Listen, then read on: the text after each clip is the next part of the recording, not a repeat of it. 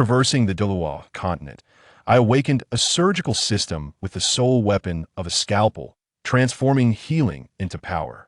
After treating Bibi Dong, a man began to linger by her side. Upon healing Zhu Zhuqing, her martial soul grew in magnitude. When I treated Qian Renxue, she found herself unable to forget a certain man. Dealing with Tang San proved troublesome. The ailment he bore was rather complex. After a moment of contemplation, I resolved to perform a magnificent operation, only to inadvertently select the wrong instrument. As I prepared to treat Yu Xiaogang, I gazed at the scalpel in my hand, then at Yu Xiaogang lying on the operating table, awaiting my deft touch. Years later, I looked upon the people of the Douluo continent, revitalized under my care, and felt a profound sense of satisfaction. Chapter 1. You are ill, Dr. Gu is truly a miraculous healer. Indeed, with just a flick of his hand, he has cured my ailment. I long to be treated by him once more. Me too. By the way, may I inquire what affliction you suffer from, dear lady? Well, it's rather embarrassing to speak of. We are all women here, there is no need for shame.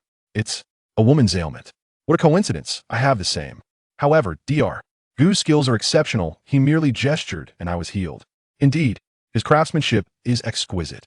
In the city of Soto on the Douluo continent, two youthful women lingered as they exited a clinic named the Hand of God.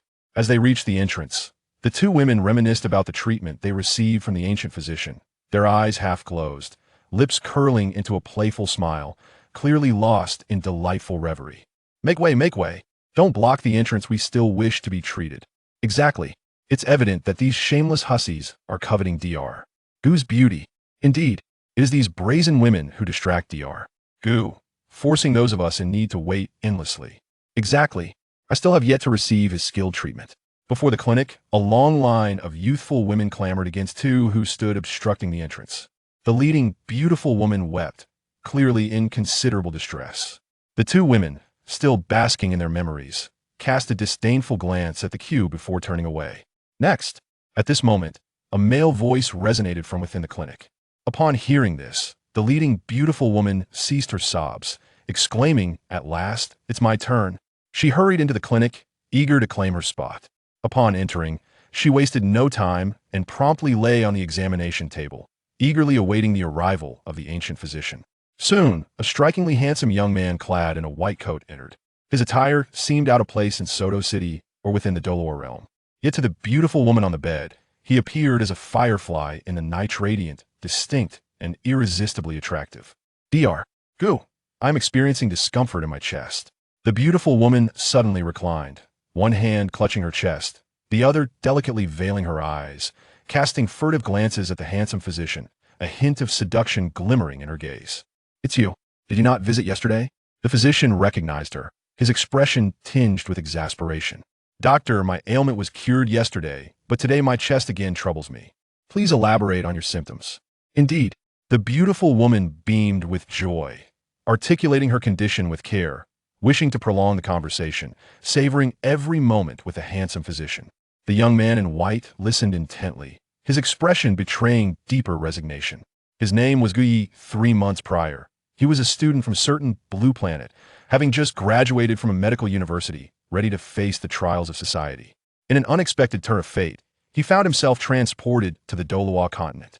Initially bewildered, he felt a sense of relief upon realizing his new surroundings. She was well acquainted with the lore of Douluo continent, a haven for many who sought refuge from their previous worlds, a sanctuary of extraordinary beauty. He vividly recalled the striking beauty of several female characters within the Douluo anime, particularly Bibi Dong, Qian Renxue, and Zhu Zhuqing, now etched in his memory. Now, in this world, he yearned for the opportunity to engage in splendid operations that would unveil the true essence of life.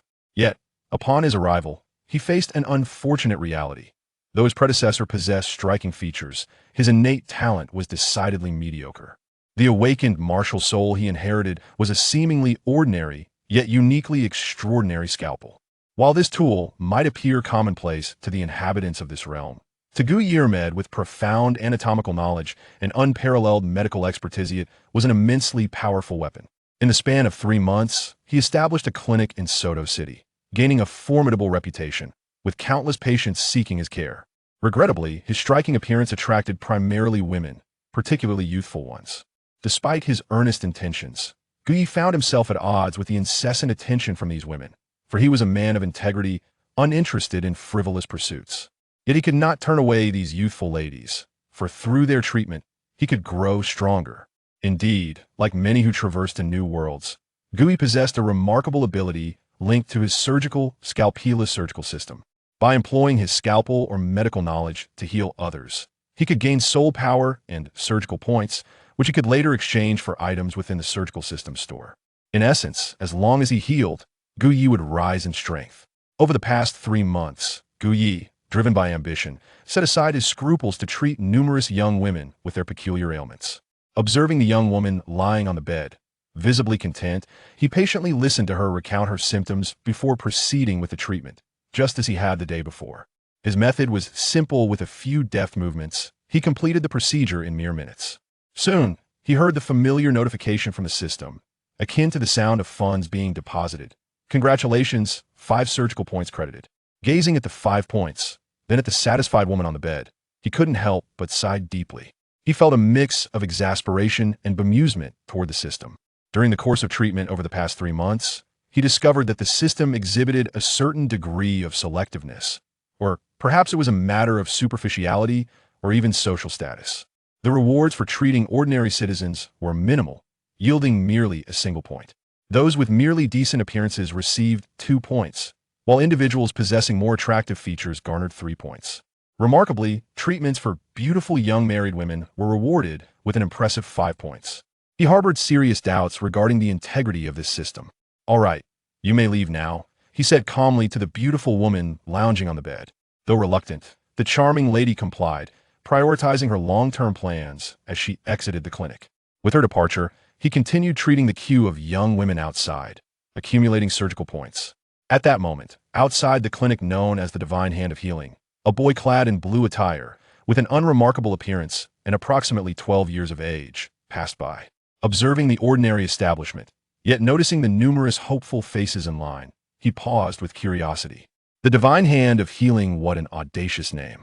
Yet, it appears this clinic attracts a considerable number of patients, suggesting the physician possesses formidable skills, he mused. "Brother, I doubt the physician's skills are commendable. He might well be a charlatan with a tarnished medical ethics," the girl beside him retorted. "Why do you say that, Xiaowu?" the boy inquired, puzzled, glancing at his companiona, charming young girl of 11 or 12, adorned in a pink dress, with rabbit ears atop her head and a small bag at her waist. The unremarkable boy and the adorable girl were none other than Tang San and Xiaowu, recent graduates of the Nodding Academy, guided by their teacher Yu Xiaogang to enroll in Shrek Academy. "Brother, have you not noticed that all the patients in line are women? Moreover, they're all quite beautiful, with not a single man in sight," Xiaowu observed, casting doubt on the physician's integrity. Well, Tang San glanced around and realized she was indeed correct. Aside from the women, not a single man was present. Habitually, Tang San activated his purple extreme demon eye to scrutinize the situation, and his eyes widened in surprise as he discerned that these women were all married or had only recently wed. Reflecting on this, Tang San reconsidered the seemingly ordinary clinic, pondering whether the physician inside might indeed pose a problem. "Should we not go inside and investigate?" Xiaowu suggested. "Yes, that seems prudent," Tang San replied, intrigued by the physician within. Having spent considerable time in this world, he was familiar with healing practices predominantly associated with healing-type soul masters. This was his first encounter with such a clinic, particularly one named the Divine Hand of Healing. Being well-versed in poisons from the Tang sect, he saw this as an opportunity to ascertain whether the physician was a fraud who compromised medical ethics, thus enabling him to protect the populace from harm.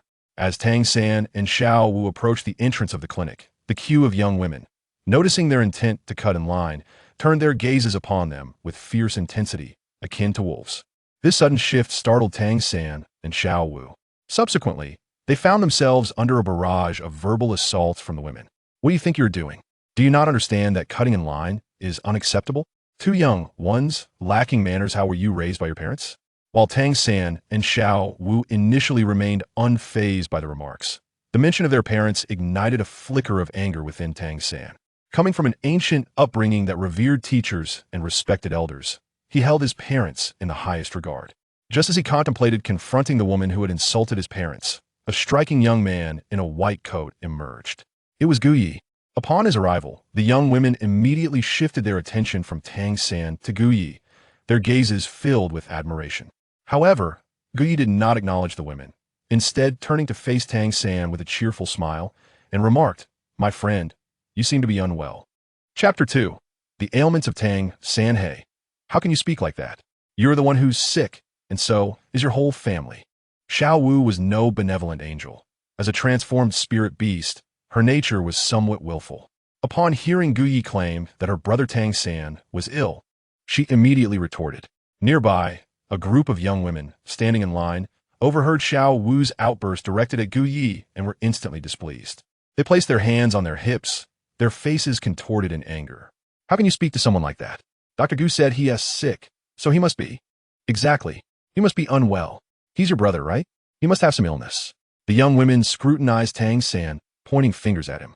When Gu Yi announced Tang San's condition, they had already concluded that he was indeed afflicted. Over the past 3 months, they had been thoroughly convinced by Gu Ye's medical skills. Xiao Wu glared furiously at these women who spoke ill of her brother. Xiao Wu, don't take it to heart. They're just ignorant, Tang San said, pulling her back and turning to Gu Yi, coldly questioning. On what grounds do you claim I am sick? If you cannot provide a reason, you might as well shut down your clinic. Gu Yi circled around Tang San, finally stopping before him and Xiao Wu, declaring, because you are indeed ill, and quite severely at that. He paused, casting a glance at Xiao Wu. You two are afflicted. You are the one who is sick. Xiao Wu retorted, her anger escalating. How could anyone declare her perfectly fine self to be unwell? Anyone would feel irked if they were accused of being ill upon first meeting. In her fury, she instinctively raised her long leg, clad in white stockings, to strike at Gu Yi. Tang San, in contrast, remained composed. He grasped Xiao Wu's hand, shaking his head. Xiao Wu, he is just a quack. It's not worth getting upset over. Let us go. But brother, he insulted us. He must apologize. Xiao Wu insisted, her eyes glaring at Gu Yi. Tang San pondered for a moment, realizing she had a point. They could endure being called ill, but not Xiao Wu. She was his Achilles heel. He had sworn that anyone who dared to bully her would have to step over his dead body. For Tang San, this was a provocation. Turning to Gu Yi, he coldly stated, on what basis do you claim we are ill? If you cannot specify my ailment, apologize to my sister immediately, or else. Tang San's gaze turned menacing, revealing that he was not one to take threats lightly when it came to Xiao Wu. Such arrogance. Gu Yi smirked inwardly.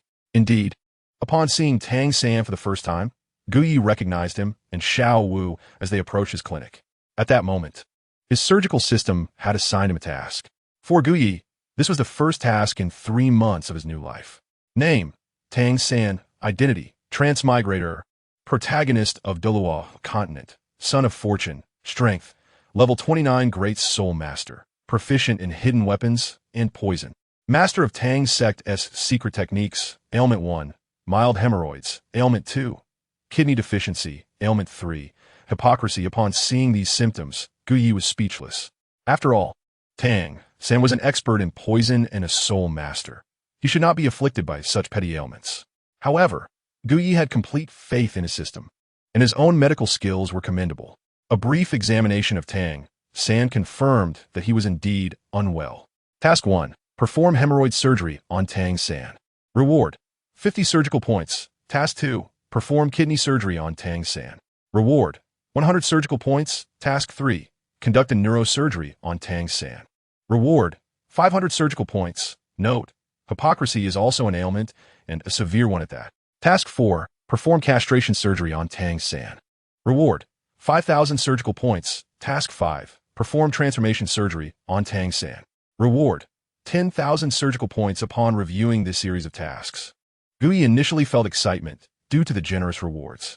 However, upon seeing the tasks for castration and transformation, he began to seriously doubt whether Tang San had offended the system, prompting such outrageous tasks.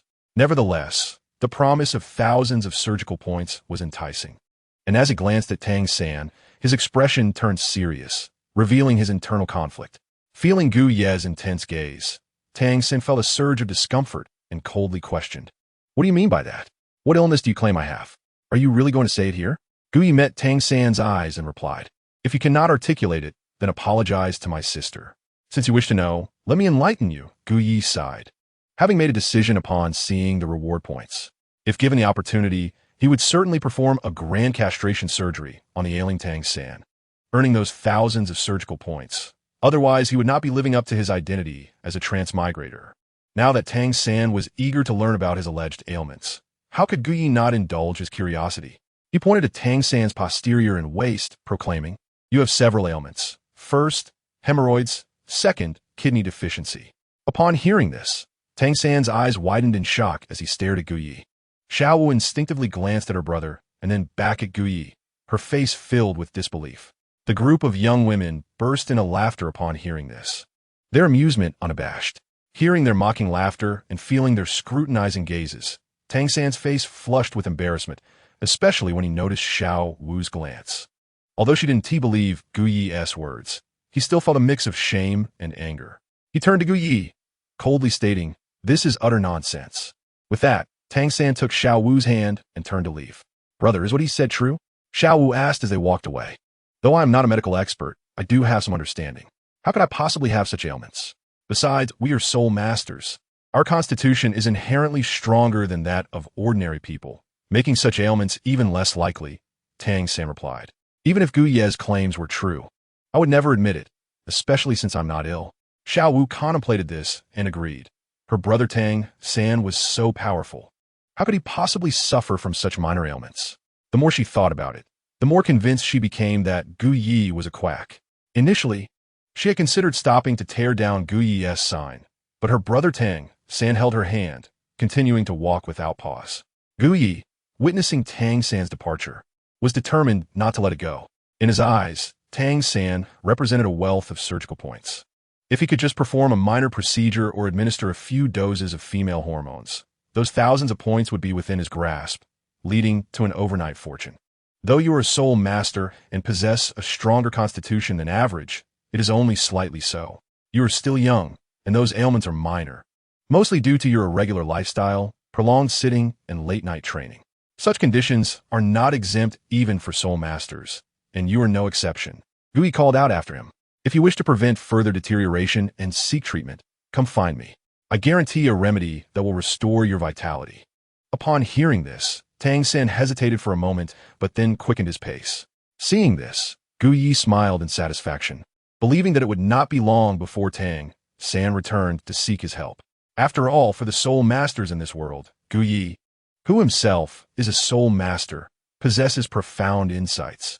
Although the soul masters of Douluo continent boast soul power and exhibit slightly superior physical attributes compared to ordinary individuals, this enhancement is merely marginal.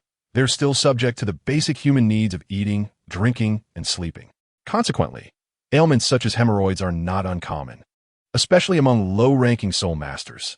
Moreover, considering Tang San, who often stays up late to cultivate, possibly even indulging in intimate moments with Xiao Wu, these issues are even more inevitable. As for certain kidney-related illnesses, even if this world has healing soul masters, the root causes of such ailments might remain unaddressed, rendering some healers ineffective.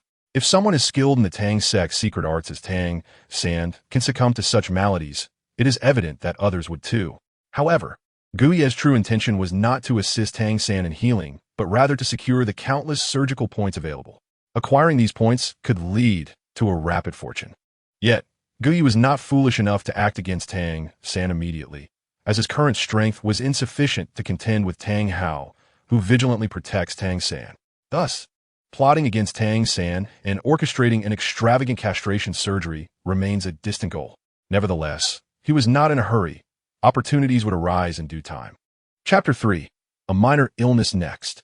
Gu Yi, in high spirits upon learning of Tang San's ailment, called out to a youthful lady waiting for consultation, intending to provide her with an exceptional treatment that would showcase his remarkable skills.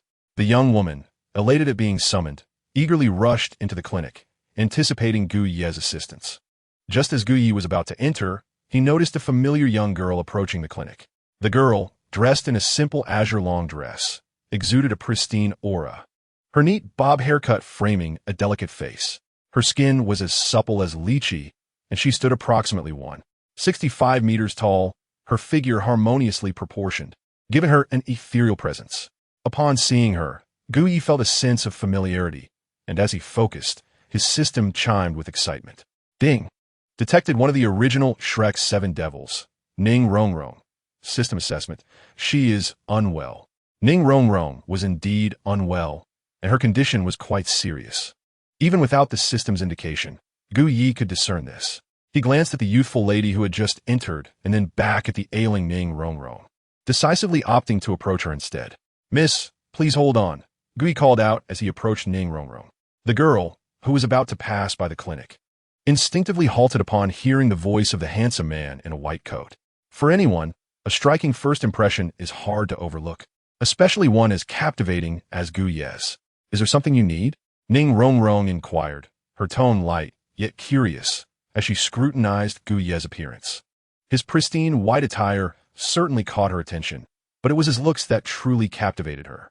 As the little princess of the 7 treasure glazed tile school, she had encountered many handsome men, yet Gu Yi's charm was undeniably striking.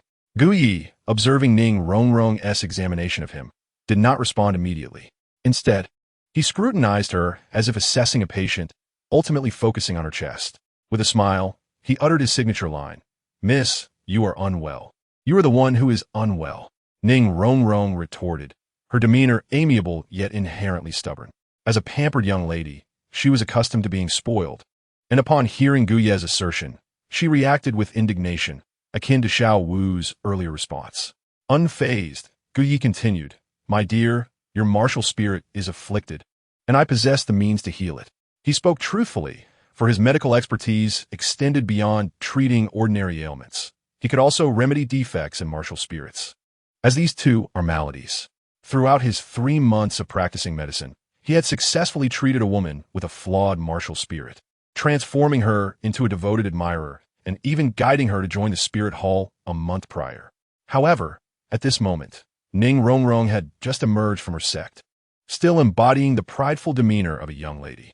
Her martial spirit was renowned as the world's premier support spirit, capable of bestowing 7 soul rings. The notion that her martial spirit could be ill was utterly foreign to her, and she was not inclined to believe it. "Given your appearance, I shall give you a warning this once.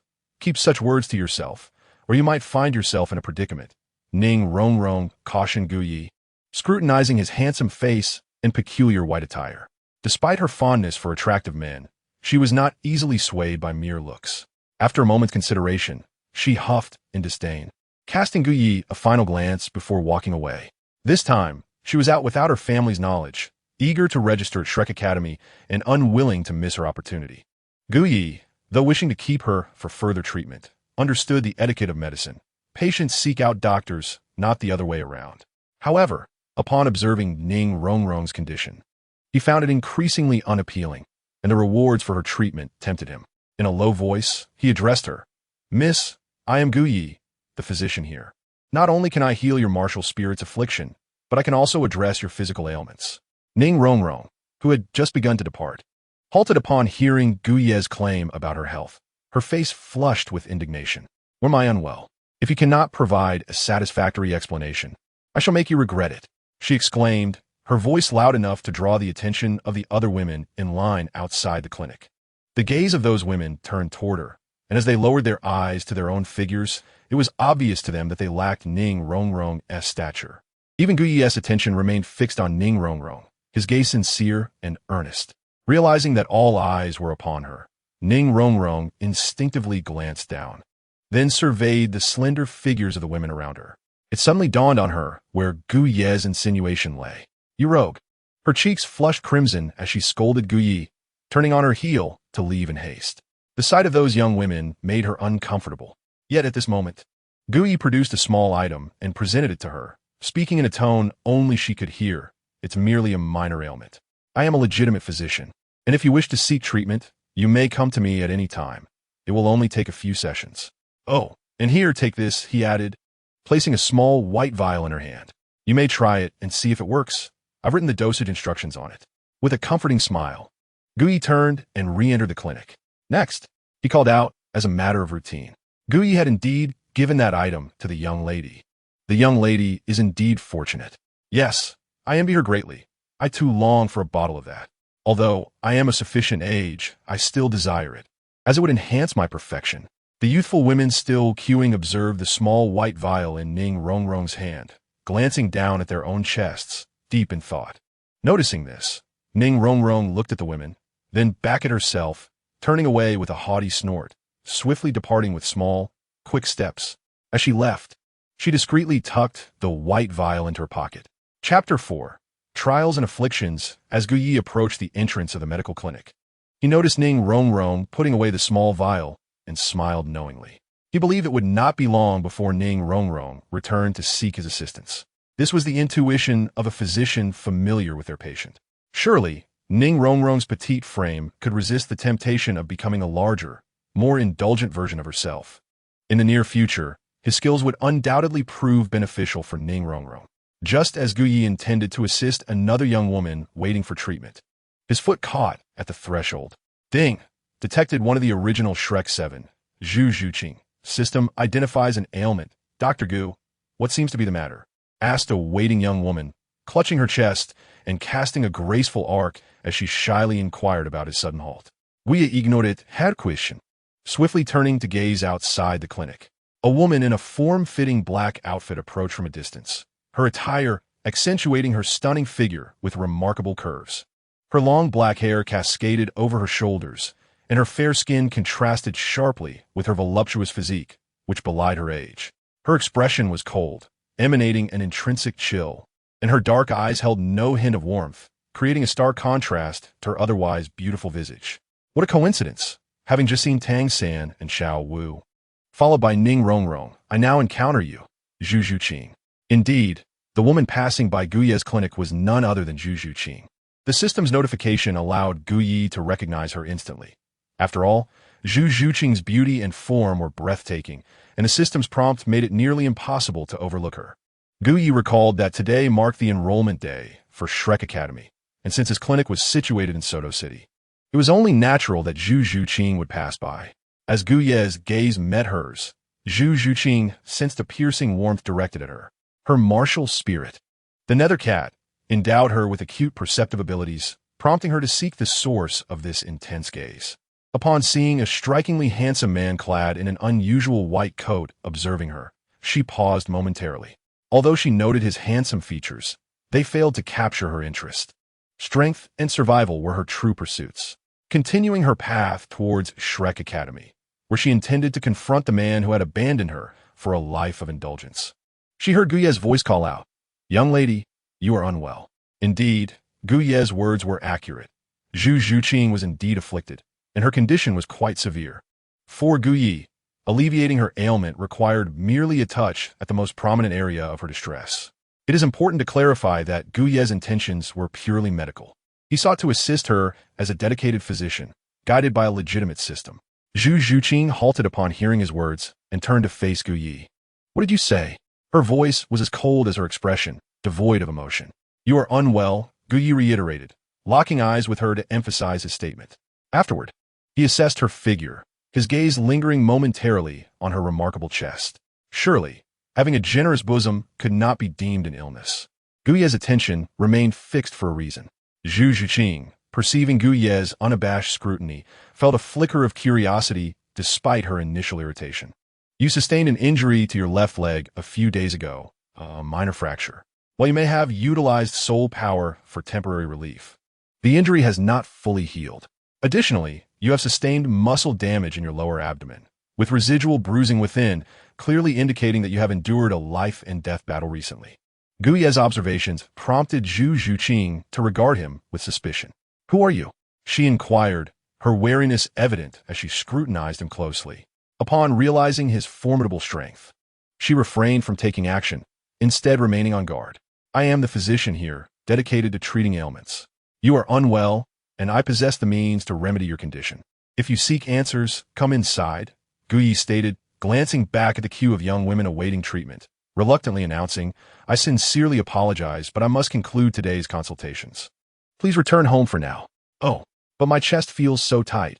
I yearn for Dr. Gu's treatment," lamented one woman, while another echoed, "I too feel discomfort. I long for Dr. Gu's miraculous touch." "Doctor, my ailment is quite severe," protested the waiting women, each reluctant to leave, feigning illness to garner attention. Observing this, Gu Yi had to muster the resolve to dismiss his devoted patients. Compared to Zhu Zhuqing, these women paled in significance, and he understood the weight of priorities. Throughout the exchange, Zhu Zhuqing watched Gu Yi interact with the group, reflecting on his earlier remarks. After some contemplation, she ultimately decided to enter the clinic. Inside, Gu Yi sat waiting, a smile of satisfaction gracing his features as Zhu Zhuqing entered as anticipated. She stood before him, casting a palpable chill over the air. With her arms crossed, she presented an astonishing silhouette, her dark, indifferent eyes fixed upon him. I am pleased you decided to enter. It is a physician's duty to treat patients, and I can assist in completely eradicating your injuries, Gu Yi offered.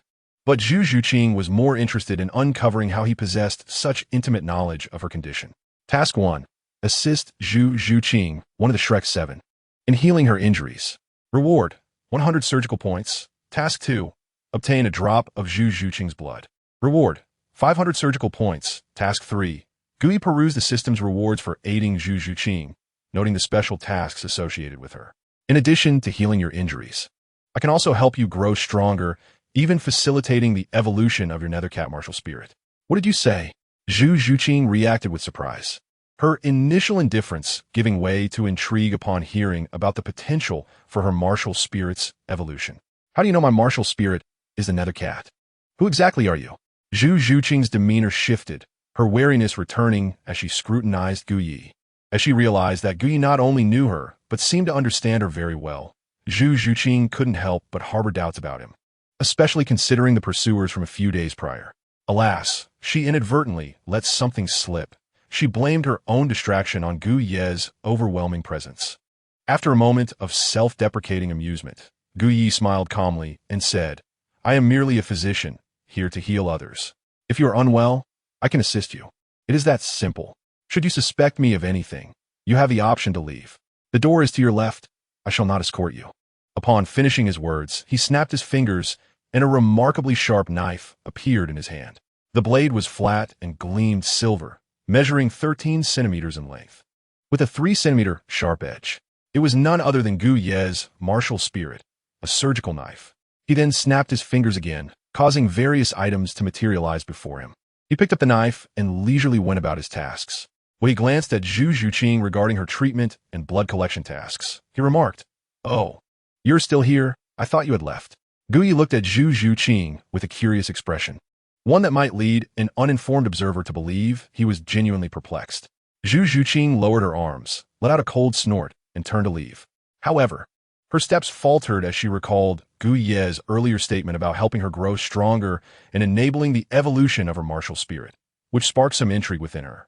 Regarding Gu Ye's knowledge of her, and whether he was affiliated with her pursuers, Zhu Zhuqing discerned that he was not. Do you wish for me to treat your ailments? Gu Yi inquired, noticing Zhu Zhuqing had not departed. She touched the area where she had been injured days prior, still feeling a slight ache, and nodded in response. In that case, please take a seat on the bed over there, Gu Yi said, clearing his workspace while leaving behind a vial labeled serum. Zhu Zhuqing glanced at Gu Yi, choosing to trust him as she settled onto the white bed. The sterile ambience and Gu Ye's attire struck her as peculiar. Everything was white, a stark contrast to her previous experiences, yet she refrained from questioning further. Holding the vial of serum in his left hand and the surgical knife in his right, Gu Yi approached Zhu Zhuqing. He intended to draw a drop of her blood. Chapter 5. A drop of blood from Zhu Zhuqing. Zhu Zhuqing gazed at Gu Yi, who held the peculiar knife in one hand and the serum vial in the other, her brows furrowing in confusion, especially with Gu Yi donning a white lab coat. The sight of him wielding a knife and a vial evoked an inexplicable sense of strangeness. Are you planning to use that knife to treat me? She asked. This is no ordinary knife. It is a surgical instrument designed for healing. I have only heard of knives meant for killing, not for healing, she retorted. Is that so? Then you shall soon witness how a knife can indeed heal. With that, a purple soul ring illuminated around him, and the surgical knife radiated a white light that spread toward Zhu Zhuqing. Instinctively, she tensed, but upon realizing the light passed through her without inflicting harm, she gradually relaxed, noticing a comforting sensation enveloping her. What is this?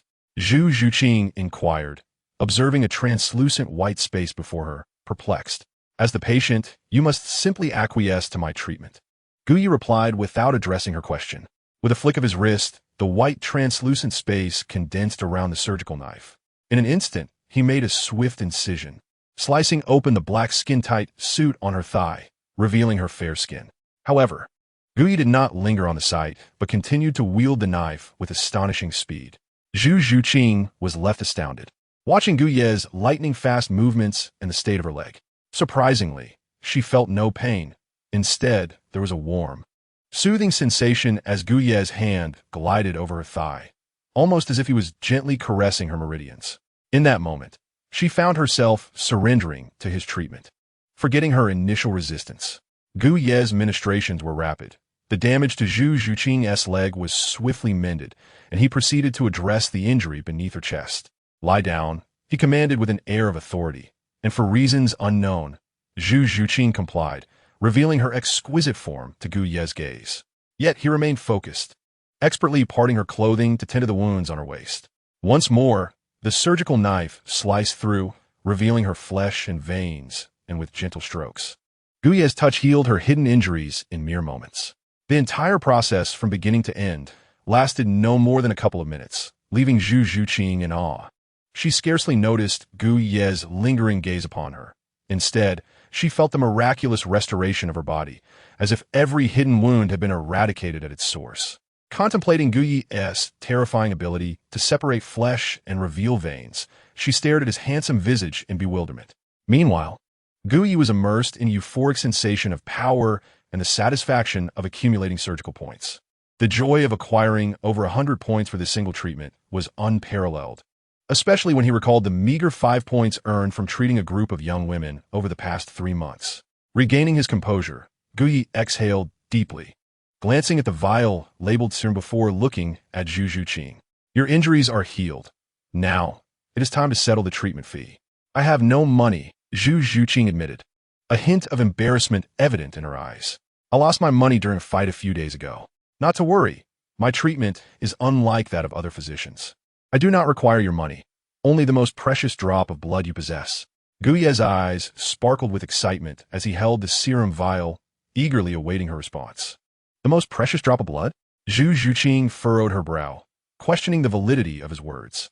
"Indeed, the most precious drop of blood," he confirmed with a nod. "How shameless!" Zhu Zhuqing's anger flared as she realized the implication of his request. The most cherished drop of blood for a young woman, without a doubt, was her maiden's blood. Although her admiration for Gu Yi had grown due to his healing, his audacious demand ignited a fiery indignation within her. She was no loose woman, and the notion that he would seek her maiden's blood after a single treatment was simply preposterous. "How can I be shameless for wanting a drop of your blood?" Zhu Zhuqing huffed. "I have never encountered a man so brazen in his shamelessness." Seeing her angry demeanor, Gu Yi found it amusing. Perhaps she misunderstood his intentions. He merely sought a drop of blood from her martial soul, not understanding how that could be deemed shameless. Indeed, there is blood within a martial soul, but it is not the conventional blood one might think of. Rather, it is the martial soul's essence energy, extracted with the assistance of his surgical knife, martial soul, and the system. "Forget about your treatment fees. I will pay you once I have the means," Gu Yi said. Noticing that Gu Yi was still intent on obtaining that drop of blood, Zhu Zhuqing shook her head and left. "Wait, have you misunderstood?" Gu Yi's words caused her pause. "I only want a drop of blood from your martial soul, not your maiden's blood. You must have misinterpreted my words. You say you do not want my maiden's blood?" Zhu Zhuqing looked at Gu Yi, her cheeks slightly flushed. "You think I would cherish your body?" Gu Yi retorted. Gu Yi, had lofty aspirations and was already devoted to someone else. As for Zhu Zhuqing, he glanced at her alluring figure, particularly her impressive curves, and shook his head in disbelief. Initially, Zhu Zhuqing felt a sense of pride as Gu Yi glanced at her chest, but upon seeing his disdainful expression, she felt as if she had been insulted. With a cold snort, she crossed her arms and sat on the bed. "What is martial soul blood?" Realizing she might have misunderstood, she became curious about Gu Ye's mention of martial soul blood. Chapter 6. Martial soul blood, serum, martial soul blood? Gu Yi looked at the small vial of serum in his hand, then at Zhu Zhuqing, and said, "Release your martial soul, the nether cat, and you shall see." Curious, Zhu Zhuqing complied and summoned her martial soul. "Next, I will extract a drop of blood from your martial soul as payment for this treatment. Is that acceptable?" Yes, this was the first time Zhu Zhuqing had heard of such a thing as martial soul blood. She was unaware of any potential harm it might cause her. However, since Gui had just treated her, she considered it fair compensation. With her agreement, Gui immediately took action. His surgical knife martial soul glowed with a white light and cut towards her martial soul, the nether cat. To her astonishment, although Zhu Zhuqing's martial soul was not physical, Gui managed to create a wound from which a drop of black blood flowed. He quickly collected this drop into the serum vial, capped it, and restored Zhu Zhuqing's martial soul. All done. As Gui observed the drop of black blood swiftly merging with the serum, he couldn't help but smile, recalling the abilities he had exchanged from the surgical system. Indeed, there is blood. Zhu Zhuqing felt her understanding of martial souls being transformed as she watched Gui extract the blood from her martial soul. Of course, martial souls are in essence a unique form of hereditary energy. The blood I speak of is merely a special energy associated with a martial soul, so do not be overly surprised. Oh, by the way, Zhu Zhuqing, I have taken a precious drop of your blood. You might not feel anything now, but in a couple of days, you may experience some weakness. Here, I will give you something to replenish your energy. Acknowledging the potential consequences of extracting blood from a martial soul, Gui, who found Zhu Zhuqing quite appealing, was ready to assist her. Just then, the surgical system unexpectedly issued a task. Ding. Task. Extract the martial soul blood of the Shrek's 7 monsters. Reward. 4 vials of martial soul blood serum. 1 vial of martial soul enhancement serum. 1 vial of martial soul evolution serum. 5,000 surgical points. Upon seeing this task, Gui contemplated the martial soul blood serum in his hand, then glanced at Zhu Zhuqing. Deep in thought, this serum was exceedingly precious, as it was a unique item from the surgical system, costing him 3,000 surgical points for just the martial soul blood serum. The effects of this serum were miraculous. Once infused into a martial soul, it could grant the recipient that martial soul. The martial soul enhancement serum was even more expensive, costing 5,000 surgical points and capable of significantly enhancing a martial soul's attributes. The martial soul evolution serum was the most costly, requiring 10,000 surgical points for a single vial, and it offered extraordinary results, allowing a martial soul to undergo comprehensive evolution. Its effectiveness surpassed that of the mystical items consumed by the Shrek 7 monsters in the original narrative. A single vial of martial soul evolution serum could guarantee a soul master the potential to ascend to divinity. Sadly, Gui could only lament his circumstances, as he currently possessed less than 3,000 surgical points. He could only dream of the higher amounts unless he performed a drastic procedure on Tang San. The martial soul blood serum he held was now infused with Zhu Zhuqing's martial soul blood. It could grant the Nethercat martial soul to an ordinary person or soul master. However, Gui pondered another idea. What if he injected the Nethercat martial soul blood serum back into Zhu Zhuqing's body? The system had not provided any explanations, and he remained unaware of the outcome. Why are you looking at me like that? Zhu Zhuqing noticed Gui staring at her for quite some time and inquired with curiosity. Oh, it's nothing. Gui snapped back to reality. I just extracted your most precious drop of blood. Let me give you something to help you recover. Wait a moment. Gui entered another room and, after some time, returned with several items. Zhu Zhuqing glanced at what he was holding. A peculiar tubular object with a sharp, gleaming tip, a vial of medicine, and a strange bottle. Gui placed these items before Zhu Zhuqing and explained, this vial contains a medicine to replenish your energy, which can help restore your martial soul and enhance your strength. If you feel weak in a couple of days, take it. You don't need to know its contents. Believe in it if you wish, or disregard it if you don't. As for this, he gestured toward the syringe, reminiscent of an injection, and continued, this is for self-defense. It contains a potent paralyzing agent. Once injected into someone, even powerful individuals may not be immune. Consider it a gift for your protection. The usage instructions are included. Lastly, he introduced the final item as a wolf repellent spray, containing a special gas that acts as an offensive tool, particularly effective against men. It poses no harm and is purely for self-defense. If you encounter that man and find him displeasing, use this. It works wonders. After presenting these 3 items to Zhu Zhuqing, he gestured for her to leave. Yet, Zhu Zhuqing looked at Gui in confusion, unable to comprehend why he was gifting her these items. To say it was medicine, she could understand, but that needle and the so-called anti-wolf spray he mentioned were evidently formidable weapons. undoubtedly precious. She and Gu Yi were not related, so he should not overthink it. He was merely giving her these items out of consideration for her blood. All right, take the items and leave. I need a rest. Gu Yi urged Zhu Zhuqing to depart. Zhu Zhuqing gathered the 3 items, glanced at Gu Yi, and turned to leave. As she approached the door, she suddenly recalled something and paused to ask, I still don't know your name. Gu Yi, he replied casually, returning to his tinkering with the objects on his desk. Zhu Zhuqing whispered his name softly, looked at him with a hint of gratitude, and said, Thank you. No need, he replied. Oh, I almost forgot to mention if you wish to grow stronger. Feel free to come find me. Just as Zhu Zhuqing stepped outside, she paused upon hearing Gu Ye's words before continuing on her way. As she left, Gu Yi cast a glance at her departing figure, hoping she would utilize those 2 items on the right individuals. Gu Yi had his reasons for giving Zhu Zhuqing the needle and the anti-wolf spray. He needed to collect the blood from the 7 elite spirits of Shrek, but knew it was impossible to approach Shrek Academy, given his lack of fondness for it. Moreover, Gu Ye's mental age had long surpassed the stage of attending school. Currently, he did not wish to go to Shrek Academy. To complete his mission, he would need the 7 elites of Shrek to seek him out.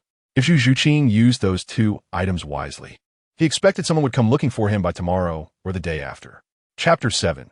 The insecure Ning Rongrong. I hope it aligns with my expectations, but for now, I must focus on this task. Gu Yi observed the serum belonging to Zhu Zhuqing's nethercat spirit. He intended to conduct an experiment to ascertain whether he could research this spirit's serum independently. If successful, his goal of mass production without relying on the system for exchanges would be within reach. He proceeded to extract a drop and placed it into a container, where his spirit's surgical knife conjured a transparent space to envelop the sample. This ability was remarkable. It was a power endowed by his surgical system to the knife itself, a surgical space. When activated, it created a realm for surgery where nothing could evade the cutting and surgical precision of Gu Ye's knife. Gu Ye's path to strength was also rooted in extreme methods. Regardless of how many soul rings he acquired, his abilities were intrinsically linked to this surgical space, and naturally, his soul techniques were related to the medical field. It bore some resemblance to Trafalgar Law's surgical fruit abilities from One Piece, yet there were distinctions. Gu Yi was stronger, bolstered by his surgical system. He pondered how the woman he had previously healed from her spirit defect was faring after joining the Spirit Hall. She had left him with a firm promise to join the Spirit Hall and gain the attention of the esteemed Pope Bibi Dong. Gu Yi found the noble Bibi Dong intriguing. If she could maintain proximity to her and relay news, it would be quite advantageous. Meanwhile, after leaving the Divine Hand Medical Hall, Zhu Zhuqing deciphered the usage instructions for the 3 items Gu Yi had provided and set off for Shrek Academy. Nestled in a remote village outside Soto City, the academy was neither too far nor too close to the city. Zhu Zhuqing arrived at the academy's entrance in no time, only to be greeted by a dilapidated village and a crooked sign inscribed with the words Shrek Academy. Doubts crept in her mind. Was this truly an academy? However, upon seeing students queuing for registration, she approached them. Strange. Can this truly make me grow? Zhu Zhuqing overheard a girl in line whispering such thoughts, piquing her curiosity. The girl was none other than Ning Rongrong, who, while waiting, was contemplating the contents of the vial Gu Yi had given her, wondering if it would indeed work as he claimed. At that moment, Ning Rongrong felt someone gazing at her from behind and instinctively turned around. Upon glancing down at herself, she felt an overwhelming sense of insecurity wash over her. After a prolonged silence, she finally mustered the courage to greet Zhu Zhuqing. Hello, I'm Ning Rongrong. What's your name? Zhu Zhuqing, she replied. You're here to join Shrek 2, then? I suppose we'll be classmates. Something like that. The two exchanged brief pleasantries. When it was time for their testing, they both undoubtedly passed. Just then, several individuals emerged from the academy, including Tang San, Xiao Wu, and Dai Mubai. Dai Mubai's gaze fell upon Zhu Zhuqing, and upon noticing her stunning figure and angelic visage, a rush of excitement surged within him. Over the years, he had lost count of the women he had encountered. It would be a grave injustice not to pursue such a captivating beauty who had joined Shrek Academy. Suddenly, he felt a faint connection to her, and an idea struck him. As Zhu Zhuqing and Dai Mubai exchanged glances, it was clear that Zhu Zhuqing recognized him as the one who had abandoned her in her time of need. Recalling the near-fatal encounter from days prior, she shot him a cold glance, and chose to ignore him. "All right, you two, follow me inside," Dai Mubai said, snapping back to reality. Aware that they had passed their tests, he guided Zhu Zhuqing and Ning Rongrong to the subsequent evaluations. Both Ning Rongrong and Zhu Zhuqing exhibited exceptional talent, progressing to the final test. As they entered, Ning Rongrong's gaze remained fixated on Zhu Zhuqing's remarkable figure, igniting feelings of envy regarding her own physique. In a moment of inspiration, she recalled the medication Gu Yi had given her and hesitated briefly before retrieving it. Contemplating the vial, she resolved to give a try. Had she not encountered Zhu Zhuqing, whose presence exuded such overwhelming confidence, Ning Rongrong might not have entertained the notion of testing the medication. With a quick glance around, she discreetly consumed a white pill from the vial. Just then, Zhu Zhuqing turned her head and spotted Ning Rongrong with the identical white vial. "You been to the Divine Hand Medical Hall as well?" she inquired. Upon hearing Zhu Zhuqing mention the Divine Hand Medical Hall, Ning Rongrong's heart raced with speculation as she scrutinized Zhu Zhuqing's alluring form. Could it be that Zhu Zhuqing had also taken a medicine, resulting in her stunning transformation? With a hint of intrigue, Ning Rongrong cautiously probed, "Zhu, have you undergone treatment at the Divine Hand Medical Hall?" Zhu Zhuqing nodded affirmatively, "Yes. The physician there possesses remarkable medical skills." Ning Rongrong's heart leaped with joy at Zhu Zhuqing's words. If Zhu Zhuqing had experienced such a transformation from treatment, then perhaps she too could attain the same stunning results. As the agile Xiao Wu walked ahead, she overheard Zhu Zhuqing and Ning Rongrong engaged in conversation, which prompted her to ponder the encounter with the healer Gu Yi. "Zhuqing, Rongrong, are you familiar with the Divine Hand Medical Hall?" she inquired.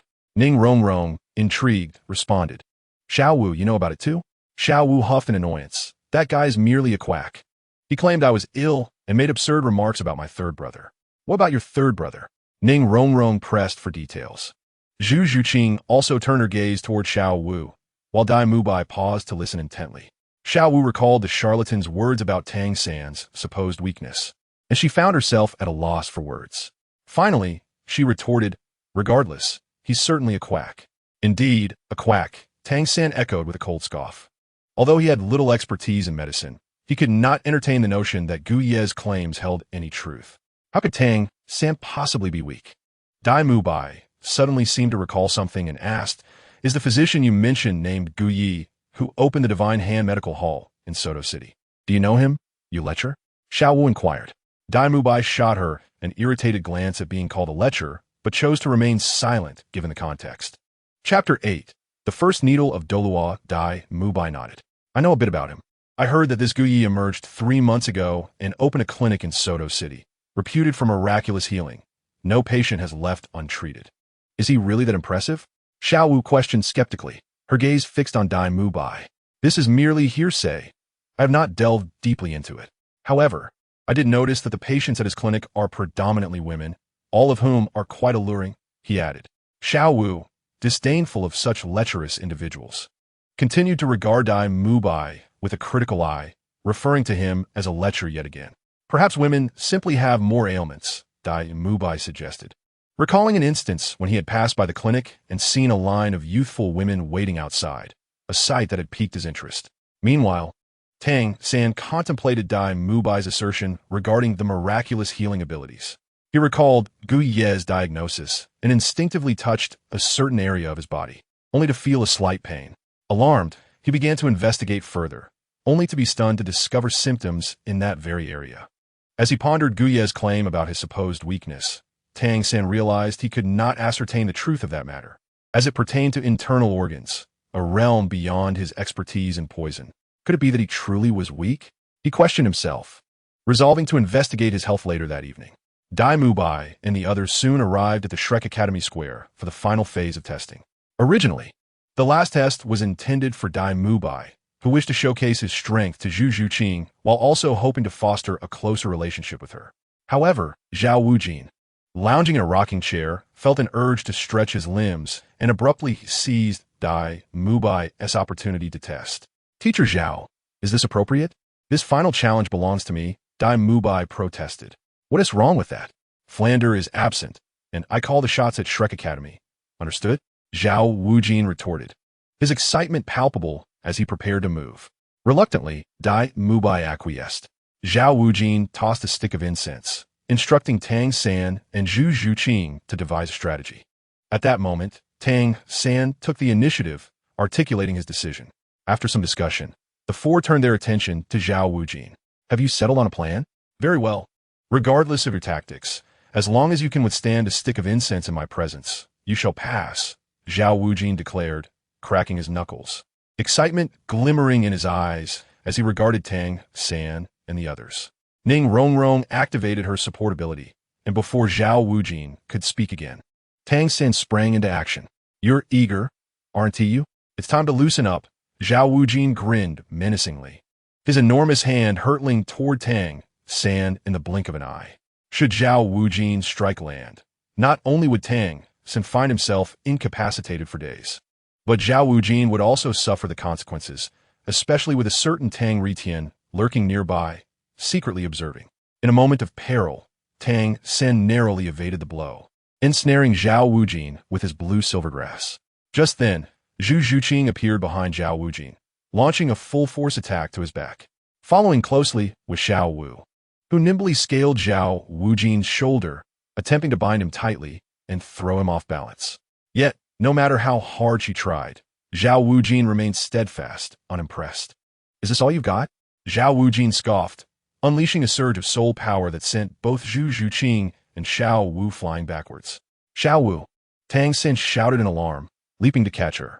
Meanwhile, Dai Mubai recognized an opportunity, with Zhu Zhuqing being propelled away. Knowing Zhu Zhuqing was his fiancée, he seized the moment to rescue her, aiming to ease the tension between them. As Dai Mubai leapt to embrace Zhu Zhuqing midair, she caught sight of his approaching figure. Her heart suddenly filled with animosity, recalling how he had abandoned her. In a swift reaction, she retrieved a small bottle from her bosom, a defensive spray against lecherous advances. As advised by Gu Yi, in her eyes, Dai Mubai now epitomized a lecherous fiend. Just as Dai Mubai was about to grasp her, Zhu Zhuqing pressed the button on the spray, releasing a cloud of white mist that engulfed his face. Dai Mubai cried out in pain, desperately trying to wipe the irritant from his face, but the mist clung stubbornly, intensifying his discomfort. He crashed to the ground, writhing in agony.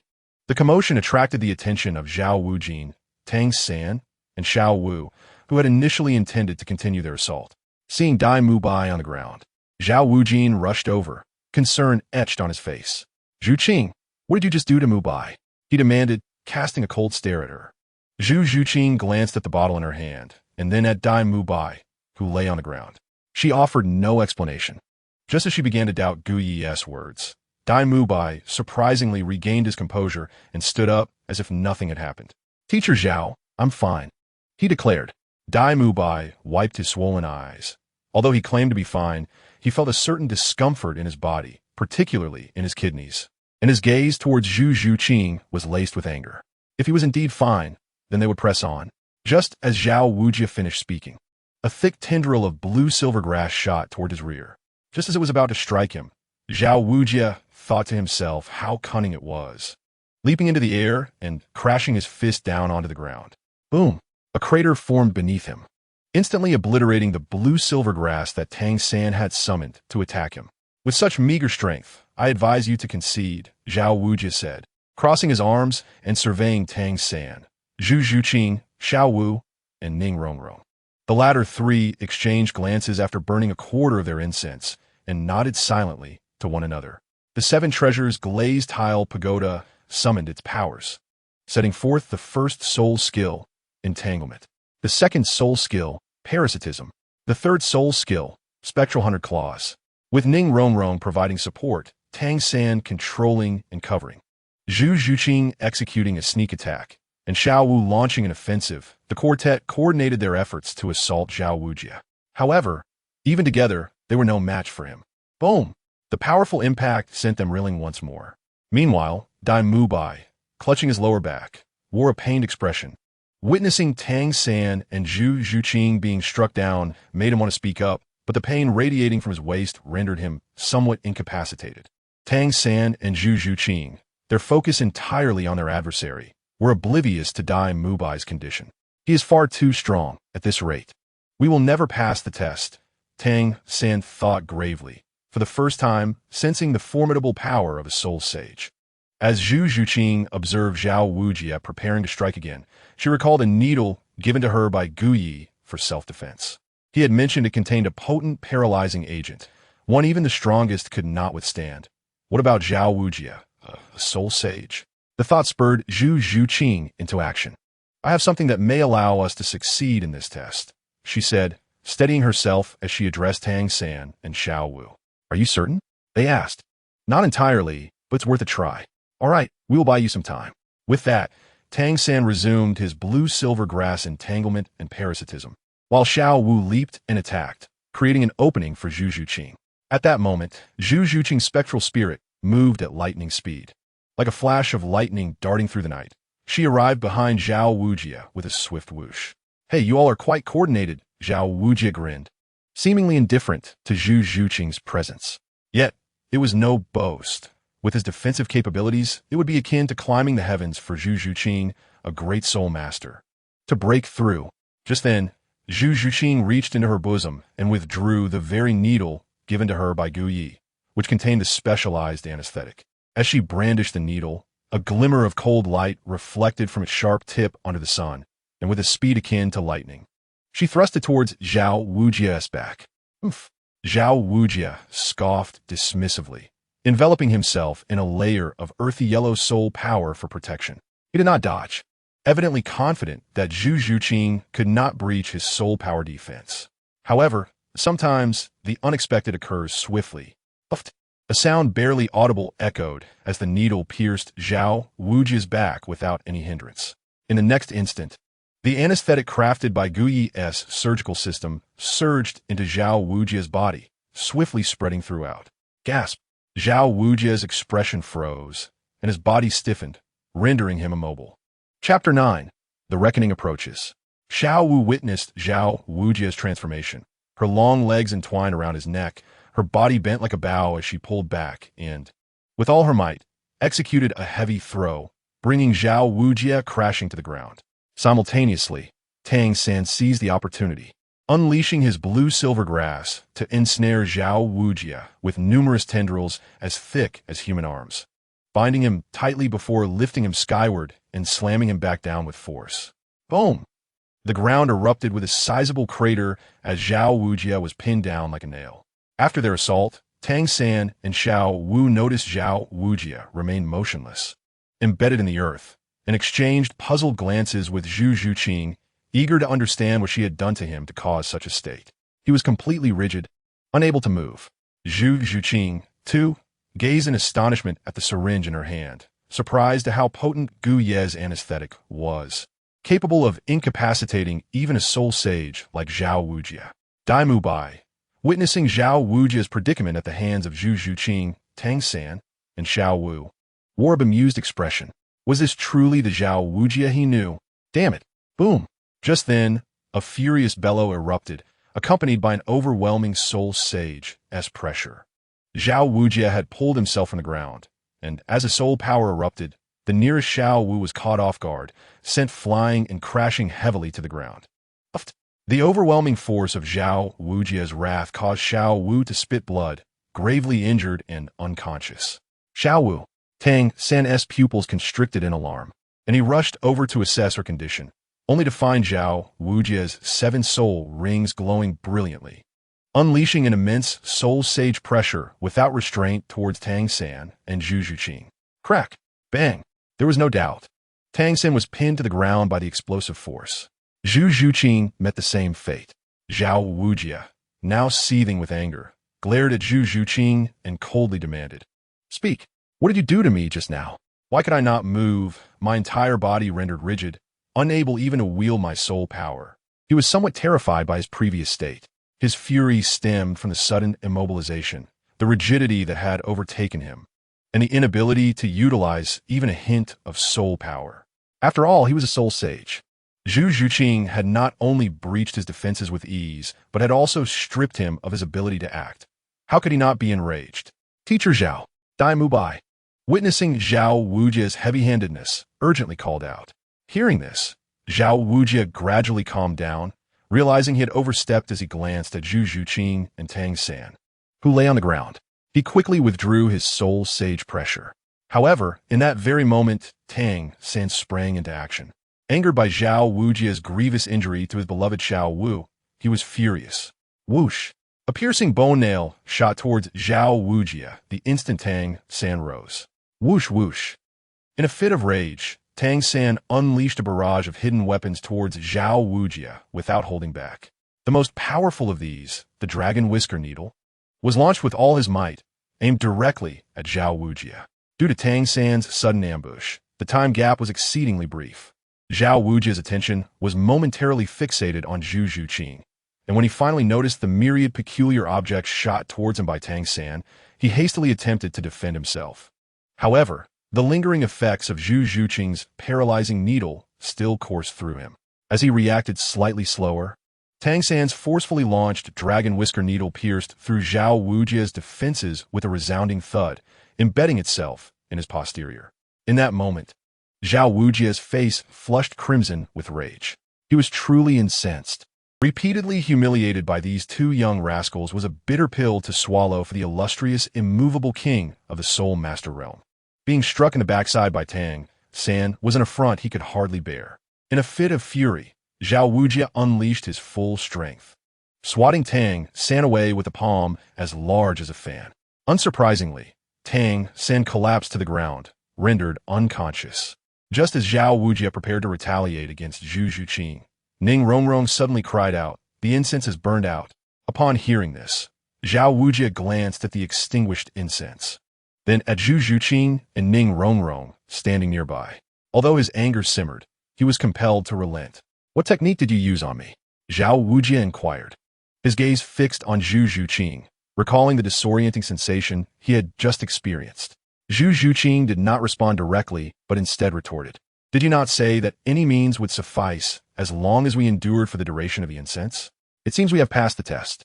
Zhao Wujia, reflecting on his earlier words, felt a wave of embarrassment wash over him as he sheepishly scratched his head, conceding their success in the trial.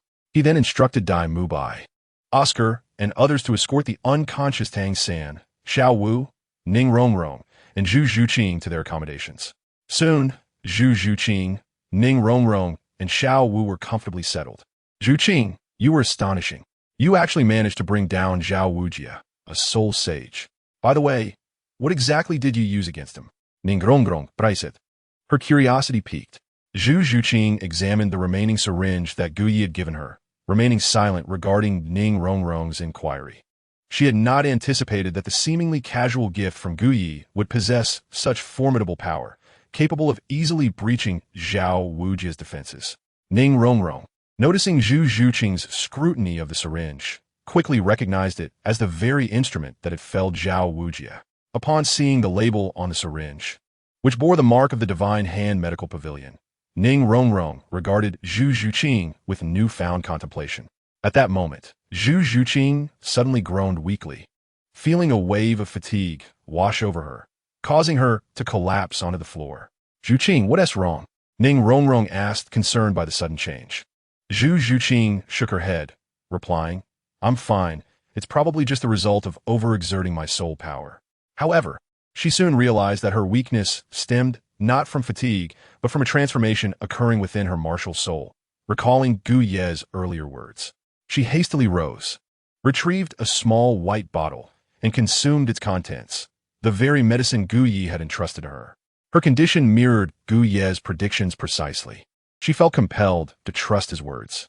After ingesting the medicine, a warm sensation surged through her, revitalizing her body. Ning Rongrong, observing the white bottle in Zhu Zhuqing's hands, widened her eyes in recognition, connecting the dots between the needle and Zhu Zhuqing's earlier comments. She firmly believed that Zhu Zhuqing had indeed taken Gu Ye's medicine or received his treatment to experience such significant growth. "I must try this medicine again. If it proves effective, I will certainly visit to see Gu Yi," Ning Rongrong silently resolved, glancing down and smiling at the thought of her transformed appearance. "Zhuqing, you should rest well. I'll check on Xiao Wu," Ning Rongrong said. "All right, you go ahead," Zhu Zhuqing replied. Once Ning Rongrong departed, Zhu Zhuqing sat cross-legged on her bed to cultivate her soul power. As she practiced, she was astonished to discover an acceleration in her cultivation speed. Could this be attributed to the white bottle? Guyi, who are you truly? Can you genuinely enable me to grow stronger rapidly? Recalling Guyi's promise before she left his clinic, Zhu Zhuqing resolved to investigate further in a couple of days. Meanwhile, at Zhao Wujia's residence, he grimaced in pain. These little rascals were indeed formidable. After expelling the needle that had been lodged in his backside, he reflected on how Zhu Zhuqing had breached his defenses and injected him with something that rendered him momentarily paralyzed. Zhao Wujia was eager to uncover the nature of Zhu Zhuqing's powerful technique. Forget it, it doesn't matter now. They are all students of Shrek Academy. I can inquire about it later, he thought, feeling somewhat reassured. After all, these were merely small monsters, and he was their teacher. Zhao Wujia. At that moment, a low voice rang in his ear. Who dares to play tricks here? Show yourself. Zhao Wujia bellowed, scanning his surroundings. I await you outside, the voice echoed again. Realizing someone had transmitted their soul power to him, Zhao Wujia leapt from the window and pursued the source. Upon reaching a forest, he spotted a figure standing ahead. Who are you? Zhao Wujia demanded coldly. Immovable King Zhao Wujia, your reputation for bullying the younger generation precedes you, the figure replied. Zhao Wujia widened his eyes in disbelief, rendered speechless by the scene before him. Just in time, I too wished to witness the prowess of the immovable king. With a resounding crash, the night in the remote wilderness of Shrek Academy was pierced by agonizing cries. Time passed, and Zhao Wujia's clothes tattered. One hand clutching his swollen face and the other nursing his injured backside, emerged from the thicket, casting a reproachful glance at Flinder beside him. Flinder stifled a laugh as he assisted Zhao Wujia, and together they made their way back to Shrek Academy. Zhao Wujia, take care of your injuries tonight. If you have time tomorrow, consider visiting a physician in Soto City. By the way, I recently heard of a clinic called the Divine Hand, where the physicians are extraordinarily skilled and have never encountered a case they could not resolve, Flinder advised, patting Zhao Wujia's shoulder before departing. Zhao Wujia stared at Flinder's retreating figure, grumbling internally about his lack of loyalty during the earlier scuffle. This injury was such that even Xiao Ao's recovery sausages proved ineffective. It seemed he would indeed need to seek out the Dr. Flinder mentioned. Rubbing his throbbing face, Zhao Wujia grimaced in pain. Chapter 10. The valuable Zhao Wujia. Another beautiful day dawned. In the early morning at Soto City, Guyi stretched lazily and anticipated opening the doors of his clinic. He envisioned a long queue of eager young women waiting for his healing touch, fully aware of their fervent desire for his expertise. Upon opening the door, Guyi was astonished to find not the usual group of young women seeking his therapeutic comfort, but rather a stout man resembling a small hill. This man was not particularly tall, his appearance was coarse, and his face was swollen like that of a pig. After a closer look, Guyi recalled having encountered this individual in Soto City and soon recognized him. Zhao Wujia, the vice dean of Shrek Academy, whose martial spirit was a commendably powerful diamond bear. Although he possessed the strength of a soul sage, his face was grotesquely swollen, leaving little doubt that he had been thoroughly beaten. Guyi could hazard a guess as to the identity of his assailant, given the circumstances. However, what truly troubled Guyi was the absence of his loyal young female patients. Frowning, he inquired, "Are you looking for those women who were just in line?" Zhao Wujia replied, "Yes, where have they gone?" "They should have left," came the response. "Left? Did you send them away?" Guyi regarded Zhao Wujia with suspicion. Over the past few months, he had grown accustomed to providing in-depth therapeutic sessions to those young women each morning, and their sudden absence left him feeling rather unsettled. "You are the physician here?" Zhao Wujia did not respond directly. Instead, turned the question back on Guyi. "I ask you, did you drive away my patients?" Guyi shot a sharp glance at Zhao Wujia. "Well, how should I put this?" Zhao Wujia said, a hint of embarrassment creeping onto his face. Desiring to conceal his injuries from those within the academy, he had come to Soto City early this morning after hearing a suggestion from Flinder. To his dismay, he discovered a throng of young women queuing for treatment. In an effort to prevent them from witnessing his disheveled state, he resorted to some underhanded tactics to disperse them. Upon seeing Zhao Wujia's condition, Guyi concluded that it was indeed Zhao Wujia who had sent away his devoted patients. Anger surged within him as he considered how many young women had sought his care and how much he could earn from their treatments. He relished each opportunity to provide them with his therapeutic touch. looking outside to confirm that only the swollen-faced Zhao Wujie remained. Gu Yi reluctantly turned his attention back to him. "You are here for treatment, correct?" "Indeed," Zhao Wujie replied with a sheepish grin. "I heard you possess miraculous healing skills and offer your services free of charge. Please, come in," Gu Yi invited. As a physician, he was principled and selfless, never turning away an opportunity to enhance his skills and accumulate treatment points, even for someone like Zhao Wujie. Once inside the clinic, Gu Yi utilized his surgical system to scan Zhao Wujie, only to discover that the reward for treating him was significantly higher than that for the young women, reaching an astonishing 50 points, which left him quite taken aback. He scrutinized Zhao Wujie, contemplating what made him 10 times more valuable than those young women. Was it his stout physique, his firm chest? Gu Yi's gaze drifted to a specific part of Zhao Wujie, and he pondered. "Are you employing a visual examination for your diagnosis?" Zhao Wujie inquired, sensing the peculiar intensity of Gu Yi's scrutiny. Were it not for his recognition of Gu Yi's status as a physician, he might have suspected him of being a fraud. Gu Yi cleared his throat, returning his gaze. "Regarding your afflictions, I have a general understanding, but before we proceed with treatment, we must discuss the fees involved." "But I thought your services were free?" Zhao Wujie frowned, recalling how the women outside had clearly stated that consultations here were without charge. Given Gu Yi's renowned reputation in Soto City for providing free medical care, he was perplexed as to why he would be expected to pay. "Well, it is true that the services provided to those women were complimentary, but you are different." Zhao Wujie frowned deeper. "In what way am I different?" "They are all women, each possessing a captivating allure and graceful figures. Assisting them with their troubles is my duty, a service I offer to those in need. You, as a man, cannot possibly comprehend. This is a sentiment I would not express to someone as brutish as you." Gu Yi's inner thoughts remained unspoken. The reason they receive treatment free of charge is that they have provided something of equal value in return. Most of them are ordinary women, part of the laboring class. As a physician, I wish to offer them a taste of humanity and warmth. However, being a soul master, do not fall into this category. To be frank, your condition can be treated swiftly, but it will require compensation. Can you truly restore me quickly? Zhao Wujie, initially skeptical, now grasped at the hope of a rapid recovery as he touched his swollen face. "Your face is swollen because of repeated impacts from a powerful hammer. Is that correct?" Zhao Wujie nodded, confirming he had indeed been struck by Tang Hao's hammer. "Even with my strength as a soul sage, it would take me at least half a month to heal. Aside from your facial injuries, your body has suffered from 2 types of weaponry. One is a small, exceptionally sharp needle, and the other can also be classified as a needle. The former has inflicted far greater damage upon you, has it not?" Zhao Wujie nodded again, recalling how Zhu Zhuqing's needle had incapacitated him, leaving him vulnerable to being beaten by 3 assailants. He was also reminded of the subsequent humiliation he faced at the hands of Tang San and his father, which had left him resembling a pig. Gu Yi smiled and added, "Shortly, I will be able to heal all your injuries, but I will need something in return." "What do you need?" Zhao Wujie inquired. Without answering immediately, Gu Yi studied Zhao Wujie's form for a moment. The intensity of Gu Yi's gaze sent an inexplicable shiver down Zhao Wujie's spine. Determining what he required, Gu Yi pointed to Zhao Wujie's chest. "I need a drop of your martial spirit blood." "Martial spirit blood? What is that?"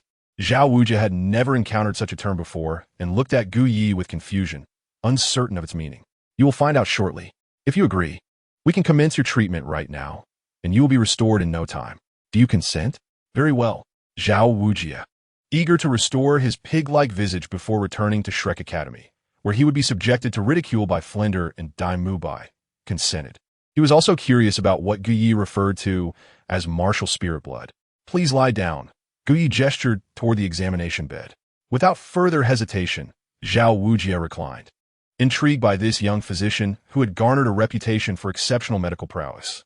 Gu Yi swiftly produced his surgical knife, the tool of his trade, and approached Zhao Wujie with a serious demeanor.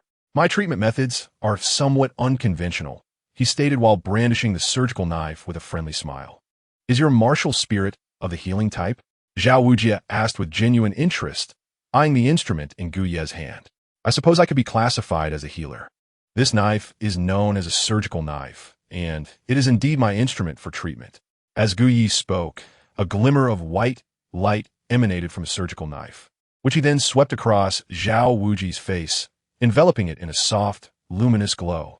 Initially, upon witnessing Gu Ye's blade approach his visage, Zhao Wuji instinctively recoiled out of a sense of self-preservation.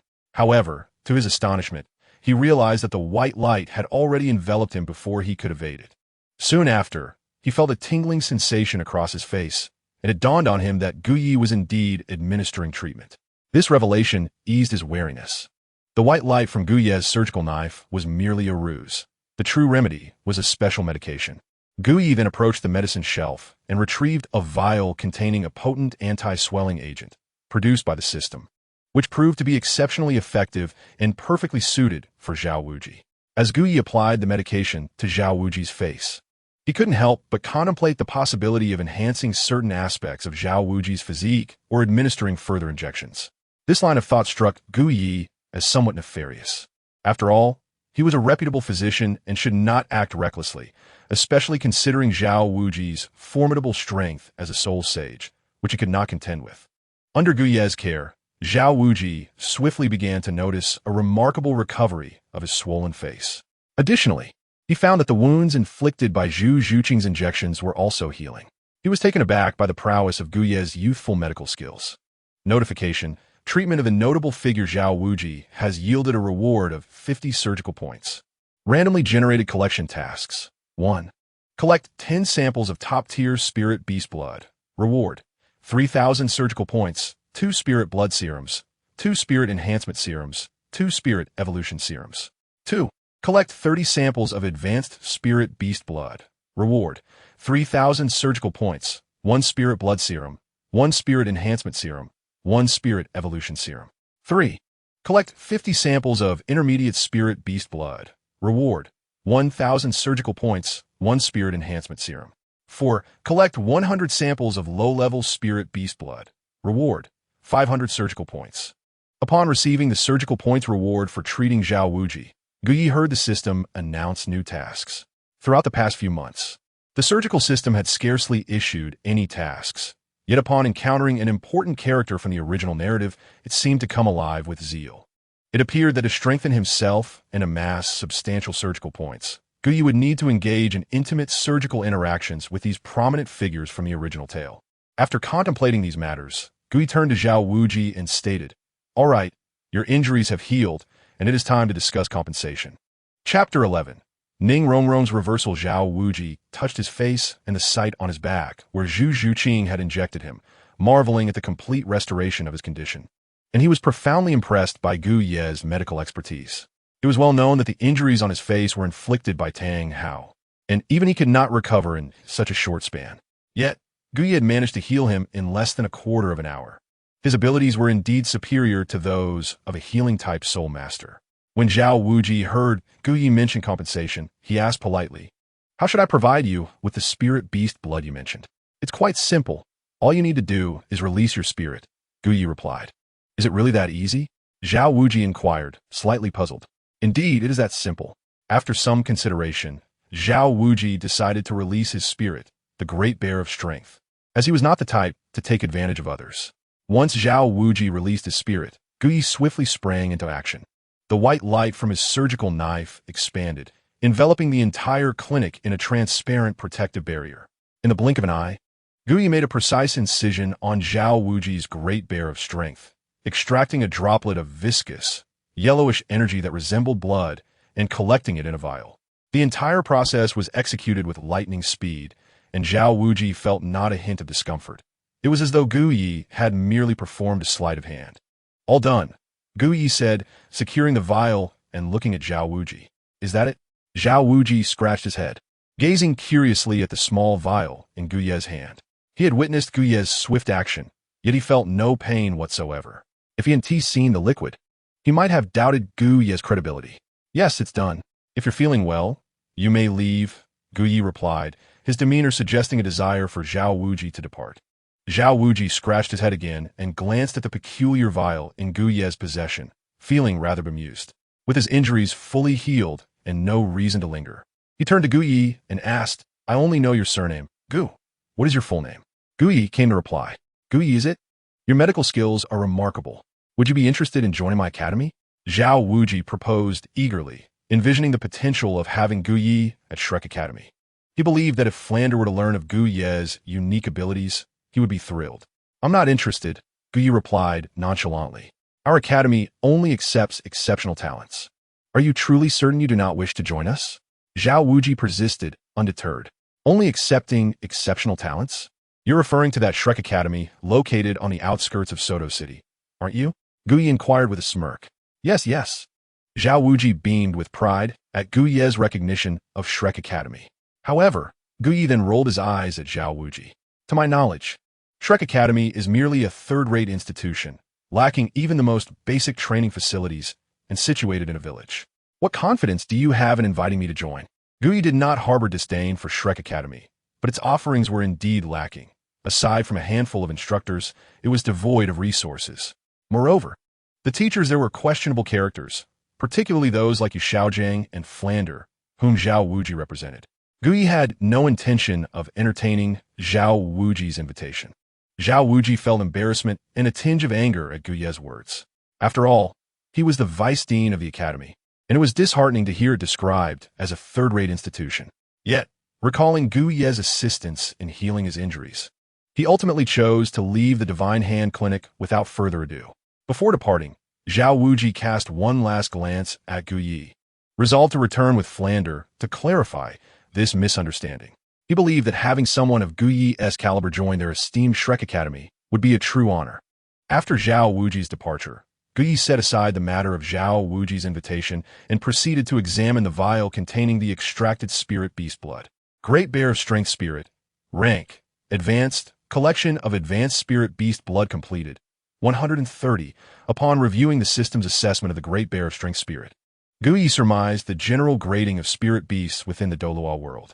The highest-ranking spirits appeared to be the Ice Phoenix, the Seven-Kill Sword, the Nine-Treasure Glazed Tile Pagoda, the Haotian Hammer, and the White Tiger, among other renowned spirits. Spirits such as the Six-Winged Angel and the Sea God were likely categorized as divine-level spirits. Gu Yi sought to gather the blood of these martial souls. The task proved to be rather formidable. By the way, I wonder how Zhu Zhuqing's Phantom Spirit Cat martial soul is classified? Out of curiosity, Gu Yi decided to examine the blood extracted from Zhu Zhuqing's martial soul. To his surprise, the assessment revealed that it barely reached a high level. It seems that this little feline will soon seek me out. Given Zhu Zhuqing's martial soul rank and his understanding of her relentless pursuit of power, along with her background, combined with the information he shared with her yesterday regarding the evolution and enhancement of martial souls, he was confident that she would come to him shortly. I wonder when Ning Rongrong, that little dumpling, will arrive. It should be soon. Obtaining the blood of the Seven Treasures Glazed Tile Pagoda martial soul from Ning Rongrong would be the most suitable option. If he were to collect the martial soul blood from all soul masters in this world, and then nurture some subordinates to endow them with various martial souls, he pondered whether such an endeavor would succeed. If it were to succeed, what would the outcome be? Gu Yi mused, envisioning the scene, and smiled. He was a man of lofty ambitions. How could he remain confined to the small confines of Soto City? Upon arriving in this world, Gu Yi had set a modest goal regarding that woman in the spirit hall, intending to deliver a life-altering operation to Bibi Dong when the opportunity arose. For now, he focused on perfecting the extraction of Zhu Zhuqing's martial soul blood. How could such a petite cat be so weak? With this thought, Gu Yi dismissed all other concerns, concentrating solely on his preparations. Meanwhile, within Shrek Academy, at the female dormitory, Ning Rongrong had only just risen, having conversed late into the night with Zhu Zhuqing, who had recovered. Habitually rubbing her eyes and checking her conscience, she was abruptly awakened to a startling realization. Impossible to verify the truth. She approached the mirror and lifted her clothing, inspecting closely. Indeed, it was true. Gu Yi's medicine had indeed worked. Elated, Ning Rongrong exclaimed, her voice ringing loudly. What is true? In the room, the slumbering Xiao Wu was jolted awake by Ning Rongrong's exclamation. Upon awakening and seeing Ning Rongrong, she inquired, Rongrong, what did you say? Nothing, Xiao Wu, you're awake. Let us go have breakfast soon. Ning Rongrong replied hastily as she adjusted her attire and approached Xiao Wu's bedside. She had no intention of revealing this secret to Xiao Wu. She wished to astonish everyone in silence. At that moment, in the adjacent room of Zhu Zhuqing, after a night of training, She exhaled deeply, feeling the transformation of her soul power, her face glowing with joy. Her soul power had broken through a level, ascending from 27 to 28. Quickly, Zhu Zhuqing retrieved the small white medicine, noting that only one pill remained within. She was curious about its contents. Guyi, can you truly make me stronger? What is this evolution of martial souls you speak of? Will it allow my phantom spirit cat martial soul to evolve into a more powerful form? Zhu Zhuqing speculated, considering that her breakthrough was not solely due to Guyi's healing of her injuries, but also significantly attributed to the substance in that medicine bottle. With this thought, Zhu Zhuqing felt a surge of determination. No one knew the extent of her dedication to becoming stronger, as it was essential for her survival. As for Dai Mubai, the man who had forsaken her, she scoffed inwardly. She was well aware of some of his dubious deeds. Encountering such a fallen individual, she realized she had to strive for strength to survive within her family. I will visit Guyi. If what he says is true, perhaps I won't concede defeat. Sister, just wait for me. Zhu Zhuqing thought of her family and her sister, clenching her fist with unwavering resolve. Zhuqing, are you awake? At that moment, Ning Rongrong entered, appearing quite cheerful, her demeanor imbued with a hint of pride. Upon entering Zhu Zhuqing's room and seeing her awake, Ning Rongrong took her hand and led her out. They intended to join Xiao Wu for breakfast, but to their surprise, there was no dining hall at Shrek Academy. Had they not encountered Oscar along the way, they would have seriously suspected they were being abducted. Shrek Academy was entirely akin to a rural village masquerading as a school. Chapter 12. How many heads does a woman have? Inside the Shrek Academy dining hall, Ning Rongrong felt a pang of regret. She questioned whether joining Shrek Academy was the right decision, for it was even shabbier than she had anticipated. But now that she was enrolled, regret was futile. Sigh. Ning Rongrong sighed. In the dining hall, Dai Mubai, Tang San, and Oscar observed the trio of Ning Rongrong, Xiao Wu, and Zhu Zhuqing, whispering among themselves. Oscar, in particular, gazed intently at Ning Rongrong, his eyes widening. However, Ning Rongrong paid them little mind, hastily finishing her breakfast. Zhuqing, Xiao Wu, I have something to attend to shortly. Rongrong, where are you going? Xiao Wu inquired. Just to take care of something, Ning Rongrong replied, unwilling to disclose to Xiao Wu that she was going for a medical consultation. After bidding farewell to her companions, she exited the dining hall. The following day marked the official commencement of classes at Shrek Academy.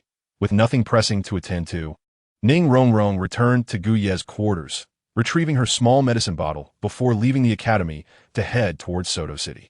Rongrong, where are you going? As Ning Rongrong stepped outside, Oscar, having just finished breakfast, called out to her. Ning Rongrong, noticing it was Oscar, simply replied that she had matters to attend to and disregarded him. Compared to her affairs, Oscar was of little consequence. Oscar, feeling embarrassed as Ning Rongrong brushed him off, scratched his head awkwardly. Shortly after Ning Rongrong departed, Zhu Zhuqing exited Shrek Academy as well. Oscar approached her, asking, Zhuqing, where are you headed? Yet Zhu Zhuqing did not even glance back as she left the academy, leaving Oscar feeling even more awkward. Just as Zhu Zhuqing left, Oscar encountered Dai Mubai, who had been pursuing Zhu Zhuqing. Noticing Oscar at the entrance, he approached and asked, Xiao Ao, has Zhu Zhuqing left? Just now, Oscar replied. Dai Mubai, do you know Zhuqing? Yes, Dai Mubai responded curtly. Zhu Zhuqing was his fiancée. Having just joined Shrek Academy, she was now departing. Dai Mubai felt it was crucial to be aware of Zhu Zhuqing's whereabouts and promptly followed after her. Not long after Ning Rongrong left, she arrived outside the renowned medical clinic of Soto City. Upon arrival, she glanced at the small bottle in her hand, pressed her palm against her chest, hesitated momentarily, and then entered. Upon entering, she spotted the handsome physician, Guyi, engrossed in his work. Acknowledging her presence without pausing his tasks, Guyi inquired, Here for a consultation? It's me. Hearing that familiar voice, Guyi looked up, his face breaking into a smile. You came after all. Guyi stood up, grinning warmly at Ning Rongrong. Is what you said yesterday true? Ning Rongrong inquired softly, a hint of shyness in her demeanor. Of course. Your presence here serves as proof of its authenticity, came the reply. Reflecting on her own transformation, Ning Rongrong nodded in agreement. Could you possibly? She trailed off, glancing meaningfully at Guyi. Certainly, he assured her. Your ailment is trivial. A mere flick of my hand will suffice for your treatment. Is it truly just a flick of your hand? Ningrong hesitated, studying Gu Ye's expression. What? Do you wish for me to do something else? No, no. Please, tell me how you intend to treat me. Since she was already here, it was only natural for her to seek a remedy. However, she felt a tinge of bashfulness in Gu Ye's presence. Come here and take a seat. Let me examine you, he instructed. With a gentle nod, Ning Rongrong obediently settled before him. Gu Ye took her hand, methodically checking her pulse. As he did so, he shook his head with a sigh. Your complexion is truly remarkable. Ning Rongrong observed Gu Ye's demeanor, sensing a note of concern as he muttered about the challenges of treatment. What is it? She asked softly. Nothing. Just open your mouth, he commanded, his tone authoritative. In this peculiar setting, Ning Rongrong felt less guarded, her heart set on receiving his assistance, and thus she complied, parting her lips.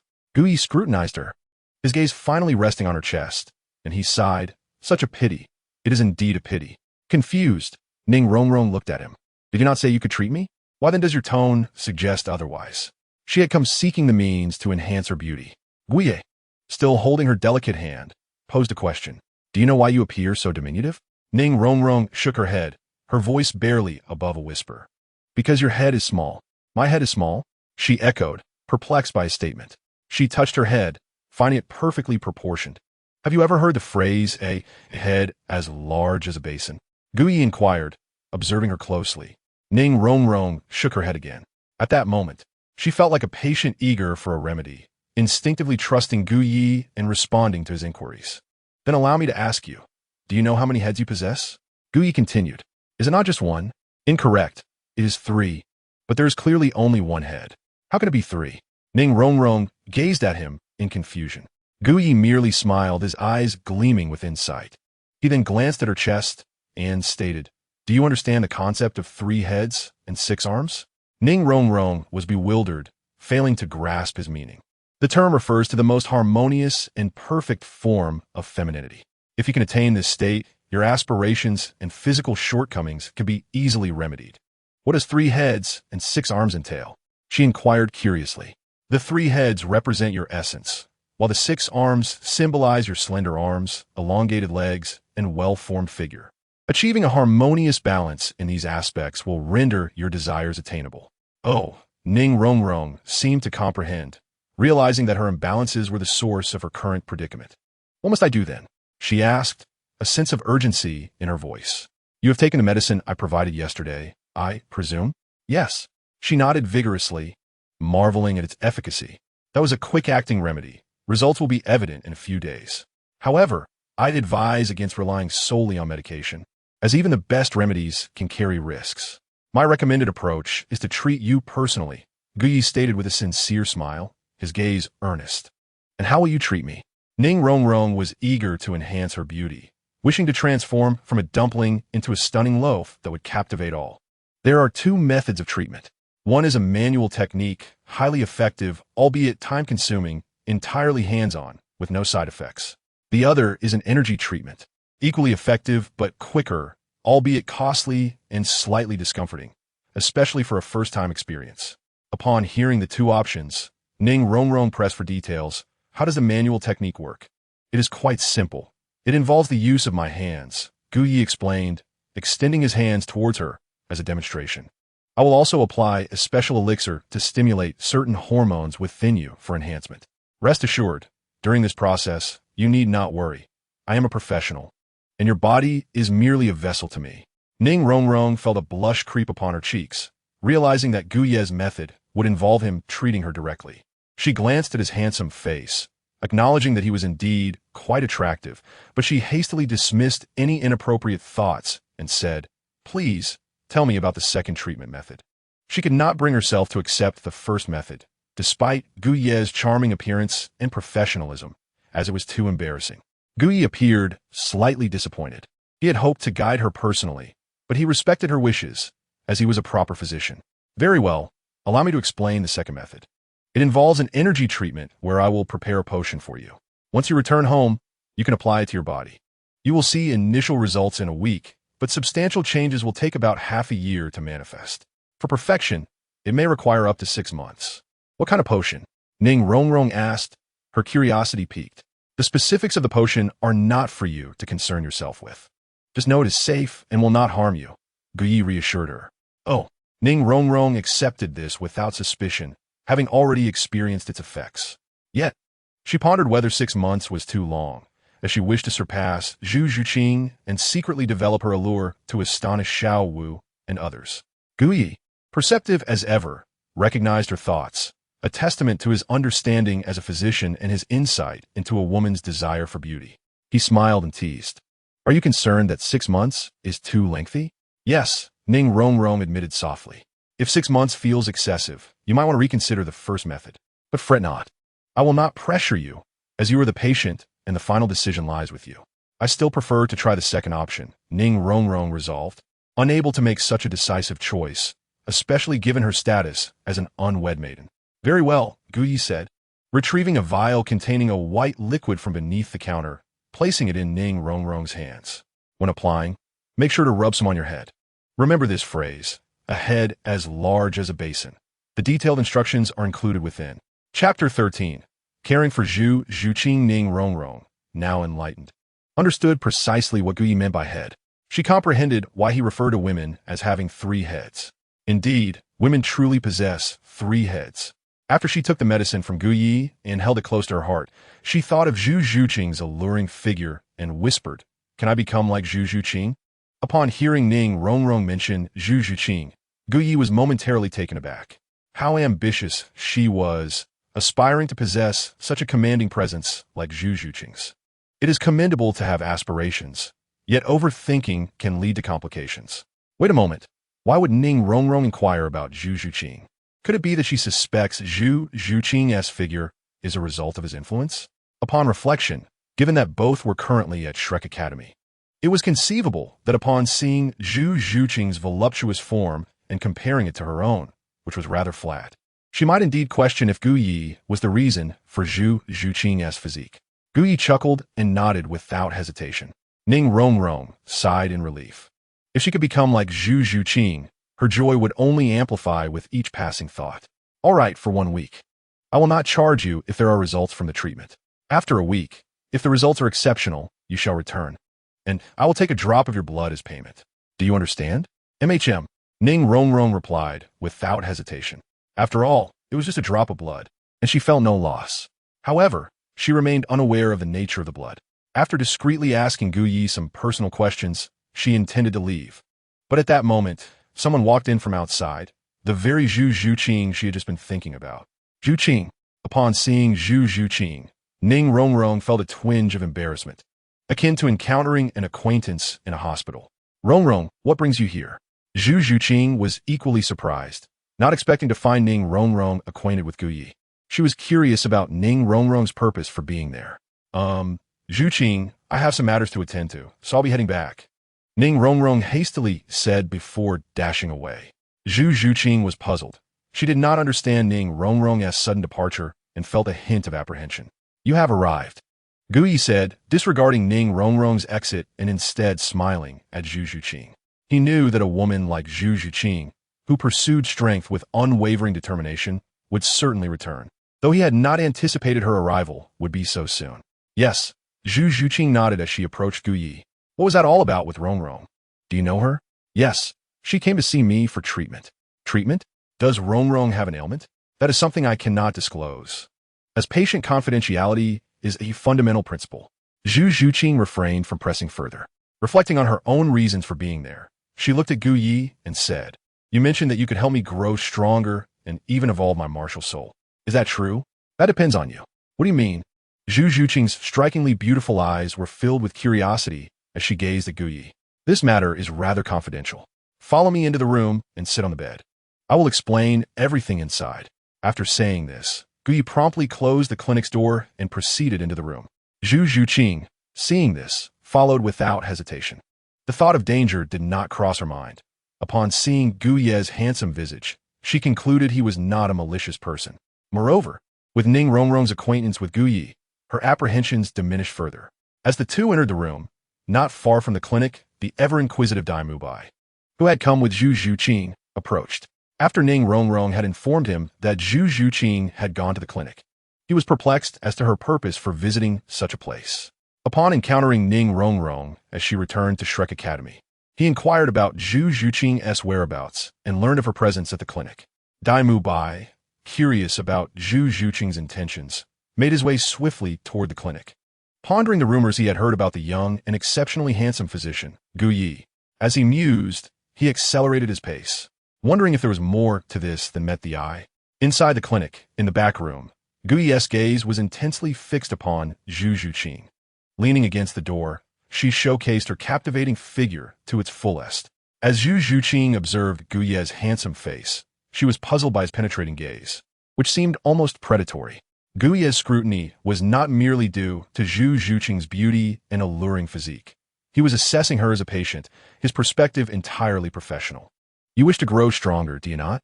Gu Yi inquired, leaving Zhu Zhuqing with a striking silhouette. Reflecting on her family's circumstances and her curiosity about Gu Yi's claims regarding martial soul evolution, she firmly responded, "Yes. Do you understand that gaining strength requires sacrifice? There is no such thing as a free lunch," Gu Yi said, hands clasped behind his back. "What is required?" Gu Yi did not answer immediately, contemplating the extraction of a martial soul serum from Zhu Zhuqing's body.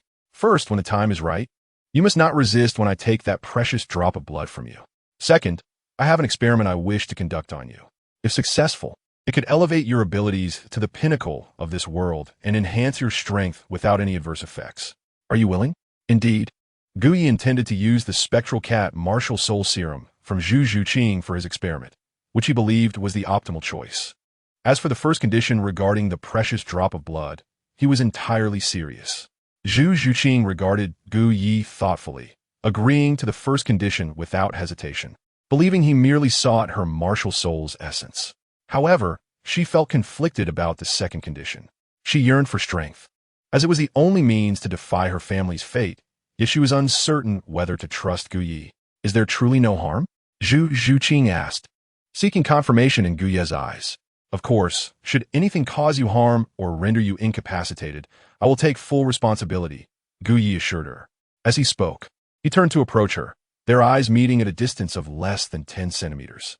Gu Yi's gaze was earnest as he continued, "I, Gu Yi, can take care of you, Zhu Zhuqing, for a lifetime."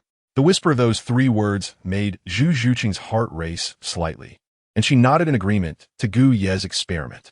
Beyond her desire for strength, she recognized the sincerity in Gu Yi's eyes, which ultimately influenced her decision. "Gulme, let us proceed to the bed."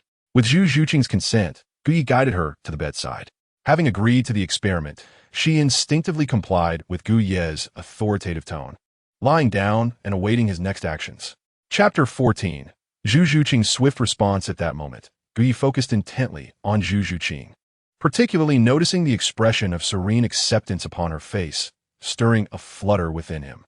Lying on the bed at that moment, Zhu Zhuqing possessed a figure that was undeniably mature and alluring, devoid of any trace of youthful innocence.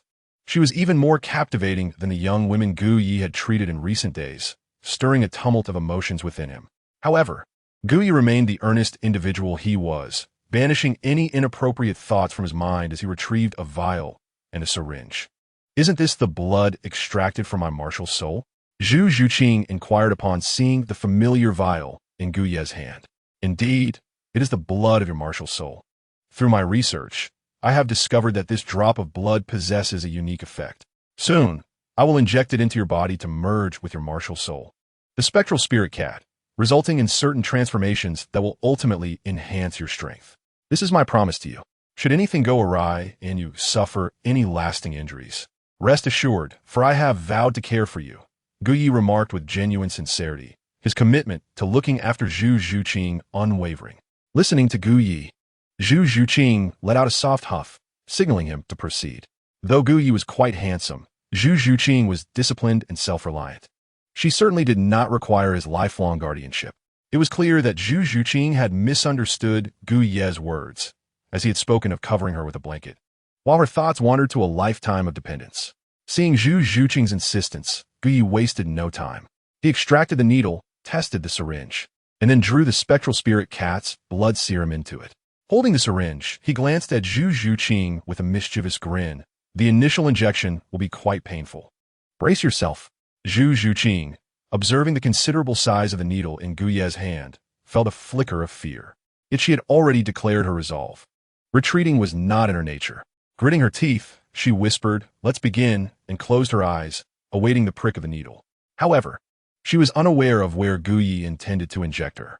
Curiosity got the better of her, and she opened her eyes, only to discover that Gu Yi had already completed the task. That was quick.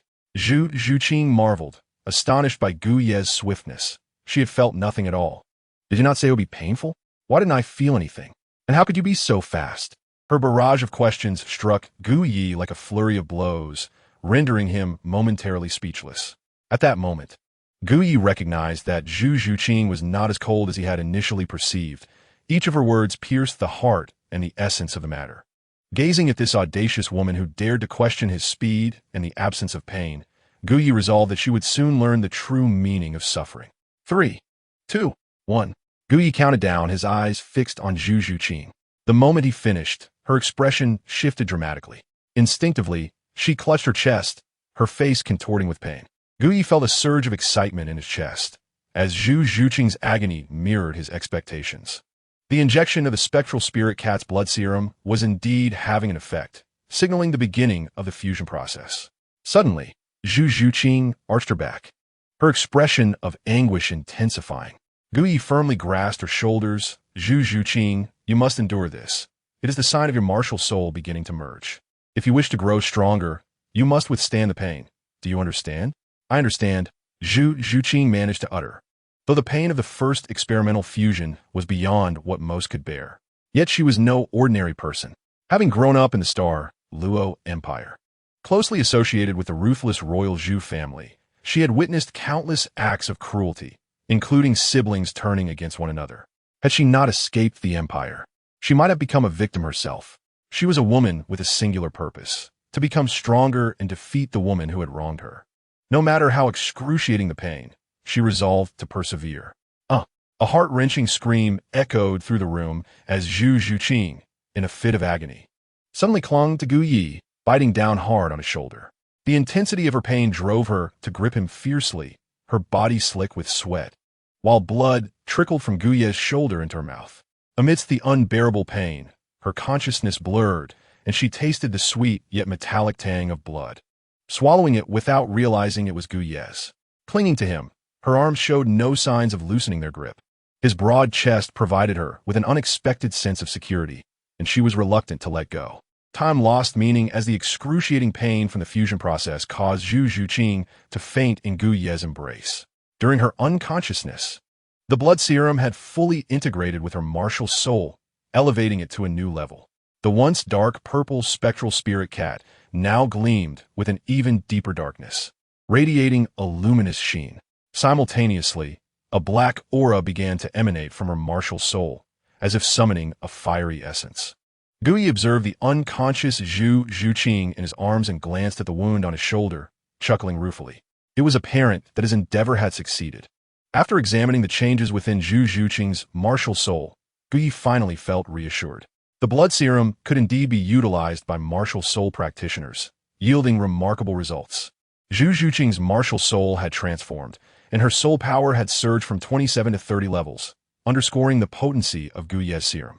However, this was merely an isolated instance. Further experimentation was necessary to fully ascertain its efficacy, as not everyone could endure such pain. Gu Yi, looking at the fainted Zhu Zhuqing, admired her indomitable spirit. "Perhaps I should tend to my shoulder wound," he mused, momentarily shifting his gaze from Zhu Zhuqing's face to the bite marks adorning his shoulder, hastily attending to the bleeding. Even as Zhu Zhuqing lay unconscious in his arms, her flushed cheeks and perspiration soaking his clothes did not concern him in the least. However, at this moment, Dai Mubai had arrived outside the medical clinic. As he gazed inside, a surge of anger coursed through him, and he could no longer contain himself, forcefully kicking open the clinic's door. Chapter 15. Rewarding Dai Mubai with 3 slaps. Bang. With a furious stride, Dai Mubai stormed into the clinic after having previously approached the door, initially believing that the physician Gu Yi had departed upon seeing the closed door. To his surprise, upon reaching the entrance, he heard a woman's voice emanating from within. Recognizing it as Zhu Zhuqing's, his mind, seasoned by numerous encounters with women, quickly conjured unsavory thoughts. He suspected an illicit affair between Zhu Zhuqing and the man inside the clinic. As Zhu Zhuqing's fiancé, the notion of her clandestinely meeting another man filled him with a sense of humiliation that he could not tolerate. Rushing into the clinic, Dai Mubai headed straight for the room from which the voice had originated. Upon entering, he was met with a scene that ignited his fury. It turned out that Gu Yi, after treating his own shoulder injury, had noticed Zhu Zhuqing sweating profusely from the pain and had removed her outer garment to provide her some comfort. Once her outer clothing was removed, Gu Yi could not help but notice her exposed beauty. However, being a man of integrity, he refrained from taking undue advantage, merely fulfilling his promise to cover Zhu Zhuqing with a blanket for her modesty. At that moment, Zhu Zhuqing reclined against Gu Yi, the blanket covering her, yet revealing her delicate shoulder, her face flushed with a radiant glow, a single bead of fragrant sweat lingering on her rosy cheek. The proximity of the two was undeniable, and it was clear to anyone witnessing the scene that something intimate had transpired, justifying Dai Mubai's wrath upon barging in. It is only natural for any man to be incensed upon seeing his stunningly beautiful fiancée in such a compromising position with another man, especially considering that Zhu Zhuqing was unconscious, leaving one to wonder what had transpired between them. What have you done to Zhu Zhuqing? Dai Mubai glared at Gu Yi, barely containing his rage as he spoke coldly. What concern is it of yours? Gu Yi replied indifferently, casting a glance at Dai Mubai while tightening his embrace around Zhu Zhuqing, ensuring the blanket shielded her from prying eyes. What concern is it of mine? Humph. You dare to lay hands on my woman. You're courting death. As Dai Mubai witnessed Gu Yi's actions towards Zhu Zhuqing, his fury erupted, unable to suppress his anger. He launched an attack on Gu Yi without hesitation, convinced that Zhu Zhuqing had been unfaithful to him. In his rage, he unleashed a fierce wave of white light towards Gu Yi, who, upon Dai Mubai's intrusion, was already irked by the unwarranted interruption of his treatment. Not one to suffer fools gladly, Gu Yi's anger intensified as Dai Mubai attacked without provocation. Kneel before me, Gu Yi commanded, raising his hand as a radiant white light enveloped the entire clinic. An invisible hand materialized above Dai Mubai's head, descending with force. Thud!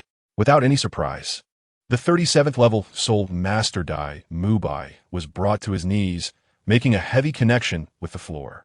Gu Yi, his expression frosty, looked down at Dai Mubai, who had intruded upon his clinic and attacked him without cause. You presume I am defenseless? Dai Mubai struggled against the weight pressing upon him, but found himself unable to rise, forced to glare at Gu Yi, who held Zhu Zhuqing in his arms. You bastard! If you have the guts, let me go. I will make you pay. Dai Mubai shouted in rage, his fury unabated. His anger stemmed from the sight of Gu Yi's hand reaching beneath the blanket towards Zhu Zhuqing, leading him to suspect the worst. Yet Gu Yi merely chuckled coldly, raising his hand again to strike Dai Mubai. Smack! As Gu Yi's hand came down, a resounding slap echoed through the room. An invisible force struck Dai Mubai's face simultaneously. This slap is for your uninvited intrusion into my clinic. Smack! Another slap followed. This slap is for your reckless assault upon me.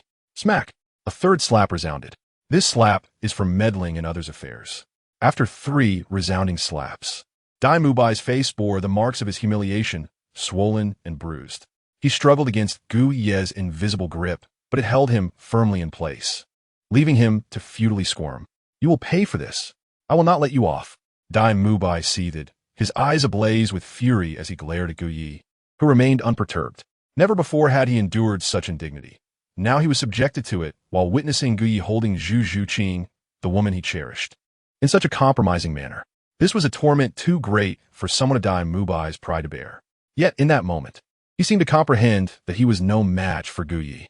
Although the extent of Gu Yi's power eluded him, the reality that he had been bested was undeniable. Despite his anger, Dai Mubai was not foolish. Lowering his gaze, he gradually regained his composure, choosing not to look at Gu Yi and Zhu Zhuqing any longer. Meanwhile, Gu Yi paid little heed to the defeated Dai Mubai, focusing instead on Zhu Zhuqing.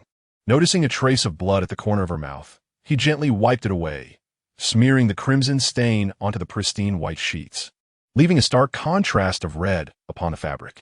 At that moment, the now calm Dai Mubai, with great difficulty, lifted his head again. Aware of his own inferiority, he sought to invoke his identity as a member of Shrek Academy, hoping to make Gu Yi consider the repercussions of offending such a prestigious institution.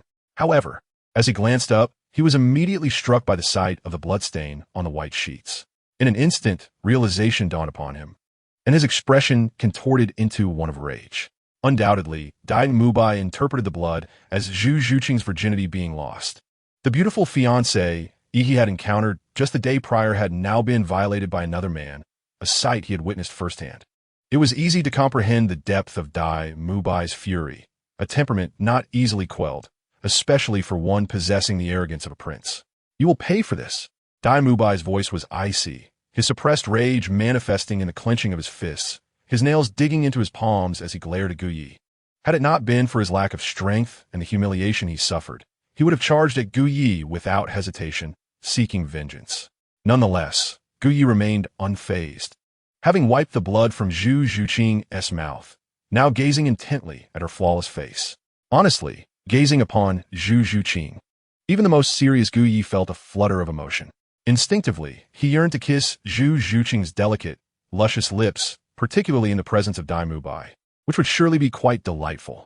However, being a man of medical ethics, Gu Yi refrained from taking advantage of the situation. Thus, in front of Dai Mubai, he cleverly concealed Zhu Zhuqing with his sleeve and pretended to lean down to kiss her, all while ensuring he did not actually do so. It is crucial to note that Gu Yi genuinely refrained from kissing her, as he was indeed a respectable individual. Dai Mubai, unable to discern the situation due to the obstruction, could only imagine what Gu Yi might be doing to Zhu Zhuqing, his eyes nearly bulging in disbelief. He internally screamed that Zhu Zhuqing was his fiancée, belonging solely to him, Dai Mubai, and should not be kissed by another man. Yet, before Dai Mubai could contemplate further, Gu Yi swiftly dismissed him like an annoying fly, throwing him out of his medical clinic. Were it not for the knowledge that Dai Mubai was affiliated with Shrek Academy, where Zhao Wuji and Flanders possessed formidable spirit saint strength, currently beyond Gu Yi's capabilities, he would not have tolerated this scoundrel, who had forsaken his fiancée, lingering before him. Over the years, Dai Mubai had indulged in a life of debauchery in Soto City, consorting with countless women, while Gu Yi had merely kissed Zhu Zhuqing once. And even she had reservations about it. What right did Dai Mubai have to raise such a ruckus? With the troublesome clamor of Dai Mubai now absent, tranquility returned to the space. Gu Yi looked at Zhu Zhuqing and smiled contentedly.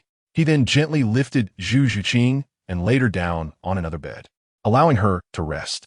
As Zhu Zhuqing's martial soul underwent transformation, she would not awaken immediately, providing Gu Yi the opportunity to closely observe her condition. Of course, his examination was strictly limited to her martial soul. He would never pry into Zhu Zhuqing's physical form. Chapter 16. Tang San comes for consultation. Ah, splendid. Truly, Zhu Zhuqing is remarkable, possessing an exquisite figure. Oops, that was a slip of the tongue. The feline form, after the serum integration, has surprisingly become even more pronounced, indeed. Zhu Zhuqing is exceptional. Gu Yi cupped his chin, surveying the unconscious Zhu Zhuqing on the bed, utterly captivated. In her current state of unconsciousness, she appeared enchanting, her figure breathtaking, and her beauty strikingly alluring. Were an unscrupulous physician present, he might have seized the opportunity to take advantage of her vulnerable state. Yet, Gu Yi was earnest in his approach, meticulously examining every aspect of Zhu Zhuqing's body to discern the changes in her martial soul, the nether cat. Meanwhile, Dai Mubai, having been unceremoniously ejected from the clinic, lay on the ground in a disheveled heap. Although the 3 slaps administered by Gu Yi had not inflicted severe harm, they rendered him nearly immobile, as Gu Yi had targeted his vital areas, making it exceedingly difficult for Dai Mubai, a mere soul master, to resist. Just as he contemplated rising to summon reinforcement from Shrek Academy to retaliate against Gu Yi, a figure approached the clinic. It was Tang San. Tang San had initially spent the day strolling through Shrek Village with Xiao Wu, but after encountering Ma Hongjun and experiencing some unusual sensations in his body, he decided to return to Shrek Academy. Xiao had gone to seek out Ning Rongrong and Zhu Zhuqing, leaving Tang San to investigate his own condition. Upon discovering some internal heat and feeling unwell, he resolved to seek Gu Yi's expertise. However, he was not there for treatment, but merely to inquire about a few matters, as he did not perceive himself to be ill. Is that Dai Mubai? Upon reaching the clinic, Tang San noticed a figure sprawled on the ground, groaning in pain. Approaching, He recognized it was indeed Dai Mubai. Dai Mubai, what happened? Why are you lying here? Curious, Tang San hurried over to help Dai Mubai up and assess the situation. Upon closer inspection, he noticed some peculiar injuries on Dai Mubai's body, and his expression turned to one of astonishment. Though the injuries were not severe, they were strategically located on vital areas, indicating that the assailant possessed an extensive understanding of the human body. It was the physician inside, Dai Mubai managed to utter. The physician inside? Tang San questioned, glancing toward the clinic, puzzled as to why Dai Mubai had been assaulted. After a brief examination, Tang San used his soul power to assist Dai Mubai in recovering somewhat before saying, Dai Mubai, wait here. I'll go inside to see what is going on. Wait. Tang San. Dai Mubai attempted to call out, wishing to have Tang San take him back to the academy to fetch a teacher for assistance in regaining his dignity. However, Tang San seemed oblivious to Dai Mubai's pleas and entered the clinic without hesitation. Unlike Dai Mubai's earlier brashness, Tang San approached the entrance and called out, I'm Tang San, seeking the physician here. May I have the honor of speaking with you? After his announcement, he awaited a response. Inside the back room. Upon hearing Tang San's voice, Guyi instinctively glanced at the task related to Tang San. Task: perform hemorrhoid surgery on Tang San. Reward: 50 surgical points. This is a type of poison employed to assess the proficiency of medical skills. After administering the toxin, Tang San gazed at Guyi, harboring a sense of confident intrigue in his covert methods and the potency of the poison, as if he could already envision Guyi's impending embarrassment. Tang San believed his actions were discreet. However, he was oblivious to the fact that Guyi had seen through him entirely. At the moment Tang San executed his ploy, Guyi chuckled coldly within, solidifying his resolve to administer a dose of female hormone to Tang San. In an instant, a silvery gleam flickered in Guyi's hand, conjuring an invisible space that neutralized the toxin Tang San had released. To the realm of surgical intervention, Tang San's poison was merely a type of medicine, easily countered. As moments passed, Tang San noticed that Guyi exhibited no signs of distress, leaving him somewhat astonished. Do you still wish to poison me? Guyi inquired with a smile, a hint of disdain glimmering in his eyes. Realizing he had been unmasked, Tang San furrowed his brow, yet maintained his composure. You aim to test my ability to counter your poison while also gauging my medical expertise. Should I succeed in neutralizing it, you would then seek my help for your kidney deficiency. Young man, I understand your intentions. Rest assured, I will restore your vitality. Guyi assumed an elder's demeanor, patting Tang San on the shoulder. Instinctively, Tang San attempted to evade, but Guyi's hand seemed to possess an uncanny ability to track him, ensuring that no matter where he moved, it would find its mark. Tang San marveled at Guyi's prowess and strength, yet his apprehension compelled him to examine his own condition, only relaxing upon discovering he was unharmed. Your medical skills are indeed remarkable. I acknowledge that I have come to seek your treatment. Tang San conceded, deciding to allow Guyi to examine him, though he would not admit to having an ailment, insisting it was merely a consultation. Guyi smiled with satisfaction, knowing that the day for Tang San to receive the hormone injection or undergo castration was not far off. My approach to healing others hinges on complete trust in my abilities, for my medical techniques differ fundamentally from those of conventional healing soul masters. The latter can only provide superficial restoration, whereas my methods aim for a comprehensive recovery from the roots of the ailment. If you do not trust me, then there is no need for treatment. Do you comprehend the essence of my words? Guyi inquired, studying Tang San's reaction. After a moment of hesitation, weighing the truth of Guyi's statements, Tang San finally nodded. I trust you, but my classmate Dai Mubai is outside. Could you release him? Very well, Guyi conceded. Considering that Dai Mubai had already learned his lesson and, lacking sufficient strength, he did not wish to press the matter further. Moreover, releasing Dai Mubai would facilitate Tang San's hormone injection and assist in fulfilling his ambitious daily tasks. With a swift motion, Guyi sent a beam of white light shooting outside the clinic. Outside the clinic, Dai Mubai suddenly found himself able to move. He quickly rose, recalling the intimate postures between Guyi and Zhu Zhuqing that had stoked his suppressed fury, compelling him to confront Guyi for vengeance. Yet, upon reflecting on Guyi's formidable strength, he realized that he was no match for him at his current level. Additionally, Tang San had been inside for quite some time. Could something have gone awry? Caught in this dilemma, he hesitated, ultimately retreating and concocting a plausible excuse to hastily depart the clinic and race back to Shrek Academy. He needed to seek reinforcements to reclaim his dignity. Ever mindful of the words imparted by Dean Flander, a soul master who shies away from conflict is not a worthy soul master. As Dai Mubai exited within the clinic, guided by Gu Yi, Tang San entered another room in the rear courtyard. "Please, take a seat," Gu Yi instructed, moving to the medicine shelf to retrieve various remedies and unique items. Many of the substances on the shelf bore resemblance to those from his past life, yet they were derived from the surgical system, boasting far superior efficacy. In this fantastical realm of Douluo continent, the medicines produced by his system were akin to miraculous elixirs. As for the female hormone, it could effortlessly aid Tang San in transformation, yet Gu Yi was astute enough not to inject a large quantity all at once. Excess could render Tang San's changes all too apparent. Should Tang Hao, Tang San's father, come seeking him, Gu Yi's current capabilities would be insufficient to handle the situation, which could lead to dire consequences. Moreover, Tang San, with his ancient Tang sect lineage, would likely not be easily persuaded. Thus, Gu Yi resolved to take a gradual approach, beginning with a modest dose, allowing Tang San to first experience the wonders of the female hormone. With this thought, a smile graced Gu Yi's lips. Seated nearby, Tang San scrutinized the peculiar room as Gu Yi gathered items from a shelf. It resembled a pharmacy he was familiar with. However, the medications were entirely unfamiliar to him. Not a single one recognizable. For instance, the needle in Gu Yi's hand ignited a memory of the one Zhu Zhuqing had injected in his Zhao Wuji's body, revealing an identical appearance. Realizing that Zhu Zhuqing had visited this clinic, Tang San deduced that the needle she had used was provided by Gu Yi. He then recalled how even a soul saint like Zhao Wuji had fallen victim to a single injection, instantly raising his guard. If Gu Yi were to administer a similar injection to him, he would be rendered immobile, leaving him vulnerable to manipulation. With his apprehension heightened, Tang San abruptly stood and declared, "Dr. Gu, I have some matters to attend to and will temporarily forego treatment." He swiftly exited. Having sensed the clinic's strangeness, he recognized none of the medications Gu Yi utilized, fearing that he might unwittingly become a subject of experimentation. Tang San's sudden change of heart left Gu Yi momentarily taken aback. He had just agreed to treatment, yet now he was withdrawing. Gu Yi contemplated the syringe containing the female hormone in his hand, observing Tang San's retreating figure.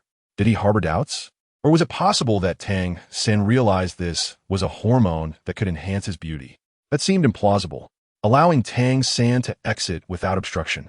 Gu Yi refrained from taking action, mindful of the potential presence of Tang Hao nearby. Since Tang San did not willingly accept the treatment, Gu Yi decided to retain the syringe for the time being. Tang San, Zhu Zhuqing, having exited the back room and entered the clinic's main hall, was taken aback to see Tang San. Surprised, Zhu Zhuqing remarked, "What brings you here? Is Gu Yi inside?" At that moment, she was less concerned about Tang San's presence and more eager to see Gu Yi, having recently awakened to discover her own transformation. Not only had her soul power reached the 30th level, but her martial spirit had also undergone profound changes. She was now certain that Gu Yi's earlier assertions were true. "He is inside, but Zhu Zhuqing, aren't you at Shrek Academy? What are you doing here?" Tang San inquired cautiously, not wishing for Zhu Zhuqing to uncover the true purpose of his visit. "I have some matters to attend to."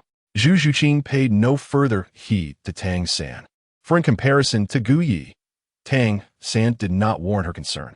After all, her relationship with Tang San was tenuous, while she had a prior connection with Gu Yi. Indeed, Zhu Zhuqing recalled the incident when she had bitten Gu Yi, after which she had fainted in his presence. Subsequently, she bypassed Tang San and entered the room in the backyard. Tang San observed as Zhu Zhuqing walked in but did not take his leave. Inside the backyard room, upon seeing Zhu Zhuqing, Gu Yi instantly forgot about Tang San and greeted her with a smile. "You are awake. How do you feel?" "Very well," Zhu Zhuqing nodded. Glancing at Gu Yi's shoulder, she softly inquired, "Is your injury all right?" "It's nothing." Gu Yi shook his head and stepped forward, taking her hand to pulse check her condition seriously. "Your pulse is steady. The fusion of your martial soul has gone exceptionally well. Your soul power has surpassed level 30, and your foundation is solid. Congratulations, Zhu Zhuqing. Upon acquiring another soul ring, you will become a soul master. The changes in your martial soul will require your own exploration." "Thank you." Zhu Zhuqing expressed her appreciation. Though they had only known each other for 2 days, Gu Yi had offered her such assistance. For the first time in many years, Zhu Zhuqing felt the genuine care from another, devoid of ulterior motives. There's no need for thanks. After all, I will need a drop of your blood. This is the result of your cooperation with me during the martial soul blood integration experiment. So you don't have to be grateful. Gu Ye's voice was notably loud, seemingly intended for someone outside. That someone, of course, was Tang San, who had been standing at the door since Zhu Zhuqing entered.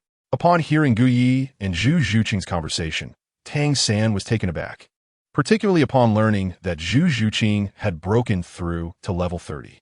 He distinctly remembered that yesterday, when Zhu Zhuqing had registered, her level was merely 27. How could he not be astonished that she had advanced so swiftly in just 2 days? He continued to listen with curiosity as Gu Yi mentioned the martial soul blood, something Tang San had never encountered before. After conversing with Zhu Zhuqing for quite some time, Gu Yi finally exited the room. Upon seeing Tang San still there, he feigned ignorance and asked, "Haven't you left yet?" Tang San was unsure how to respond, but then he turned to Zhu Zhuqing and quickly realized, "I am waiting for Zhu Zhuqing. She is now a student of Shrek Academy, so we are classmates, and I am just waiting to return with her." "Oh, I see." Gu Yi nodded as if understanding, then looked at Tang San and smiled. "Remember, I always welcome you to seek my treatment. However, I must kindly remind you that some ailments should not be delayed. The longer you wait, the worse it becomes, which could impact your future happiness." Gu Ye's words were heartfelt, addressing Tang San's lingering condition. Chapter 18. The arrival of the Shrek team hearing Gu Ye's words. Zhu Zhuqing cast a doubtful glance at Tang San, asking, "You are here to seek treatment?" Tang San felt somewhat embarrassed, scratching his head. He could never divulge the true purpose of his visit to Zhu Zhuqing, as it concerned a man's dignity, and someone like him, who valued pride, would never confess. "And you, Zhu Zhuqing, how did you come to know him?" Tang San swiftly reacted, looking at Gu Yi, eager to understand the nature of Zhu Zhuqing's relationship with him, and why Gu Yi was so inclined to assist her. He was also curious about what martial soul blood truly was. Zhu Zhuqing offered no answer, but instead looked toward Gu Yi, as if silently inquiring whether she could share details about the martial soul blood with others. Gu Yi shook his head and chuckled. "Tang San, Zhuqing is merely my patient. She was injured a few days ago, and I helped her. It's as simple as that, isn't it, Zhuqing?" Gu Yi smiled at her. Zhu Zhuqing nodded in agreement. Indeed, their relationship was that straightforward. While Gu Yi, Zhu Zhuqing, and Tang San were engaged in conversation within the clinic, Dai Mubai, having returned to Shrek Academy in a disheveled state, had brought reinforcements to the clinic's entrance. Upon returning to Shrek Academy, Dai Mubai had directly informed Flinder that he had been mercilessly beaten by Gu Yi and that Gu Yi had possibly bewitched Zhu Zhuqing, leading to a series of events that could jeopardize both Zhu Zhuqing and Tang San. Initially skeptical of Gu Ye's reputation as a doctor, Flinder became convinced upon observing Dai Mubai's injuries and his genuine expression. Thus, he took Dai Mubai and headed towards Soto City. As fate would have it, Zhao Wujin, Ning Rongrong, Xiao Wu, Oscar, and Ma Hongjun were present and, upon hearing Flinder's account, decided to accompany him. Ning Rongrong naturally trusted Dai Mubai's words, for in her eyes, Gu Yi was gentle, handsome, and courteous, incapable of committing the acts Dai Mubai described. Xiao Wu followed out of concern for Tang San, fearing he might be in danger. Ma Hongjun and Oscar were merely curious about the beautiful Zhu Zhuqing and had also heard of Gu Ye's esteemed reputation, leading them to join in the investigation. "Mubai, are you certain of what you said?" Zhao Wujin asked skeptically upon arriving at the clinic. "Teacher Zhao, I witnessed it with my own eyes." Gu Yi was holding Zhuqing in bed, and Zhuqing was unconscious in his arms, Dai Mubai said, his face flushed with indignation. Although he didn't finish his thought, the implication was clear to all. I refuse to believe it. I just visited Gu Yi today, and I even encountered Zhuqing. They have known each other for quite some time. How could Gu Yi possibly have ill intentions toward her? I suspect you are merely jealous, Dai Mubai, and are spouting nonsense, Ning Rongrong retorted sharply. Indeed, from what I understand, Gu Yi does not seem like the kind of person who would act this way. Zhao Wujin concurred, having come to the clinic for treatment and seeing nothing in Gu Ye's demeanor that matched Dai Mubai's claims. Enough talk. Let us go in and uncover the truth. If what Mubai says is true and Gu Yi truly poses a threat to Shrek Academy, then he will face consequences, Flinder said with a cold scoff, revealing his not-so-gentle nature. With that, Flinder and Zhao Wujin led Dai Mubai and the others into the clinic. However, to their astonishment, they found Gu Yi seated comfortably, engaged in conversation with Zhu Zhuqing, while Tang San sat nearby, seemingly unwilling to leave. At that moment, Tang San was absorbed in Gu Ye's explanations, becoming increasingly surprised and impressed. He realized that Gu Ye's knowledge and insights far surpassed his own understanding, even eclipsing that of his teacher, Yu Xiaogang. For instance, Gu Ye's discussions about martial souls and the concept of martial soul blood left Tang San astounded and gradually convinced him of Gu Ye's genuine intent to heal him. Just then, Gu Yi paused and glanced toward the clinic entrance. Zhu Zhuqing and Tang San followed his gaze. The abrupt entrance of Flender, Zhao Wujing, Dai Mubai, and the others interrupted their conversation. Zhuqing, are you all right? Tang San, are you unhurt? Ning Rongrong and Xiao Wu rushed to Zhu Zhuqing and Tang San's side, inquiring with concern. How could I possibly be in trouble? Zhu Zhuqing replied nonchalantly. I'm Fine. Why are you all here? Tang San looked at Zhao Wujing and Dai Mubai, puzzled by their unexpected presence. It was that lecherous old tiger who claimed that Brother San was in danger here, and said that Zhu Qing might have been compromised by Gu Yi. We worried about you and came, Xiao remarked indignantly, clearly irate over Dai Mubai's deception. Zhu Qing, are you truly unscathed? Ning Rongrong inquired, scrutinizing Zhu Qing's condition. I am fine, Zhu Qing replied tersely, offering no further elaboration. At this moment, Ning Rongrong, Tang San, and Xiao Wu turned their attention towards Dai Mubai. Likewise, Flanders and Zhao Wujing also cast their gazes upon him.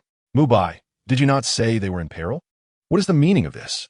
Flanders' tone was somewhat stern, evidently believing Dai Mubai had lied. Dai Mubai found himself at a loss for words. He glanced at the seemingly unscathed Tang San, then at Zhu Qing, his expression darkening as he recalled the scene of Zhu Qing in a vulnerable state in Gu Ye's embrace. Pointing at Gu Yi, Dai Mubai proclaimed loudly, Dean Flanders. I speak the truth. It was he. I witnessed everything he did to Zhu Qing. Zhao Wujing examined Zhu Qing closely, seeing no signs of the events Dai Mubai described. In fact, she appeared to have broken through to the 30th level of soul power. Suddenly, Zhao Wujing had a realization. Upon further inspection of Zhu Qing, he was astonished to confirm her soul power had indeed surpassed 30. He distinctly sensed that she had only been at 27 during his assessment yesterday. How could she have achieved such a feat? Flanders, too, was taken aback, well aware of Zhu Qing's entrance examination scores. What on earth is happening?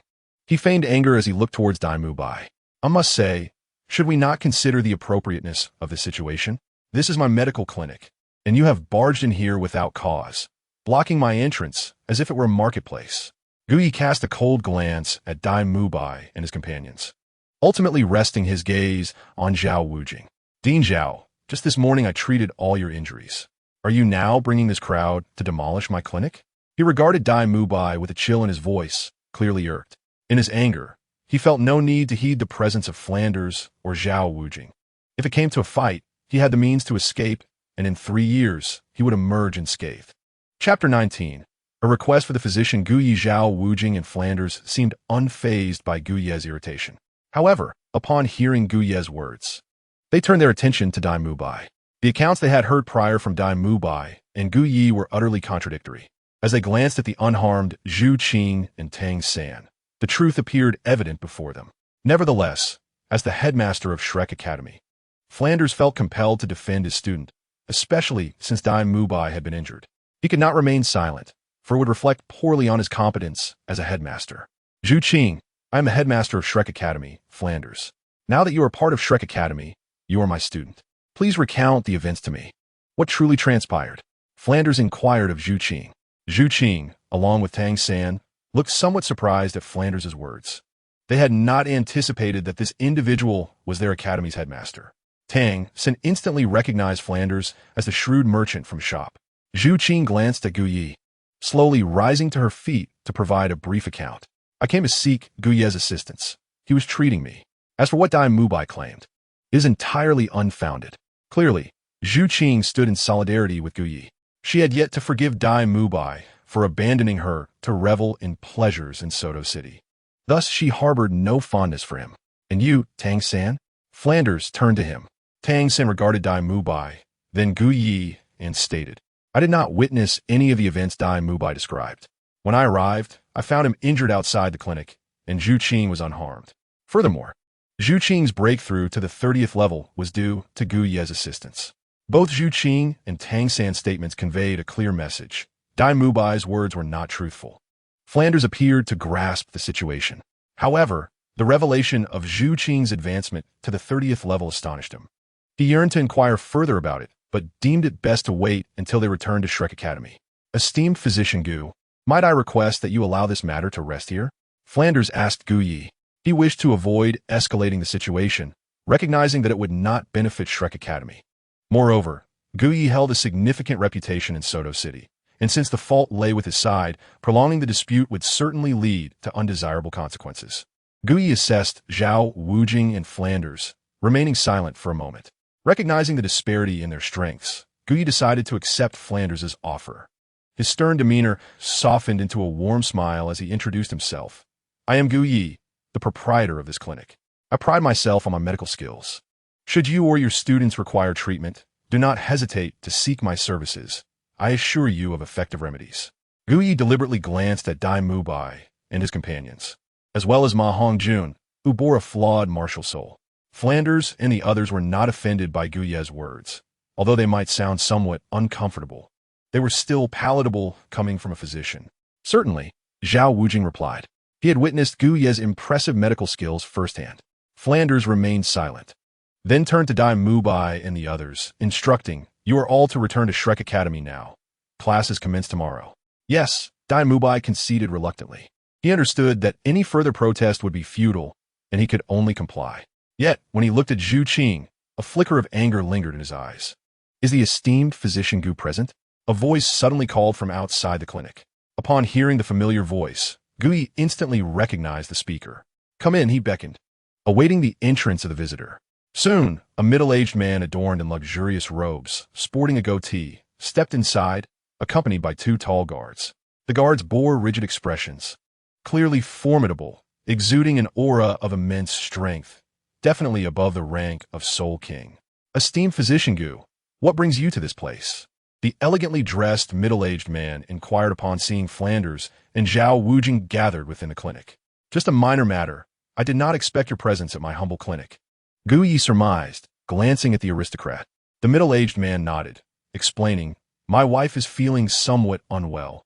Hence I have come to request your assistance at our residence. I see. Gu Yi comprehended the man's intent immediately.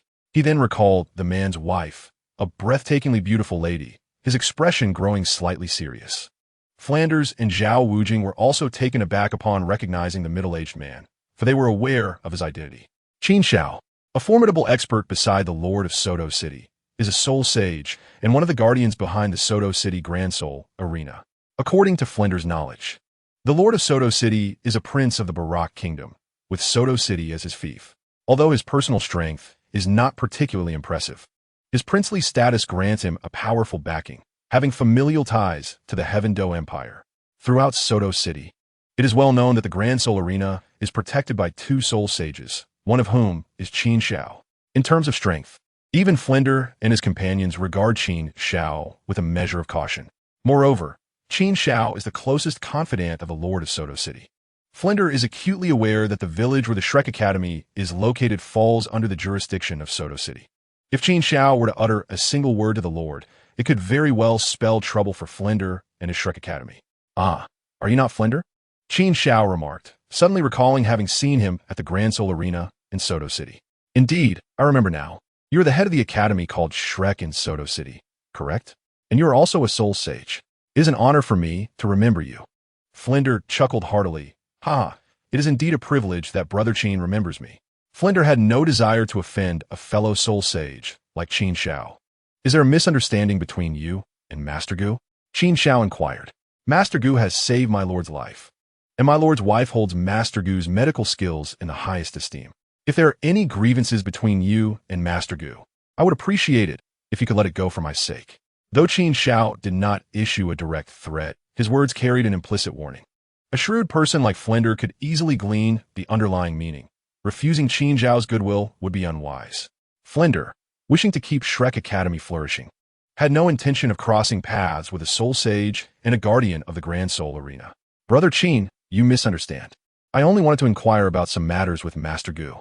I was just about to take these students back, Flinder replied with a cunning smile. That is good to hear. I thought there might have been some conflict between you and Master Gu. It appears to be a mere misunderstanding. Qin Xiao then turned to Gu Yi and asked, Might Master Gu have the time to visit my home to check on my wife's health? Yes, that would be acceptable. Gu Yi nodded in agreement. Thank you, Master Gu, Qin Xiao said courteously. Chapter 20. The enigmatic beauty connected to Gu Yi with that. Gu Yi looked to Zhu Zhuqing to relay some matters before he and Qin Xiao made their way to the Lord's residence in Soto City. Meanwhile, Flinder led Tang San and the others back to Shrek Academy. Director, was that person truly so powerful? Why were you so courteous? Ma Hongjun asked, puzzled on the way back to Shrek. Flinder replied, casting a glance at Ma Hongjun. What do you think? He is also a soul sage, just like me. Ma Hongjun's eyes widened in surprise. No wonder Flinder, who usually advised them not to provoke trouble, would show such deference. He had encountered a worthy rival. Moreover, I must inform you that he is not merely a soul sage. He is also a personal guard to the Lord of Soto City and one of the guardians of the Grand Soul Arena. His strength should not be underestimated. Besides, you all are scheduled to attend class at the Grand Soul Arena tomorrow. If we offend its powerful patrons, how will I continue to earn my living? Flinder said with irritation. I see, Ma Hongjun nodded, realizing the gravity of the situation. However, he soon sensed something amiss. Tang San, Xiao Wu, Zhu Zhuqing, and Ning Rongrong exchanged glances, evidently questioning Flinder's intentions. Cough. Let us head back to Shrek Academy first and discuss this later, Flinder awkwardly suggested, hastily moving ahead. He paused and added, also, Zhu Zhuqing, when we return, please elaborate on your recent breakthrough to level 30. With that, he quickened his pace. The Shrek group eyed Flinder with suspicion, beginning to question his motives. Meanwhile, Gu Yi had arrived outside the Lord's residence, a place he was reluctant to visit, yet compelled to do so. The reason lay with a woman, the wife of the Lord of Soto City, Shui Hong, whose striking beauty was intertwined with his past. No, it would be more accurate to say that the former Gu Yi had an intricate relationship with this enchanting woman, one that no longer concerned him in his current identity. 3 months prior to Gu Ye's arrival in this world, the previous Gu Yi had engaged in an inappropriate liaison with her. He vaguely recalled a moonless night when he encountered her in the wilderness, leaving a profound impression. Their clandestine meetings continued, culminating in a fateful encounter under a luminous moon, igniting a passionate exchange in a secluded grove. 3 months ago, upon Gu Ye's arrival, he had been clandestinely rendezvousing with the alluring lady. At that time, he was plagued by self-doubt, questioning whether his soul had traversed into this body due to the enchantress's influence.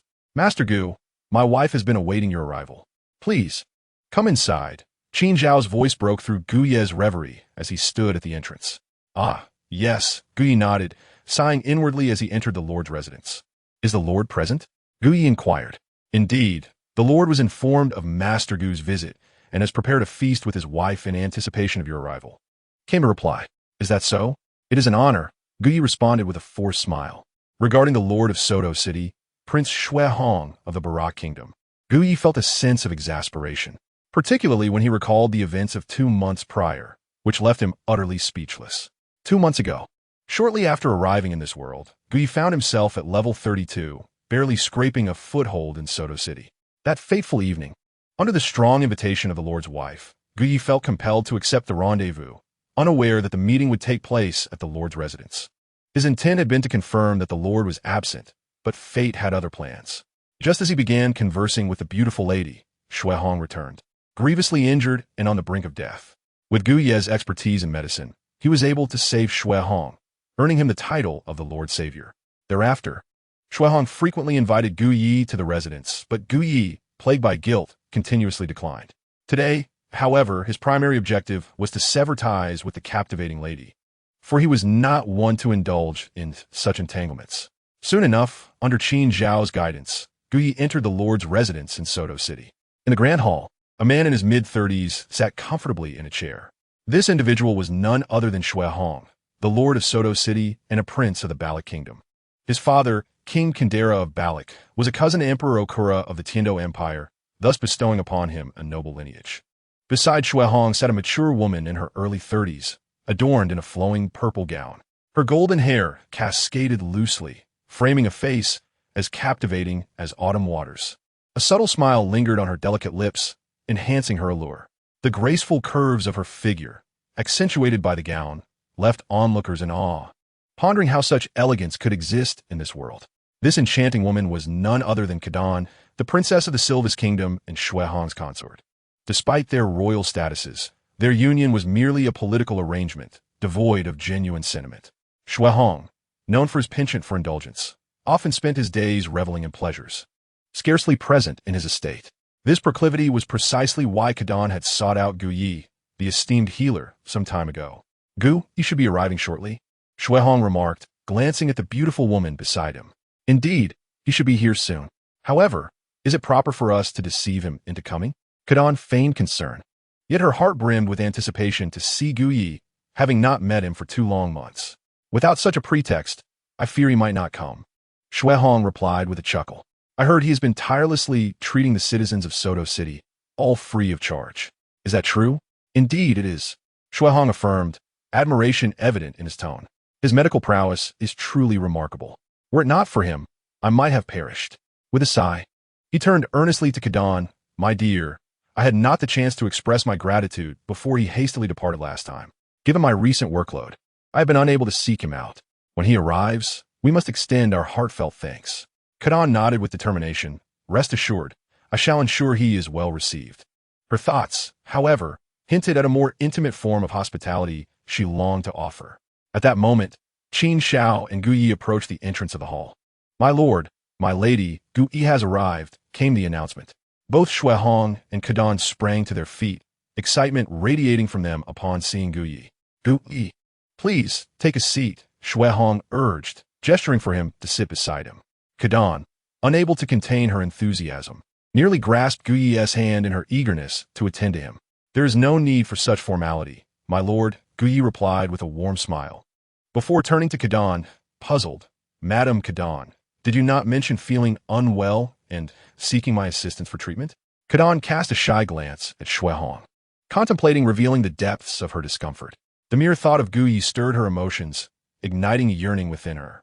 Yet, with Xue Hong and others present, she refrained from speaking openly about her feelings. Had I not framed it thus, you might not have come, Xue Hong interjected with a grin. I had invited you several times, but your schedule was always full, thus we resorted to this ruse. Indeed, Kadan chimed in, casting a reproachful look at Gu Yi, her disappointment evident over his absence these past 2 months. Ah, I see. Gu Yi comprehended their unspoken sentiments, one seeking his presence, the other yearning for intimacy. I have yet to properly express my gratitude for the life you saved 2 months prior. Today, I have arranged a feast to convey my appreciation. I sincerely hope you will not decline. You are too kind, my lord. I am but a humble healer, unworthy of such distinction, Gu Yi modestly replied, though his gaze lingered on the enchanting Kadan. With a subtle gesture, Kadan parted her lips slightly, as if to communicate a secret message to Gu Yi, her movements deliberate and alluring. She traced her fingers across her soft lips, igniting a spark within Gu Yi's heart, prompting him to shift his focus back to Xue Hong. Your kindness is truly overwhelming, Gu Yi. In comparison to your life-saving deeds, this gesture is but a trifling matter. Come, let us dine and converse. Xue Hong's enthusiasm left Gu Yi with little choice but to comply, settling down to partake in the meal while engaging in conversation. I hear you have been offering free medical assistance to the citizens of Soto City? Xue Hong inquired, raising his cup in toast. It is merely a small contribution. Gu Yi replied, humility in his tone. As a healer, it is my duty to alleviate suffering, just as I could not turn a blind eye when you were gravely injured. Indeed, healers like you are a rare breed, Xue Hong remarked, lifting his cup in gratitude. Allow me to toast you for the life you saved 2 months prior. He drank deeply, and Gu Yi followed suit, sharing a look with Kadan, who discreetly signaled him with a familiar gesture, her eyes sparkling with unspoken promises. As the evening progressed, drinks flowed and dishes were savored. Gu Yi maintained a facade of seriousness while subtly rebuffing Kadan's alluring invitations. He deftly navigated the conversation with Xue Hong, all the while aware of the tension simmering beneath the surface.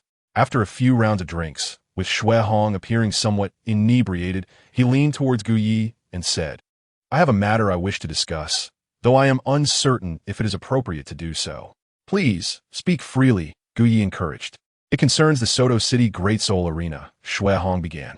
This venue is crucial to our city, hosting daily battles for soul masters. While the profits are substantial, the injuries sustained are numerous. Despite the efforts of healing soul masters, they often find themselves overwhelmed.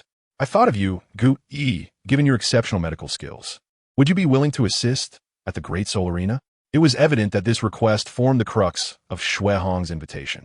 As he finished speaking, Kadan exchanged glances with Gu Yi, urging him to acquiesce. Her intentions clear. She sought an opportunity to rendezvous with her beloved amidst the chaos of their entangled lives. Otherwise, she would not have sought out Gu Yi, nor engaged in certain indescribable matters with him. They had even agreed to meet in private. Her heart already entangled with Gu Yi. Of course, this was merely the legacy of Gu Ye's predecessor, having little bearing on him. To speak candidly, Kaden herself was extraordinarily beautiful, exuding a mature charm that greatly appealed to Gu Yi, who had a penchant for such alluring mature women. 2 months prior, they had already shared several intimate encounters. Now, Gu Yi assessed the slightly inebriated Xue Hong and recalled his mission to collect the blood of soul masters for his system. He then turned his gaze to the beautiful Kaden, arriving at a decision. City Lord, I have agreed to assist the injured soul masters at the Soto City Great Soul Arena, but upon hearing Gu Ye's acceptance, Xue Hong's heart leapt with joy, and he swiftly inquired, but what? I am somewhat busy during the day and cannot frequently attend the Soto Great Soul Arena to offer treatment. I can only come when I have the time. I was wondering what it was. So long as you, Dr. Gu, can come, everything will be fine. Besides, the Great Soul Arena operates only in the evening. You can arrive then, and I will have my wife attend to you properly. Then it is settled. Gu Yi replied with a slight smile directed at Kaden. His agreement was solely motivated by the desire to collect the blood of soul masters, devoid of ulterior motives. After all, Gu Yi was a man of integrity, dedicated to healing others and exploring the essence of life. Kaden, the beautiful matron, beamed with happiness upon Gu Ye's agreement. As the true mistress of the Soto City Great Soul Arena, she often resided there. Today, with her beloved Gu Yi promising to assist her every evening, she saw an opportunity for their rendezvous. Meanwhile, Xue Hong, delighted to have such a talent as Gu Yi aiding his wife in the Soto City Great Soul Arena, drank heartily once more. Already quite intoxicated, he continued to indulge, his inebriation growing. Dr. Gu, come, let me toast to you once more. Thank you for your life-saving grace. Ignoring all decorum, Xue Hong raised his glass and drank heartily. As he continued, he suddenly collapsed onto the table. Though he was the city lord and a king of the Balak kingdom, his prowess did not even rank him among the great soul masters, a quintessential indulgent noble, accustomed to a life of revelry. Originally, the room contained only Gu Yi, Kaden, and Xue Hong. With Xue Hong now passed out, only Gu Yi and Kaden remained. One was a handsome man, the other a captivating woman, and they shared a subtle connection. With Xue Hong incapacitated, Kaden's gaze turned fervently towards Gu Yi, her eyes sparkling with a myriad of emotions. Gu Yi glanced at the inebriated Xue Hong before meeting Kaden's intense gaze. This scene, this scenario, felt eerily familiar. Gu Yi pondered for a moment, a host inviting a man home, where a beautiful wife awaited. They drank and chatted, the host succumbing to drink, leaving the handsome man alone with the lovely wife. Gu Yi seemed to foresee the unfolding of the narrative. He looked at Kaden, who had not diverted her gaze from him. They exchanged a glance at the drunken Xue Hong. Gu Yi, Kaden called out first, her voice melodious and alluring, capable of captivating anyone's heart, especially when imbued with such deep emotion. Yet, an odd sensation lingered in Gu Ye's heart. This scene felt all too familiar. He observed intently, confirming Xue Hong's inebriation. As a physician with profound medical skills, he could discern intoxication at a glance. Moreover, he sensed that only he and Kaden remained in the room. As if struck by inspiration, Gu Yi stood and approached Kaden. Upon seeing him advance, Kaden recalled their past secretive encounters, her heart racing. Eagerly, she rose to her feet. Gu Yi leaned closer to her ear, whispering, "You are as beautiful as ever," utterly enchanting. Kaden beamed, delighted by his words, which resonated deeply within her. However, I have other matters to attend to. I shall seek you out for a more profound conversation when I am free. Gu Yi stated, preparing to depart, as he wished to sever ties with the enchanting Kaden. Yet, Kaden grasped his hand, her eyes glistening with tears, reproaching him. How can you bear to witness my worsening affliction day by day? As a physician, Gu Yi felt a duty to heal, yet Caden's ailment was particularly challenging. After all, becoming a cultivator was no simple feat. My condition can only be treated by you, Gu Yi, Caden implored, her beautiful eyes locked onto him, pressing his hand against her heart. With a heavy sigh, Gu Yi lamented, being a physician is truly arduous. Not only must I heal, but I must also assist in cultivation. Caden's insistence left him no choice. She would not let him go until her condition was resolved. Resigned, he replied, I will return to prepare, and then I shall visit the Soto City Great Soul Arena. Ultimately, Gu Yi declined Caden's invitation for the evening, leaving her with an uncertain promise of his return. If only he possessed greater strength, he would have whisked Caden away to a private chamber. However, upon hearing his words, Caden's spirits lifted. The Soto City Great Soul Arena was her domain. Once Gu Yi arrived, she would have ample opportunity to express her feelings to him. Then I shall take my leave. Indeed, allow me to escort you out. As Gu Yi exited the City Lord's mansion, elsewhere, at Shrek Academy, Flinder had gathered the Shrek 7 to announce the commencement of classes the following day. He then turned to Zhu Zhuqing, inquiring about her rapid advancement to the 30th level. It was Gu Yi who assisted me. Gu Yi? How did he help you level up 3 times in a single day? Flinder asked, perplexed. It must be the blood of the martial soul, Tang San interjected. Blood of the martial soul? What is that? Flinder queried, bewildered. A sentiment echoed by Ning Rongrong and Xiao Wu. According to Gu Yi, it is the most primal energy of the martial soul, and it is precisely this that enabled Zhu Zhuqing's swift advancement, Tang San revealed, having overheard Gu Ye's conversation with Zhu Zhuqing. Of course, Gu Yi had intentionally shared this information as he sought to pique the curiosity of the Shrek group, facilitating his future endeavors with them. It appeared that Gu Yi was far from ordinary, possessing such profound insights. Flinder recalled his good friend Yu Xiao, a researcher of martial souls, were he present. He would undoubtedly be intrigued by Gu Ye's knowledge. He might even seek out Gu Yi for a thorough discussion on the nature of martial soul blood. Zhu Qing, as you have just joined Shrek Academy, although you have already reached the 30th level, it is necessary to observe for a few more days. During this time, you can better solidify your cultivation. As for the assistance in obtaining your 3rd spirit ring, that will take several days. You will gather tomorrow morning for formal classes. Very well. If there are no further issues, you may disperse. By the way, Ning Rongrong and Oscar, please stay behind. Zhu Qing did not oppose Flander's words and returned to her quarters after the dismissal. Tang San and Oscar followed suit. Ning Rongrong looked at Flander in confusion, not understanding why she was asked to remain. However, Oscar comprehended the reasoning behind it. Upon recalling Flander's stern demeanor, he wore a bitter expression.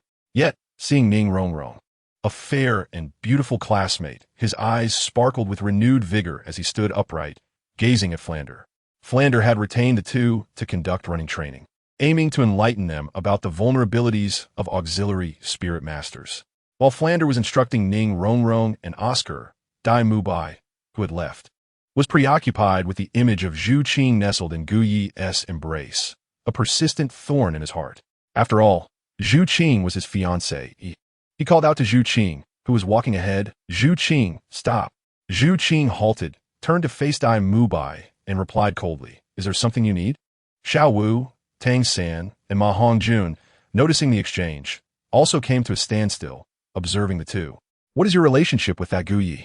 Although Dai Mubai did not voice his thoughts, it was evident that Zhu Qing and the others understood his implication.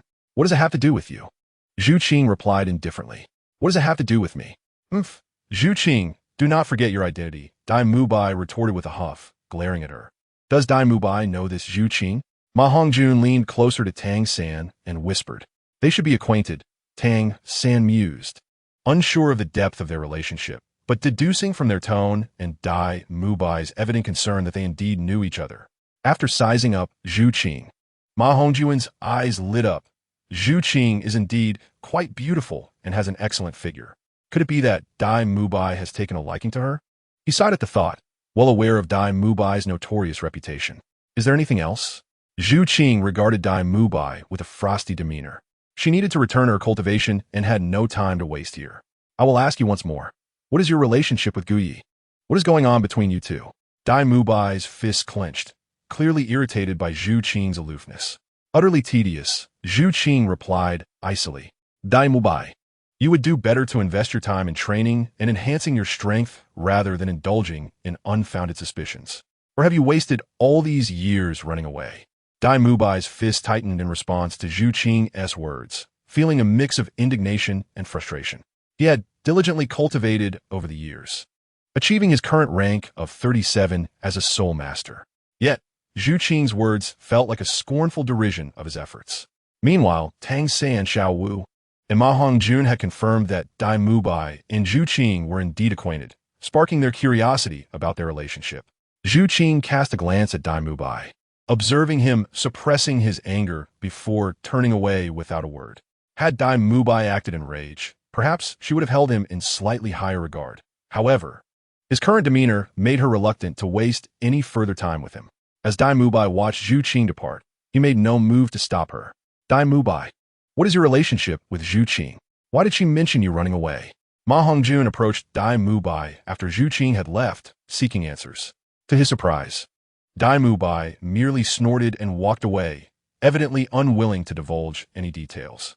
There is definitely something between Dai Mubai and Zhu Qing, Ma Hongjun contemplated. Indeed, it seems plausible. Dai Mubai wields the white tiger spirit, while Zhu Qing possesses the spirit cat. There is certainly a connection, Tang San agreed. The two exchanged glances before heading back to the male quarters, while Xiao Wu followed Zhu Qing back to the female quarters. Upon returning, her curiosity about Zhu Qing's relationship with Dai Mubai prompted her to inquire, Zhu Qing, do you know Dai Mubai? Yes, Zhu Qing responded flatly. No wonder. So, what is your relationship with him? Xiao Wu pressed further. We were betrothed as children. Betrothed? So you're Dai Mubai's fiancé? Xiao Wu exclaimed in surprise. Gazing at Zhu Qing. That is one way to put it, Zhu Qing replied calmly. After regaining her composure from the initial shock, Xiao Wu recalled her encounter with Dai Mubai and quietly said, Zhu Qing, I must tell you something. When San and I visited Soto City, we saw Dai Mubai entering a hotel with a pair of twins in his arms. Humph, that disgusting fellow. Zhu Qing scoffed, clearly having deduced Dai Mubai's nature. She held him in contempt. Now, her sole focus was on improving her strength. If Dai Mubai continued down such a path of depravity, she felt no need to comment further, as it was simply not worth her time. Chapter 23. The Temptation from Cadden. I am utterly exhausted. I cannot go on. Meanwhile, within Shrek Academy, Ning Rongrong, as an auxiliary spirit master, was breathlessly completing several laps around the academy. Oscar, who was jogging alongside her, quickly said, Rongrong, if you're tired, perhaps we should slow down? Ning Rongrong glanced at Oscar, reflecting on how, throughout her life, she had never endured such hardship. Just as she paused to rest, she recalled Gu Ye's previous advice, that increased physical activity would aid in her development. The thought of growth invigorated her, despite her fatigue. She gritted her teeth and pressed on. This illustrates the extent of Ning Rongrong's desire to transform her somewhat flat figure. Oscar, being a man, possessed a better physique than Ning Rongrong and continued to jog alongside her, admiring her graceful silhouette. As he watched, her image became imprinted in his mind, and he suddenly realized he had developed feelings for her. Determined, Oscar quickened his pace, running alongside Ning Rongrong, hoping to engage her in conversation while seeking an opportunity to get to know her better. However, Ning Rongrong remained preoccupied with Gu Ye's words, barely acknowledging Oscar as presence. Unbeknownst to them, Flander observed the situation, and after seeing Ning Rongrong complete several laps, he returned to his office to prepare for tomorrow's class at the Soto City Grand Soul Arena. On the other hand, in Soto City, Gu Ye had returned from the Lord's residence, reflecting on his various interactions with Princess Cadden and his promise to attend the Soto City Grand Soul Arena. He felt a peculiar sense of joy. This opportunity would also allow him to gather the soul blood of various spirit masters at the arena. With that, he tidied up his clinic before dedicating himself to cultivating his soul power. After a night of silence, Gu Ye rose early the next day, preparing to head to the Soto Great Soul Arena. Just then, a luxurious carriage arrived outside the medical clinic, and two figures emerged. Shui Hong, the Lord of Soto City, and the enchanting Kadon. My lady, had you graciously hosted Dr. Gu yesterday, we would not have had to come here so early, Shui Hong lamented, recalling how he had drunkenly failed to persuade Kadon to keep Gu Yi for the night. Oh, it is indeed your fault. You insisted on drinking to excess, leaving me, a mere woman, Unable to detain Dr. Gu, Kadan feigned annoyance. Upon hearing his wife shift the blame back to him, Shuehong felt a twinge of embarrassment. Weren't we in high spirits yesterday? He chuckled, attempting to change the subject. Coincidentally, as they arrived at the entrance, they encountered Gu Yi, who was just about to step out. Dr. Gu, both Shuehong and Kadan called out. What a coincidence. I was just about to leave when Lord Xue and Lady Kadan arrived, Gu Yi replied. Indeed, a remarkable coincidence, Kadan said, her eyes glimmering as she appraised Gu Yi closely.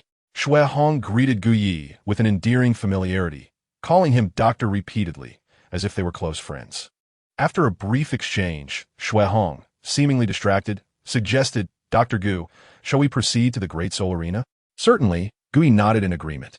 They climbed into the carriage together, setting off towards the arena. However, halfway through their journey, the carriage suddenly halted. A soul saint named Qin Shao approached Shuehong and whispered something in his ear, which caused Shuehong's expression to turn grave. He then turned to Gu Yi, slightly embarrassed, and said, Dr. Gu, I have some matters to attend to. Perhaps my lady can escort you to the arena? She will handle everything from there. Gu Yi glanced at the beautiful Kadan and then back at Shuehong, clearing his throat. Would that be inconvenient? Oh, not at all. It is settled then. My lady, please ensure Dr. Gu is well taken care of at the Great Soul Arena, Shuehong instructed before departing with Qin Shao, reminding Kadan to treat Gu Yi with utmost hospitality. You may leave it to me. I will take good care of Dr. Gu, Kadan assured him. As soon as Shuehong left, Kadan could no longer suppress her feelings toward Gu Yi. In the carriage, only the two of them remained. With a glimmer of affection in her eyes, Kadan shifted closer to Gu Yi, who was seated opposite her. Dr. Gu, Lord Xue mentioned that I should host you well, and I promised to do so, Kadan said softly, her voice like a gentle caress. Gu Yi, feeling a rush of warmth, but determined to maintain decorum, cleared his throat. Lady Kadan, has your condition improved? My ailment is indeed a result of your influence. Dr. Gu, wouldn't you agree? Kadan smiled coyly, her gaze lingering on him. Perhaps I could examine your condition? Gu Yi suggested tentatively. That would be most kind of you, Kadan replied, taking Gu Ye's hand and placing on her chest, where she felt unwell. Thump, thump. Inside the carriage, Gu Yi sensed her heartbeat racing. Her enchanting gaze made him question whether she was truly unwell. Dr. Gu, my heart races. Can you feel it? Kadan asked softly. Gu Yi nodded. Indeed, it is rather rapid, and the heartbeat seems unusually soft. He then regarded her with a serious expression. Your condition is quite serious. Recovery will not be instantaneous.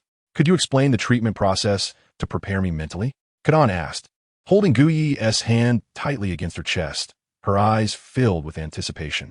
Gu Yi glanced at her hand, still resting on her chest, and replied, we need to ensure the flow of energy is unblocked, but the path is fraught with challenges. Then, Dr. Gu, I entrust my recovery to you, Kadan said shyly, understanding the deeper implications of his words. Rest assured, it is my duty to heal my patients, and you are the one I am most suited to assist. We affirm. As the carriage continued towards the Great Soul Arena, the rhythmic sound of hooves echoed, causing the vehicle to sway slightly. Inside, Gu Yi employed his renowned skills to provide Kadan with some relief. Upon their arrival, they disembarked, and Kadan's complexion appeared much improved, her previous pallor replaced by a healthy glow. Although Gu Yi had spent some time in Soto City, this was his first visit to the Great Soul Arena. Amazing, he remarked, admiring the grand circular structure before him. Shall we enter? The soul battle competitions commence later this evening. Once inside, we can retreat to my quarters, where I will ensure you are well taken care of. As the battles begin, the number of injured soul masters will increase, and I will need your assistance, Kadan said. Not a bother at all. It is my responsibility as a healer, Gu Yi replied with a smile as he followed Kadan into the arena. Greetings, Lady Kadan. The staff of the Great Soul Arena greeted her with bows. Kadan acknowledged them with a nod and continued guiding Gu Yi inside. Upon entering, a middle-aged man rushed forward to greet her. Madam, this is Dr. Gu, who will be treating the injured soul masters starting today. Treat him as you would treat me. Understood? Kadan declared. The man nodded, acknowledging the importance of her words. Yes, madam, I understand. Moreover, inform all staff that they are to treat Dr. Gu as if he were me, Kadan commanded, her authority unquestionable. After relaying her instructions, Kadan led Gu Yi to the highest VIP room in the arena, which served as her residence. Lady Kadan, I did not realize your influence here was so significant, Gu Yi remarked. It is quite all right. By the way, Gu Yi, When it is just the two of us in the future, please call me Cadden as you did before, understood? Certainly, Madam Cadden. Under the careful arrangement of the lovely Cadden, Guyi smoothly became the healing physician at the Grand Soul Arena of Soto City. As the soul battles were still some time away, typically commencing in the evening, Guyi had no choice but to accompany Cadden back to her room to attend her ailments first. The time spent on treatment often flew by swiftly. Engrossed in their work, neither Guyi nor Cadden noticed the passage of time until dusk approached. Meanwhile, not far from the Grand Soul Arena, Flinder had brought several members of Shrek Academy to a tea stall. At this moment, Xiao Wu frowned at the frothy tea before her and remarked, "Director, our first class 1 tea be held here, will it?" Flinder replied, "Of course not. Your classroom is over there." As he spoke, he gestured outward. Following Flinder's, Tang San and the others looked over, and there stood the Grand Soul Arena of Soto City. Mu Bai's expression shifted slightly, and he whispered, "Director, is it appropriate to send them there on the very first day?"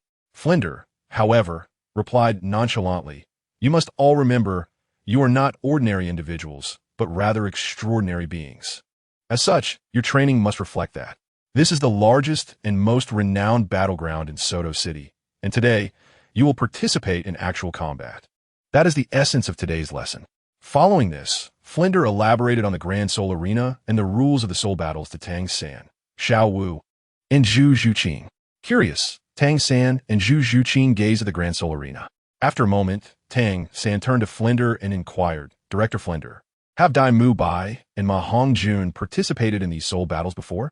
Flinder nodded in affirmation. Dai Mu Bai interjected with a smile. "I began competing in the Grand Soul Arena when I was at level 29, and to date, I have fought 56 battles, achieving a record of 29 wins and 27 losses. To advance from Iron Soul to Copper Soul, one requires 100 points.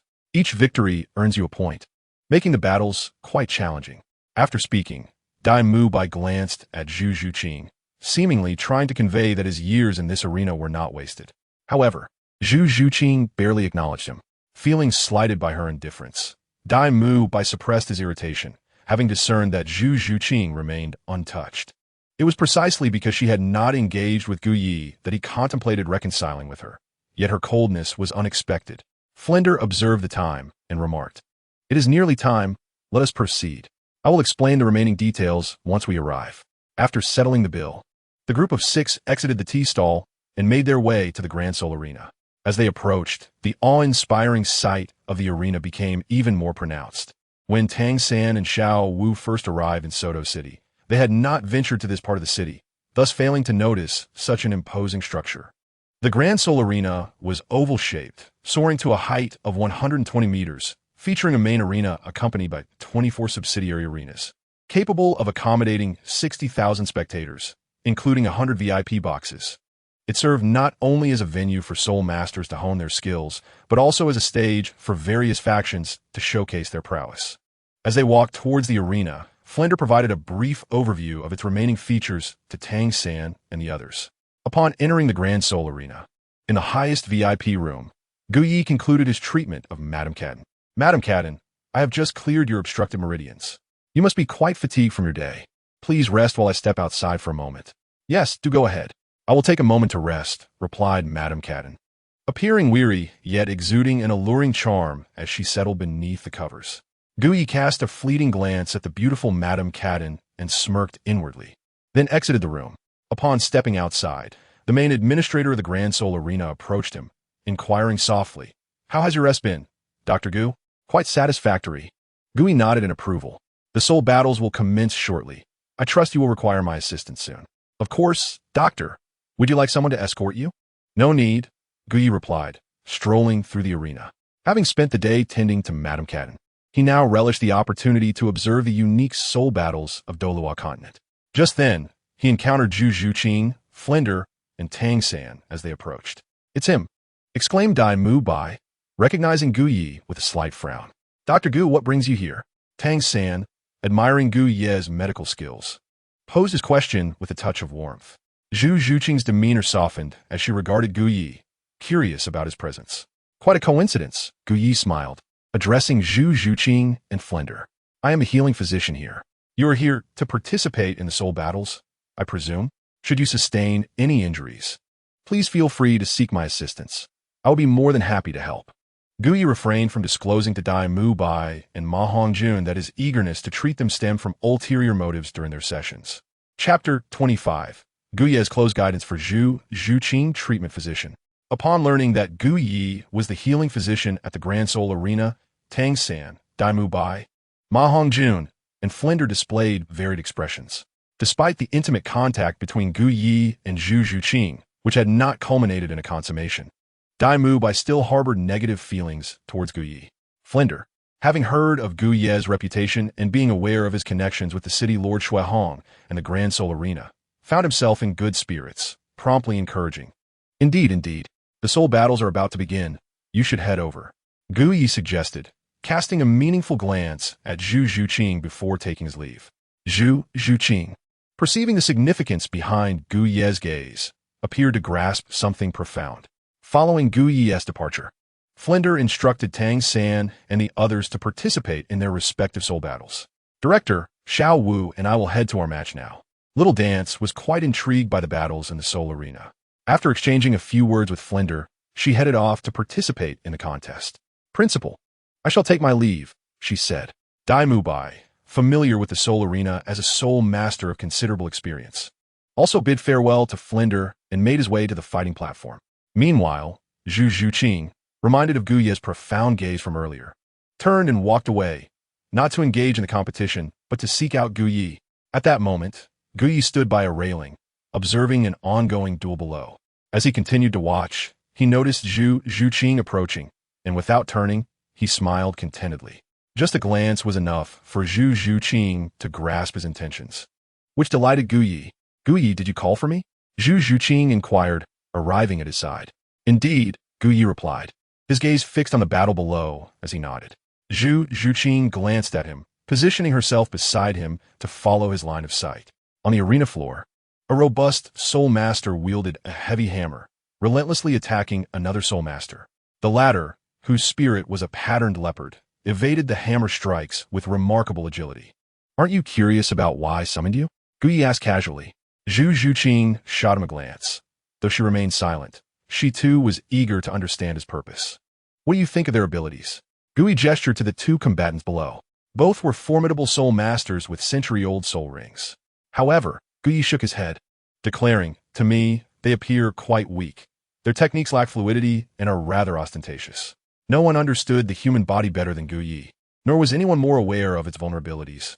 With his surgical spirit and the ability to manipulate surgical space, he could effortlessly eliminate both fighters if he were to step into the arena. After observing the duel for a while, it became evident to him that their techniques were rigid. In this world, most soul masters adhered strictly to their soul skills, akin to a video game where one uses a skill while the other dodges or counters in a predictable manner. Of course, not all soul masters were like this. Guyi knew that those who reached higher levels could wield their skills with such finesse that they developed their unique styles. Zhu Zhuqing looked at Guyi, perplexed by his remarks. Guyi then instructed, extend your hand. Familiar with his commanding tone, Zhu Zhuqing instinctively complied. Guyi grasped her hand and checked her pulse. Have you experienced any changes in your body since yesterday? He asked. No, she replied, shaking her head. Any discomfort? Again, she shook her head. Have you noticed any enhancement in your spirit? Yes, Zhu Zhuqing nodded, recalling the black aura resembling flames that had begun to manifest around her spirit, the phantom cat. Yet, the flames were still nascent and weak, and she had yet to test their capabilities, having not confided in anyone about this development until now. After examining her further, Guyi nodded in satisfaction. You are set to compete soon, correct? Yes, she affirmed. Follow me. I have something to discuss. He took her hand and led her to a VIP room in the arena. Observing Guyi's hand holding hers, Zhu Zhuqing felt no resistance. She simply followed him into the room. Once inside, Guyi closed the door and turned to her. Please demonstrate your black flames for me. All right, Zhu Zhuqing replied, trusting Guyi implicitly, as her acquisition of this ability was thanks to him. Without hesitation, she summoned a small, seemingly weak ball of black flames into her palm. This fire has been gradually forming within my spirit since yesterday, but I am unaware of its capabilities. Do you know? She asked. Silly girl. Guyi playfully tapped her forehead, exclaiming, how would I know what your spirit can do? His teasing words caused a faint blush to rise on Zhu Zhuqing's previously stoic face, though she couldn't decipher whether it was due to his closeness or something else entirely. When you compete, you should utilize these black flames to test their abilities and report back to me afterward. Understood? Yes, Zhu Zhuqing concurred, sharing his intent. But before the battles commence, allow me to impart some knowledge. What? She asked, her curiosity piqued. Understanding the body's vital points, he explained. Vital points? She echoed. Precisely. Familiarity with these points enables you to strike more accurately and incapacitate your opponent more effectively. Take the previous duel. It was nothing short of pitiful, though it appeared skillful. It was ultimately meaningless. You must remember that the objective of combat is to secure victory. My guidance is aimed at ensuring your success. Zhu Zhuqing listened intently and, after a moment of silence, fixed her gaze on Gu Yi. Why do you go to such lengths for me? She asked earnestly. Because you owe me a drop of your most precious blood, he replied with a mischievous grin. Upon realizing his motive, Zhu Zhuqing accepted his teachings, having always associated that drop of blood with her spirit. Thus, Gu Yi began to instruct Zhu Zhuqing about the human anatomy. Lacking physical models for her practice, he resorted to showcasing his own robust physique. Remember, he said seriously, I am here to teach you. Do not fixate on trivial matters or let your thoughts wander. Understood? Yes, Zhu Zhuqing affirmed, her attention unwavering as she absorbed his teachings. Gu Yi gently placed her soft hand on his chest, guiding her. This is the most vulnerable part of the human body, the heart. However, during combat, individuals tend to protect it well, making it rare to strike there. Therefore, you must target another weak point. He held her hand, demonstrating step by step where the body was most susceptible to lethal harm. Zhu Zhuqing listened intently, her focus unwavering. She recognized that Gu Yi was earnest in his instruction, and his intentions were pure. Through this guidance, she acquired invaluable knowledge and uncovered aspects of the human body she had previously been unaware of, all while marveling at Gu Ye's physical strength.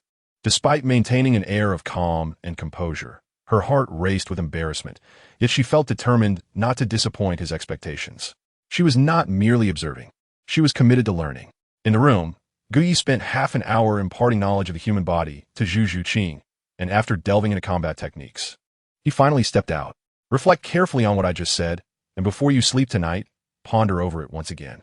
If you recall it each night, that knowledge will be etched in your mind forever. Do you understand?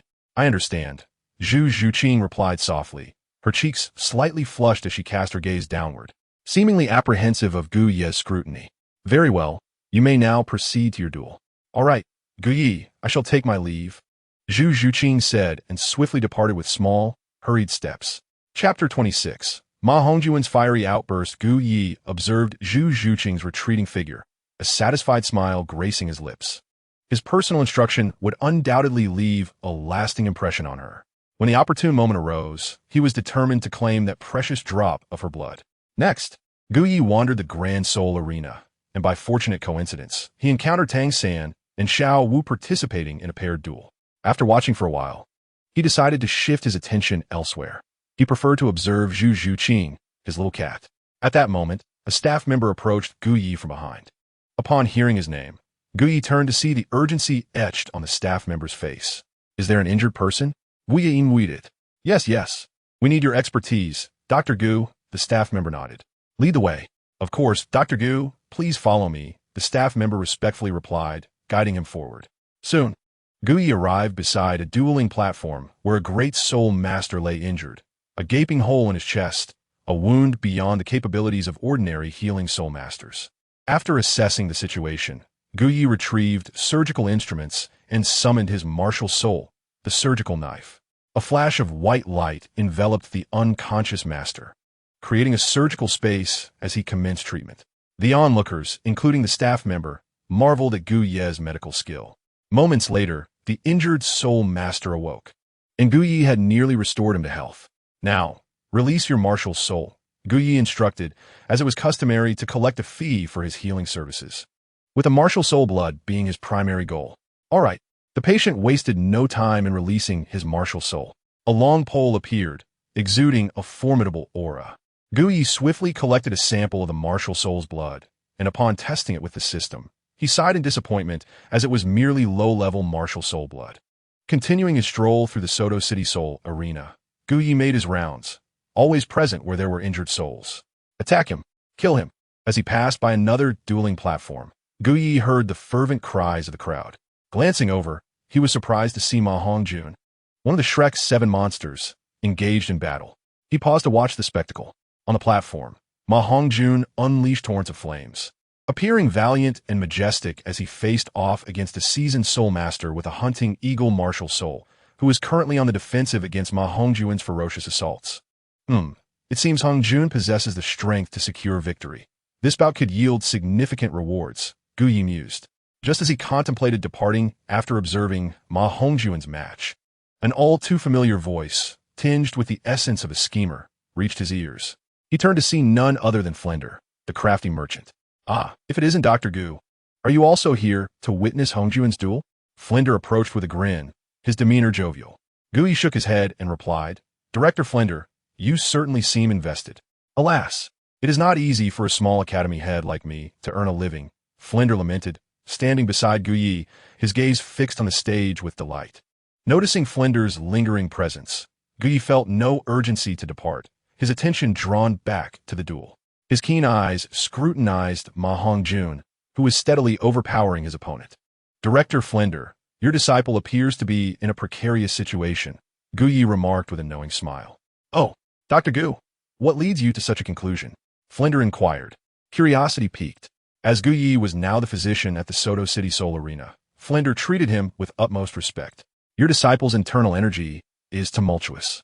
While his flames are formidable, his opponent is a nimble and cunning soul master, adept at exploiting speed. There seems to be a flaw in your disciple's martial soul, and if this continues, he is bound to face defeat shortly. Flender's expression faltered as he absorbed Gu Yi's words. He had not anticipated that Gu Yi could discern the deficiencies in Ma Hongjun's martial soul. Suddenly, a realization struck Flender. Oh no, he exclaimed, recalling the peril of Ma Hongjun's fiery temperament.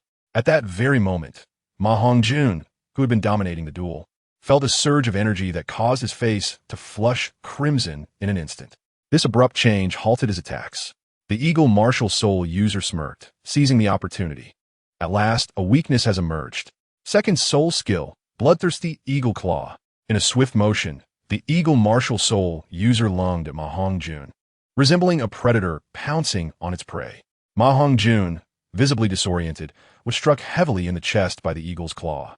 The force of the blow sent him sprawling, and blood streaked down his torso as he was flung out of the arena. Ah, it's so hot, so hot. In agony, Ma Hongjun writhed on the ground, desperately tearing at his clothing. The referee, poised to declare the match's outcome, was momentarily taken aback by the fiery aura emitting from Ma Hongjun. Flender, witnessing the scene unfold, recognized the manifestation of Ma Hongjun's uncontrollable fiery spirit. He hastily leaped down to aid him.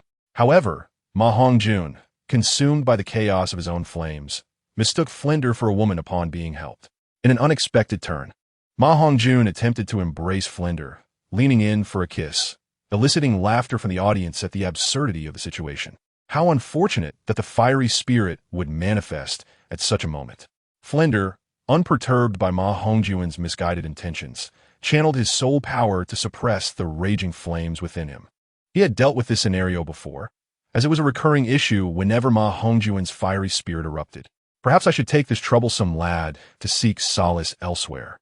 Flender pondered, but then a thought struck him regarding Gu Yi, the physician. Given Gu Yi's renowned healing prowess and his insightful observations of Ma Hongjun's martial soul and fiery outburst, perhaps he could provide a remedy. Flender shouted towards Gu Yi.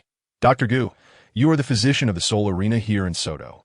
Now that Ma Hongjun is injured, won't you come and assist in his treatment? Upon hearing Flender's rather impolite request for assistance, Gu Yi descended with a resigned expression. Chapter 27. Ma Hongjun's treatment. A mere glance was sufficient for Gu Yi to ascertain Ma Hongjun's condition. He produced a sedative and swiftly administered it with a jab to Ma Hongjun's posterior. Immediately after the medication entered his system, the previously chaotic Ma Hongjun, who had been screaming and engaging in inappropriate behavior with Flender, settled down abruptly. Flender, holding the now calm Ma Hongjun, gazed at Gu Yi with curiosity and inquired, Dr. Gu, What is this miraculous substance? Its effects are astonishing.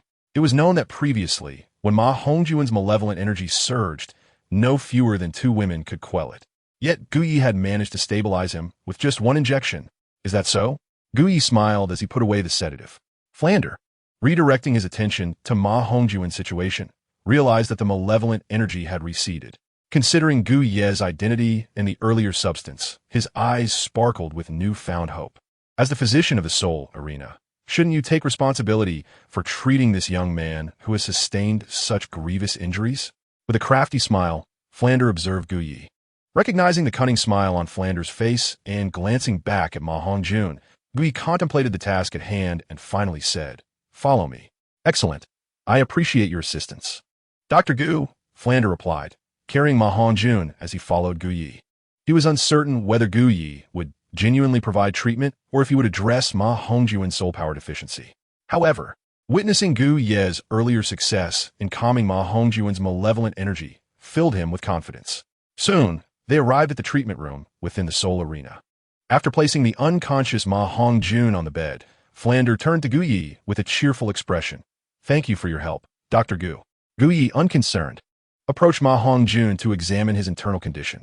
He initially intended to extract Ma Hongjuan's soul power blood, but alas, only when Ma Hongjun voluntarily released his soul power could Gu Yi have the opportunity to do so. Now, with Ma Hongjun unconscious, that was impossible. After a thorough examination, Gu Yi turned to Flander and said, "I have a general understanding of his condition. The deficiency in his soul power has caused uncontrollable malevolent energy surges. Is there any way to treat it, Dr. Gu?" Flander asked anxiously. He had consulted many soul masters regarding Ma Hongjuan's soul power deficiency. Yet no one in this world could remedy such a flaw. However, Gu Ye's immediate recognition of Ma Hongjuan's soul power deficiency, coupled with his ability to rapidly suppress it, ignited a flicker of hope within Flander. If Gu Yi could indeed cure Ma Hongjun, he would no longer have to worry about Ma Hongjuan's condition as he had earlier. Nor would he have to resort to finding women to alleviate Ma Hongjuan's inappropriate behavior. Gu Yi emitted a similit in silence. After a moment's reflection, he looked at the unconscious Ma Hongjun and then extended a finger, stating, "I have a method to resolve his malevolent energy." "What method?" Flander asked, his excitement palpable. Gu Yi shook his head. "This method is rather unconventional. It may be difficult for you to accept, and Ma Hongjun certainly would not accept it either.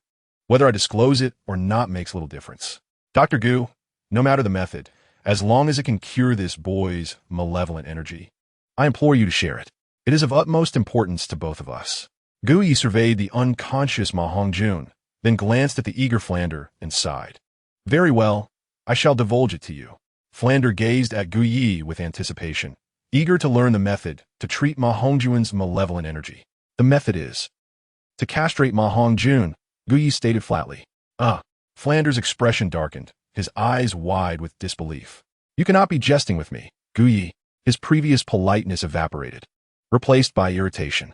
To castrate Ma Hongjun would mean to render him incapable of fathering children.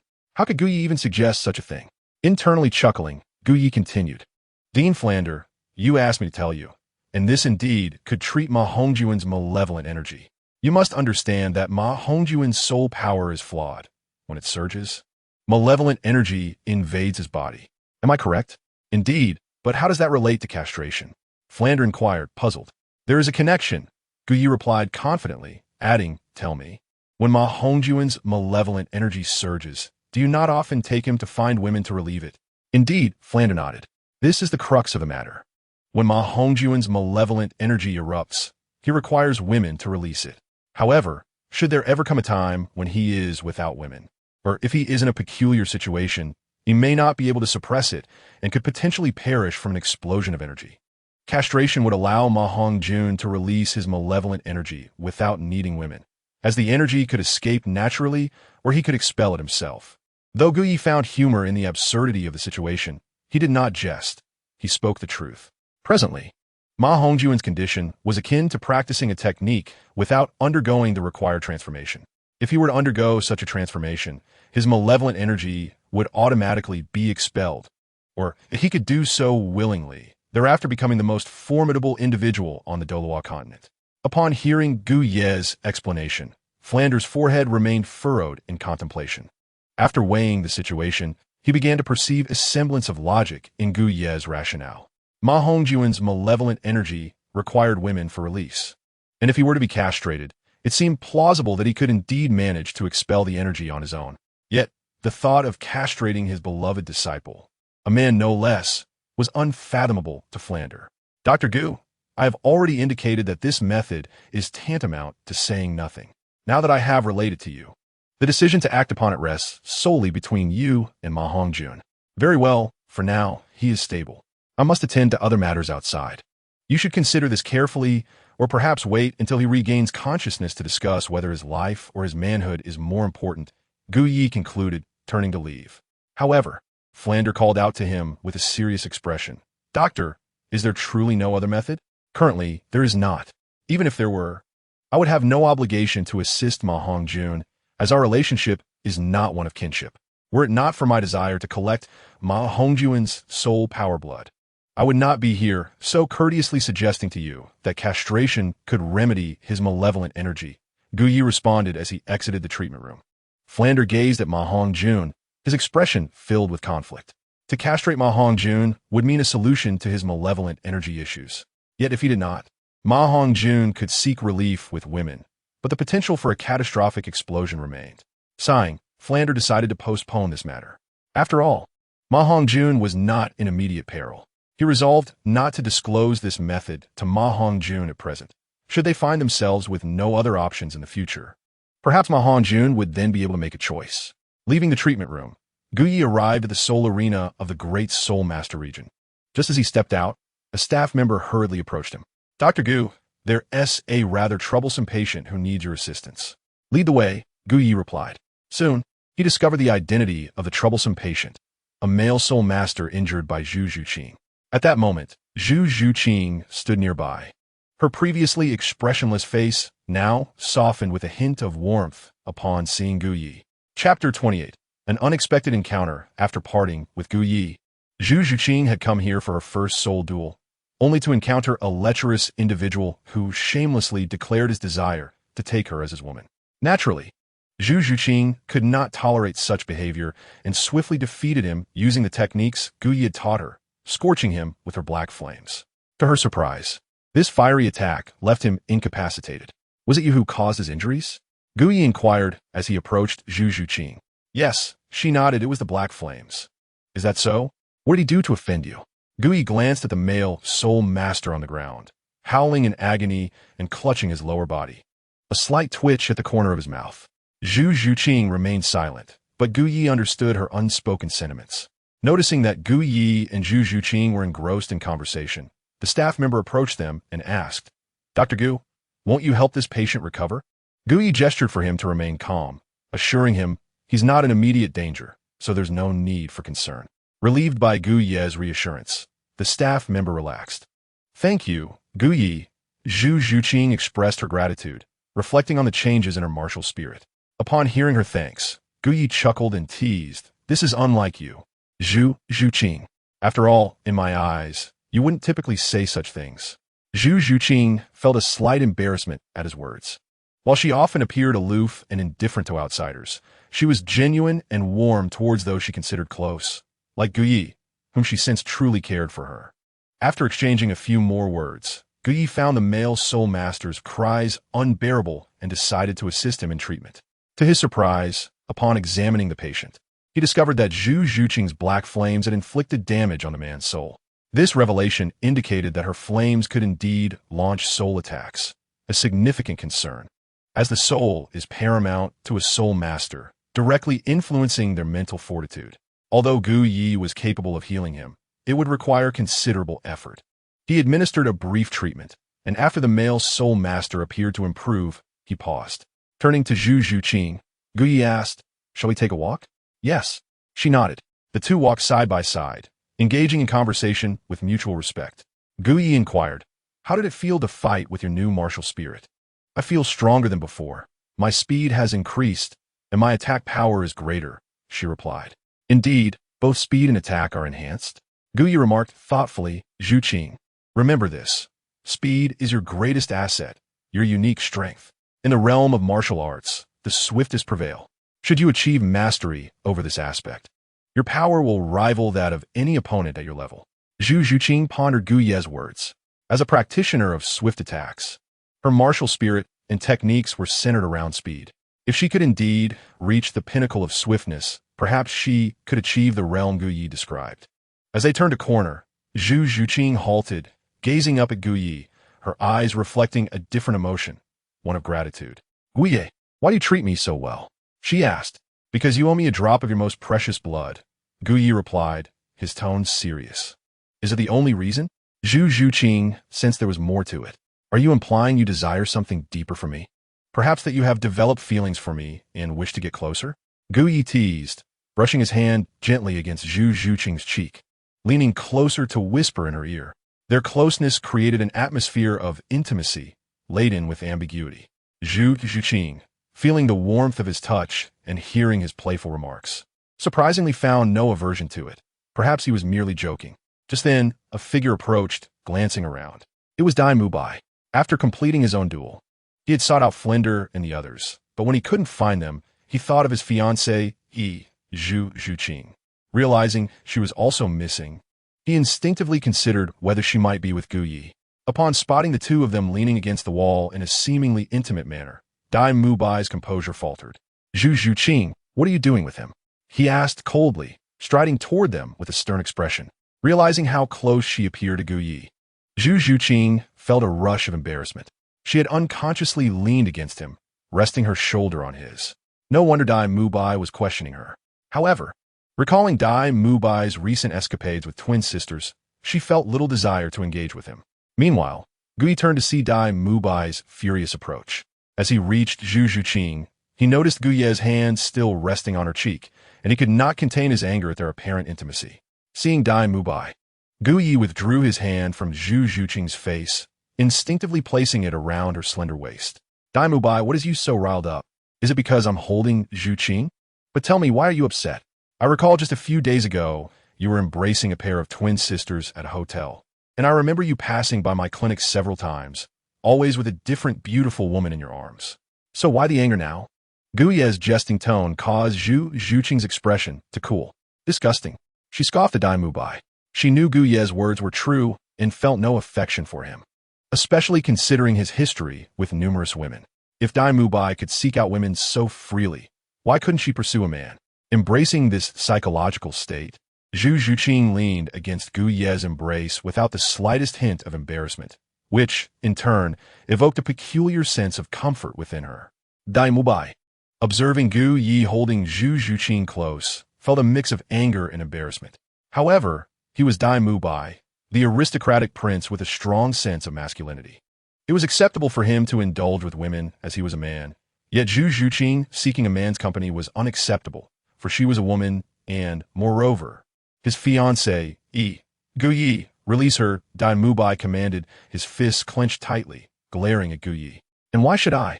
Gu Yi retorted mockingly, defiantly casting a glance at Dai Mubai while tightening his hold around Zhu Zhuqing's waist. Zhu Zhuqing, sensing Dai Mubai's fury, found an unexpected sense of pleasure in the situation. Zhuqing, what are you doing with him? Little Wu's voice pierced through Dai Mubai's rising anger. Upon hearing Little Wu's words, Gu Yi turned to see her approaching with Tang San, Ma Hongjun, and Flinder, who had just awakened. He maintained his intimate grip on Zhu Zhuqing despite their arrival.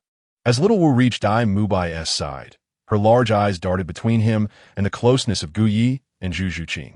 Noting Zhu Zhuqing's lack of resistance and her widened gaze. Zhuqing, are you with him? Little Wu inquired, pointing at Gu Yi. Flinder, Ma Hongjun. And Tang San also regarded Zhu Zhuqing with puzzled expressions, sensing that something was amiss with the tight embrace between the two. Realizing their scrutiny, Zhu Zhuqing blushed, glancing at Gu Yi as if to indicate that he should let her go. Gu Yi, ever respectful of Zhu Zhuqing's wishes, released her waist and turned to Flinder. Sighing, Principal Flinder, it appears your student has questionable character. Flinder furrowed his brow, perplexed by Gu Ye's insinuation. He glanced at Dai Mubai and then at Zhu Zhuqing, wondering if there was some relationship between the two. Since Dai Mubai had never confided in him, he was entirely unaware of their connection. Mubai, what is the meaning of this? Flinder inquired, directing his question at Dai Mubai. Principal Flender, Zhu Qing is Mubai's fiancé, Little Wu quietly informed him, leaning closer. Flender, upon hearing this, was taken aback and began to comprehend the reason behind Dai Mubai's ire. Witnessing his fiancé East being close to another man, it was no wonder he was furious. Gu Yi, your statement is misplaced. It seems the one with questionable character is not my student, Flender replied, his tone neutral. If Zhu Zhuqing was indeed Dai Mubai's fiancé, then it was Gu Yi who had crossed the line by getting close to her in front of him. Huh. Principal Flender, are you truly acquainted with Dai Mubai's character as the head of Shrek Academy? His private life is scandalous, frequenting places of ill repute. And at such a young age, he has lost count of the women he has been with. Just recently, he was seen with a pair of twins. Surely, as his principal, you must be aware of his illustrious exploits? I have encountered him bringing numerous women to hotels in Soto City over these past few months. Tell me, what kind of man who has a fiancé he engages with countless women outside? Is his character not in question? Moreover, I have heard that your student Dai Mubai has even abandoned his fiancé to flee. Does that not qualify as questionable behavior, Principal Flender? Gu Ye's words detonated in the minds of Little Wu, Tang San, and the others like a bomb, prompting them to glance at Dai Mubai, eager to discern the truth of Gu Ye's claims. Flender, who had some knowledge of Dai Mubai's private life, was aware that Ma Hongjun frequently accompanied him to pursue women. They all understood the implications of Gu Ye's revelations, and their expressions shifted uncomfortably. Dai Mubai, too, wore a dark scowl, for Gu Ye's every word rang true, leaving him no opportunity to refute the accusations. Meanwhile, Zhu Zhuqing observed Gu Yi, recognizing that he was defending her. She felt a deep sense of gratitude, but was left wondering how Gu Yi knew so much. Principal Flender, this academy admits students based on their qualifications. Yet if their character is lacking, it will inevitably lead to troubles. Of course, this is your business at Shrek Academy. As a physician, I have no authority over such matters, but since Zhu Zhuqing is my patient, I feel entitled to voice my concern. With that said, I must return to my duties. Farewell, Principal Flender. Just as Gu Yi prepared to leave, he paused, recalling something. Oh, by the way, Principal Flender, I may have new developments regarding Ma Hongjun's martial soul deficiency treatment soon. You may wish to come find me then. With that, Gu Yi cast a glance at Zhu Zhuqing, whispered something in her ear, and departed. Dai Mubai, Tang San, and the others did not attempt to stop him. Nor did Flender, for they were in the Soto City arena, a place where they could not act arrogantly. After Gu Ye's departure, Flender's displeasure began to dissipate somewhat. For as the principal, it was somewhat embarrassing to have his students criticized so openly. Mubai, upon our return to the academy, you must reflect on your actions, Flender admonished, glaring at Dai Mubai. Yes, Principal, Dai Mubai replied, lowering his head in shame. He glanced at Zhu Zhuqing, who had her arms crossed and refused to meet his gaze, prompting him to silently vow that once he sorted things out with her, he would demonstrate his strength to her. Furthermore, do not let me catch wind of your escapades with women again, Flender added, eyeing Zhu Zhuqing as he recalled Gu Yi's comment about Dai Mubai abandoning his fiancée. As for your relationship with Zhu Zhuqing, handle it well. However, remember that upon entering Shrek Academy, you are students of Shrek Academy, and mutual support is fundamental. Flender remained protective of his students, unwilling to expel Dai Mubai despite his misconduct. After addressing the group regarding the day's arena matters, he departed from the Soto City arena. Zhu Zhuqing cast a glance at Dai Mubai and Flender, snorted coldly, and left the arena. Zhuqing, wait for me, Little Wu called out, turning to Tang San before following Zhu Zhuqing. The two conversed as they made their way back to Shrek Academy. Dai Mubai, Ma Hongjun, and Tang San had no choice but to leave as well. On their journey back to Shrek Academy, Ma Hongjun quietly asked Dai Mubai, Boss Dai, is it true what Gu Yi said about you abandoning Zhu Zhuqing to escape? Tang San also looked at Dai Mubai with curiosity. If Zhu Zhuqing truly was Dai Mubai's fiancée, then abandoning her was indeed wrong, and it appeared that, as Gu Yi stated, his character was indeed questionable. Dai Mubai fell silent for a moment, his face contorted with conflict as he spoke. Fatty, Tang San, if faced with the threat of death and compelled to flee, would you deem my actions as wrong? Ma Hongjun scratched his head at a loss for words. Tang San, too, refrained from elaborating. Their relationship with Dai Mubai was not yet strong enough for him to voice much. However, if given a choice, he would not run away. Just as he would strive fiercely for Xiao Wu if their positions were swapped with Zhu Zhuqing. Dai Mubai seemed to sense their reactions. A flicker of light passing through his lowered eyes. He did not believe he was in the wrong. If such a situation were to arise again, he would make the same choice, for only in fleeing could he grasp a slim chance of survival. As for abandoning his fiancée, Zhu Zhuqing, at that time, there was no affection between them, and being of royal blood, cold-heartedness was a fundamental trait. Enough of this. By the way, what about Dean Flander? Tang San, noticing the somber atmosphere, shifted the topic. The Dean? Perhaps he has gone to gamble again. Gamble? Tang San looked at Ma Hongjun in confusion. After Ma Hongjun explained, Tang San understood that Flander had ventured to wager on their soul battle competition, likely to collect his stakes now. In the 31st chapter, the battle of wits with the enchanting Madame Cadden. By the way, Tang San Dai Mubai, do you know what Gu Yi meant by treating my martial soul deficiency earlier? Ma Hongjun recalled Gu Ye's words and directed his inquiry towards the two. Dai Mubai shook his head, as did Tang San. Let us wait for Dean Flander to return before asking. Ma Hongjun reflected on his previous unconsciousness following an outburst of sinister energy, suspecting it might be related to Gu Yi. Meanwhile, at the Soto City Grand Soul Arena, Gu Yi completed his treatment tasks for the day and surveyed the arena, where he had collected blood from around 20 martial souls. He sighed, noting that while there were more soul masters in Soto City, the majority possessed low-level martial souls, with few at the intermediate level, which left him feeling somewhat regretful. No rush, there will be plenty of opportunities in the future. As Gu Yi prepared to leave the Soto City Grand Soul Arena for the medical clinic, Madame Cadden called out to him. Dr. Gu, are you leaving? Yes, Madame Cadden. The night has grown late, and I have matters to attend to at the clinic, so I must return. Allow me to escort you, she offered. That will be too much trouble. Gu Yi politely declined. It's no trouble at all.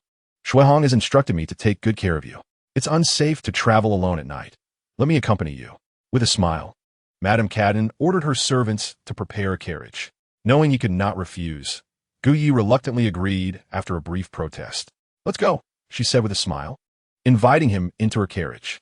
As the carriage rolled along, Gu Yi sat upright, while Madame Cadden's cheeks flushed slightly, her gaze playfully assessing him. Their shared space felt charged with an unspoken tension. Suddenly, Cadden shifted to sit beside Gu Yi, peering outside at the guards before closing the curtain and leaning into his embrace. Dr. Gu, I feel unwell again. Saying this, she took his hand and placed it over her heart, urging him to sense its rapid beating. Gu Yi swiftly withdrew his hand, exclaiming, Cadden, this is inappropriate. It may lead to misunderstandings. However, Madame Cadden tightened her grip, her eyes reproaching him. What is inappropriate about this? Besides, there is no one else here. But Cadden, you are the wife of Lord Shuehong. I cannot. Gu Ye's hesitation was palpable, caught between desire and duty. Cadden shook her head. Dr. Gu, you must know that I am a princess of the Silvis Kingdom, and Shuehong is merely a prince of Balak Kingdom. Our union is one of convenience, lacking genuine affection. Furthermore, he often frequents places of indulgence, showing little regard for me. I, too, am a woman in need of care. Dr. Gu, do you not remember? Just months ago, we shared a moment under the moonlight in the forest, where you held me close and affectionately called me sweetheart. Yet now you, Cadden's voice trembled, a veil of tears threatening to spill. Gu Yi felt a wave of turmoil within him, recalling the endearment he once used. It was a past transgression for which he now felt some regret. Please do not call me Madame Cadden. Simply refer to me as Cadden. Very well, Cadden, he relented, embodying the gentlemanly demeanor that could not bear to see her in distress. He then took her hand gently, stating, as a physician, if you are unwell, you may seek me out for treatment. I shall ensure your comfort. Understood? And what if my discomfort is of a different nature? Cadden's enchanting eyes searched his for an answer. After a moment's hesitation, Gu Yi leaned closer, whispering something indescribable into her ear. Her eyes sparkled with intrigue as she shyly nodded. Then I shall come to you when I feel unwell. You must not refuse me. Rest assured. It is my duty to treat my patients, he replied. Very well, Madame Cadden smiled in satisfaction. Then a thought crossed her mind, and she said, by the way, I have something to tell you. What is it? Today, Shuehong was called away by Qin Shao.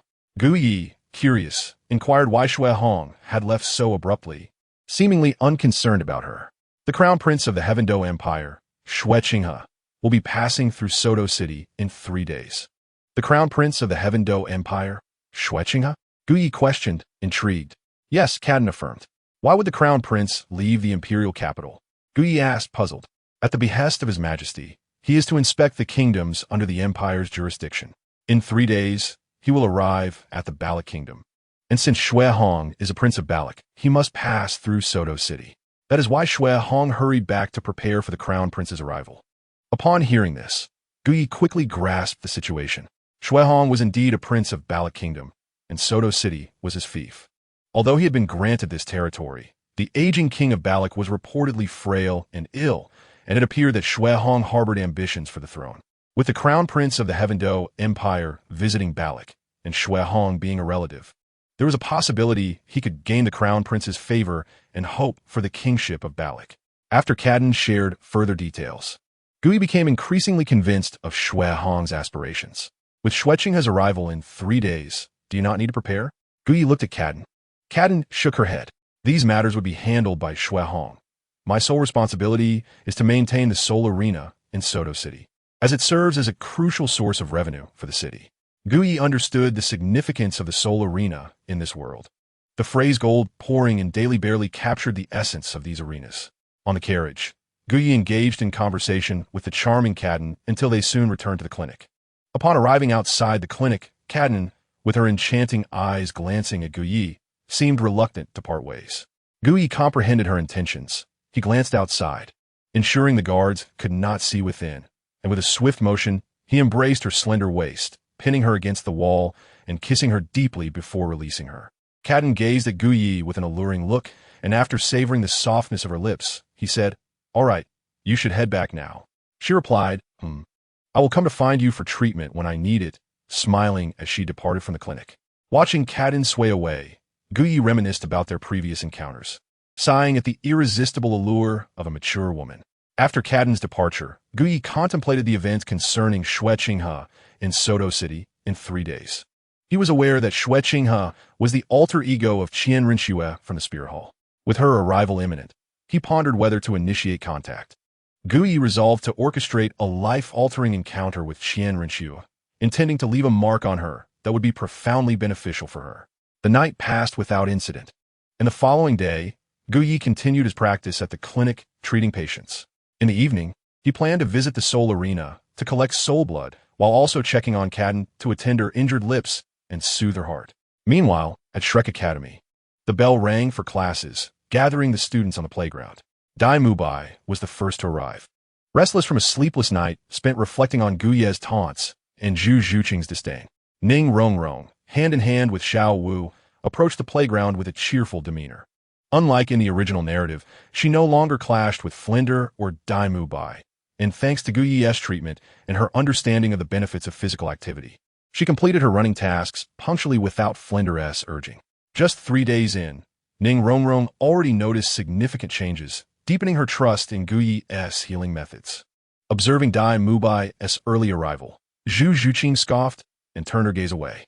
Similarly, Ma Hongjun and Tang San noticed the change in Dai Mubai, but could not pinpoint what was different. Flinder, as always, was the instructor for the day's lesson. After a quarter of an hour of waiting, Flinder finally strolled in, noting the absence of Oscar with a frown. "Is Oscar still sleeping in?" he inquired. Tang San quickly responded, "He was still training when I left this morning. Perhaps he was too engrossed to wake up." Flinder instructed, "Go and fetch him." Just as Tang San was about to head to the dormitory, Oscar hurried in from that direction, excitement radiating from his face instead of the typical latecomer's panic. "Oscar, are you eager to run laps again?" Flinder glared at him. Oscar quickly shook his head. "No, Dean, please let me explain. I made a breakthrough. I've reached level 30. "What?" Flinder, Tang San, and Dai Mubai exclaimed in astonishment simultaneously. At just 14, Oscar was already at level 30, a remarkable achievement, especially considering the difficulty of cultivating a food-type martial soul. Flinder's eyes lit up with delight. "Well done, Oscar. You have not disappointed me. You are the third among our current students to reach level 30. Congratulations." Even Dai Mubai's expression softened as he approached Oscar, patting him on the shoulder. "Little Oscar, congratulations. Although you reached level 30 a bit later than I did, as a food-type soul master, you're the most outstanding talent I have seen." Oscar, feeling slightly awkward, shot Dai Mubai a glare. Don't tease me. Compared to Zhu Zhuqing, I hardly qualify as a genius. Hearing this, everyone turned to look at Zhu Zhuqing. At just 12 years old, had also reached level 30, a feat that truly surpassed the definition of genius. Dai Mubai, aware that Zhu Zhuqing's advancement was linked to Gu Yi, made a resolute decision. He approached Zhu Zhuqing, seriousness in his tone. Zhuqing, I know my past was reckless, but I have reflected on it with the dean last night. I assure you, from today onward, such behavior will cease, and I will sever ties with my former associates. His firm commitment revealed his determination, and Flinder, supportive, added, Zhuqing, you are both students of Shrek Academy now. Let bygones be bygones, as you will need to support each other in the future. Indeed, Zhuqing, Dai Mubai is a good man. Although his past was a bit wild, I can vouch for his character, Ma Hongjun chimed in. Dai Mubai's willingness to humble himself and apologize to you speaks volumes about his sincerity, Oscar added. Zhu Zhuqing remained silent, contemplating.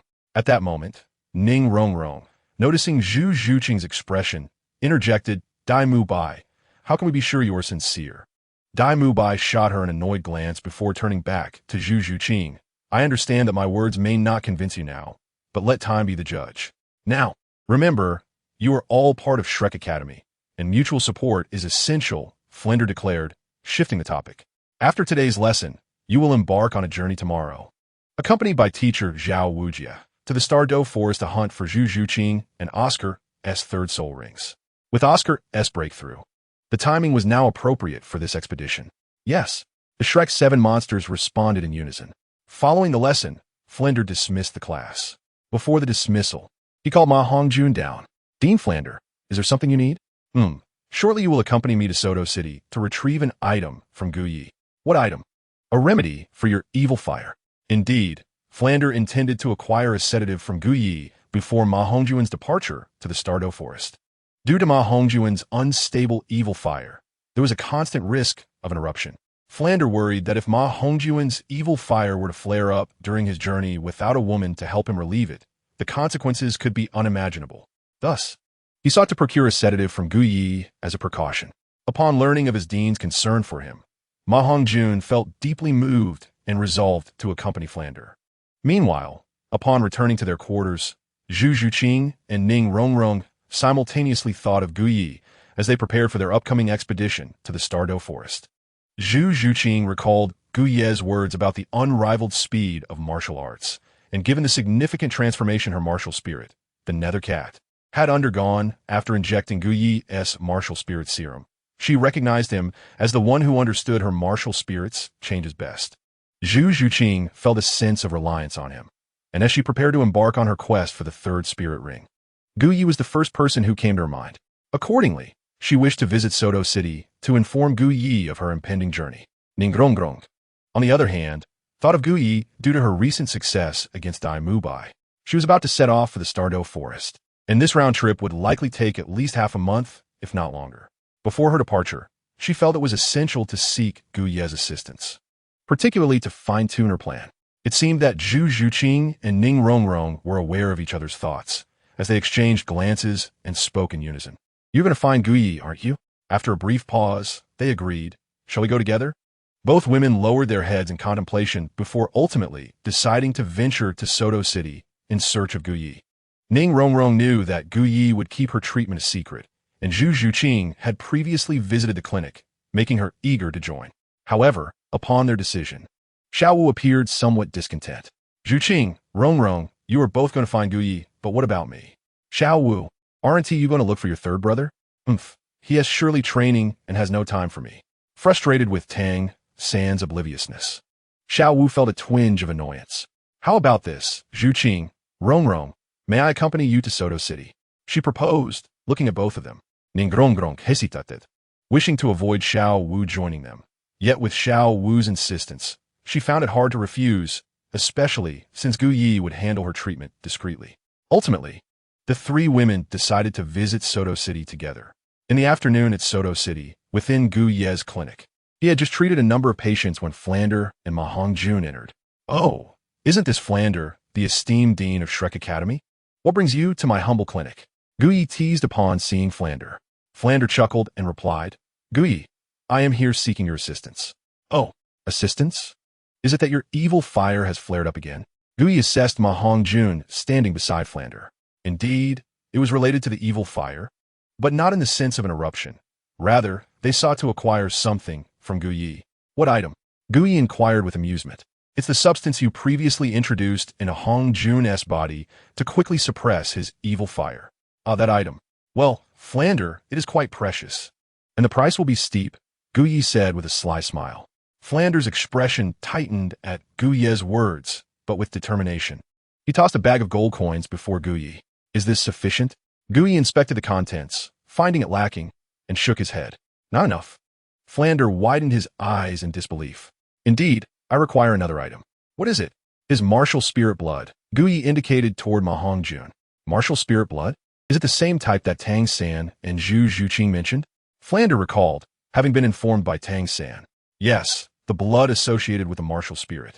You wish to remedy Ma Hongjun's martial spirit deficiency, do you not? I want to extract a drop for experimentation. Perhaps I can soon discover a remedy to heal his deficiency. Really? Ma Hongjun gazed at Guyi with excitement. If a solution could truly resolve his martial spirit flaw, it would be a transformative moment for him. Will extracting the blood harm him? Flander asked with concern. Guyi shook his head. It will not be harmful, at most. He may feel weak for a day or two. After some contemplation and a glance at Ma Hongjun, Flander ultimately agreed to allow Guyi to proceed with the extraction. Come inside, Guyi said cheerfully, leading them into the back room. Guyi then produced a sedative acquired from the system and handed it to Flander, explaining, the usage is simple. Inject it into him when his evil fire erupts, and you have witnessed its effects before. Flander examined the sedative before stowing it away. All right, I have given you the medicine. Ma Hongjun, release your martial spirit. After a nod from Flander, Ma Hongjun unleashed his evil fire phoenix. Observing Ma Hongjun's martial spirit, Guyi swiftly summoned a surgical knife from his martial spirit and infused it with a white light before making a quick incision on Ma Hongjun's spirit, allowing a drop of red blood to flow out. Guyi collected the blood in a vial and stored it away. With Ma Hongjun's martial spirit blood, Guyi had now gathered samples from 2 members of the Shrek 7 monsters, with the remaining 5 still needing to be addressed at a later time. Flander watched in astonishment as the blood flowed from the martial spirit. He resolved to share this news with his friend Yu Xiaogang, believing he would find it fascinating. Once Guyi had secured the martial spirit blood, he indicated that Flander and Ma Hongjun could take their leave. Guyi, if you manage to develop a remedy for Hongjun's martial spirit deficiency, please inform me. It is of utmost importance to me. I beseech you, Flander said politely as he regarded Guyi. Of course. I shall not keep you any longer, Guyi assured him. Flander then took his leave with Ma Hongjun. Dean, do you truly think he can create a remedy for my martial spirit deficiency? Ma Hongjun inquired as they stepped outside. I am uncertain, yet I hold great admiration for his remarkable medical skills. Although there exists but a glimmer of hope, having hope is certainly preferable to despair. Indeed, Ma Hongjun is acutely aware of the severity of his martial spirit's flaws. As time passes, or as he ages, should he fail to remedy this defect, he may ultimately succumb to the flames of evil. Now, Guyi has presented him with a sliver of hope. If Guyi can devise a remedy for his martial spirit's flaw, he is willing to pay any price to obtain it. Chapter 33. An in-depth conversation with Zhu Zhuqing in the medical clinic. Guyi paid no heed to the departing Flander and Ma Hongjun. He examined the martial spirit blood of Ma Hongjun and discerned its peculiarities.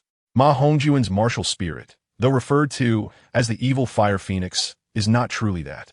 Its quality is merely at the pinnacle of the advanced level, falling short of the top tier. Nevertheless, his martial spirit possesses a remarkable trait. Fire, or rather, evil fire. The fire of desire. Guyi contemplated researching this aspect further, considering the possibility of enhancing the control of this martial spirit blood's fire attribute, or perhaps extracting it. At that moment, a few individuals approached the clinic. It was Zhu Zhuqing, Ning Rongrong, and Xiao Wu, the 3 beauties of Shrek Academy. Guyi! Ning Rongrong exclaimed upon entering. Guyi, noticing the 3, felt somewhat surprised by their collective arrival. Zhuqing, what brings you here? Of course. We have matters to discuss with you. And Guyi, I arrived first. So why did you only notice Zhuqing? Oh, I see. You must have a liking for Zhu Qing. It is only natural, given her beauty and figure, Ning Rongrong teased. Rongrong, what are you saying? Zhu Zhuqing glanced at Gu Yi, feeling a bit embarrassed. She could hardly believe that Gu Yi would have feelings for her. However, when she caught Gu Ye's gaze, she found herself blushing and looking down. After observing Gu Yi and Zhu Zhuqing, Ning Rongrong's curiosity piqued, and she chuckled inwardly before saying, Gu Yi, we plan to venture into the Stardow Forest tomorrow, which is why we sought you out today. By the way, Zhu Qing mentioned that you are well-versed in her martial spirit, so she specifically came to consult you. Is that so? Gu Yi smiled at Zhu Zhuqing, who nodded in affirmation. Very well, in that case, Zhu Qing, come with me. Ning Rongrong and Xiao Wu, please wait outside for a moment. Gu Yi rose and walked toward the backyard, with Zhu Zhuqing asking Ning Rongrong and Xiao Wu to wait before following him inside. Ning Rongrong, feeling curious, began to carefully observe the interior of Gu Ye's clinic. Rongrong, aren't you worried about Zhu Qing being alone with Gu Yi? Xiao Wu whispered. Worried? Gu Yi is quite handsome. If there is any concern, it should be for him. Besides, Xiao Wu, did you not notice the way Gu Yi looks at Zhu Qing? And Zhu Qing's gaze toward him is not ordinary either, Ning Rongrong replied with a grin. That does seem to be the case, Xiao Wu reflected, noting the truth in Ning Rongrong's words. In the backyard room, Gu Yi instructed, please take a seat while I fetch something for you. Zhu Zhuqing obediently sat on the bed, her eyes fixated on Gu Yi as he rummaged through the shelves. Regarding the path of your martial spirit, you must have some understanding of the soul beast required for your third soul skill, correct? Gu Yi inquired while searching. Yes. My family has conducted research on the Nether Spirit Cat martial spirit, and we possess a set of exclusive soul skills that we typically pursue during breakthroughs, Zhu Zhuqing replied, explaining that her family's techniques were well established over centuries. Gu Yi understood some of this, but he recognized that Zhu Zhuqing's martial spirit had evolved beyond the traditional methods of her family. Moreover, he had a fondness for this new iteration of Zhu Zhuqing, who owed him a precious drop of blood. He aimed to make her stronger and greater. Here it is. Gu Yi smiled in satisfaction as he held up an item. He then sat before Zhu Zhuqing. Extend your hand. Feeling a sense of trust and reliance on Gu Yi, Zhu Zhuqing did not hesitate and extended her hand. Gu Yi extracted the liquid from a vial using a syringe and injected it into her body after testing it. What is this? Zhu Zhuqing inquired lightly. It is something that will greatly benefit you, Gu Yi assured her. Oh. Zhu Zhuqing believed Gu Ye's words, trusting in his expertise. Why do I feel some pain? She asked, her expression reflecting discomfort as she bit her lip and looked at Gu Yi. Endure it. The pain will pass shortly, he encouraged. Zhu Zhuqing nodded but still felt discomfort. The sensation was not akin to a severe injury, but rather akin to a multitude of ants biting at her skin, causing a mild itch. The pain became unbearable, prompting Zhu Zhuqing to let out a soft moan. She quickly stifled her cry, her eyes shimmering with unshed tears as she glanced at Gu Yi, presenting a pitiful visage. Unbeknownst to Zhu Zhuqing, her cry had resonated outside. In the clinic's main hall, Ning Rongrong and Xiao Wu exchanged glances, their expressions filled with curiosity. Rongrong, why did Zhu Qing make such a sound? Xiao Wu queried. I do not know. Ning Rongrong shook her head. Do you think something is amiss between her and Gu Yi? That seems unlikely. Zhu Qing is not that kind of person, Xiao Wu replied, though both were intrigued by what transpired behind closed doors. In the back room, Zhu Zhuqing lowered her head, feeling embarrassed. I apologize, Gu Yi, she murmured. Gu Yi examined the bite marks on his arm and chuckled ruefully. This was the second time Zhu Zhuqing had left a mark on him. Is the pain gone now? Yes. Do you realize this is the second time you have left a mark on my body? Gu Yi showed her the bite on his arm. Upon seeing the blood, Zhu Zhuqing felt even more embarrassed. It was disheartening that her actions had caused Gu Yi injury, despite her typically aloof demeanor. How about this? I shall leave a mark on you as well, and we will be even. What do you think? Gu Yi proposed with a smile. Are you going to bite me? Zhu Zhuqing asked, glancing at the bite mark on his arm. Indeed, Wu Yi nodded it, though he refrained from specifying where he would bite her. Very well. After a moment's thought, Zhu Zhuqing consented, unafraid of the pain. She lifted her black leather sleeve, revealing her fair arm, extending it toward Gu Yi with her eyes closed, seemingly apprehensive of the discomfort. Seeing the cute Zhu Zhuqing, Gu Yi felt a sense of amusement. I shall bite now, he warned gently. Go ahead, she replied. As Zhu Zhuqing reflected on the excruciating pain of the previous encounter, she worried that Gu Ye's bite would be even more agonizing. Observing Zhu Zhuqing's prepared demeanor and the slight tension on her face, Gu Ye approached to bite her. Chapter 34. Zhu Zhuqing's Training Plan. Zhu Zhuqing's eyes, previously shut, sprang open, wide with surprise as she beheld Gu Ye so close. She had not anticipated that he would choose to bite her in this particular spot. Stunned, she stared at Gu Ye, who was momentarily taken aback. Zhu Zhuqing let out a cry of pain, her cheeks flushed with indignation as she glared at Gu Ye while tentatively touching her lips. "Well, I bit back," Gu Ye remarked in a nonchalant tone. He felt no remorse for leaving his bite mark on Zhu Zhuqing's lips, as their exchange of bites was quite ordinary, given that she had initiated it first. "Umph," Zhu Zhuqing huffed, her fingers brushing over her bitten lips, her usually impassive face now tinged with anger. Gu Ye, undeterred by her adorable display of irritation, inquired, "What is the duration you have set for your third spirit ring?" Angry, Zhu Zhuqing hesitated to respond immediately. "Approximately 1,000 years," she finally replied, compelled by the authoritative tone in Gu Ye's voice. Upon answering, she felt a twinge of curiosity. Why had she been so inclined to comply? 1,000 years is rather low. Do you wish to grow stronger? Gu Ye's words prompted Zhu Zhuqing to forget the earlier incident of her bitten lip as she pondered his meaning. For ordinary spirit masters, 1,000 years was indeed an optimal choice for a third spirit ring. Yet for true prodigies, it was insufficient. Moreover, Zhu Zhuqing's martial spirit was no ordinary spectral cat. Having just received a special enhancement serum, her third spirit ring's duration could be elevated. "Really?" she asked, intrigued. "Of course. Well, have I ever deceived you?" Gu Ye replied. The enhancement serum he had administered was a cellular reinforcement concocted by the surgical system, a costly exchange from the system itself. Gu Ye harbored a resolute plan. He intended to cultivate Zhu Zhuqing into a formidable warrior, gradually winning her heart and ultimately becoming the man behind her success.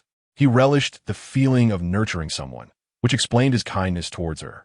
Naturally, he was also drawn to her physically. The pain Zhu Zhuqing had recently endured was a result of the serum enhancing her cells, fortifying her physical constitution.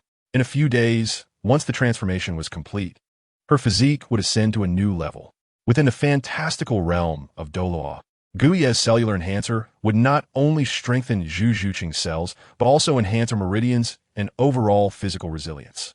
Consequently, absorbing a soul ring of around 2,000 years would pose no challenge for her. "Zhuqing, let me be clear. Your range for the third spirit ring should be around 2,000 years. Within this range, you can absorb at will. I have never heard of anyone being able to absorb a third spirit ring of such a high age. Since it has never been done, you, Zhu Zhuqing, shall be the first. If you wish to grow stronger, your mindset must evolve. Do not presume that what others cannot achieve is beyond your reach. If you persist with that mentality in your training, you will never become a true powerhouse in your lifetime. Do you understand, Zhu Zhuqing?" Gu Ye's words resonated like thunder in Zhu Zhuqing's mind, leaving her in contemplative silence. His insight revealed a crucial truth. Her mentality was insufficient to elevate her to true strength. However, she was resolute not to surrender. She would strive to become a powerful warrior, determined to shatter the shackles of her family's fate through her own efforts. Realizing this, Zhu Zhuqing gazed at Gu Ye, suddenly aware of the profound influence he wielded over her. Before meeting him, she had never considered the possibility of breaking free from her predetermined destiny through her own strength. Otherwise, she would not have sought Dai Mu Bai in Soto City. But now, inspired by Gu Ye, she aspired to become a powerful warrior who could defy her fate without relying on Dai Mu Bai. "Gu Ye, I understand now. I will become a formidable force. I will be the first." Zhu Zhuqing's gaze was resolute as she looked at him. "I believe you can, and with the serum I injected into you, you possess the potential to become a powerhouse in this world. As long as you exert effort, you will not fall short against anyone." Zhu Zhuqing nodded firmly. "One thing I must remind you. Tomorrow and the day after, your body will likely experience a few more instances of pain akin to what you just felt. You must endure it. Do you understand?" "I will." Zhu Zhuqing glanced at the bite mark on Gu Ye's arm, a testament of their exchange. She touched her lips again, recalling that Gu Ye had bitten her as well. She would regard this as a symbol of her journey toward strength.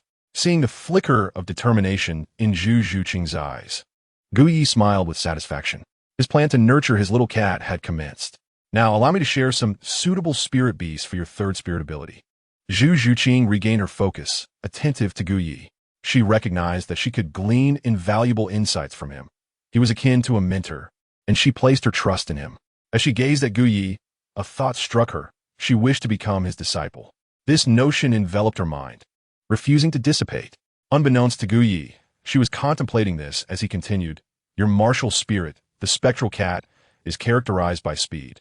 However, now that your martial spirit has manifested that black flame, which possesses the terrifying capability to scorch souls, it is evidently your greatest strength.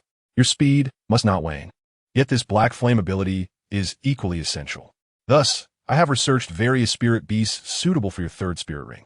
Among them, I believe the most fitting are the cat demon, black flame fox, nine-live cat demon, and the dark golden terraclaw bear. The cat demon is said to have appeared in the Douluo forest, possessing ghostly speed and wielding two flame-like tails that control two distinct powers. If you encounter one, it would be a stroke of luck. The black flame fox is also a speed-oriented spirit beast, with the added advantage of extraordinarily sharp claws that can unleash black flames capable of incinerating soul power, making it a perfect match for your spectral cat. The nine-live cat demon has not been seen for a long time, so encountering one would also depend on fortune. As for the dark golden terraclaw bear, while it is a power-type spirit beast, its claws possess formidable attack strength within the spirit beast realm. Should you obtain a spirit ability related to its claws, combined with your speed, your attacks will become virtually unstoppable. Zhu Zhuqing attentively absorbed Gu Ye's analysis, committing his words to memory. Upon venturing into the Douluo forest the following day, she would seek out these spirit beasts, determined not to disappoint Gu Ye's expectations. After discussing various matters, Gu Yi turned to Zhu Zhuqing and asked, "Do you understand?" Zhu Zhuqing affirmed with a nod. Seeing the teachable Zhu Zhuqing, Gu Yi smiled with satisfaction. At that moment, Zhu Zhuqing's expression became serious as she looked at Gu Yi and said, "Gu Yi, there is something I wish to discuss with you." Noticing her grave demeanor, Gu Yi grew curious about her intentions. "I want to take you as my master." Zhu Zhuqing gazed earnestly at Gu Yi. Chapter 35, Astonishment. Zhu Zhuqing wishes to become my disciple. Become my master? Gu Yi confirmed, pointing at himself, taken aback by the seriousness of Zhu Zhuqing's request. "Yes," she replied, nodding resolutely. "What?" Gu Yi looked at her in confusion. To be honest, he was only a few years older than Zhu Zhuqing, possessing slightly greater strength and insight. His initial intention was merely to nurture her, so why did she suddenly want to take him as her teacher? Was it his brilliance that captivated her? "I wish to grow stronger enough to shatter the shackles of my own fate," Zhu Zhuqing declared, clenching her fists with a serious expression, devoid of any jest. She saw hope in Gu Yi, a hope he had instilled in her. In recognizing this hope, she desired a mentor, hence a request to become his disciple. She understood that Gu Yi was undoubtedly powerful, possessing knowledge and insight that could guide her. Gu Yi fell into silence. "I know you may look down on me, but I can strive to improve. Gu Yi, will you be my teacher?" Zhu Zhuqing looked at him with anticipation. After careful consideration, Gu Yi finally nodded. Upon this affirmation, a joyful expression blossomed on Zhu Zhuqing's face. Yet the next moment, Gu Yi shook his head. Zhu Zhuqing's joy transformed into sorrow. "Why? Is it because my aptitude is too poor?" Her spirits dampened. "No. If you truly wish to be my disciple, I will not concern myself with your aptitude. Regardless of how lacking it may be, I can cultivate you into a top-tier genius in this world. Then why do you refuse?" Zhu Zhuqing's heart sank at the rejection. "Zhuqing, I can accept you as my disciple, but not now. It will be after we return from the Douluo forest." "Really?" Zhu Zhuqing's heart leaped at his words. "Yes, but during this journey to the Douluo forest, you will accompany Shrek Academy. Consider it a test for me. If your third spirit ring meets my expectations, upon your return, I shall take you as my disciple. I will then cultivate you into one of the strongest in this world, strong enough to easily break the chains of fate you speak of. Do you accept?" "Yes, I will accomplish this." Zhu Zhuqing suppressed her elation and nodded earnestly. Observing her, Gu Yi couldn't help but smile bitterly within. His original plan was to nurture Zhu Zhuqing into a formidable talent and gradually melt her icy heart. But now it seemed he was destined to take her as a disciple. Nonetheless, this arrangement seemed advantageous. Cultivating Zhu Zhuqing as a powerful disciple might facilitate a closer bond with her. For some reason, at that moment, Guyi thought of Bibi Dong. Ultimately, he solidified his resolve to accept Zhu Zhuqing as his disciple. Zhuqing, since you are about to embark on your journey to the Douluo forest, there will undoubtedly be dangers.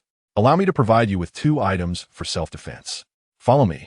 Guyi understood the potential perils Zhu Zhuqing would encounter and felt a sense of responsibility for his future disciple. All right, Zhu Zhuqing nodded and followed Guyi. Guyi approached the medicinal shelf, rummaging through it before retrieving a needle. This needle contained a red liquid, a potent neurotoxin he had concocted based on his previous medical knowledge, combined with his surgical abilities. In the fantastical world of Douluo, its power was formidable. He handed the needle to Zhu Zhuqing, his expression slightly grave. This is a neurotoxic agent. It is powerful if you find yourself in mortal danger. Do not hesitate to use it.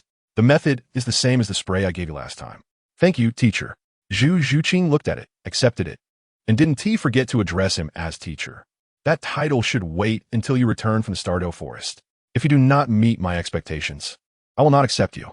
Zhu Zhuqing looked at Guyi, silently vowing to fulfill his requirements. By the way, the wolf repellent spray I gave you last time, you haven't used it all, have you? No. This item is effective against unwanted advances. If anyone attempts to harm you, use it without hesitation, understood? Yes. Guyi reminded her again and then retrieved another item from the shelf. It was a transparent vial containing a green capsule. This is for healing. If you're gravely injured but still alive, taking this life capsule will allow you to recover quickly. Remember, this is a gift from me to you.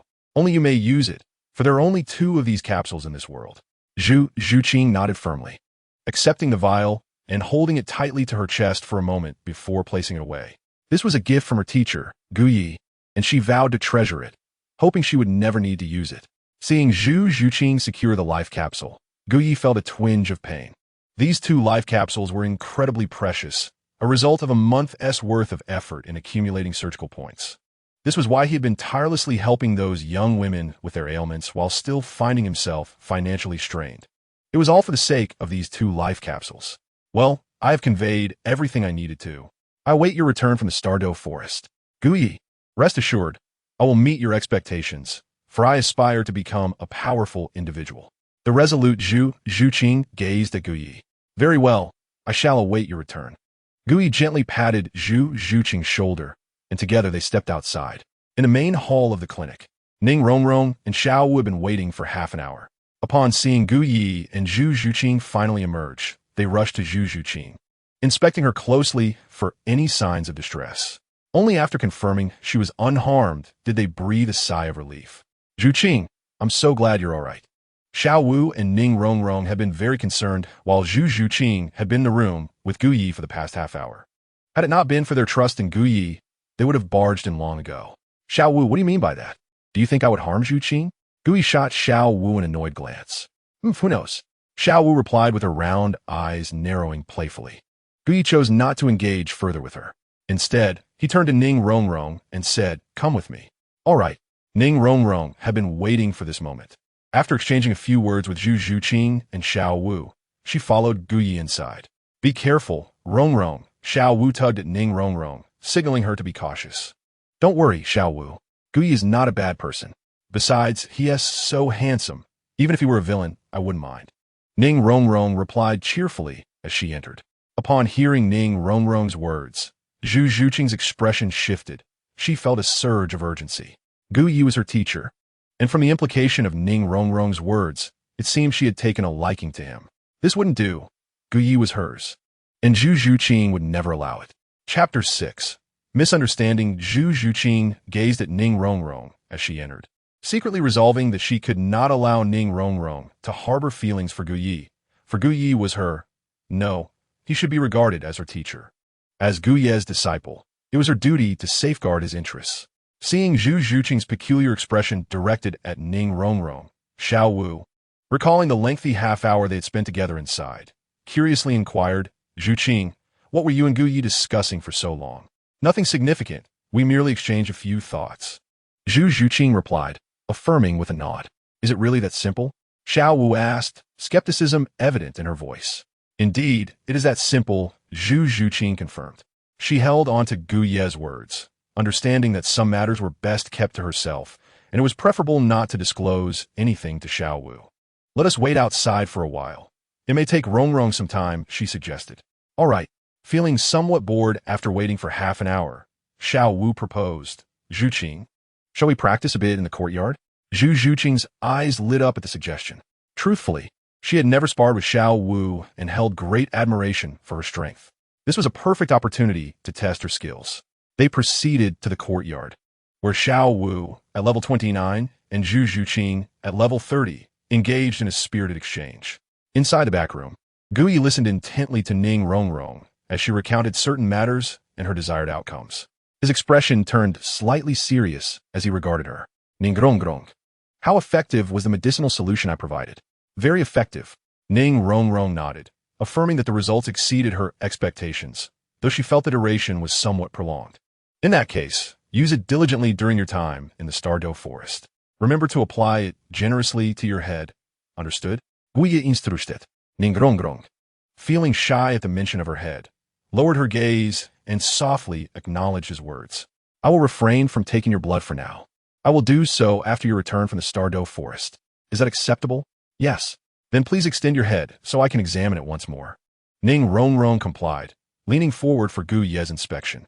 After observing her, he offered additional advice and handed her some more medicine before they both stepped outside.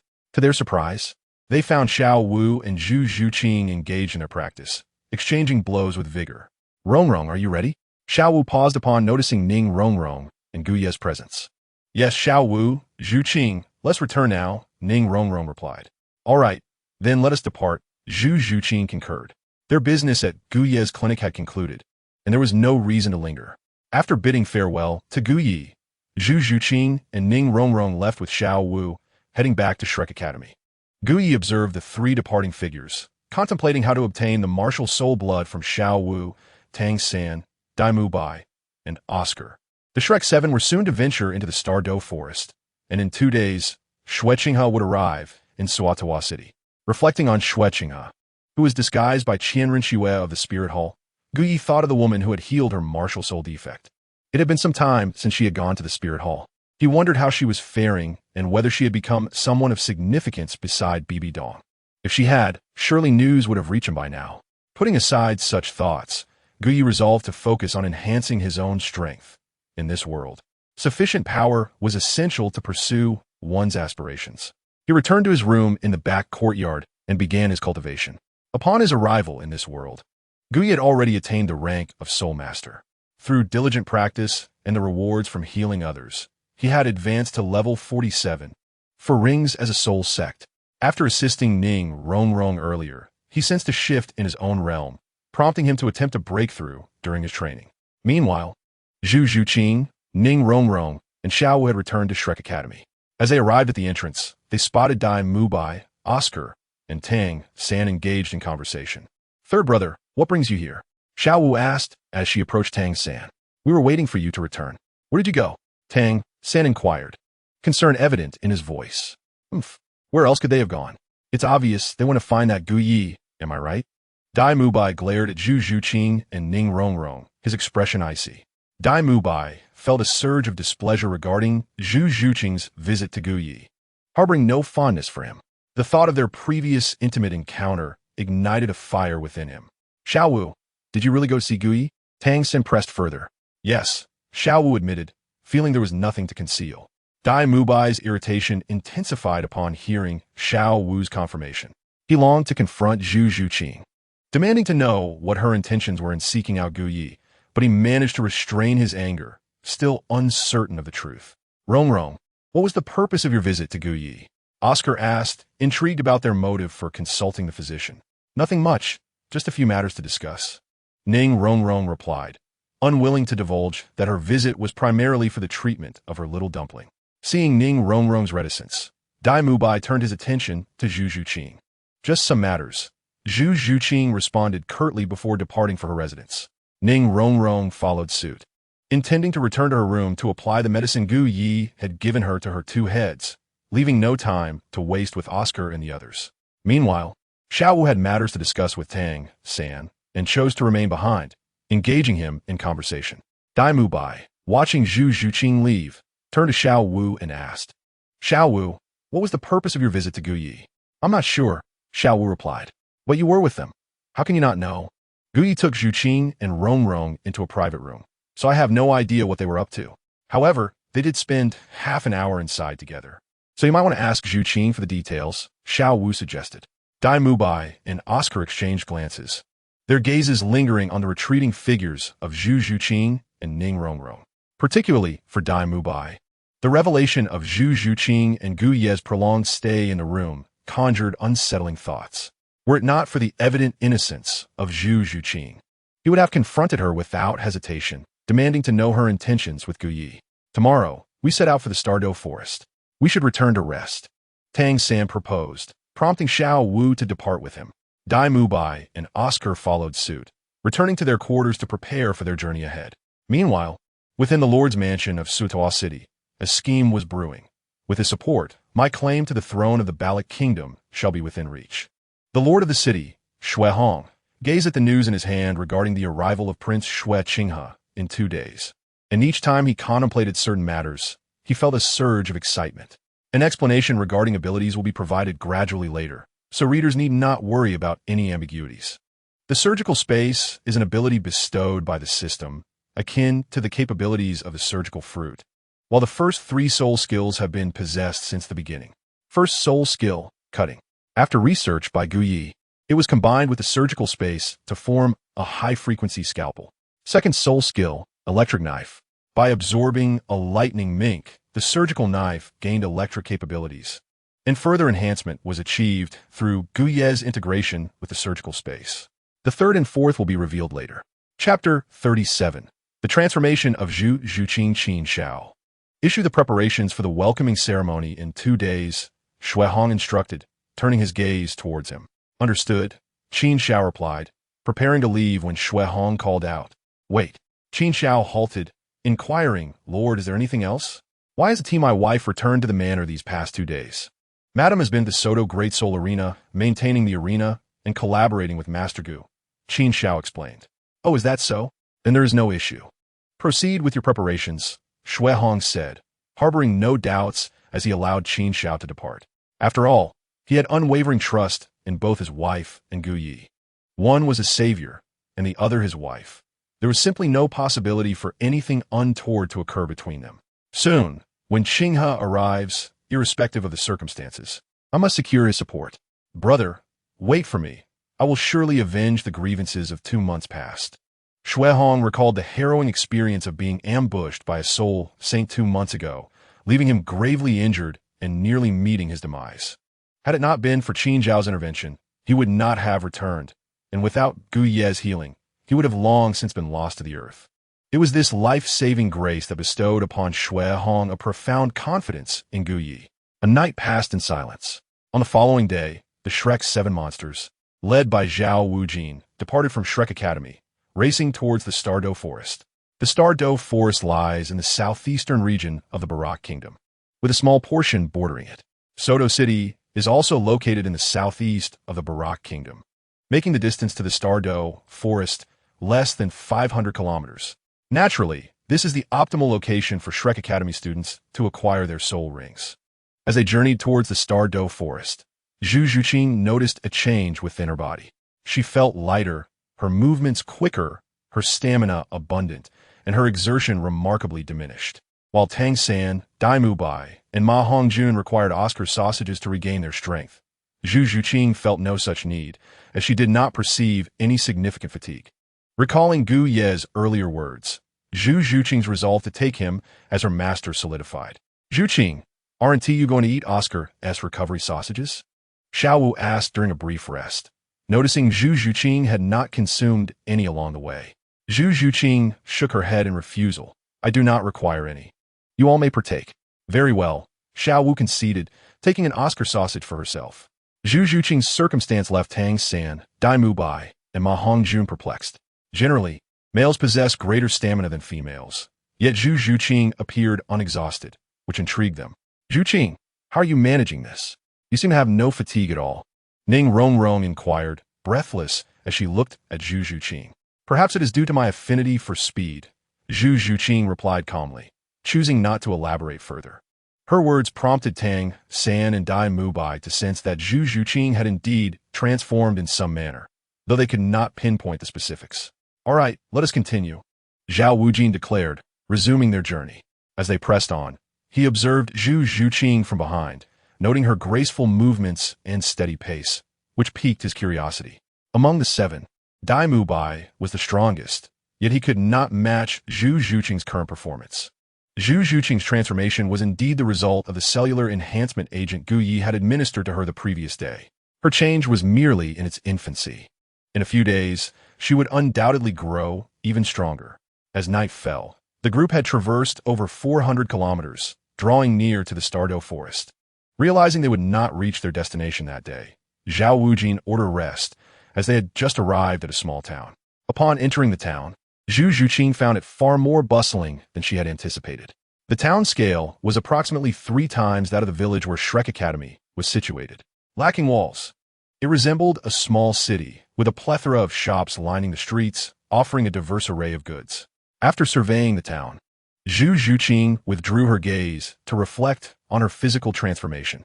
She continued to feel an abundance of vitality, confirming the potency of the agent Gu Yi had infused into her. Zhu Zhuqing sensed that if she were to battle Gu Yi, she could contend with him for 3 days and nights. Under Zhao Wujin's guidance, the Shrek 7 monsters found a hotel to rest in. Upon entering, Zhu Zhuqing exchanged a few words with Xiao Wu and Ning Rongrong before retreating to her room. She had a premonition that another transformation was imminent. Rongrong, have you noticed that since returning from Gu Ye's clinic yesterday, Zhu Qing seems significantly different? Xiao Wu whispered to Ning Rongrong. Yes, I have sensed it too, Ning Rongrong acknowledged, although she could not articulate precisely what had changed. Oscar, having also observed Zhu Zhuqing's transformation, nudged Ning Rongrong with his elbow and quietly asked, Hey Rongrong, do you really not know what Zhu Qing and Gu Yi did for half an hour in the clinic yesterday? I do not, Ning Rongrong replied without hesitation. And even if she did, she would not disclose it to Oscar. Deep down, she suspected Zhu Zhuqing might have undergone some treatment with Gu Yi, but that was merely her conjecture, not grounded in certainty. Dai Mubai gazed towards the upstairs room, pondering the nature of Zhu Zhuqing's change. Meanwhile, within her room, Zhu Zhuqing sat cross-legged on the bed, gritting her teeth as beads of sweat cascaded down her cheeks, revealing the immense pain she was enduring. The sensation akin to countless ants devouring her flesh became unbearable, prompting Zhu Zhuqing to emit a cry of distress. Yet, recalling Gu Ye's words, she persevered, continuing to endure. Time slipped away, and soon her garments were soaked with perspiration as she lay on the bed, gasping for breath. What an overwhelming sensation. Is this what Gu Yi meant by cellular enhancement? Zhu Zhuqing glanced down her chest, and then at her hands, feeling the surge of power within her. Exhilarated by the experience, suddenly, a thunderous noise erupted outside her room, followed by the sounds of a fierce battle reverberating through the air.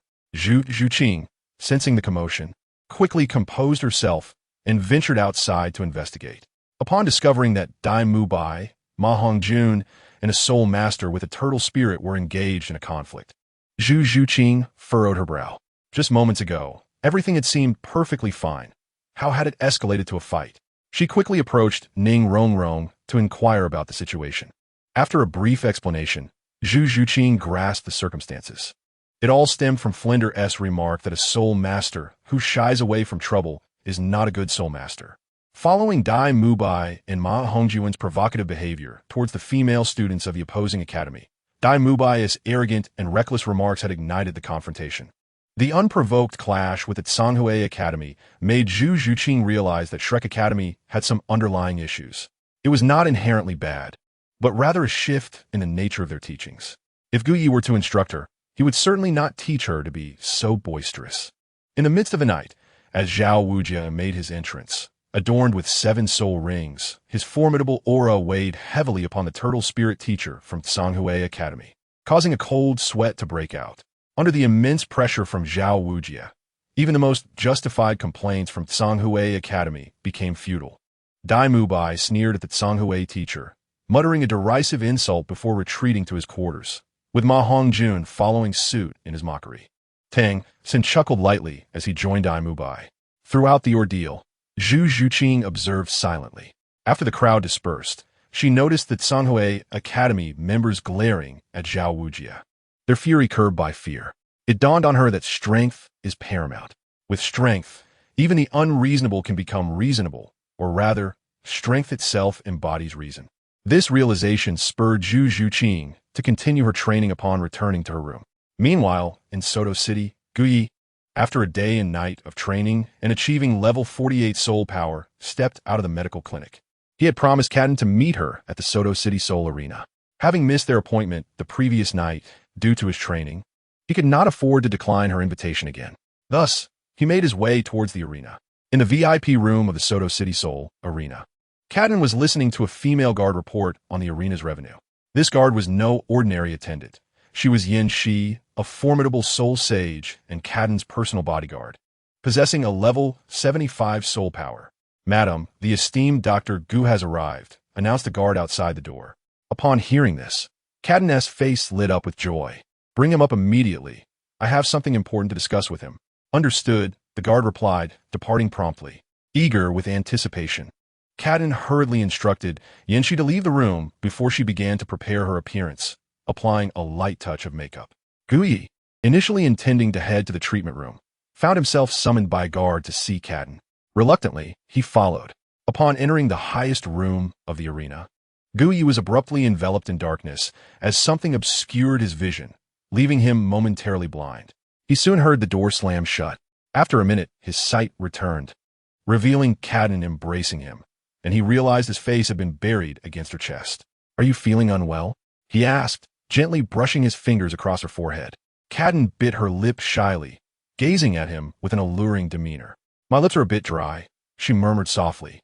Upon hearing her enticing words, Guyi felt a strong urge to inquire about those very lips. However, upon noticing Cadden's full, delicate lips, he became captivated. A beauty like Cadden, who possessed both allure and charm, was indeed difficult to resist. Yet, recalling the purpose of his visit and the inappropriateness of the setting, he steadied himself. Tenderly caressing her lips, Guyi stated, "I shall help you with that when I have the time, if that suits you." "No, I want it right now," Cadden insisted, her gaze unwavering. The expression on her face left no room for negotiation. Should Guyi refuse, she would not release her hold on him. Seeing the door firmly closed and Cadden's expectant eyes upon him, Guyi reluctantly resolved to satisfy her request. He gently cupped her face, leaning in to press his lips against hers before pulling back. "All right, but I have other matters to discuss with you," he said. Yet Cadden did not release her embrace, her eyes still sparkling with longing. Clearly, her lips remained parched. Guyi sighed inwardly, wrapping his arms around her slender waist, tilting her head back for a deeper kiss. Time slipped away as they indulged in the moment, and eventually, Cadden's breathing grew slightly rapid, yet she smiled contentedly. "Cadden, this cannot become a habit," Guyi admonished, his expression serious.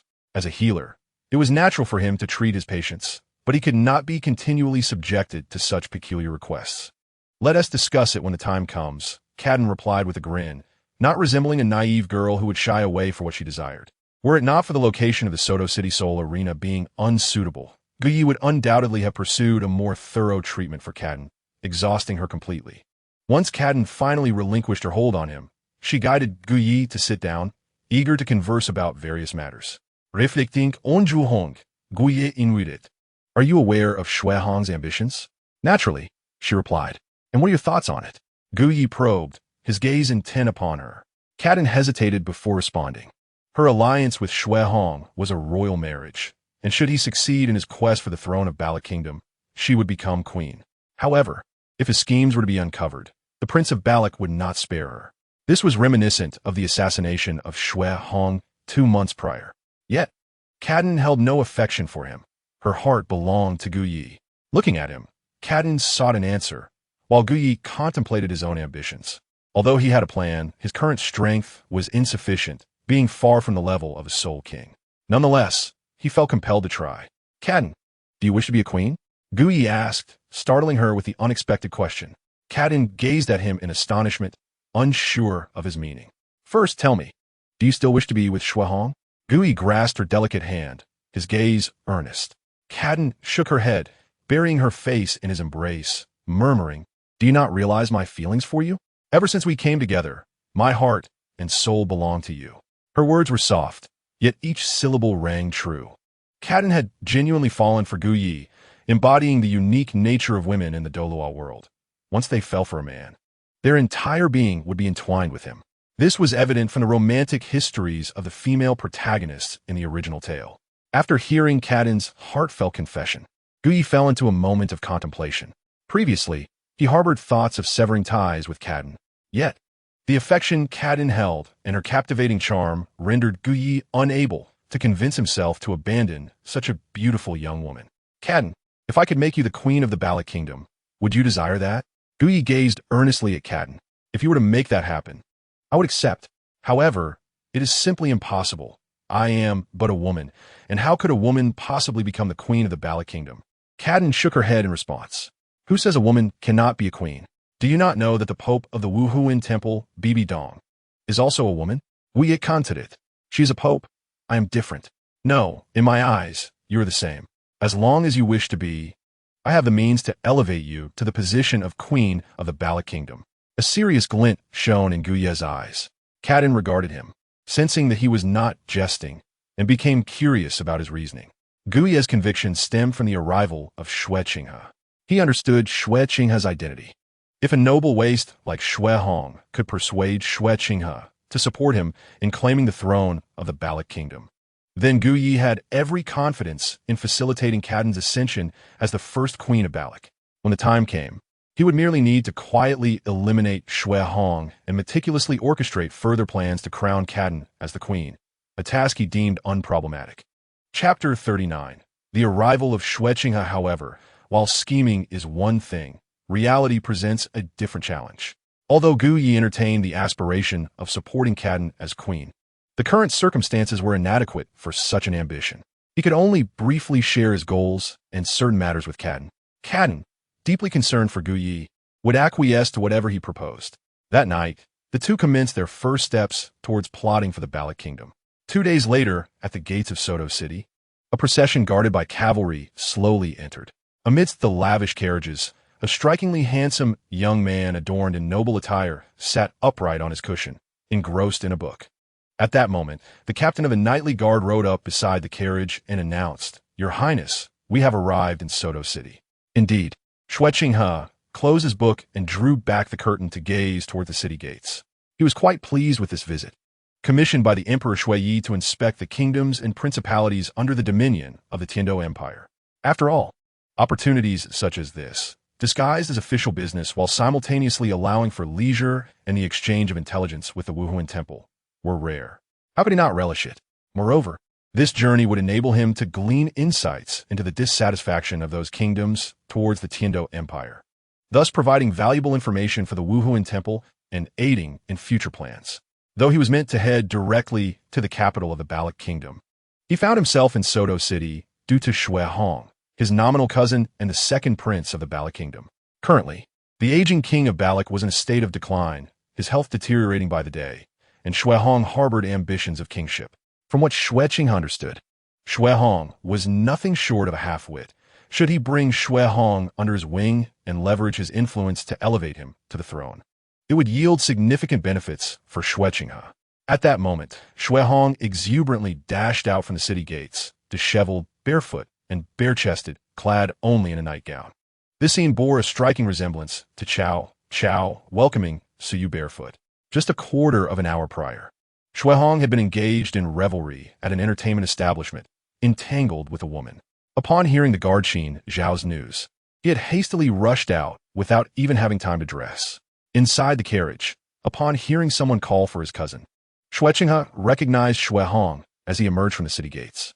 In terms of lineage, Emperor Xue Yi was Xue Hong's father's cousin, yet given Xue Hong's youth, addressing him as cousin was indeed appropriate and fostered a sense of closeness. However, upon surveying Xue Hong's appearance, Xue Qinghe concealed his disdain. Xue Hong approached the carriage, but was halted by the knightly guards. Breathless, he exclaimed, "Cousin Qinghe, I have eagerly awaited your arrival." "Not a problem." Xue Qinghe gestured for the guards to allow him passage. Upon receiving the command, the guards stepped aside, and Xue Hong hurried to the front of the carriage. "Cousin Qinghe, your arrival has prompted me to rush here without delay," he explained, attempting to downplay his disheveled appearance. "Oh, I see." Xue Qinghe nodded. Yet upon noticing the lipstick mark on Xue Hong's neck and the pungent scent of perfume emanating from him, he quickly deduced Xue Hong's true character. While he may possess a modicum of cleverness, he lacked genuine ability, being a mere wastrel akin to many nobles who indulged in hedonism. Nevertheless, such a person suited Xue Qinghe just fine. Easily manipulable, precisely the type he required. Guided by Xue Hong, Xue Qinghe and his entourage entered Soto City. Upon entering, Xue Hong led Xue Qinghe to the Lord's mansion, where an array of lavish food, fine wine, and exquisite women awaited to entertain. As the crown prince of the Tiando Empire, Xue Qinghe was accustomed to such extravagance, displaying an expression devoid of any ripple of emotion. Meanwhile, Xue Hong indulged in wine while articulating his aspirations to Xue Qinghe, his desire to become the next king of Balak, seeking Xue Qinghe's support, among other matters. "Well said," Xue Qinghe remarked, sipping his tea. "Cousin Qinghe, do you truly wish to support me in becoming king?" Xue Qinghe nodded, then shook his head. "Cousin Hong, it seems you do not fully grasp my meaning. I can support your claim to the throne, but what can you offer me in return?" Xue Hong considered Xue Qinghe's words, and after a moment of reflection, replied, "Cousin Qinghe, should I ascend as the next king of Balak, I will comply with any request you have." Driven by his ambition to claim the throne and avenge the near-death experience of 2 months prior, Xue Hong was willing to go to any lengths. Xue Qinghe responded nonchalantly, "That is agreeable."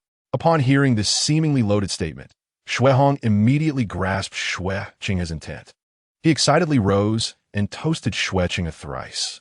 Subsequently, the two engaged in further conversation, with Xue Qinghe subtly probing Xue Hong's character, coming to understand him better.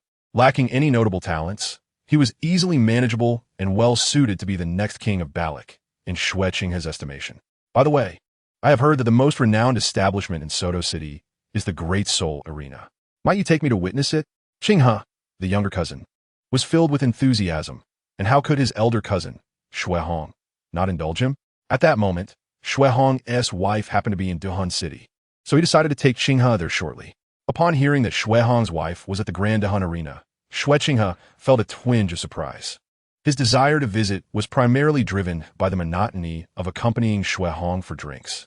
It seemed far more intriguing to observe the unique talents that might emerge in the arena, perhaps even to recruit some of them. However, the mention of Xue Hong's wife being present piqued his interest. Indeed, it was generally the case that his wife maintained the Grand Duhan Arena in Soto City, so she would typically be found there. "Is that so? I'm rather curious about what kind of remarkable woman your wife is, Xue Hong," he remarked. "Remarkable? She's just an ordinary woman," Xue Hong replied modestly, yet inwardly elated. After all, receiving praise for his wife from the crown prince of the Tiando Empire, Xue Qinghe, certainly elevated his own status. The two exchanged pleasantries before making their way to the Grand Duhan Arena in Soto City. At that moment, in the highest VIP room of the Grand Duhan Arena, Cadden sat gracefully in her chair beside Gu Yi. She watched him with growing fascination as he diligently penned a letter. "Where have you reached?" Gu Yi inquired, setting down his pen. "It's been half an hour since Xue Hong returned to the city lord's mansion," Cadden replied, just as a knock echoed from the door. "Come in," she said, glancing at the doorway. "City Lord Xue Hong and His Highness the Crown Prince are on their way to the Duhan Arena and will arrive in about 15 minutes. "Understood. You may leave," Cadden responded. After the maid exited, Cadden turned her gaze back to Gu Yi. "So they come to the Grand Duhan Arena? That saves me the trouble of seeking them out." Gu Yi looked forward to Xue Qinghe's arrival, though he had expected it would be Qian Renxue instead. Chapter 40. The first encounter with Xue Qinghe. Gu Yi held a certain admiration for Qian Renxue. In the original narrative, her talent was regarded as unparalleled in Douluo, and her beauty was breathtaking. Unfortunately, she fell victim to the protagonist's halo, resulting in a tragic fate. To be honest, Gu Yi found Qian Renxue intriguing, particularly her complex relationship with Bibi Dong. Despite harboring resentment towards her mother, she secretly yearned for Bibi Dong's approval. The two maintained a mutual disdain for one another, with Qian Renxue even referring to Bibi Dong as sister. It was unclear whether Qian Renxue genuinely wished to be Bibi Dong's sister or had ulterior motives. As he anticipated the encounter with this woman who aspired to be Bibi Dong's sibling, Gu Yi felt a sense of eagerness. Just then, Cadden, noticing Gu Yi's trance, gently called out to him and took his hand. "What is on your mind?" Gu Yi asked, returning his focus to her. "My mouth is dry again," Cadden said delicately, rising to sit on Gu Yi's lap and wrapping her arms around his neck with a captivating gaze. Her comment about her dry mouth immediately clarified her intentions to Gu Yi. He did not refuse. Instead, he embraced her slender waist and pressed his lips against her alluring face, kissing her deeply until her delicate lips were moist. "All right, I must leave for now, as Xue Hong and Xue Qinghe will be arriving shortly." Cadden nodded in satisfaction. Gu Yi chuckled softly, shaking his head as he exited the room and made his way to the Grand Dohan arena. He resumed his usual role of healing the injured soul masters within the arena, employing his martial spirit surgical knife for treatment. The unconventional method of using a knife for healing drew gasps of astonishment from many onlookers, especially as they witnessed the extraordinary efficacy of his healing abilities. At that moment, under Xue Hong's guidance, Xue Qinghe entered the Grand Dohan arena.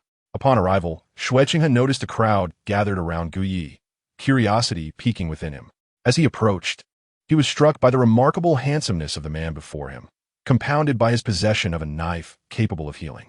This was the first time Xue Qinghe had encountered such a remarkable instrument. Intrigued, he paused to observe. "Xue Hong, do you know the soul master assisting others over there?" Xue Qinghe inquired, pointing at Gu Yi. "Oh, you mean Dr. Gu? I am well acquainted with him," Xue Hong replied. "He is a physician?" Xue Qinghe asked, his curiosity deepening. "Indeed, and Dr. Gu possesses exceptional medical skills. 2 months ago, I sustained severe injuries that nearly cost me my life, and it was Dr. Gu saved me." "I see. But why is he here?" "It was my wife's suggestion.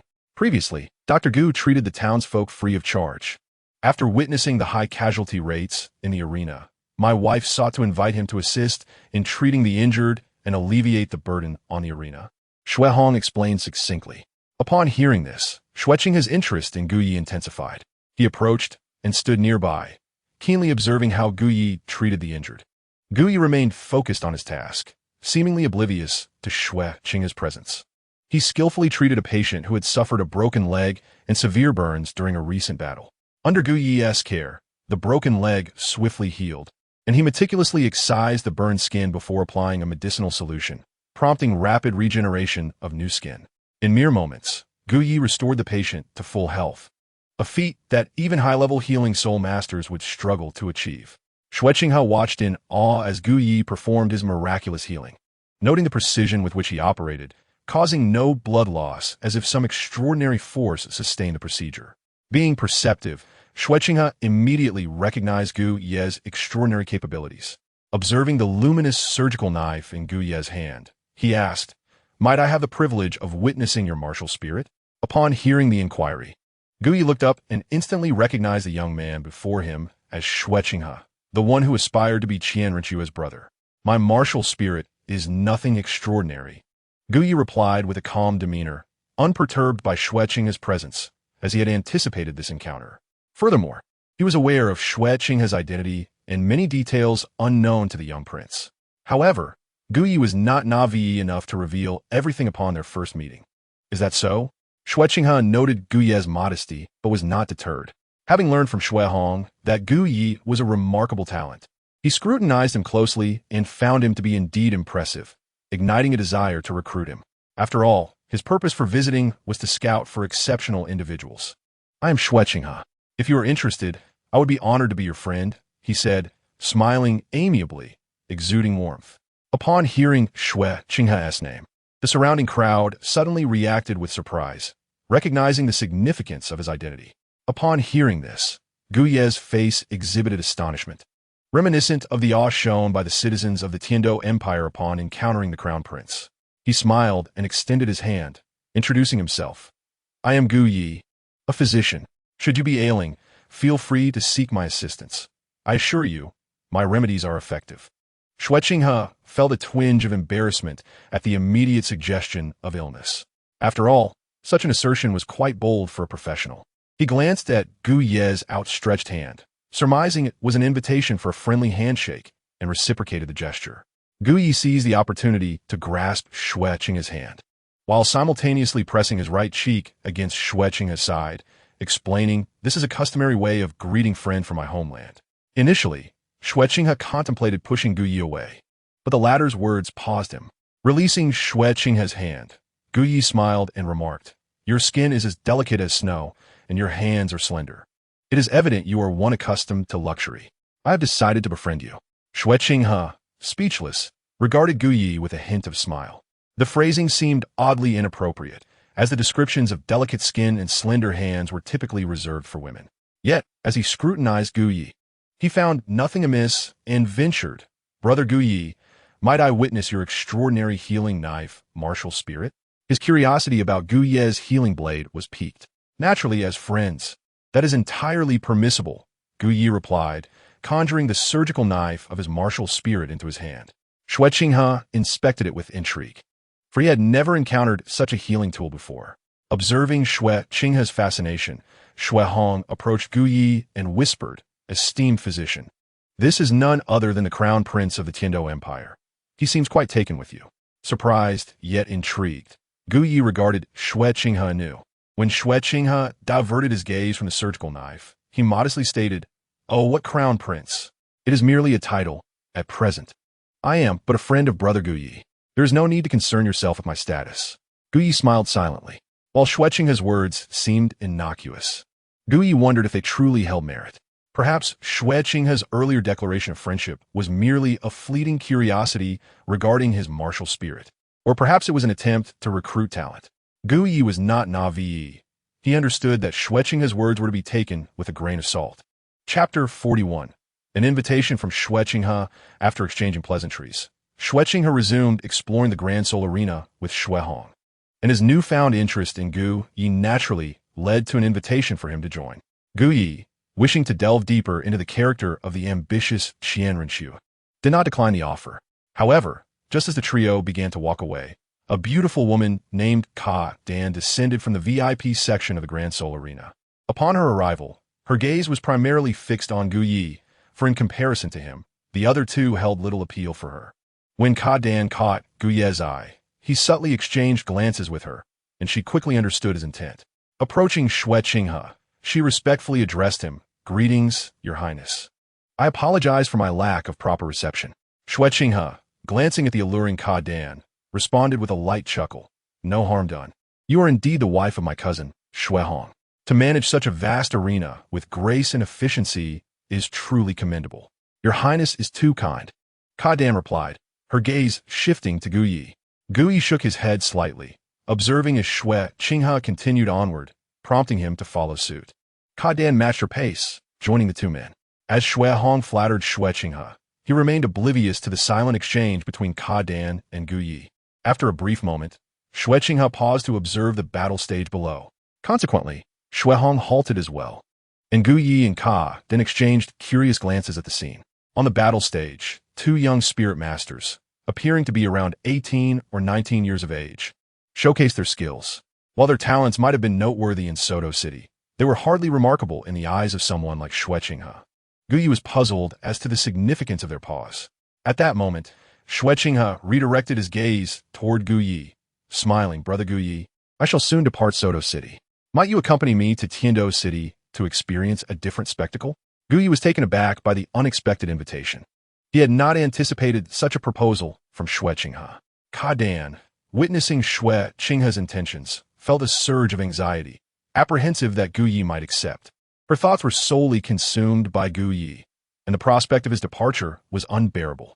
Xue Hong, surprised by Xue Qinghe's invitation to Gu Yi, contemplated the physician's impressive skills and Xue Qinghe's penchant for recruiting talent. In his heart, he hoped Gu Yi would remain close to Xue Qinghe, as it would yield benefits for him as well. Without a moment's hesitation, Gu Yi shook his head. "I appreciate the offer, but I am quite content in Soto City and have no immediate plans to leave."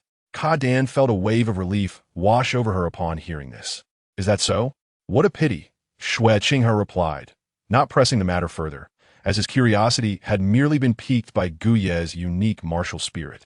"However, should you reconsider or find yourself in Tiando City, do seek me out.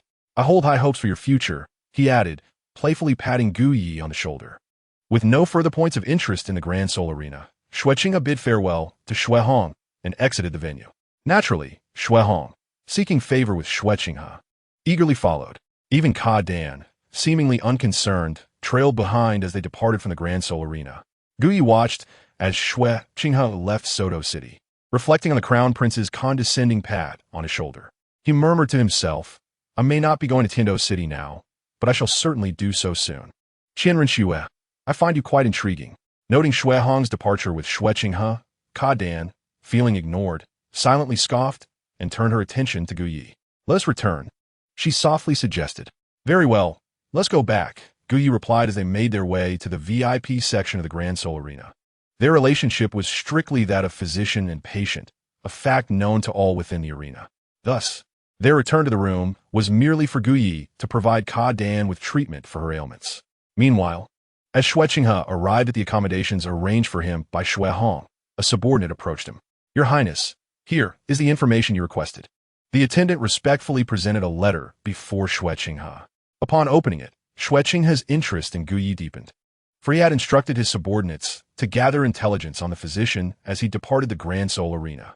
Now, he discovered that the letter detailed Gu Ye's recent endeavors in Soto City, where he had been providing free medical care to the populace, successfully treating every case without exception, earning the reputation of a master healer.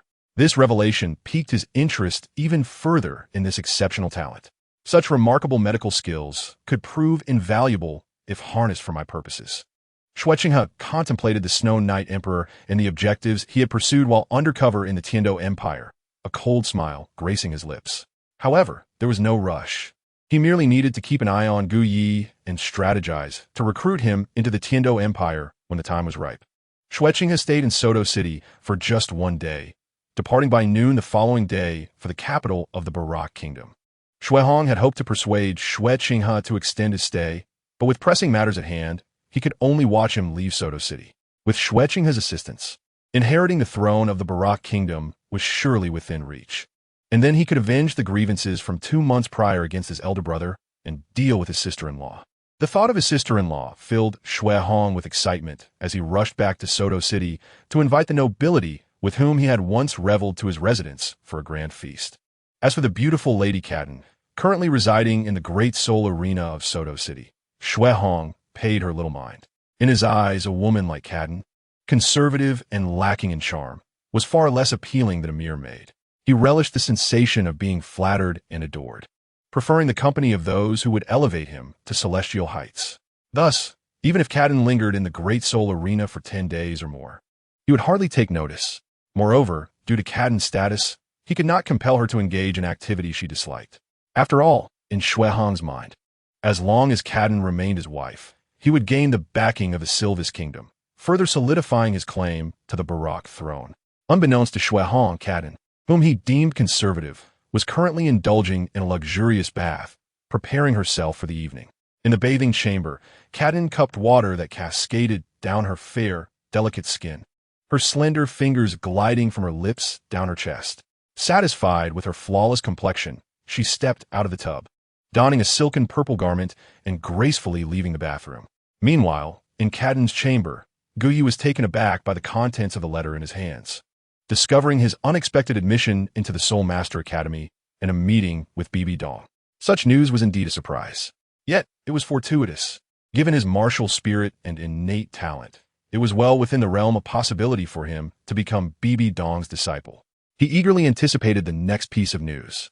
Reflecting on a young woman with a flawed martial spirit whom he had healed a month ago, now admitted to the academy, Gu Yi felt a surge of satisfaction. Chapter 42. Zhu Zhuqing's moment of glory now that she had joined the Soul Master Academy, as long as she continued to perform admirably. Showcasing her formidable martial spirit and the enhanced physical prowess he had bestowed upon her, it was entirely plausible for her to be accepted as Bibi Dong's disciple. Gu Yi, you appear quite pleased, a soft, melodious voice called out, as Cadden emerged draped in a flowing purple silk nightgown. It's merely a trivial matter, Gu Yi replied, not intending to disclose the details to Cadden, but when he turned to look at her, he found it impossible to tear his gaze away. The nightgown clung to her fair, glowing skin, exuding an allure that was both captivating and mature. As Gu Yi beheld her, he instinctively rose to his feet, stepping closer to Cadden, his hands encircling her slender waist, drawing her alluring form into his embrace. He gazed into her enchanting face, entranced. In that moment, Gui grasped why so many despised the likes of Cao Cao, yet yearned to emulate him. The charm of a married woman is both beguiling and treacherous, and one could easily find themselves ensnared in her web, unable to escape. Cadden, noticing Gu Ye's rapt attention and the glimmer of desire in his eyes, felt a surge of delight. "Will you stay with me tonight?" she whispered, leaning against his chest, her delicate hand trailing downwards, teasingly. In that instant, she resembled a woman seeking the comfort of her husband on a lonely night.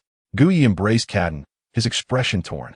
To remain with her tonight would undoubtedly lead to an intimate encounter that could be both exquisite and potentially addictive, possibly ensnaring him in an inescapable longing for this captivating married woman.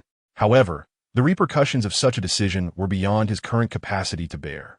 Shuihong was accompanied by a formidable soul sage, Qin Xiao. If Shuihong were to discover his presence in the Great Soul Arena overnight, he might initially harbor no suspicions, yet doubt would surely creep in. Should that doubt arise, and Qin Xiao investigate, Gu Ye's current strength within the soul sect would be inadequate to withstand it. Yearning for the allure of Cao Cao was futile without the protection of Dianwei. Gu Ye sikit inyardli. Cadden, now is not the time. Ultimately, Gu Ye could only shake his head in refusal. Cadden understood his meaning.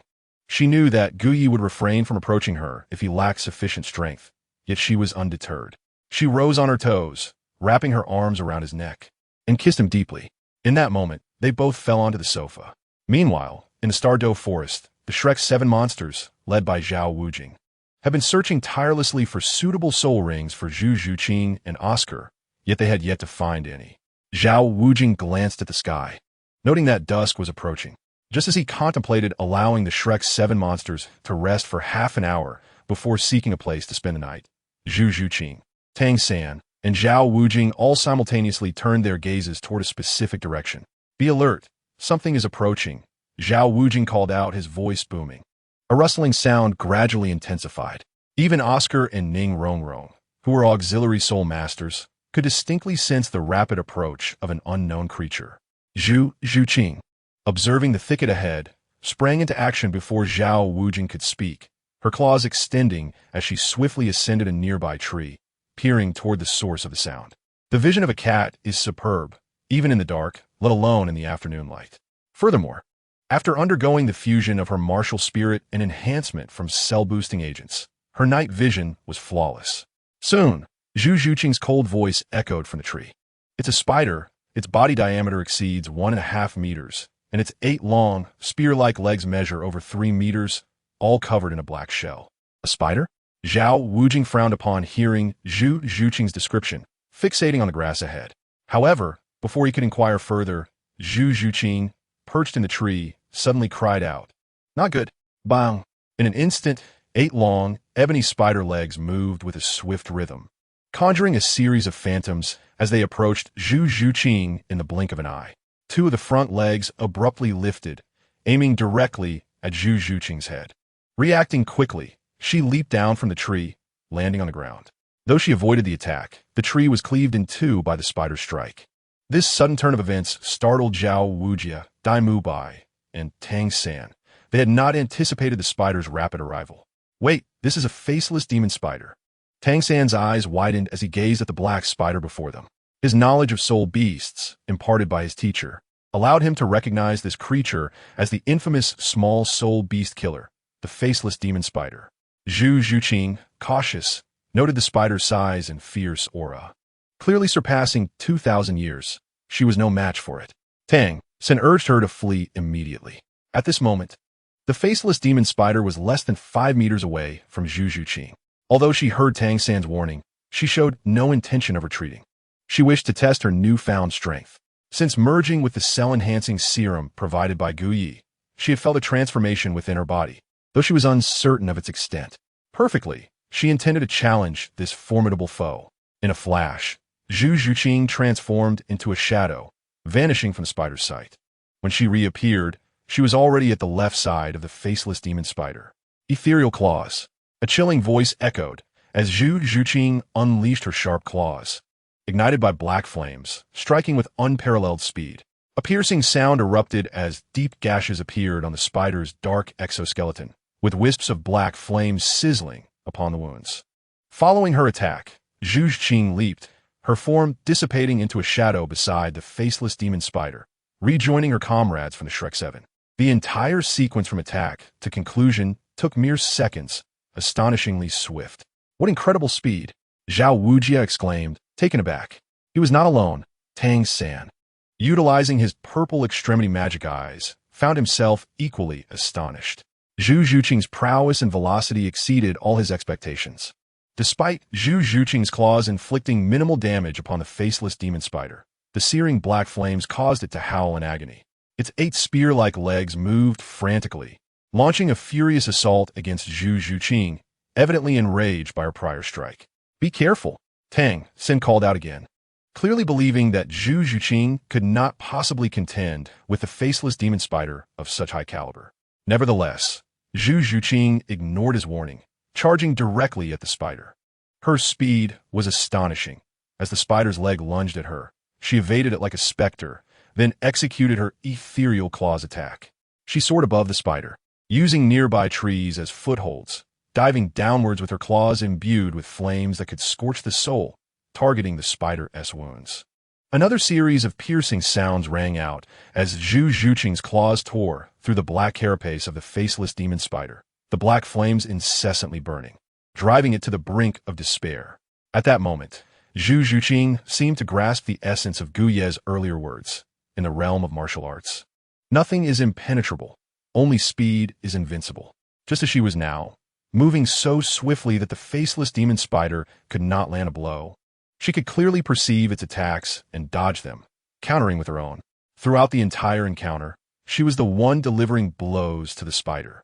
The transformations in Zhu Zhuqing's physical strength, reaction speed, and attack velocity were attributed to her absorption of the blood essence from the same lineage soul beast, the ethereal spirit cat, alongside the cell-enhancing serum. Chapter 43. Tang San's bones are gone bang. Zhu Zhuqing moved like a phantom, circling the massive body of the faceless demon spider, her claws ablaze with black flames, relentlessly assaulting its wounded shell. The sharp sounds of impact mingling with the crackling of fire. Facing Zhu Zhuqing's rapid onslaught, the faceless demon spider was now merely a target for her strikes. When did Zhu Zhuqing become this formidable? Xiao Wu gasped in awe, with Ning Rongrong equally astonished. They watched in disbelief as Zhu Zhuqing seemed to dominate the faceless demon spider. The most incredulous were Dai Mubai and Tang San. One, a level 37 soul master, confident in his strength among the 7. The other, a disciple of Yu Xiaogang, fully aware of the spider's prowess. Neither could fathom how a newly ascended 30-level soul master could overpower a creature over 2,000 years old, let alone do so with such ease. After observing with his purple extremity magic eyes, Tang San began to piece together the reason behind Zhu Zhuqing's advantage. I see now. I wondered how Zhu Zhuqing could possibly contend with the so-called small soul beast killer. The faceless demon spider is injured.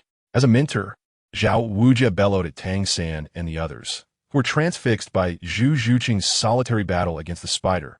What are you standing around for? Are you merely spectators while Zhu Zhuqing fights alone? Hurry and assist her. Finally snapping out of their stupor, Tang San and the others awkwardly scratched their heads before rushing to help. Rongrong, provide support, Tang San commanded. Seeing Zhu Zhuqing holding her own against the spider, Ning Rongrong enhanced her speed further. With that, Tang San, Dai Mubai, and the others joined the fray, surrounding the injured faceless demon spider. Zhu Zhuqing, noticing their involvement, skillfully evaded and took a moment to catch her breath. Bang! Bang! White Tiger's Radiant Light Wave, Blue Silver Bind, Bow of the Waste, Phoenix Fire Line, one after another. They unleashed their attacks against the beleaguered faceless demon spider. Already wounded and now further weakened by Zhu Zhuqing's earlier assault and the ongoing torment of the black flames. The spider was nearing its breaking point.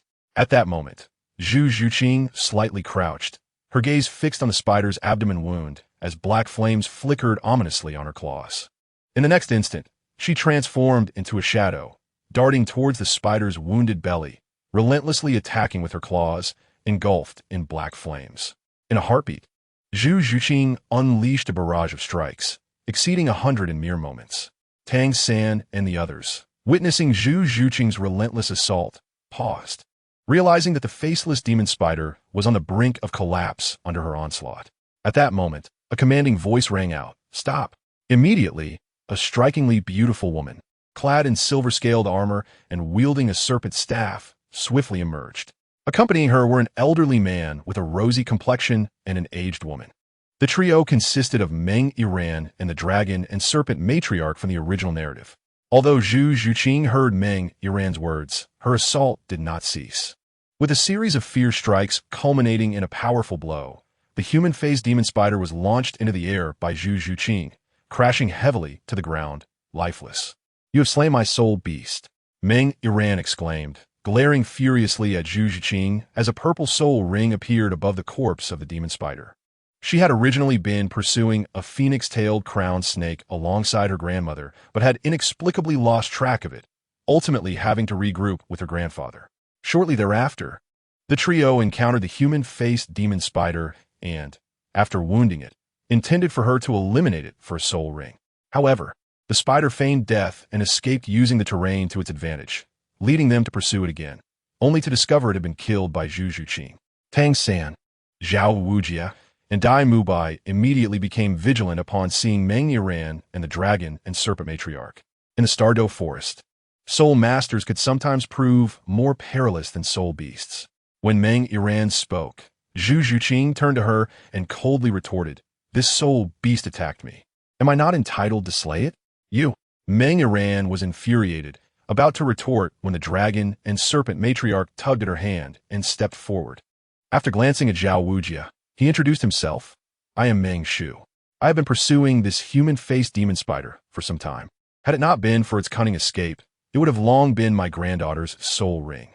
Upon hearing Meng Shu's name, Zhao Wujia was taken aback. He then scrutinized the elderly woman beside him, quickly deducing her identity.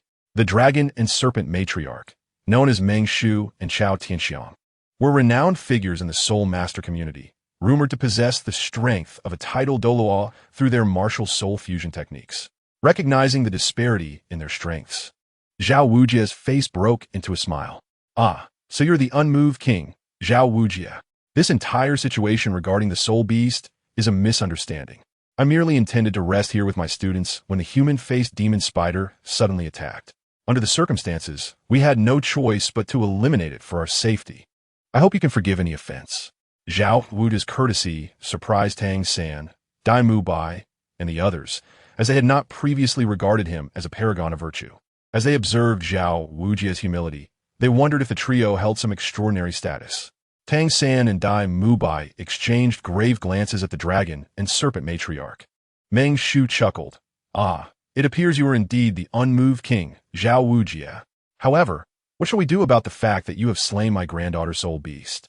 Though he had heard of Zhao Wujia's reputation and recognized him as a soul sage, Meng Shu felt no need to be overly cautious and spoke without much deference. Zhao Wujia fell silent for a moment upon sensing the accusatory tone in Meng Shu's voice. Tang San, observing the silence between Meng Shu and Zhao Wujia, felt a sense of impending danger. His mind raced until he finally spoke. "Esteemed elder, do you claim that this human-faced demon spider is the soul beast required by your granddaughter?" "Indeed," Meng Shu replied nonchalantly. "Then it follows that your granddaughter has already attained level 30? Naturally, Meng Shu was confident in his granddaughter's exceptional talent. After careful consideration, Tang San smiled confidently. "If that is the case, esteemed elder, you should be grateful that we eliminated the human-faced demon spider." "What do you mean by that?" Meng Shu's eyes narrowed suspiciously. Tang San quickly elaborated. "This human-faced demon spider is over 2,000 years old. Consider this. The limit for a soul master's third soul ring is 1,760 years, and no one has ever been able to absorb a soul ring exceeding that limit. If your granddaughter were to absorb this demon spider, what consequences might arise?" Tang San's words caused Meng Shu's brow to furrow. After inspecting the age of the demon spider soul ring, he realized the validity of Tang San's statement. If Gu Yi were present, he would have certainly sensed the anomaly. In the original work, it was said that a tidal Douluo had pursued a 2,000-year-old soul beast for several days. And yet here was a titled Douluo who was unaware of the age of a human-faced demon spider, intending to use it as a soul ring for his granddaughter. As various discrepancies surfaced in his mind, Meng Shu, upon hearing Tang San's explanation and then discovering Tang San's identity as a disciple of the renowned theoretical master Yu Xiaogang, was taken aback. He was even more astonished to learn that Oscar and Zhu Zhuqing had both surpassed level 30 at such a young age. Achieving such strength at a young age suggested an extraordinary background, especially with Zhao Wujia, a soul sage, protecting them. Thus, he felt inclined to form a friendship. After a brief discussion, both parties agreed to set aside their differences and collaborate in search of suitable soul beasts within the perilous Douluo forest. Due to Zhu Zhuqing's early breakthrough affecting certain plotlines and Tang San not having yet reached level 30, he ultimately lost the opportunity to obtain the human-faced demon spider as a soul ring, along with the external soul bone, the 8 spider lances. Chapter 44. Xiao Wu and the Titan Giant Ape. That night, within the Douluo forest, Zhao Wujia, the Shrek's 7 monsters, and the dragon and serpent matriarchs found a suitable location to pitch their tents for rest. As they gathered around the fire, enjoying their evening meal, Meng Iran, recalling Zhu Zhuqing's demonstrated strength during the slaying of the demon spider and her current age, felt a surge of curiosity. She approached Zhu Zhuqing and sat down beside her, inquiring, "Zhu Zhuqing, how have you trained so rapidly?" Not only was Meng Iran eager to know, but the dragon and serpent matriarchs were equally intrigued about how Zhu Zhuqing had managed to reach level 30 at such a young age. Through diligent effort, Zhu Zhuqing replied matter-of-factly, her response offering little insight.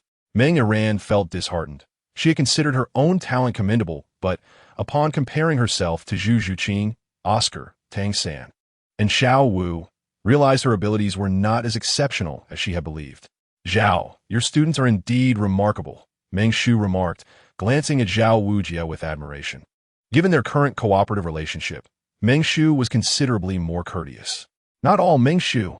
Your granddaughter is also a rare talent," Zhao Wujia humbly replied, offering another compliment. "However, Zhao, might I ask how Zhu Zhuqing has achieved such strength at her age?" Meng Shu's curiosity was genuine. Zhao Wujia hesitated. "Could it be that I cannot disclose this?" Meng Shu, sensing Zhao Wujia's reluctance, decided not to press further. It is not that I cannot say. The reason Zhuqing has reached level 30 at this age is not only due to her own hard work, but also involves another individual. Who? A physician named Gu Yi, who possesses extraordinary medical skills and esoteric knowledge, including something known as martial soul blood. Martial soul blood?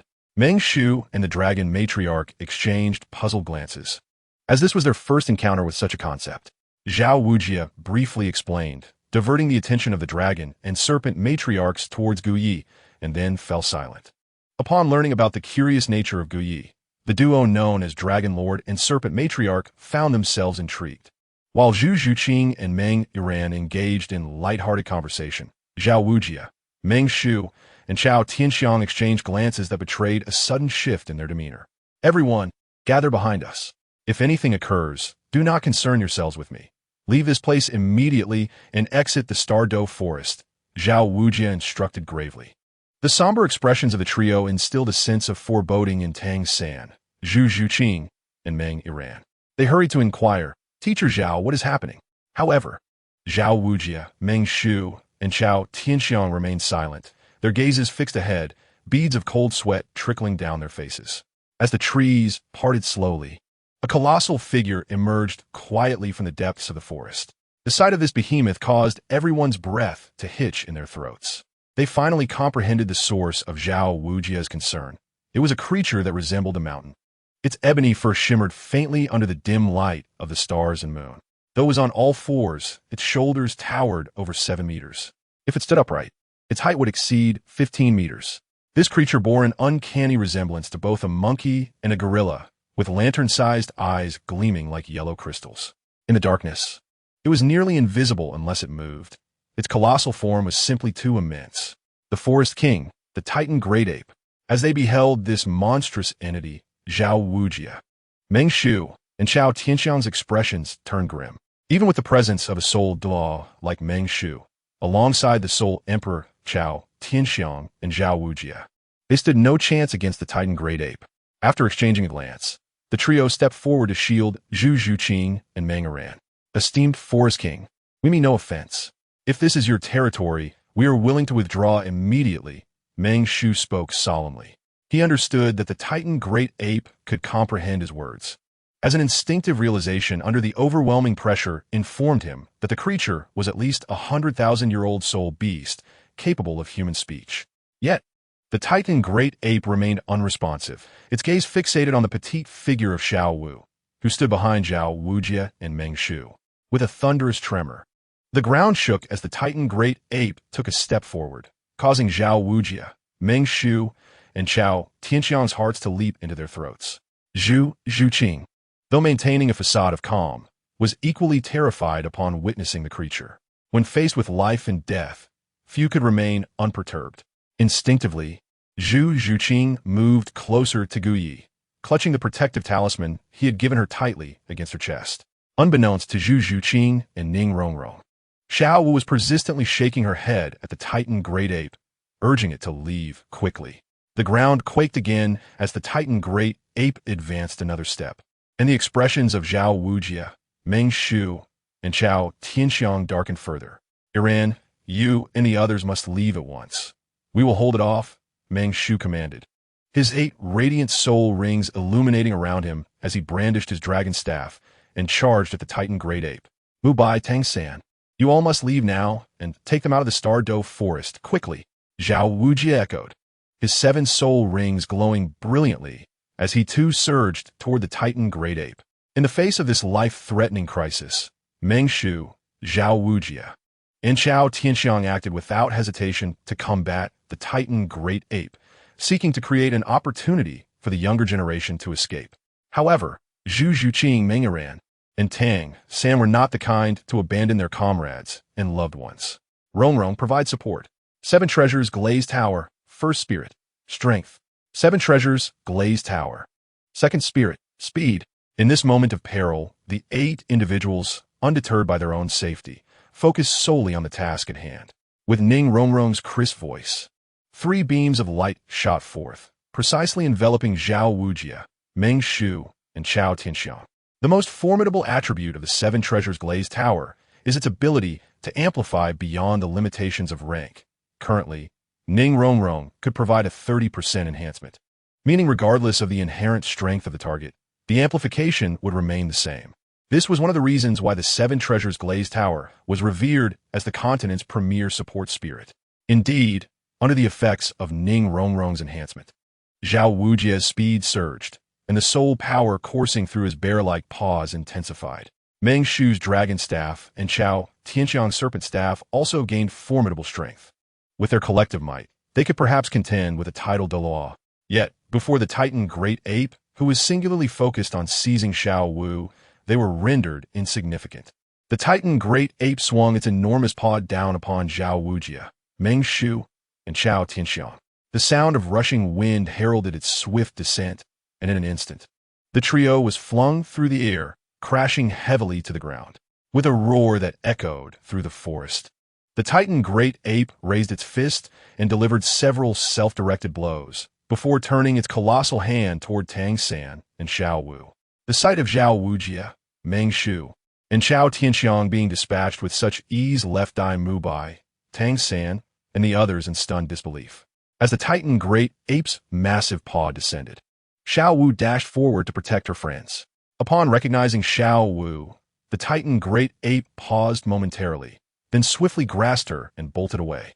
The sudden departure of the Titan Great Ape left Ning Rongrong and the others momentarily bewildered, but relief washed over them as they witnessed its retreat. Zhao Wujie, who had just recovered from the impact, was still grappling with confusion when he saw the Titan Great Ape leave. Meng Shu and Chao Tianxiang shared a sentiment. However, Tang San was different. Xiao Wu was missing, having been taken by the Titan Great Ape. His vision blurred with fury as he bellowed. Xiao Wu. Seated on the Titan Great Ape's shoulder, Xiao Wu seemed to hear Tang San's voice and turn her head, intending to respond. Yet, being in such a precarious situation prevented her from addressing her brother. Moreover, the Titan Great Ape seized the moment and dashed away, eager to take Xiao Wu back for some leisurely days of play. As Oscar had yet to acquire his 3rd spirit ring, and lacked the flying mushroom sausage. Tang San could only watch helplessly as Xiao Wu was carried away. What would happen next was uncertain, and no one, including Tang San, Zhao Wujia, Meng Shu, and Xiao Tianxiang, could fathom the Titan Great Ape's intentions in taking Xiao Wu. The grand emergence of the Titan Giant Ape, which whisked away Xiao Wu before departing, leaves one pondering the reasons behind such an event. Zhu Zhuqing and the others fell into silence as they gazed in the direction the Titan Giant Ape had vanished. Meanwhile, in the Kedong room of the Soto City Soul Arena, Guyi remained oblivious to the happenings far away in the Stardow Forest. He was unaware that Zhu Zhuqing's premature ascension to level 30 had caused deviations from the original storyline. At that moment, he sat on the sofa, cradling the enchanting Kedong in his arms, gradually calming himself as he admired her captivating visage. Just moments ago, he had been on the verge of engaging in an intimate exchange with the alluring Kedong on the sofa, but as a thunderclap struck, he abruptly halted. What's wrong? Kedong, resting against Guyi's chest, lifted her gaze to him, her eyes brimming with reproach. She had extended her welcome, yet Guyi had interrupted their moment, leaving her physically and emotionally unsettled. Guyi shushed her gently, urging Kedong to regain her composure. With one hand clutching her chest and the other wrapped around Guyi, her demeanor was a tapestry of allure and charm, making it difficult for her to calm down. She felt like a car speeding on the highway, unable to halt without risking a crash, compelled to press forward. Her heart raced, akin to a vehicle accelerating on a freeway, and the flush on her cheeks reflected the fervor coursing through her veins, akin to gasoline igniting. Seeing Kedong in such a state, Guyi, a physician by trade, quickly devised a method to help her regain her tranquility. Kedong, let us share a kiss to calm ourselves. With that, he embraced her waist and pressed his lips against her ruby-red ones. Kedong's eyelids fluttered shut, and she clung to Guyi, reluctant to let go. Moments later, as she realized she was struggling to breathe, she unknowingly began to regain her composure. Guyi, pleased with the effectiveness of his approach, silently commended himself for his medical prowess. Once Kedong settled, she reflected on how close she had come to indulging with Guyi, only to be interrupted. Guyi, do you truly dislike being with me? Kedong gazed at him, her face a canvas of discontent. In response, Guyi tightened his embrace, but Kedong squirmed, turning her head away in dissatisfaction.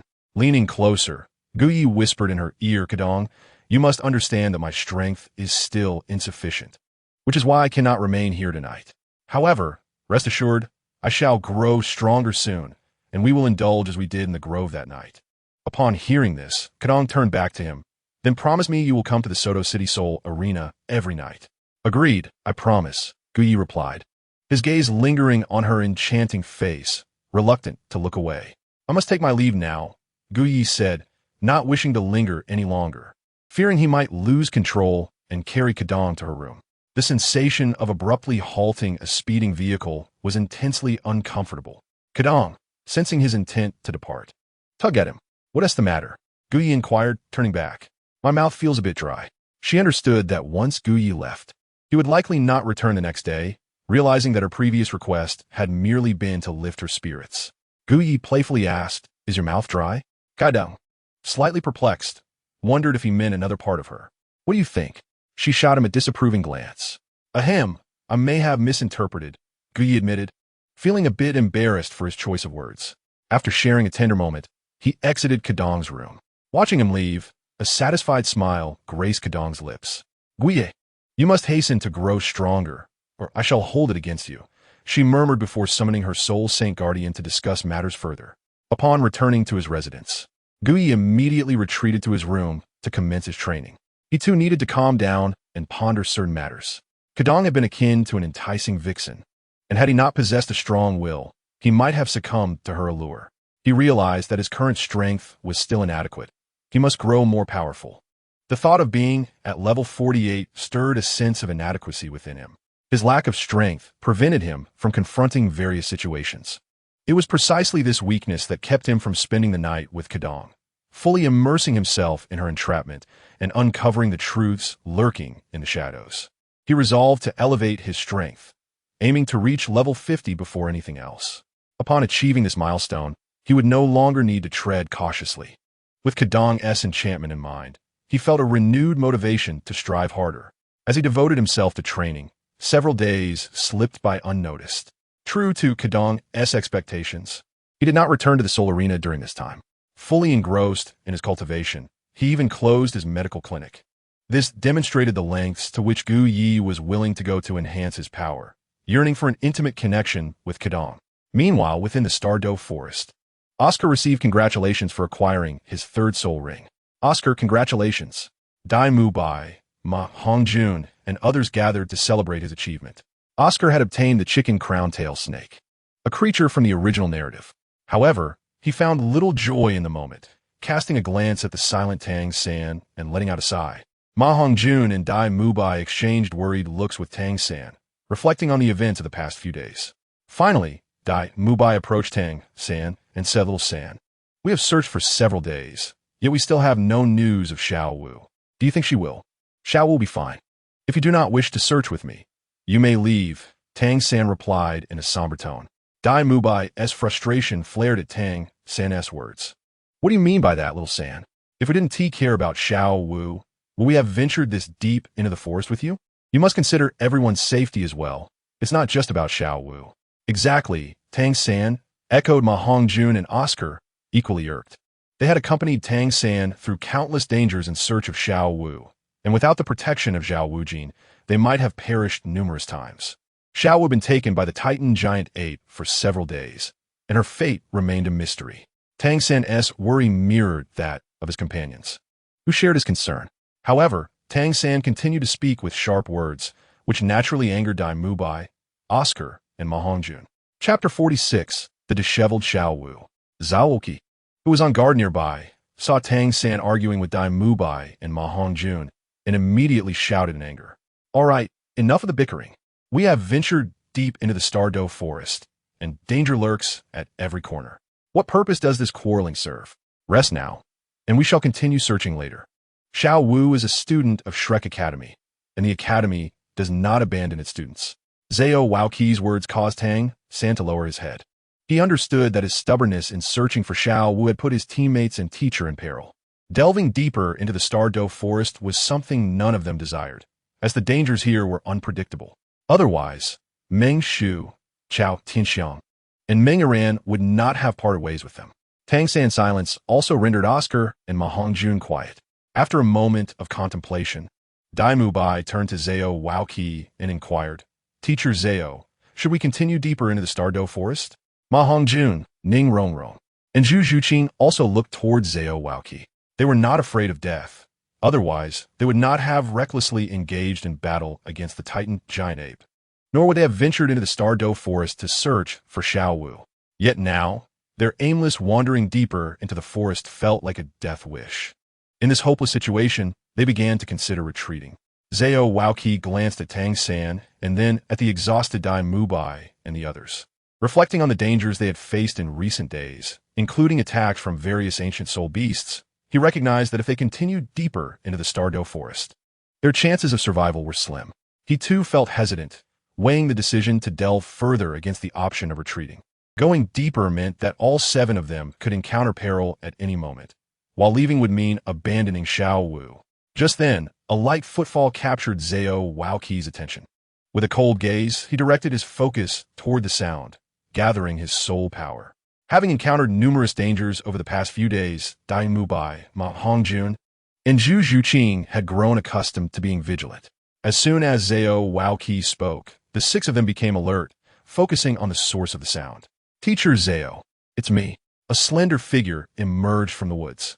Upon seeing her, not only did Zhao Waoqi freeze, but Zhu Zhuqing and the others were also momentarily stunned. It was Xiao Wu who had unexpectedly appeared. Xiao Wu appeared somewhat disheveled, her clothing torn in several places, and her once neat scorpion braid was now in disarray. Yet her complexion was rosy, seemingly more mature than before. "Xiao Wu, you're alive." Oscar's exclamation made him realize how thoughtless his words sounded. "Are you wishing for my demise?" Xiao Wu retorted, clearly annoyed. "Xiao Wu, is that really you?" Hearing the trembling voice, Xiao Wu instinctively turned around. Before she could utter a word, Tang San rushed over and hugged her tightly. "Xiao Wu, it's so good to see you safe. You have no idea how worried I've been." Tang San was overwhelmed with excitement, his embrace trembling slightly. What happened while you were captured by the Titan giant ape? Where have you been? Why is your clothing in such tatters? Are you hurt? Tang San questioned her urgently. Third brother, am I not standing right in front of you? Xiao Wu replied, rolling her eyes. Exactly. Look at Xiao Wu's rosy cheeks. Perhaps these past few days she not only avoided danger, but also gained some opportunity. Oscar and Ma Hongjun teased as they approached Tang San and Xiao Wu. Zhu Zhuqing and Ning Rongrong also noticed that Xiao Wu seemed different, appearing significantly more mature. Although her clothes were tattered and her hair messy, there was a mature glow on her face, reminiscent of the physical changes that accompany breakthroughs in soul power. Zhao Waoqi sensed something was amiss and quickly approached her, asking, by the way, Xiao Wu, how did you escape the Titan giant ape? Please tell us what happened. Upon Zhao Waoqi's inquiry, Dai Mu Bai, Ma Hongjun, and the others all turned their gazes toward Xiao Wu, while Tang San looked on curiously at his sister. Xiao Wu had indeed been brought home by Heir Ming. During these days, she had visited De Ming and discussed various matters before Heir Ming escorted her back. However, these matters were not something she could disclose to Zhao Waoqi and the others. Teacher Zhao, I'm not sure how it happened. The Titan giant ape grabbed me and ran deep into the forest. After a while, I heard a roar that sounded like a bull from a distance, and the Titan giant ape seemed quite agitated. It then abandoned me and fled on its own. I felt dizzy and fainted, and when I woke up, it was already gone. The scene was terrifying. There were at least dozens of soul beasts around, stunned by the force, and the weaker ones bled to death. I don't know if it was fortunate or unfortunate, but I suddenly realized that my soul power had also broken through to level 30. Zhao Waoqi was taken aback. What? You're at level 30? Not only Zhao Waoqi, but Oscar and the others were also astonished as they stared at Xiao Wu. Xiao Wu nodded, explaining, I was terrified when I heard that sound, and being captured by the Titan giant ape likely triggered my breakthrough due to the intense external stimuli. Then, I found a 1,000-year soul beast that suited me while I was unconscious and hunted it down for my third spirit ring. Is that even possible? Ma Hongjun stared at Xiao Wu, his expression akin to that of a blind cat stumbling upon a dead mouse. Xiao Wu's face reflected a hint of lingering fear. I suppose I'm lucky to have survived. I thought I was doomed to avoid being attacked by the surrounding soul beasts once they regained consciousness. I had to eliminate all of them. After absorbing the third spirit ring, my strength was restored, and I retraced my steps back. I heard a familiar voice nearby and followed it, eventually finding all of you. Xiao Wu's account raised many questions. However, given that she had returned alive, who would care about what had transpired between her and the Titan giant ape or any bond they may have shared? Tang San and the others unconsciously chose to trust her.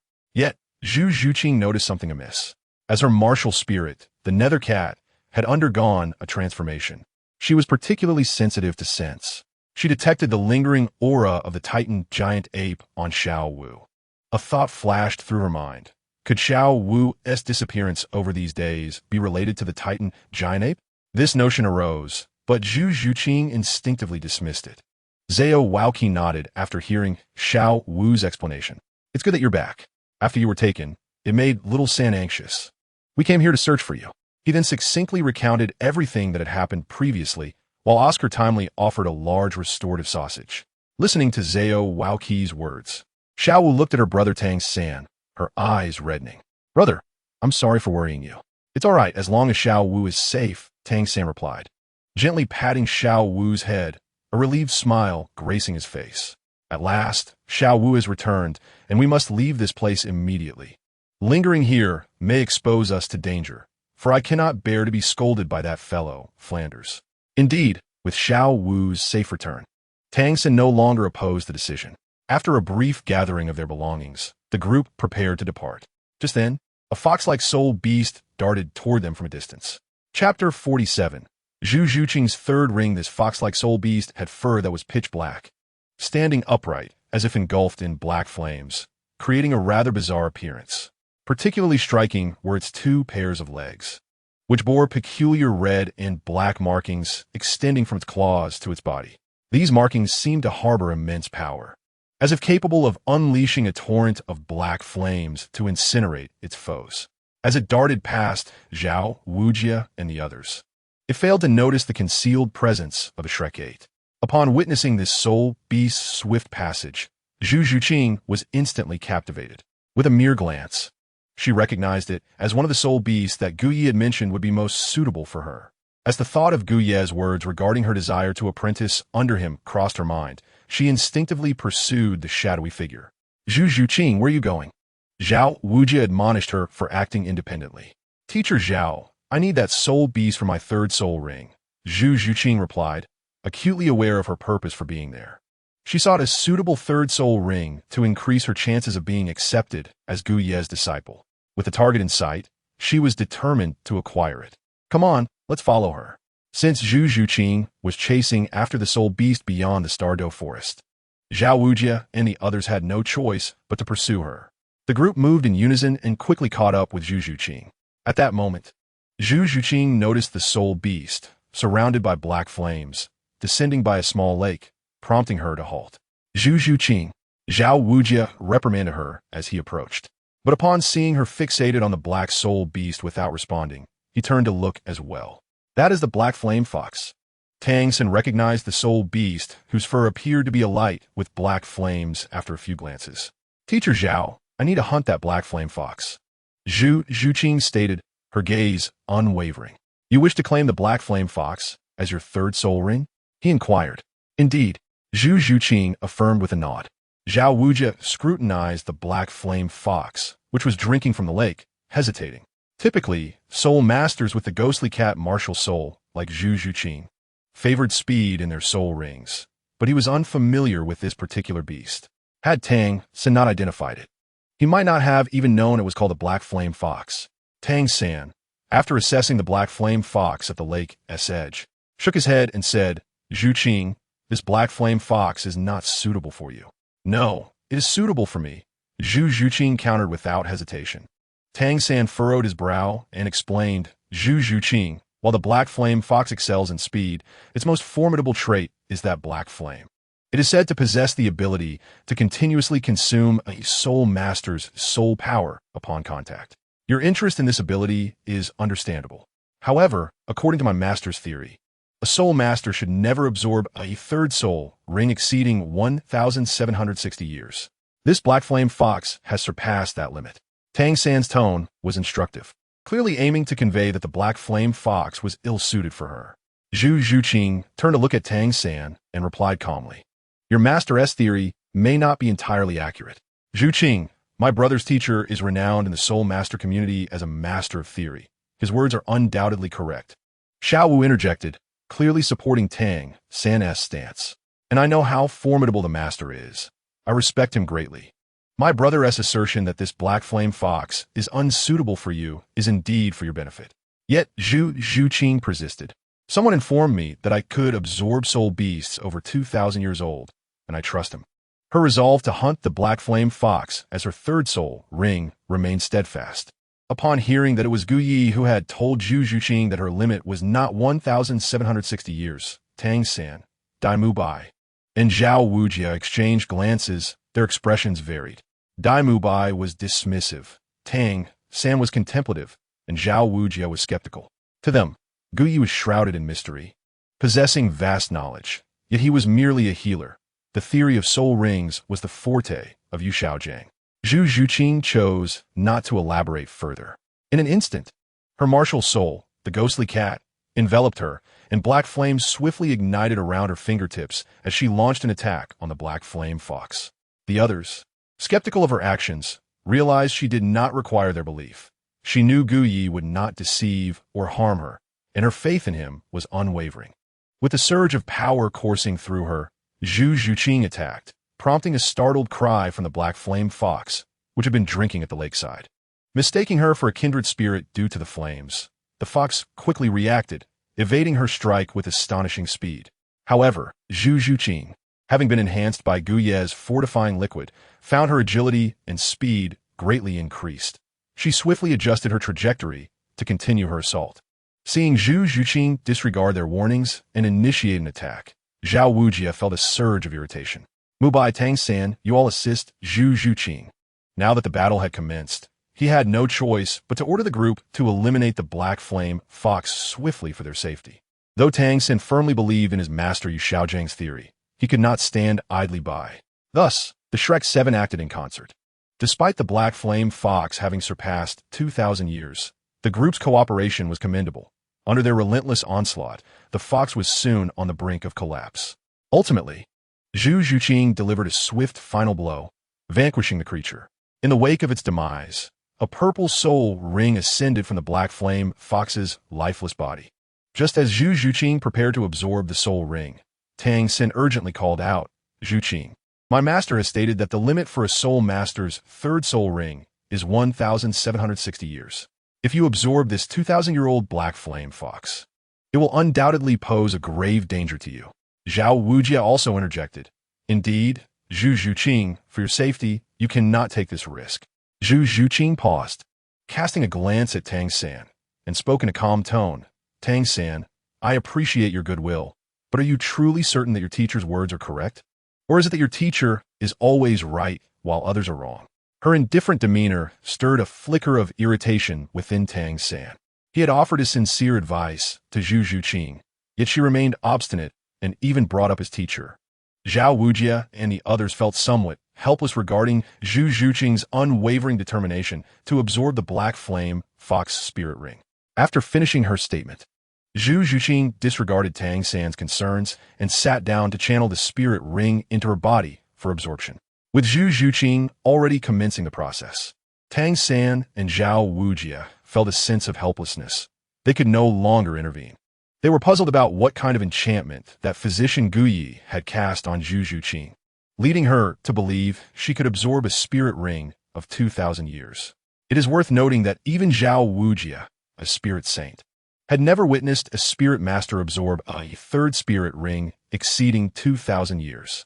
On the side, Dai Mubai felt increasingly uneasy upon hearing Zhu Zhuqing mention Gu Yi, and his discomfort intensified as he observed her following Gu Ye's advice to absorb a 2,000-year spirit ring. "Teacher Zhao, what should we do now?" Tang San, sensing impending trouble for Zhu Zhuqing, realized that stopping her was no longer an option. He could only defer to Zhao Wujia for guidance. Zhao Wujia, while watching Zhu Zhuqing begin the absorption process, felt a tinge of worry. However, upon noticing her steady breathing and lack of discomfort, he chose to remain silent. Zhu Zhuqing's body had been reinforced by Gu Ye's cellular enhancement potion, making her physique and meridians significantly stronger than before. In the fantastical realm of Douluo, Zhu Zhuqing's current constitution was more than capable of withstanding a spirit ring of 2,000 years. The process, though accompanied by some pain, concluded without any mishaps. Zhu Zhuqing successfully absorbed her third spirit ring, the Black Flame Fox, which exceeded 2,000 years. Chapter 48. Zhu Zhuqing has returned. How is this possible? Zhuqing actually succeeded. She absorbed a spirit ring that is over 2,000 years old. At the moment, Zhu Zhuqing incorporated the purple spirit ring into her being. Oscar and Ma Hongjun were left in shock, their jaws nearly dropping to the ground. Being the youngest among the seven, Zhu Zhuqing had swiftly reached level 30, and now, she had absorbed a spirit ring of 2,000 years. This was a significant blow to Ma Hongjun and Oscar. Tang San, too, found it difficult to comprehend, muttering, "My teacher's theory should not be incorrect." Yet Zhu Zhuqing managed to absorb a spirit ring of over 2,000 years. How can this be? The doubts that had begun to flicker in Tang San's mind, who once firmly believed in his teacher Yu Xiaogang, expanded exponentially as Zhu Zhuqing successfully completed her spirit ring absorption. Zhao Wujia, scratching his head, gazed at Zhu Zhuqing, who had surpassed the 2,000-year threshold with her third spirit ring, his expression beyond description. This experience transcended his understanding, as he was a simple man, with knowledge akin to that of an ordinary spirit master. Now, he felt utterly bewildered, akin to a monk who could not grasp the situation. Meanwhile, Zhu Zhuqing, after absorbing her spirit ring, remained seated, her eyes opening to behold the corpse of the Black Flame Fox before her, and then her own hands. To her astonishment, two dark red lines appeared on her palms, mirroring the patterns on the claws of the Black Flame Fox. Observing this unique design, Zhu Zhuqing felt she could summon something from these black patterns, yet she refrained from doing so, deciding to inform Gu Yi first upon returning to him. "Zhuqing, how do you feel?" Ning Rongrong inquired, approaching Zhu Zhuqing as she stood. "Very well," Zhu Zhuqing replied with a slight nod. Xiao Wu, Oscar, and the others quickly gathered around to inquire about her condition. Curiosity piqued. Ma Hongjun asked, Zhu Qing, what is your third spirit skill? Not only was Ma Hongjun intrigued, but Xiao Wu, Ning Rongrong, and Tang San were also eager to know, as a spirit skill derived from a ring over 2,000 years old should wield extraordinary power. However, Zhu Zhuqing merely shook her head and replied, It's a secret. I'll share it later. While they were all classmates, she intended to inform Gu Yi first before disclosing it to Tang San and the others once he granted his approval. Ma Hongjun, having been left in the dark, remained unfazed. He and Oscar regarded Zhu Zhuqing with awe, for it was unprecedented for someone to possess a third spirit ring exceeding 2,000 years. All right, now that we have successfully acquired our spirit rings, we should discuss the specifics once we exit the Stardow Forest. They were still deep within the forest, and Zhao Wujia wished to avoid any further incidents. After giving the order, he instructed everyone to gather their belongings and prepare to leave. Just then, Tang San suddenly sensed a change within his body and called out, Teacher Zhao, wait a moment. After speaking, he sat down to regulate his breathing. Zhao Wujia frowned at Tang San's sudden shift and contemplated inquiring about it.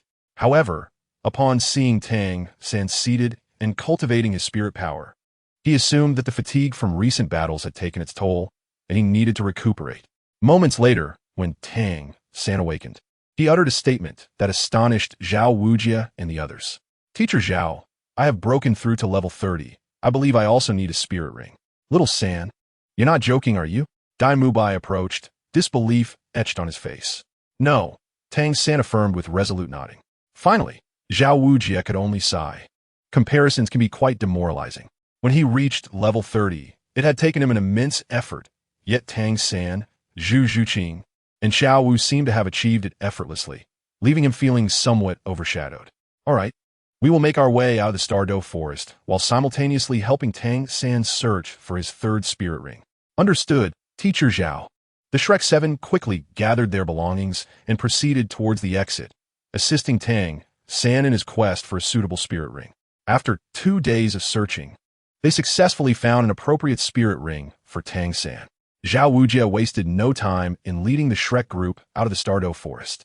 It took them another 2 days to return to Shrek Academy. Finally back, the feeling of returning home is truly delightful, Oscar exclaimed somewhat exaggeratedly. Zhao Wujia shot him a glare. Keep your voice down. Can't you see it's almost dark? All right, now you all head back to your dormitories to rest. I need to meet Flinder and report on our journey. After 2 days of travel, the Shrek 7 were exhausted and made their way to their respective dormitories. Tang San. Wait a moment. Just as Tang San was about to head back to the dormitory with Oscar, Ning Rongrong called out to him. Tang San paused, turning to Ning Rongrong. Rongrong, is there something you need? Ning Rongrong recalled the hidden weapons Tang San had used previously and spoke softly. I would like to have a private conversation with you. If that's all right. Oscar, standing beside Tang San, felt a bit stiff at this moment. You two talk. I'll head back first. It was common knowledge that Oscar harbored feelings for Ning Rongrong, and seeing her wanting to speak privately with Tang San left him feeling somewhat disheartened. All right. Tang San hesitantly agreed and followed Ning Rongrong. Meanwhile, Xiao Wu, displeased by Tang San's intent to converse privately with Ning Rongrong, pouted and made a face at her before heading back to the dormitory.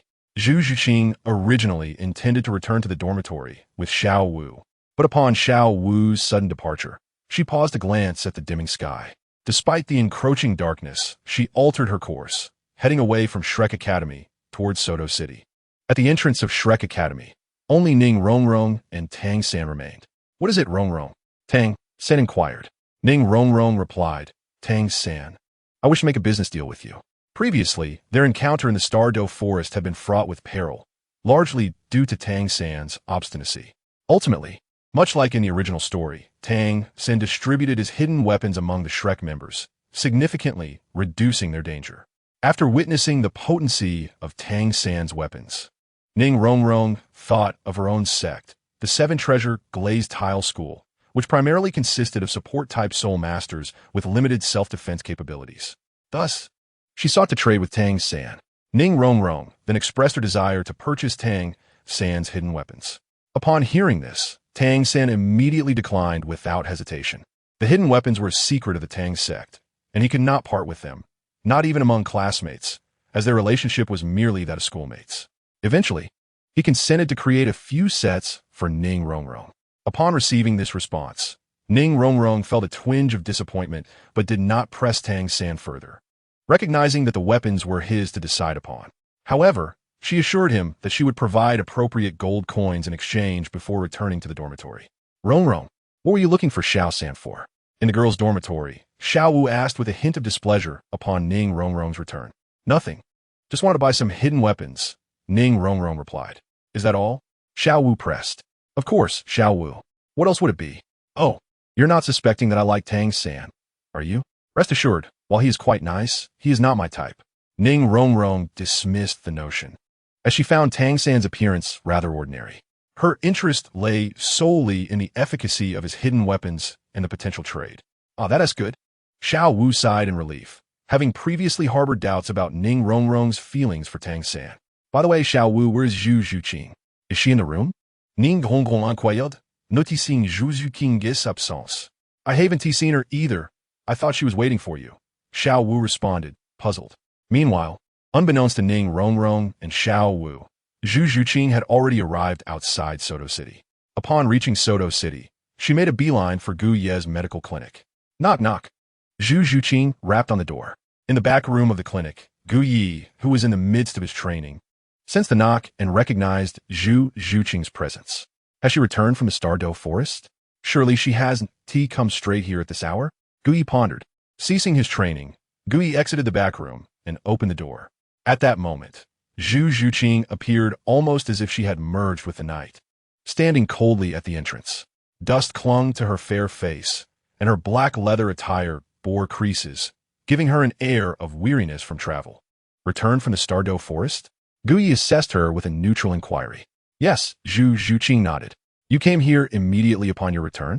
Gu Ye asked further. Zhu Zhuqing affirmed with another nod. With his curiosity piqued, Gu Ye took Zhu Zhuqing's hand and led her into the clinic, firmly shutting the door behind them. He was eager to delve into the events that transpired during her absence. Seat? Gu Ye gestured towards his bed. Zhu Zhuqing made herself comfortable without hesitation. After a long day's journey back to Shrek Academy, she felt an overwhelming urge to rest. Yet she remembered her intention to discuss matters with Gu Ye and quickly composed herself, fixing her gaze upon him. Gu Ye, not overthinking, also took a seat on the bed. They sat close together, looking into each other's eyes. I did it, Zhu Zhuqing said, a faint smile gracing her otherwise cool demeanor. It was evident that she had kept Gu Ye's earlier conditions for accepting her as a disciple firmly in mind. Now that she had succeeded, it felt akin to sharing her triumph with him. Is that so? Please, tell me about it, Gu Ye encouraged. Zhu Zhuqing nodded and candidly recounted her experiences in the Douluo forest, detailing the disturbances caused by Dai Mubai and others. Her encounter with the Dragon King and Snake Lady, the Titan Giant Ape's assault, and Xiao Wu's abduction. She also shared her acquisition of the Black Flame Fox's soul ring and the subsequent return of Xiao Wu, along with Tang San's breakthrough to the 30th level, leaving no detail unmentioned. Gu Ye listened with surprise, realizing that Zhu Zhuqing's narrative diverged significantly from the original storyline, particularly noting the absence of Tang San's first external tool, the 8 spider lances. The incident with Xiao Wu being captured by the Titan Giant Ape did not astonish him, as the Douluo forest was Xiao Wu's home, and the Titan Giant Ape was likely her kin. Gu Ye surmised that Xiao Wu had probably been taken home for a visit and had met the Sky Blue Bull Python during that time. Zhu Zhuqing then proceeded to elaborate on her own situation. Gu Ye, the third soul skill I obtained from the Black Flame Fox, is called the Nether Flame Slash. When activated, it unleashes a strike enveloped in black flames, which not only inflicts considerable damage, but also burns the soul. Zhu Zhuqing disclosed her third soul skill. The first person she chose to inform being Gu Ye, reflecting the level of trust she had in him. Additionally, after absorbing the Black Flame Fox's soul ring, I found this. Zhu Zhuqing extended her hand toward Gu Ye, revealing intricate black and red flame-like patterns on her fair palm. Soon after, she began to manipulate the black and red flame patterns on her hand, and before long, an eerie black and red aura began to emanate. As this aura enveloped her hands, razor-sharp claws materialized, measuring 3 to 4 inches in length, their entire form shimmering with a chilling luster. Soul bone, an external soul bone. Gu Ye recognized the nature of Zhu Zhuqing's manifestation upon seeing her claws. He gazed at her with a mix of astonishment and admiration, marveling at her good fortune. What is an external soul bone? Zhu Zhuqing asked, having only heard of 6 types of soul bones, this being her first encounter with the concept of external soul bones. External soul bones are among the rarest of soul bones, and the black and red claws you possess are indeed an external soul bone. Their value lies in their capacity for growth, meaning they will enhance alongside your strength, making these claws the most suitable external soul bone for you, Gui elucidated, his expression turning serious as he regarded Zhu Zhuqing. Zhuqing, I solemnly inform you that you must not disclose the existence of this soul bone to anyone other than myself, not even to those from Shrek Academy, understood? Zhuqing nodded in comprehension. She recognized the significance of a soul bone to a soul master in this world. She would not be foolish enough to share this information with others, except for Gu Yi, as he was currently the person she trusted most and would soon become her mentor. The fundamental ability of Zhu Qing's external soul bone was the Black Flame Fox, which could incinerate soul power with its black flames.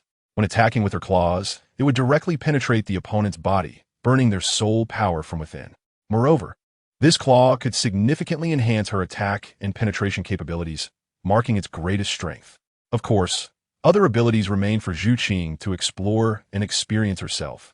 Upon learning about the capabilities of Zhu Qing's external bone, Gu Yi was reminded of the black flames associated with her nether spirit cat martial spirit. An excellent idea struck him. Zhu Qing, now that you possess this external soul bone, you might conduct an experiment. Try to merge the soul-devouring black flames generated by your nether spirit cat with the external soul bone. If they can fuse, producing both the soul-burning flames that inflict mental damage and the soul power incinerating black flames, the destructive potential of your external soul bone will become unimaginable. Zhu Qing's eyes sparkled at Gu Ye's words. If she could truly achieve what he suggested, her strength would be formidable. The ability of her nether black flame to burn soul power and cause mental damage combined with the black flames of her external soul bone would be devastating for any opponent struck by her claws. As this thought crossed her mind, Zhu Qing looked at Gu Yi, her breath slightly quickening. Gu Yi, you promised to take me as your disciple. She gazed at him, excitedly expressing her sincerest desire. She wished to grow stronger, immensely so, and it was Gu Yi who had ignited that hope within her. She admired his knowledge, his medical expertise, and his enigmatic aura. Despite appearing a few years older, she cared not for age. She sought this person. Zhu Qing, are you serious? Gu Yi asked, his expression turning slightly grave. Zhu Qing nodded resolutely. I am serious. I wish to become your disciple. Are you certain? He inquired once more. I am certain. Zhu Qing affirmed, her expression unwavering. Very well, then let us proceed. Zhu Qing was momentarily taken aback, her mind swirling with confusion at his words. She did not understand what he meant by that. I apologize. I misspoke. Gu Yi stammered, waving his hands awkwardly. The slip of a tongue had been a jest. He would never suggest such a thing to Zhu Qing. Yet, it appeared they were indeed together on the bed.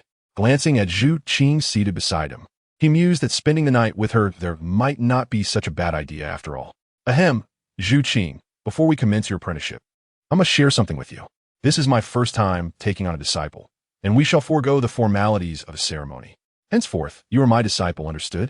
Gu Yi stated seriously, locking eyes with Zhu Qing. She nodded in understanding, responding, Yes, master.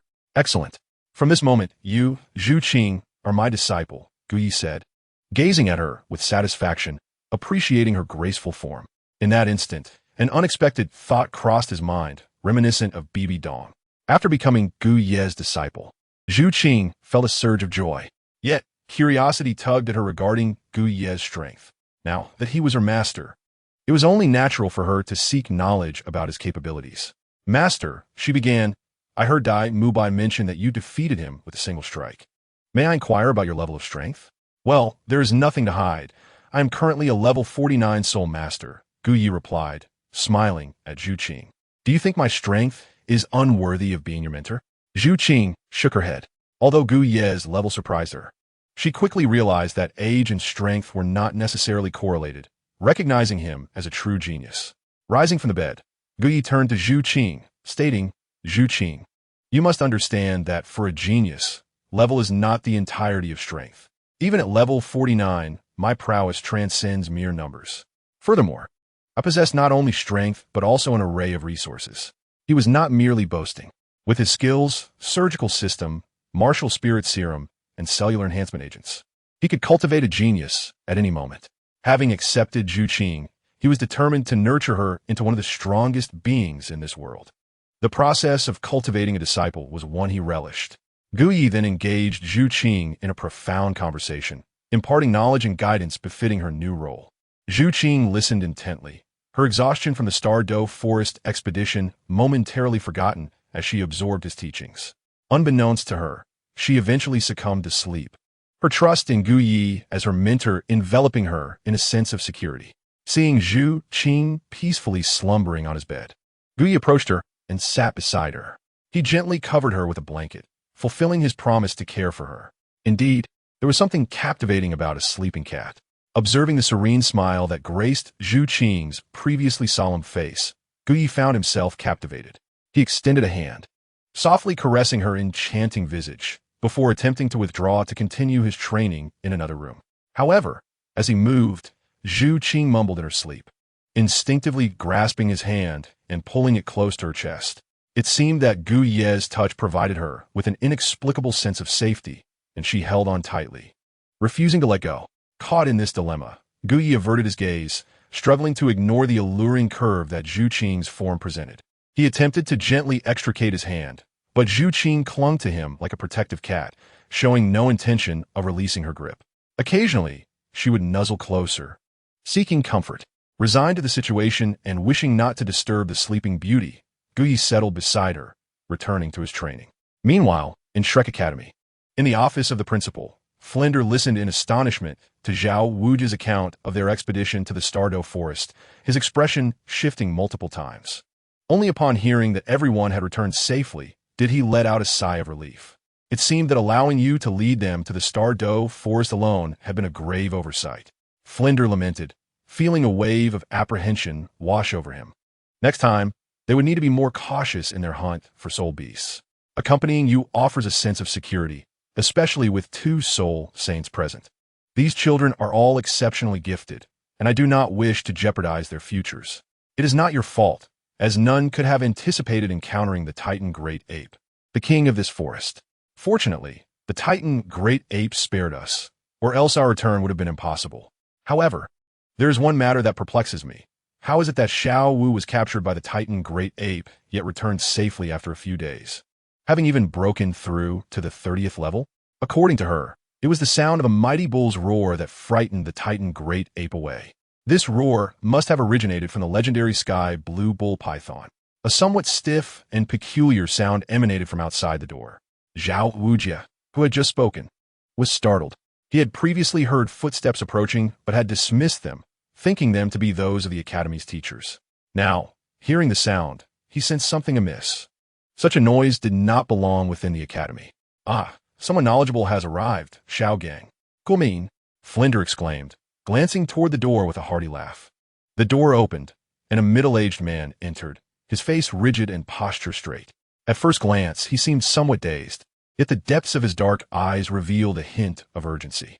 If Tang San were present, he would instantly recognize this man as his teacher, the renowned master in the world of soul masters, Yu Xiaogang. Wujie, you have yet to meet him. This is Xiaogang, a distinguished theoretical master in the realm of soul masters, and also Tang San's mentor, Flinder introduced, pulling Yu Xiaogang into the room. Zhao Wujie regarded Yu Xiaogang with newfound interest and exclaimed, "So you are the master. I am Zhao Wujie. It is an honor to meet you." "Greetings, Zhao Wujie. I have heard much about you. I trust that Tang San is safe?" Yu Xiaogang responded. "Yes, the journey through the Douluo forest has exhausted Tang San. He has already returned and is resting in his room," Zhao Wujie replied, relieved to learn of his disciple's safety. Yu Xiaogang then explained that the sound they heard was from the legendary sky blue bull python, alongside a series of related events. "It seems Xiao Wu is quite fortunate," Zhao Wujie remarked, astonished by the truth of Xiao Wu's identity as a transformed soul beast. Her capture was merely a reunion with 2 familiar beasts who wished to bring her home for a discussion. After Yu Xiaogang finished his explanation, he continued, "Zhao Laoshi, I have thoroughly reviewed the profiles of these students. Your expedition to the Douluo forest was to assist Oscar and Zhu Zhuqing, who possesses the Phantom Cat martial spirit. in finding their third spirit ring. I wonder what soul beast they ultimately encountered. When the topic of spirit rings arose, Zhao Wujie chuckled. Our luck this time was quite favorable. Oscar acquired a 1,000-year-old windtail rooster crown snake spirit ring, along with an impressive third spirit ability. Upon hearing about the windtail rooster crown snake, Yu Xiaogan's stiff face showed a slight muscle twitch. Excellent. This spirit beast aligns closely with the options I had anticipated for Oscar. The windtail rooster crown snake is known for its mild temperament, yet cunning nature, excelling in evasion. Its cultivation is challenging, and if I am not mistaken, Oscar's third spirit ring must indeed be related to speed. Zhao Wujie instinctively praised, "Truly, you are a master. Just from a few words, you discern such intricate details." You're correct. Oscar's third spirit ring is indeed speed-related. His third spirit ability resembles a mushroom sausage, allowing him to maintain flight for 1 minute, matching the speed of the windtail rooster crown snake. Yu Xiaogang appeared taken aback, clearly not expecting Oscar's spirit ability to be such, and stated resolutely, "This child's culinary martial spirit talent is unprecedented. He stands out among all food-type soul masters I have encountered, with limitless potential ahead." Flinder chuckled. "Xiaogang, our Shrek Academy only admits monsters. Surely you are aware of that?" Yu Xiaogang glanced at Flinder with mild disinterest and continued, "However, I am even more astonished by Zhu Zhuqing, who possesses the Phantom Cat martial spirit. Her profile indicates she is merely 12 years old, the youngest among the 7, yet she has already reached the 30th level. To my knowledge, the Phantom Cat martial spirit does not possess such qualifications. Might you elaborate on Zhu Zhuqing's circumstances, Zhao Laoshi?" Upon learning of the Phantom Cat martial spirit, Yu Xiaogang had already speculated on Zhu Zhuqing's identity, as the Zhu family was quite renowned on Douluo continent. Zhao Wujie discreetly glanced at Flinder, hesitating to mention Zhu Zhuqing's third spirit ring's age, knowing that revealing such information would be embarrassing for Flinder. Flinder, however, informed Yu Xiaogang of the reason for Zhu Zhuqing's swift advancement to the 30th level, attributing it to Gu Yi, a unique healer who had developed a substance known as martial spirit blood, which Zhu Zhuqing had consumed to facilitate her rapid progress. Yu Xiaogang was taken aback upon hearing this, his previously rigid expression growing even more serious. "Flinder, how could you allow these children to recklessly use such substances? Are you unaware that these quick enhancement methods could be extremely harmful? If detrimental, it would ruin Zhu Zhuqing's foundation. Surely, you have not forgotten the rogue soul masters of yore who hastily improve their strength through similar means, only to meet disastrous ends?" Yu Xiaogangs admonishment left Flinder feeling somewhat awkward. He quickly defended himself. "Xiaogang, you have misunderstood. Zhu Zhuqing's foundation remains utterly stable and exceptionally strong. Guye, who administered the martial spirit blood, is a highly esteemed healer in Soto City, unmatched in his medical skills. It is said he can even treat martial spirit defects. He previously identified Ma Hongjuan's martial spirit flaw and suppressed his evil fire with a specific medicine, even mentioning the possibility of developing a remedy for Hongjuan's defect." "What do you mean by that?" Yu Xiaogang asked, his serious demeanor revealing a hint of excitement beneath the surface. "I witnessed it firsthand. Would I deceive you?" Flinder retorted, a hint of irritation flashing in his eyes at Yu Xiaogang's disbelief. "If what you say is true, then Gu Yi is indeed extraordinary," Yu Xiaogang pondered, considering Flinder's words. Gu Yi's ability to create martial spirit blood to aid Zhu Zhuqing's strength and his keen insight into Ma Hongjuan's martial spirit defect raised the question. Could he discern Yu Xiaogangs own martial spirit flaw? If so, might he also be able to help him? As this thought crossed his mind, Yu Xiaogang felt a long-buried desire resurface. His martial spirit mutation had rendered him incapable of breaking through to the 30th level. No one knew the depth of his yearning to surpass that threshold. Flinder, being the one who understood Yu Xiaogang best, instantly grasped the implications. "Xiaogang, are you suggesting?" He began, casting a questioning glance at him. Yu Xiaogang shook his head. "I do not know Gu Yi well, nor can I ascertain the truth of his claims. I merely entertain the notion of seeking him out when time permits. If Xiaogang can truly remedy the defect in his martial soul, the prospects for you are beyond imagination. Once his martial soul defect is healed and he surpasses level 30, what might his future hold? Flinder, please share with me all that you know about Gu Yi." The fact that Gu Yi can treat martial soul defects has piqued Xiaogang's interest. and he now seeks to confirm his thoughts through Flander. Naturally, Flander is candid with his good friend Xiaogang, providing him with detailed information regarding Gu Yi, a unique martial soul capable of extracting martial soul blood, possessing strange yet powerful medical skills, and effective medicines have earned him high praise among the citizens of Soto City. It appears in a few days I shall have the opportunity to see for myself whether Gu Yi is as extraordinary as the rumors suggest. After hearing about Gu Yi, Xiaogang recalled his earlier inquiry to Zhao Wujia regarding Zhu Zhuqing. He was still unaware of what type of soul beast Zhu Zhuqing had obtained for her third soul ring and the nature of her soul skills. Confidently, Xiao Gong speculated. Teacher Zhao, for what I understand, Zhu Zhuqing is an agility-type soul master. With her phantom spirit cat, martial soul, she must have chosen a soul beast that emphasizes speed for her third soul ring, perhaps a ghost tiger or a jaguar. Am I correct? Zhao Wujia, considering Zhu Zhuqing's unique situation, glanced at the confidently speculating Xiaogang and scratched his head, momentarily unsure how to respond. Flander, observing Zhao Wujia's hesitance, felt exasperated. Wujia, your reluctance is quite distressing. It's merely about Zhu Zhuqing's third soul ring. There's no reason to be coy in front of Xiaogang.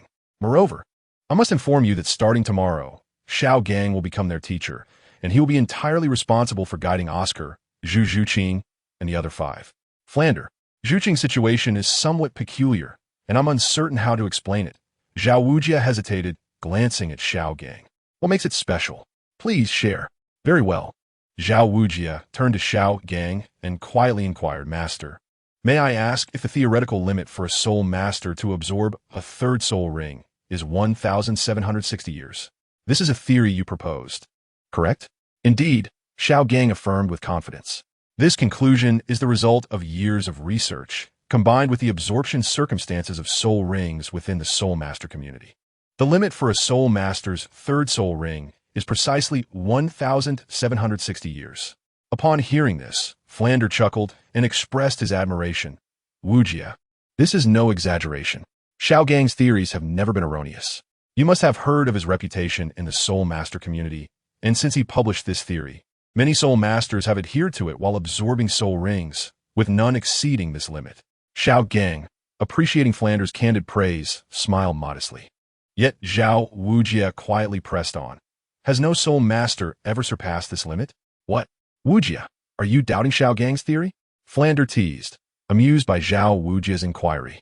Xiaogang, maintaining a composed demeanor, confidently shook his head. He was entirely certain that in his knowledge and throughout history, no soul master had ever surpassed the limit he had established for the third soul ring. Observing the confident expressions on Flander and Xiaogang, Zhao Wujia felt at a loss for words. All right, Wujia, let's move on from this topic and share the details about Zhu Zhuqing with Xiaogang. He needs to return and devise appropriate training methods based on these students' characteristics. Yes, please, Teacher Zhao. Provide a detailed account of Zhu Zhuqing's abilities and soul skills so that I may formulate a suitable training plan for her. Zhao Wujia looked at Xiaogang and Flander. Hesitating once more, Flander, Master, has this theory truly never been disproven? Flander, exasperated, shot him an incredulous glance. Wujia, what has gotten into you today? You seem so hesitant, which is unlike your usual self. I've made everything abundantly clear. Xiaogang's theories have never been wrong. Xiaogang, noticing Zhao Wujia's repeated skepticism toward his theory, said sternly, Flander, it seems Teacher Zhao harbors doubts about my credentials as a master. Is he testing whether I possess the genuine skills to teach at Shrek Academy and guide these students? Oh, Xiaogang, that's not what I meant, Flander interjected. All right, Wujia, please discuss Zhu Zhuqing's situation. Flander cast a glance at Zhao Wujia, signaling him to refrain from further comments. Knowing that it had taken considerable effort to persuade Xiaogang to teach there, he would be distraught if Zhao Wujia caused him to leave. Very well, Zhao Wujia, seeing the situation, could only speak the truth. He then stated in a calm tone, Zhu Zhuqing's third soul ring comes from a black flame fox over 2,000 years old. A black flame fox over 2,000 years old? That aligns closely with my initial thoughts. Xiaogang responded, momentarily taken aback, then nodded thoughtfully. Meanwhile, Zhao Wujia, observing Xiaogang's unwavering confidence, felt a surge of frustration. Where is the humility? Is this truly a master? Although Zhao Wujie internally questioned Xiaogang's confidence, he refrained from further comment to avoid inciting Flanders' ire. "Wait, what did you just say? Please repeat that," Flander interjected, realizing something was amiss as he reflected on Zhao Wujie's previous statement. Xiaogang, too, seemed to sense the irregularity and fixed an intense gaze on Zhao Wujie. "I said, Zhuqing's third soul ring comes from a black flame fox over 2,000 years old. A black flame fox over 2,000 years old," Flander exclaimed, wide-eyed and incredulous. "Indeed, a black flame fox over 2,000 years old," Zhao Wujie confirmed with a calm nod. "Teacher Zhao, are you certain you're not jesting?" Xiaogang inquired with a serious expression. "Absolutely, Wujie. Such jokes are not to be taken lightly. A third soul ring over 2,000 years old is simply impossible." Flander instinctively dismissed the notion. After all, in his understanding, Xiaogang's theory was the definitive answer. "Flander, Master, I am not jesting. Earlier, I inquired whether anyone had surpassed the theoretical limit of 1,760 years for the third soul ring to confirm that no one has broken this threshold. Since you both stated that no one has, what more can I say?" Zhao Wujie insisted, genuinely and resignedly. He was speaking the truth. Zhu Zhuqing's third soul ring was indeed over 2,000 years old, and he had witnessed her absorb it with his own eyes. As Xiaogang scrutinized Zhao Wujie, whose expression bore no hint of jest, his previously darkened face deepened in shade. He was the first to doubt Zhao Wujie's claim, rejecting the possibility that Zhu Zhuqing's third soul ring could be over 2,000 years old, as it contradicted his 10 core theories. A soul master absorbing their third soul ring could not exceed 2,000 years. Moreover, I, along with the students, have witnessed Zhu Zhuqing absorbing the spirit ring of the black flame fox, which has existed for over 2,000 years. Is it possible that this is a fabrication? Furthermore, let me assure you of one thing. When Zhuqing absorbed the spirit ring of the black flame fox, she encountered no difficulties whatsoever. This is inconceivable. A spirit master at the 30th level cannot possibly endure a spirit ring that has existed for 2,000 years. As a woman, Zhu Zhuqing's physique is inherently weaker than that of her male counterparts, rendering it even more improbable for her to withstand a spirit ring exceeding 2,000 years. Yu Xiaogang firmly believed that his theory could not possibly be flawed. A spirit master's third spirit ring can never surpass 2,000 years, and Zhu Zhuqing would certainly not be an exception. Zhao Wujie observed Yu Xiaogan's unwavering conviction and fell silent. Not long ago, he had questioned both Yu Xiaogang and Flander. Now, the tables had turned, and it was Flander and Yu Xiaogang who were scrutinizing the veracity of his claims. After a moment of silence, Flander sensed the tension in the air and took the initiative to speak. "Wujie, I trust you will not lie, but this matter remains somewhat hard to believe. Let us summon Zhuqing tomorrow and clarify the situation. Xiaogang, it is quite late now. You should return to rest. We can address other matters tomorrow, and the truth will be revealed when we consult Zhu Zhuqing." "Very well, but Flander, I still cannot believe that Zhu Zhuqing's third spirit ring could exceed 2,000 years. You must understand that my theory is infallible." Yu Xiaogangs words seemed to echo his last vestiges of stubbornness. Perhaps deep down, he was beginning to entertain a sliver of doubt. Flander nodded in agreement. "Xiaogang, I have complete faith in your theory. Now, please return to rest. Tomorrow, I will gather the children and formally introduce you before we inquire further to ascertain the true circumstances." "All right." Yu Xiaogang feigned nonchalance as he exited the office. But upon reaching the door, he paused and glanced back at Zhao Wujie, as if he wished to say something. Yet, the words remained unspoken, and he ultimately departed from Flander's office. Once Yu Xiaogang left, Flander regarded Zhao Wujie with a serious expression, urging him to clarify Zhu Zhuqing's circumstances. Zhao Wujie, sensing Flander's demeanor, reiterated the details of Zhu Zhuqing's absorption of the spirit ring. "I understand the situation now. Wujie, you should also return and rest." "Indeed, I too am fatigued," Zhao Wujie replied before taking his leave. Flander contemplated Zhao Wujie's earlier remarks and considered his good friend Yu Xiaogang, occasionally furrowing his brow. He had come to believe in Zhu Zhuqing's situation, for Zhao Wujie would not deceive him, nor would it serve any purpose. Yet, this very conviction led him to worry for his dear friend Yu Xiaogang. Yu Xiaogang possessed a formidable pride. and his life had revolved around a limited sphere of knowledge and the 10 core theories of martial souls. His esteemed title of master stemmed from this expertise. Flander held great admiration for Yu Xiaogang's knowledge, which was precisely why he had invited him to teach at Shrek Academy. However, before even stepping into the academy, Zhu Zhuqing had already shattered the core theory that Yu Xiaogang held dear throughout his life. He feared that Yu Xiaogangs pride might hinder his ability to interact well with the students.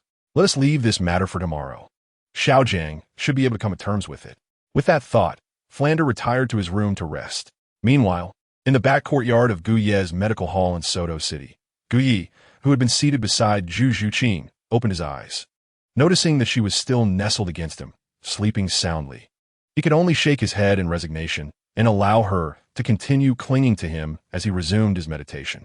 Having just accepted Zhu Zhuqing as his disciple, he decided to grant her a small favor by letting her sleep in his embrace for the night.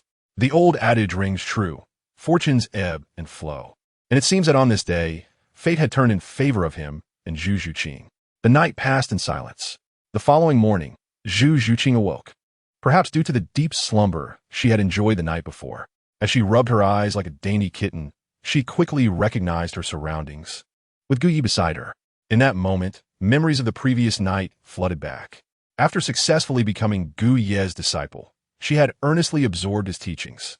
But fatigue had overtaken her, causing her to fall asleep mid-lesson. As she gazed at Gu Yi, she noticed the blanket covering her, understanding that her teacher had watched over her throughout the night. The tranquility she felt was a result of Gu Ye's presence. For the first time, she experienced a sense of reliance that she had never known. Having grown up in the harsh and cold-blooded environment of the Zhu family, she had never encountered anyone worthy of her trust, for betrayal was a constant threat. Yet, her teacher, Gu Yi, instilled in her an unprecedented sense of security, and she found herself growing fond of this feeling. Zhu Zhuqing studied Gu Yi, who was seated in meditation, unable to tear her gaze away. "You're awake," Gu Yi remarked softly without opening his eyes. Quickly lowering her head, she replied, "Yes. Did you sleep well?" "Very well. That's good." With that, Gu Yi rose from his meditation and surveyed Zhu Zhuqing before stepping down from the bed. He felt little sentimentality about sharing the bed with his disciple. It was merely a customary practice. "We will have breakfast here before returning to Shrek Academy for class," he stated, moving to the kitchen in the back courtyard to prepare breakfast. After washing up, Zhu Zhuqing entered the kitchen, where she found Gu Yi preparing an ordinary meal. Yet she sensed something extraordinary about him. This blend of the mundane and the remarkable captivated her as she observed him complete the breakfast preparations. As Gu Yi emerged with 2 plates of side dishes, he noticed Zhu Zhuqing standing at the doorway in a daze and calmly instructed, "Serve yourself some porridge." "Understood." Zhu Zhuqing responded with a cool demeanor, her tone almost matching his. At the dining table, Gu Yi sipped his porridge and munched on the side dishes while saying, "Although I have taken you as my disciple, my role is to guide you in becoming stronger and to impart knowledge and new perspectives on life. As for Shrek Academy, now that you have paid your tuition, you must continue your studies and not waste your investment. Do you understand?" Zhu Zhuqing took small sips of her porridge and nodded after savoring a piece of side dish. "I understand. However, Zhuqing, there is one thing I must emphasize. Although you are studying at Shrek Academy, there are certain things that you should not learn indiscriminately. You must cultivate your judgment to discern what is worth learning and what is not, as your tuition fees should not be squandered." Zhu Zhuqing chewed thoughtfully, acknowledging his words with a soft understood. As they enjoyed breakfast, Gu Yi imparted much wisdom to Zhu Zhuqing. His decision to allow her to remain at Shrek Academy was not only to ensure her safety until he grew stronger, but also because he wished for her to participate in the upcoming elite competition of advanced Spirit Master Academies across the continent. With Zhu Zhuqing under his guidance, her strength would not be inferior to anyone else's. Within the Shrek Academy team, he could glean much information through her. Furthermore, he had his people in the Spirit Hall's Martial Spirit Academy. Thus, Gu Yi was now able to simultaneously control a wealth of information from both sides through these 2 individuals. This was one of his objectives. Naturally, while there were benefits to keeping Zhu Zhuqing at Shrek Academy, there were also drawbacks, particularly concerning Dai Mubai, who was nominally betrothed to her. Now that Zhu Zhuqing was his disciple, she was destined to be under his influence, and he could not allow Dai Mubai to covet his little kitten. It seemed that he might need to administer some female hormones to Dai Mubai, transforming him to become more attractive, ensuring Zhu Zhuqing's safety within Shrek Academy. Alternatively, he could consider neutering this tiger, as a neutered tiger is no different from a neutered chicken. Gui silently wrestled with this difficult decision. Chapter 53. Where is Zhu Zhuqing? Coincidentally, he still had the task of collecting the martial spirit blood of the Shrek 7. Administering female hormones to Dai Mubai or neutering him could also serve his purpose of improving Dai Mubai's looks and devising a plan. As he imagined Dai Mubai, a big man, delicately gesturing with an elegant hand and raising a high-pitched voice, then angrily pointing at someone while embracing Tang San with a sway. He couldn't help but chuckle inwardly. He glanced at Zhu Zhuqing, and the more he thought about it, the more amused he became.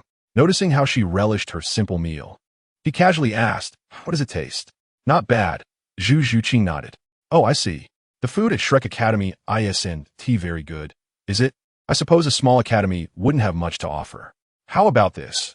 You can attend classes at Shrek Academy during the day and return here to sleep at night. I will personally prepare your meals. Given your current physique and speed, the journey from Soto City to Shrek Academy won't take long, and this back and forth could help strengthen your body. Is that agreeable?" Zhu Zhuqing looked up at Guyi. "Why not?" Guyi smiled, pleased with the arrangement. Having a beautiful disciple to serve him at night and then studying together in bed was indeed delightful. By the way, Zhuqing, most of my time is spent at the clinic treating the citizens of Soto City, and in the evenings, I often go to the Grand Soul Arena to treat injured soul masters. When you participate in the soul battles, just come find me and we can go together. After the battles, we will return to my room to study. The last time I taught you about basic anatomy. But after you participate in the battles tomorrow or the day after, I will teach you about meridians and acupoints. Understanding these concepts will make your attacks more precise and effective. Meridians and acupoints? Zhu Zhuqing looked at Guyi, slightly puzzled. Knowledge in this area was virtually non-existent in Douluo continent, so her confusion was understandable.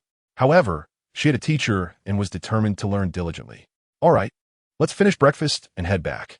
I still have to open the clinic to treat the citizens. Yes, teacher, Zhu Zhuqing replied respectfully. She admired Guyi for his dedication to treating the citizens without charge, while also harboring feelings of affection for him. Guyi would disclose to Zhu Zhuqing that his altruistic actions were primarily aimed at accumulating surgical points and enhancing his strength, while simultaneously providing a path for certain charming young women. All of this was in pursuit of greater power. Now, at level 49, he would soon reach level 50. At that point, acquiring a 5th soul ring would require a considerable amount of surgical points. Indeed, Guyi could exchange surgical points for soul rings through the system, which matched him with the most suitable soul rings, ages, and soul skills. Unfortunately, the cost in surgical points was substantial, which is why he was so diligent in helping others. If he reached level 50 without enough surgical points, he would have to venture into the Stardow Forest to hunt for them. Breakfast took over half an hour, during which Guyi taught Zhu Zhuqing several things. After finishing, Zhu Zhuqing departed from Guyi's clinic to return to Shrek Academy. Meanwhile, within the academy, the sound of bells echoed, signaling a rapid gathering in the classroom. Yu Xiaogang had been kept awake all night by Zhao Wujia's words. Early that morning, he wanted to assemble the Shrek 7 to inquire about the situation. However, knowing that his disciple Tang San had just returned from the Stardow Forest, he suppressed his anxiousness, but as time passed, he could no longer wait and instructed the academy staff to ring the bell to gather the Shrek 7. So tired. Why do we have to gather so early? Ning Rongrong yawned, reluctantly rising from her bed. Exactly. Can't they let us rest a bit? Xiao Wu echoed, equally unwilling. After quickly freshening up, they called out to Zhu Zhuqing, only to discover she was no longer in the room. Zhuqing is still Zhuqing. She always wakes up so early, Ning Rongrong noted. Indeed, Zhuqing is quite diligent. Both Ning Rongrong and Xiao Wu were well aware of Zhu Zhuqing's dedication. Since Zhu Zhuqing was absent, they assumed she had gotten up early to train and had already responded to the assembly bell. Without further thought, they made their way to the gathering classroom. Meanwhile, in the male dormitory, Oscar, Dai Mubai, and Ma Hongjun also woke up with reluctance. Fatty, why do you think the dean has gathered us so early? Could there be some urgent matter? Who knows? Let's go and find out, they replied as they headed towards the classroom. Upon arriving outside the classroom, Tang San and Xiao Wu ran into each other and exchanged warm greetings as they walked into the classroom together. Oscar, Ma Hongjun, and Dai Mubai watched this interaction, letting out a long sigh. Oscar then turned to Ning Rongrong, harboring feelings for her deep within his heart. However, Ning Rongrong seemed oblivious to Oscar's gaze as she walked straight inside. Strange, where is Zhu Zhuqing? Why isn't she with Xiao Wu and Rongrong? Oscar wondered. Noticing Zhu Zhuqing's absence. She might have already gone in. Let's head inside, Dai Mubai said casually. The group entered to find Flender, Zhao Wujia, and several other teachers at the podium, along with an unfamiliar individual beside Flender. While Ma Hongjun, Oscar, and Dai Mubai did not recognize this person, Tang San and Xiao Wu were quite familiar with him. At that moment, Tang San stood frozen, staring at Yu Xiaogang, disbelief etched on his face. Teacher, is that really you? After confirming, an ecstatic Tang San rushed to Yu Xiaogang's side. Master, Xiao Wu chimed in, her face brightening as she approached. Teacher? Master? Dai Mubai. Oscar and Ma Hongjun looked at Yu Xiaogang with confusion, questioning the identities of the two that Tang San and Xiao Wu addressed. As several individuals pondered, they gazed in astonishment at the somewhat sullen-faced Yu Xiaogang, exclaiming, could it be that you are Tang San's mentor, the illustrious theoretical master of the Soul Master realm? Yu Xiaogang? Earlier, Tang San had mentioned Yu Xiaogang, and Zhao Wujia was somewhat aware of him as well. Upon encountering Long Gong and Shipa, Tang San had even revealed his teacher's identity. Dai Mubai and the others were now aware of Yu Xiaogang, and upon meeting him in person, their surprise was palpable. Yu Xiaogang simply nodded with a calm demeanor, before turning to Tang San and saying, Xiao San, please take a seat for now. We shall discuss matters shortly. Yes, teacher. Although Tang San was eager to understand why his mentor was present, he obediently took his seat. Following him, Xiao Wu, Ning Rongrong, and Dai Mubai each settled into their respective places. Yu Xiaogang surveyed the group and frowned slightly upon counting only 6 individuals. Frand, noticing the absence of one member, inquired, where is Zhu Zhuqing? Why is she not here? Indeed, where is Zhu Qing? The appearance of Yu Xiaogang had drawn Xiao Wu's attention away, and it was only now that she realized Zhu Zhuqing was missing. Likewise, Dai Mubai and Ning Rongrong shared their confusion regarding Zhu Zhuqing's absence. Xiao Wu, could it be that Zhu Qing is still asleep? Xiao Wu explained, Dean, we checked when we got up, and there was no one in Zhu Qing's room. I thought she had already risen early to practice and would arrive upon hearing the bell. Strange, that doesn't align with Zhu Zhuqing's character. Would she truly be late? Zhao Wujia, being quite familiar with Zhu Zhuqing, noted that she was the most diligent student at Shrek Academy and had never been tardy. The early gathering of the Shrek 7 was primarily due to Yu Xiaogang's desire to learn about Zhu Zhuqing's soul ring. Now, with the individual who had defied Yu Xiaogang's theories absent, the proceedings could not progress smoothly. Chapter 54. The reason behind Yu Xiaogang's stiff expression. Frand, noticing Zhu Zhuqing's prolonged absence, glanced at the increasingly impatient Yu Xiaogang and instructed Xiao Wu. Xiao Wu, please find Zhu Zhuqing and bring her back quickly. Yes, Dean. Xiao Wu responded, but just as she reached the door, Zhu Zhuqing, having just returned from Guyi's medical clinic, walked in. Zhuqing, where have you been? We have all been waiting for you, Xiao Wu inquired promptly upon Zhu Zhuqing's entrance. Frand, observing Zhu Zhuqing, expressed mild irritation. Zhu Zhuqing, where have you been? Are you not aware that everyone is waiting for you?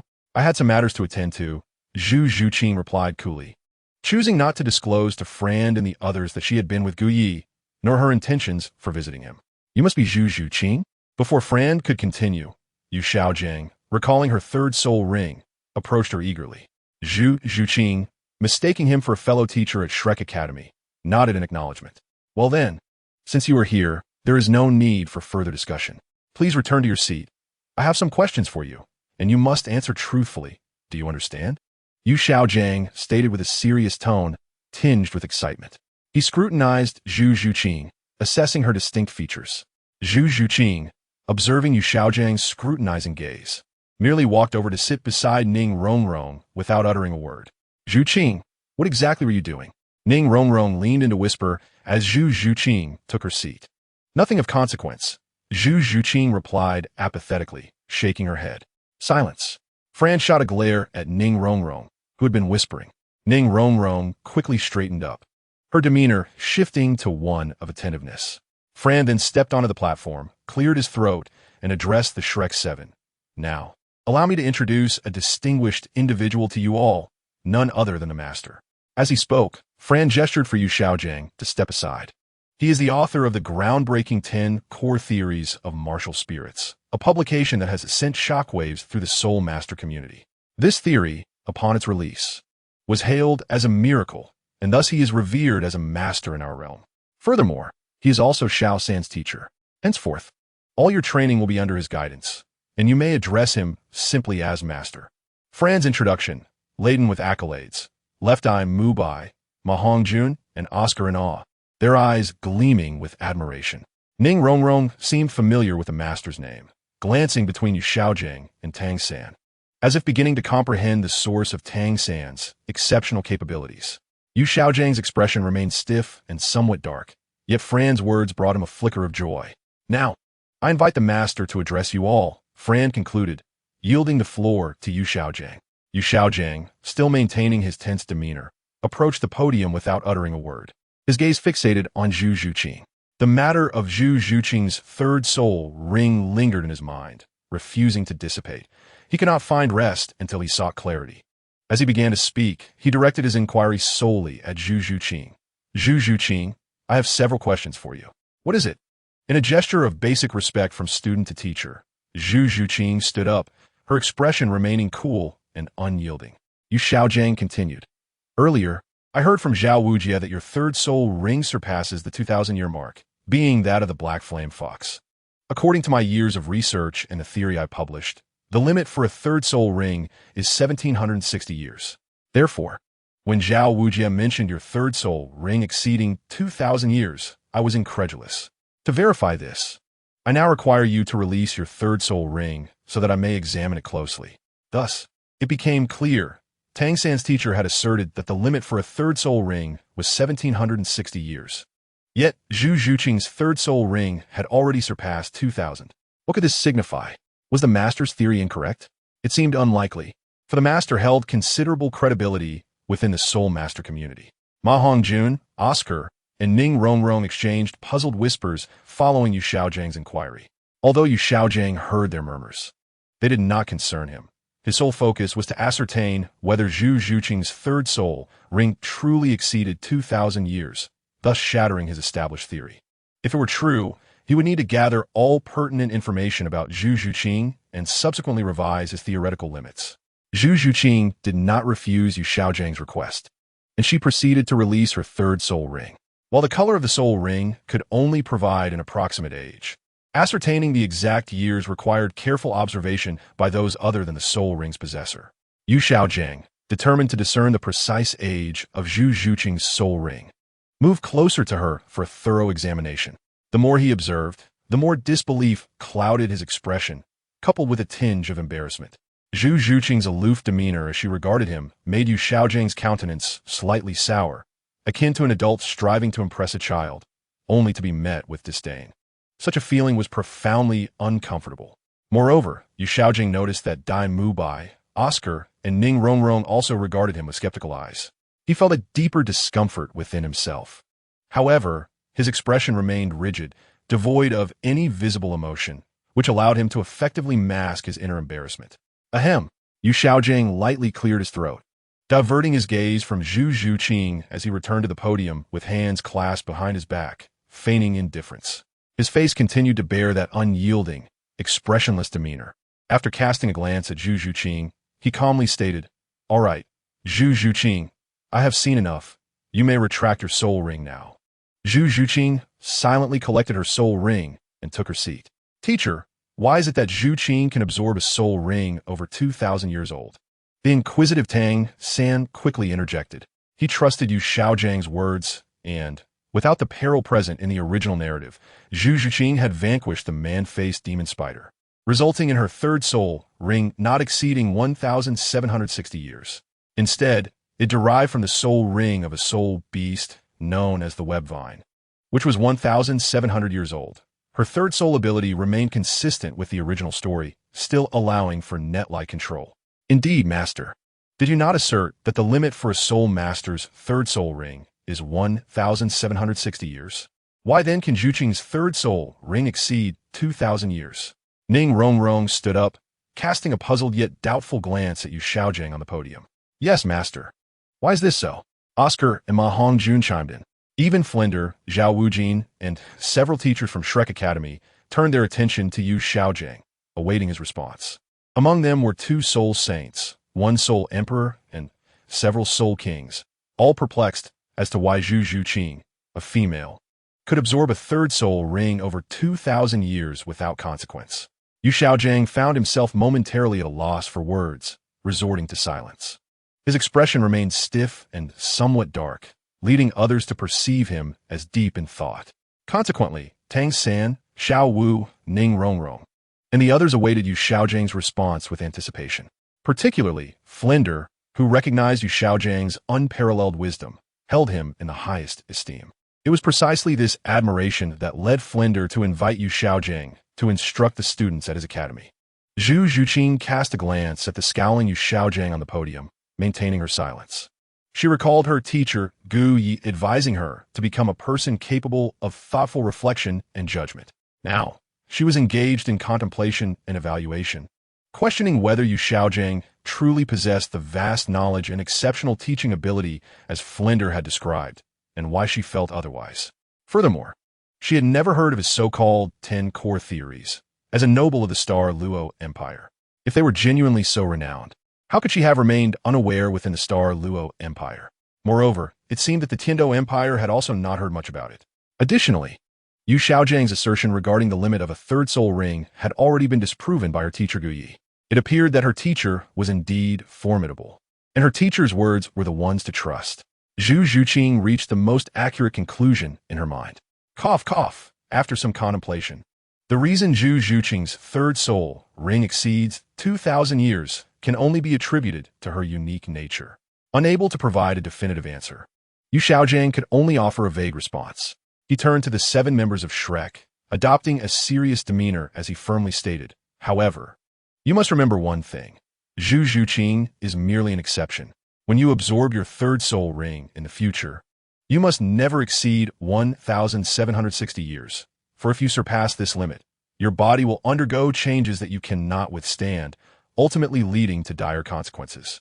This declaration left Ning Rongrong and Ma Hongjun, who had yet to reach the 30th level, puzzled regarding its validity. After all, Zhu Zhuqing's example was right before them. And now this so-called master of the Soul Master world spoke such words, which evidently lacked credibility. How dare you question my words? Yu Xiaojiang's rigid face turned towards Ma Hongjun, Oscar, and Ning Rongrong. Witnessing Yu Xiaojiang's expression, Ma Hongjun hurriedly denied any doubts. Yu Xiaojiang then turned to Oscar, who similarly shook his head in fear. None of them dared to counter Yu Xiaojiang at this juncture, especially considering he was the teacher appointed by their director Flinder, appearing even more formidable than Flinder himself. Satisfied with Oscar and the others' attitudes, Yu Xiaojiang then looked at Zhu Zhuqing, making a mental decision. During the upcoming period of training Zhu Zhuqing as her teacher, he would carefully observe her situation to uncover the reasons behind her ability to absorb a third soul ring exceeding 2,000 years. This would not only provide him with valuable experience, but also enrich his own knowledge. Furthermore, he was eager to explore the details surrounding Gu Ye's martial soul blood and, if possible, delve into research in that area to enhance his understanding. Suddenly, Yu Xiaojiang recalled Flinder and Zhao Wujin mentioning that Zhu Zhuqing had undergone Gu Ye's martial soul blood transformation. Could it be? Upon this thought, Yu Xiaojiang looked at Zhu Zhuqing with keen interest and quickly inquired, Zhu Zhuqing, there is something I hope you can elaborate on. As it pertains to the training plan I am preparing for you. What is it? Zhu Zhuqing asked indifferently. I need to know the specifics regarding your visit to Soto City and your experience with the physician Gu Yi concerning his martial soul blood transformation. Upon hearing this, Zhu Zhuqing glanced at Flinder and the others, her brows furrowing slightly as she appeared displeased. I'm sorry, Master, but there is nothing significant to discuss regarding this matter, and my teacher has instructed me not to disclose the details of the martial soul blood to others. Not to disclose to others? Why? Yu Xiaojiang pressed for clarification. He was intensely interested in Gu Ye's martial soul blood, recognizing that understanding it was essential for formulating a better training plan for Zhu Zhuqing. If she remained silent, how could he proceed? He was not seeking to pilfer knowledge, His aim was solely to enrich himself and comprehend the situation better. Wait, Zhu Zhuqing. What did you just say? Your teacher? Yu Xiaogang suddenly caught the discrepancy in Zhu Zhuqing's words, looking at her in confusion. Not only did Yu Xiaogang notice, but Flinder, Dai Mubai, and Tang San also recognized that something was amiss. It seemed Zhu Zhuqing mentioned her teacher. Was it possible that Gu Yi was her instructor? Or had Zhu Zhuqing taken Gu Yi as her master? They gazed at Zhu Zhuqing in bewilderment. There was no need for Zhu Zhuqing to conceal her apprenticeship under Gu Yi. She even nodded with a hint of pride. Indeed, he is my teacher. You have taken that Gu Yi as your master? Flinder regarded Zhu Zhuqing sternly. Apprenticeship was not something to be taken lightly, as it could significantly impact a student's life. Dai Mubai, upon hearing this, looked at Zhu Zhuqing with an expression of concern. Zhu Zhuqing, have you truly taken that Gu Yi as your master? Is there a problem? Besides, whom I choose as my master is my own business. It has nothing to do with you, Zhu Zhuqing retorted coldly. Dai Mubai was rendered speechless. Seated beside Zhu Zhuqing, Ning Rongrong covered her mouth in surprise, gazing incredulously at Zhu Zhuqing. Clearly struggling to comprehend the revelation of Zhu Zhuqing taking Gu Yi as her master. After all, in her eyes, Gu Yi was quite handsome, fitting her ideal criteria for a partner, and he was only slightly older than Zhu Zhuqing and herself.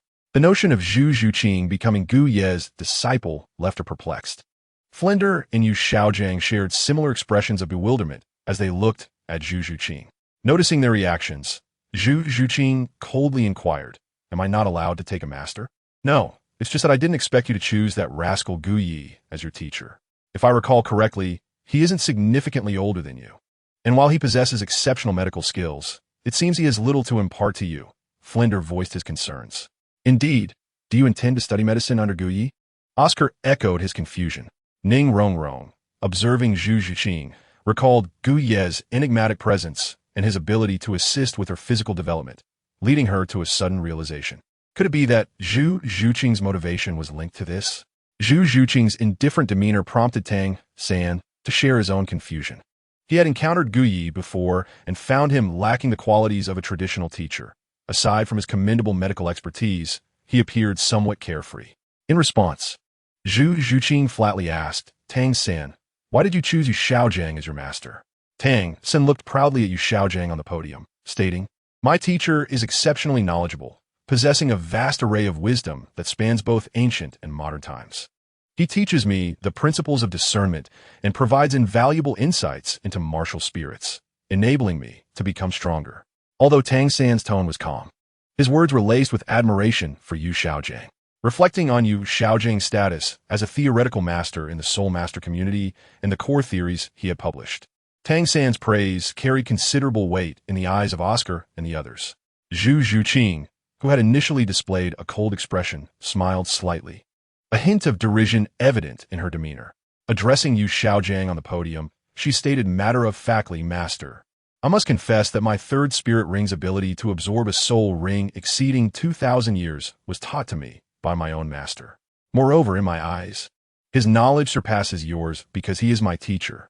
Her serene voice resonated throughout the classroom, causing Tang San's previously proud expression to falter. Oscar, Mahongjun, and the others, who had been whispering among themselves, fell silent. They exchanged glances between Zhu Zhuqing and Yu Xiaogang, sensing a subtle tension in the atmosphere.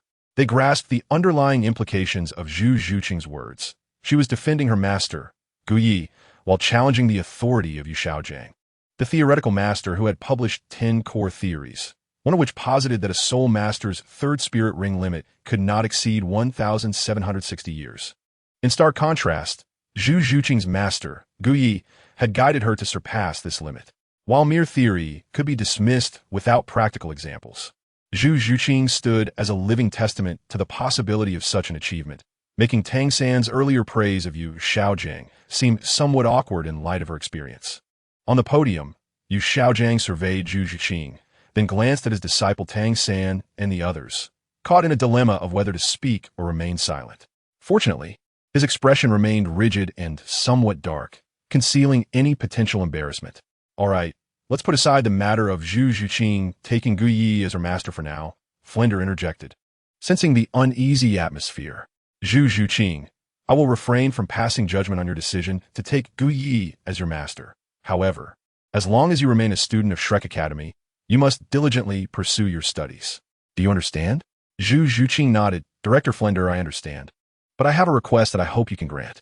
What request? Flinder inquired. Soto City is not far from Shrek Academy. I wish to visit my teacher during my free time and at night. He has knowledge to impart to me. Flinder hesitated, recognizing the rarity of having gathered 7 students at Shrek Academy and not wanting to lose the exceptional Zhu Zhuqing. Allowing her to meet Gu Yi seemed reasonable, given he was indeed her teacher. Just as Yu Xiaogang could come to instruct Tang San, Flinder eventually acquiesced. Very well, Zhuqing, I agree to your request, but on the condition that you do not neglect your studies. Rest assured, Director, I will strive even harder to grow stronger, Zhu Zhuqing declared with unwavering determination. She then cast a glance at Dai Mubai, returning to her seat in silence. Dai Mubai, recalling Zhu Zhuqing's choice to take Gu Yi as her master and her earlier dismissive gaze, felt a surge of anger. However, a thought struck him. With Zhu Zhuqing taking Gu Yi as her master, he need not worry about any potential complications between them. After all, their relationship was strictly that of teacher and student. Much like Tang San and Yu Xiaogang, such a romantic entanglement was entirely improbable. The realization brought him a sense of relief, and he smiled broadly, looking at Zhu Zhuqing as if to congratulate her on finding an excellent teacher. Perhaps he might even visit Gu Ye's clinic to allow Gu Yi to guide Zhu Zhuqing further, thereby fostering a deeper bond. Chapter 56. Zhu Zhuqing's sharp-tongued Flinder observed that all 7 students had returned to their seats. The earlier tension dissipated and stepped onto the podium. Now, I announce that from this moment forward, your education will be entirely overseen by Master Yu Xiaogang. We will all cooperate with him, given that you just returned yesterday. I believe you're all rather fatigued, so I will grant you a day off today. Classes will resume tomorrow. During your journey to the Stardow Forest, 2 of you have reached the Soul Master Realm. Ning Rongrong and Ma Hongjun, who have yet to break through level 30, must also strive to catch up with the others. Master, do you have anything to add? Flinder inquired, directing his question at Yu Xiaogang, who had lost face in front of the students earlier. He wanted to offer Yu Xiaogang an opportunity to regain his standing and prepare for the upcoming lessons. Yu Xiaogang nodded, stepping to the center of the podium once more, his stiff expression revealing nothing of his discomfort. Based on the information provided by Flinder, I have gained a preliminary understanding of you all. However, to truly comprehend your capabilities, further training and interaction will be essential. Currently, we have only used 7 students at Shrek Academy. Although you hail from diverse backgrounds and possess distinct personalities, I perceive you as a cohesive unit. Subsequently, I shall devise targeted teaching methodologies to furnish you with reliable training, enhancing your capabilities. However, I must underscore a critical point. Throughout my training regime, I expect unwavering cooperation, with no dissenting voices. Regardless of who you are, I shall treat you all equally. As students of the Monster Academy, you are destined to surpass ordinary soul masters. Henceforth, the mere mention of your names should evoke the notion of monsters. From this moment onward, the 7 of you shall no longer be categorized into introductory and advanced segments. Instead, we shall embark on a unified teaching approach. I will rank you according to your ages. Number 1, Dai Mubai. Number 2, Oscar. Number 3, Tang San. Number 4, Ma Hongjun. Number 5, Xiao Wu. Number 6, Ning Rongrong. Number 7, Zhu Zhuqing. Is this clear to you? Yu Xiaojiang's gaze swept across the group. Tang San and Xiao Wu wholeheartedly endorsed Yu Xiaojiang's words, believing them to be sound. Oscar, Ma Hongjun, and Dai Mubai remained silent. Dean Flinder had entrusted everything to Master Yu Xiaogang, and knowing Flinder's prowess, they dared not voice any opposition. At that moment, Zhu Zhuqing slowly raised her hand. Yu Xiaogang furrowed his brow upon noticing this. Zhu Zhuqing, is there something you do not comprehend? I have a question that perplexes me. Zhu Zhuqing replied calmly, her gaze fixed on Yu Xiaogang. What question? As she spoke, an inexplicable sense of foreboding stirred within Yu Xiaogang, causing his already stern visage to appear even more severe. Zhu Zhuqing, undeterred, continued, my teacher once stated that every student pays a fee to enter the academy to acquire valuable knowledge that would enable their growth and fortification. He also emphasized that, apart from learning, we must cultivate the ability to think critically and discern right from wrong. You just stated that we must not voice any dissent during training. Is that correct? Indeed. Is there an issue with that? Yu Xiaogang maintained his rigid expression. This had been his teaching principle for many years, and he perceived no fault in it. Tang San, observing Zhu Zhuqing's unusual verbosity, found her demeanor peculiar, especially in her discourse with Yu Xiaogang. My query is this. Master, if your teaching methods are erroneous or fundamentally flawed, are we to follow them without question? Zhu Zhuqing's tone was flat, as if she were merely making an observation. Particularly her assertion that she did not doubt Yu Xiaogangs competence was delivered with a chilling indifference that left him no opportunity for anger. Yet, the implications of Zhu Zhuqing's words resonated deeply within Yu Xiaogang's mind, suggesting a lack of trust in his capabilities, insinuating that his esteemed title as a master was merely an empty facade. Yu Xiaogang exhaled deeply to regain his composure, his previously rigid countenance now even more strained. In the classroom, Ning Rongrong and Xiao Wu exchanged astonished glances at Zhu Zhuqing, as if encountering her for the first time. They had not anticipated her audacity to challenge Yu Xiaogang's authority, especially given his status as Flinder's chosen instructor. Oscar and Ma Hongjun were equally taken aback. In their recollections, Zhu Zhuqing had always been taciturn and frigid, yet her current demeanor was strikingly unusual. They exchanged glances with a visibly tense Yu Xiaogang, admiration for Zhu Zhuqing swelling within them. Dai Mubai observed Zhu Zhuqing's challenging inquiry and recognized that, while her question might have been harsh, it directly addressed the core issue. Yu Xiaogang's insistence on a lack of dissent did indeed seem inappropriate. After all, they had only heard tales of his renown and were unaware of his true abilities. Leading Dai Mubai, Ma Hongjun, and others to cast glances at Yu Xiaogang, their eyes reflecting a hint of skepticism regarding his qualifications. Noticing their gazes, Yu Xiaogang inhaled deeply to calm himself once more and stated, Zhu Zhuqing, your question is commendable. It is indeed vital for students to possess the ability to think critically and seek answers. Your teacher has imparted wise counsel, as this is the fundamental quality a student should embody. I often encourage Tang San in this regard, while Yu Xiaogang praised Zhu Zhuqing.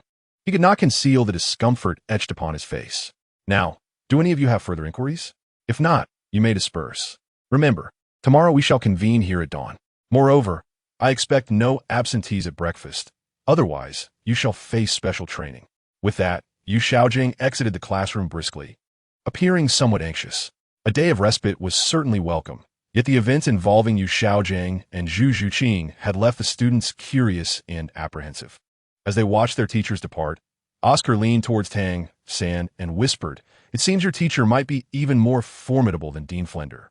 Oscar's words prompted Ma Hongjun and the others to turn their gazes upon Tang San, then glance at Zhu Zhuqing. Recalling how she had rendered Tang San's teacher speechless just moments ago, Tang San shot a sidelong glance at Zhu Zhuqing and smiled slightly. My teacher is indeed strict and meticulous in his endeavors. However, as long as you adhere to his instructions, all shall be well. Yet as he spoke, he recalled Zhu Zhuqing's earlier challenges and sensed a discord in his statement, though he did not amend it, firmly believing in his teacher's guidance. Just as Zhu Zhuqing trusted her own mentor, Gu Yi, Dai Mubai regarded Zhu Zhuqing, noting her persistent silence. He approached Tang San and the others with a smile. Apart from Xiao Ao and myself, you five are all in the same cohort. It's amusing to see Xiao San as number 3 and Xiao Wu as number 5. Ma Hongjun chuckled, 3 sisters, why don't you call me 4th brother? Xiao Wu shot him a glare. If you want me to call you that, you'd better offer a red envelope. Ma Hongjun scratched his head awkwardly, realizing he was short on funds after spending all his money. Ning Rongrong chimed in, linking arms with Zhu Zhuqing. Fatty, if you could defeat Zhuqing, I might consider calling you that. Ma Hongjun shivered at the thought, recalling Zhu Zhuqing's earlier confrontation with Yu Xiaogang and her evident strength. Zhu Zhuqing, however, remained unfazed, not even glancing at Ma Hongjun. Rongrong, I have matters to attend to. I must take my leave. Are you heading to Soto City? Ning Rongrong inquired. Yes, Zhu Zhuqing nodded. Although she could rest for a day, she did not wish to squander her time. She sought out her teacher, Gu Yi, and together they returned to the room to immerse themselves in knowledge. Chapter 57. Ning Rongrong wants to board the car Zhuqing. I too wish to visit Gu Yi. Let us go together. Ning Rongrong took Zhuqing's hand and was eager to depart. Her intention in seeking Gu Yi was, of course, related to her breast enhancement plan. Ever since her previous treatments by Gu Yi, she had begun to feel her petite form transforming into something more substantial. Thus she was keen to avoid any delay. Zhu Zhuqing, now a disciple of Gu Yi, accompanied her, hoping that Gu Yi might grant her the same results as Zhu Zhuqing had achieved. Ah, Zhu Zhuqing. Are you heading to Suatuo City? I happen to need to go there as well. Shall we go together? Ma Hongjun grinned, his gaze expectant as he looked at Ning Rongrong and Zhu Qing. No. As anticipated, Ma Hongjun was met with rejection, frustrated by the unyielding refusals. He turned to Dai Mubai and his companions. Is there anyone among you who wishes to venture into the city on this rare day of respite? Come with me to explore Suatuo City. All right, Fatty, I will accompany you, Dai Mubai replied, having thought of Zhu Qing's visit to Gu Yi. Fatty, I'll join you as well, Tang San chimed in. Ma Hongjun's eyes brightened, casting a furtive glance at the slightly perturbed Xiao Wu. Old 3. Have you finally come to your senses? Tang San paused momentarily. What do you mean? I merely wish to find a blacksmith shop to see if I can hire a couple of smiths to create some equipment. Otherwise, it would take an eternity for me to gear each of you up by myself, he remarked with a hint of frustration. In truth, he also desired to seek Gu Yi, as he had been feeling some discomfort in his kidneys over time. He had attempted to use internal energy and soul power to nurture and restore himself, but to no avail. Perhaps this was what Gu Yi referred to as a fundamental issue. Hence, he wished to consult Gu Yi, although he would not disclose to Ma Hongjun and the others the true nature of his visit. Third brother, I will go with you. I too wish to wander about. Xiao Wu exclaimed without hesitation. Naturally, if Tang San was going, she would accompany him. Ultimately, the 7 of them decided to proceed to Suatuo City together. Meanwhile, in Flender's office, Yu Xiaogang sat despondently in a chair. What troubles you, Xiaogang? This is unlike you, Flender teased, noticing Yu Xiaogang's gloomy demeanor. Nothing. I was merely contemplating Zhu Qing's teacher, Gu Yi, Yu Xiaogang replied. Why bother pondering? Suatuo City is not far from here. If you wish to know, why not agree to a trip to Suatuo City? All right. Last time, Gu Yi mentioned he might research a remedy for Hongjuan's martial soul defect. Perhaps we could visit him together? Yu Xiaogang suggested. After a moment of thought, Flender nodded in agreement. Very well. I too wish to witness the abilities of this Gu Yi. Despite feeling slightly embarrassed after being rebuffed by Zhu Qing earlier, his curiosity about Gu Yi had only grown. After learning more about Gu Yi, he was eager to see if Gu Yi truly possessed such extraordinary talents. The two resolved to leave Shrek Academy shortly to seek out Gu Yi in Suatuo City.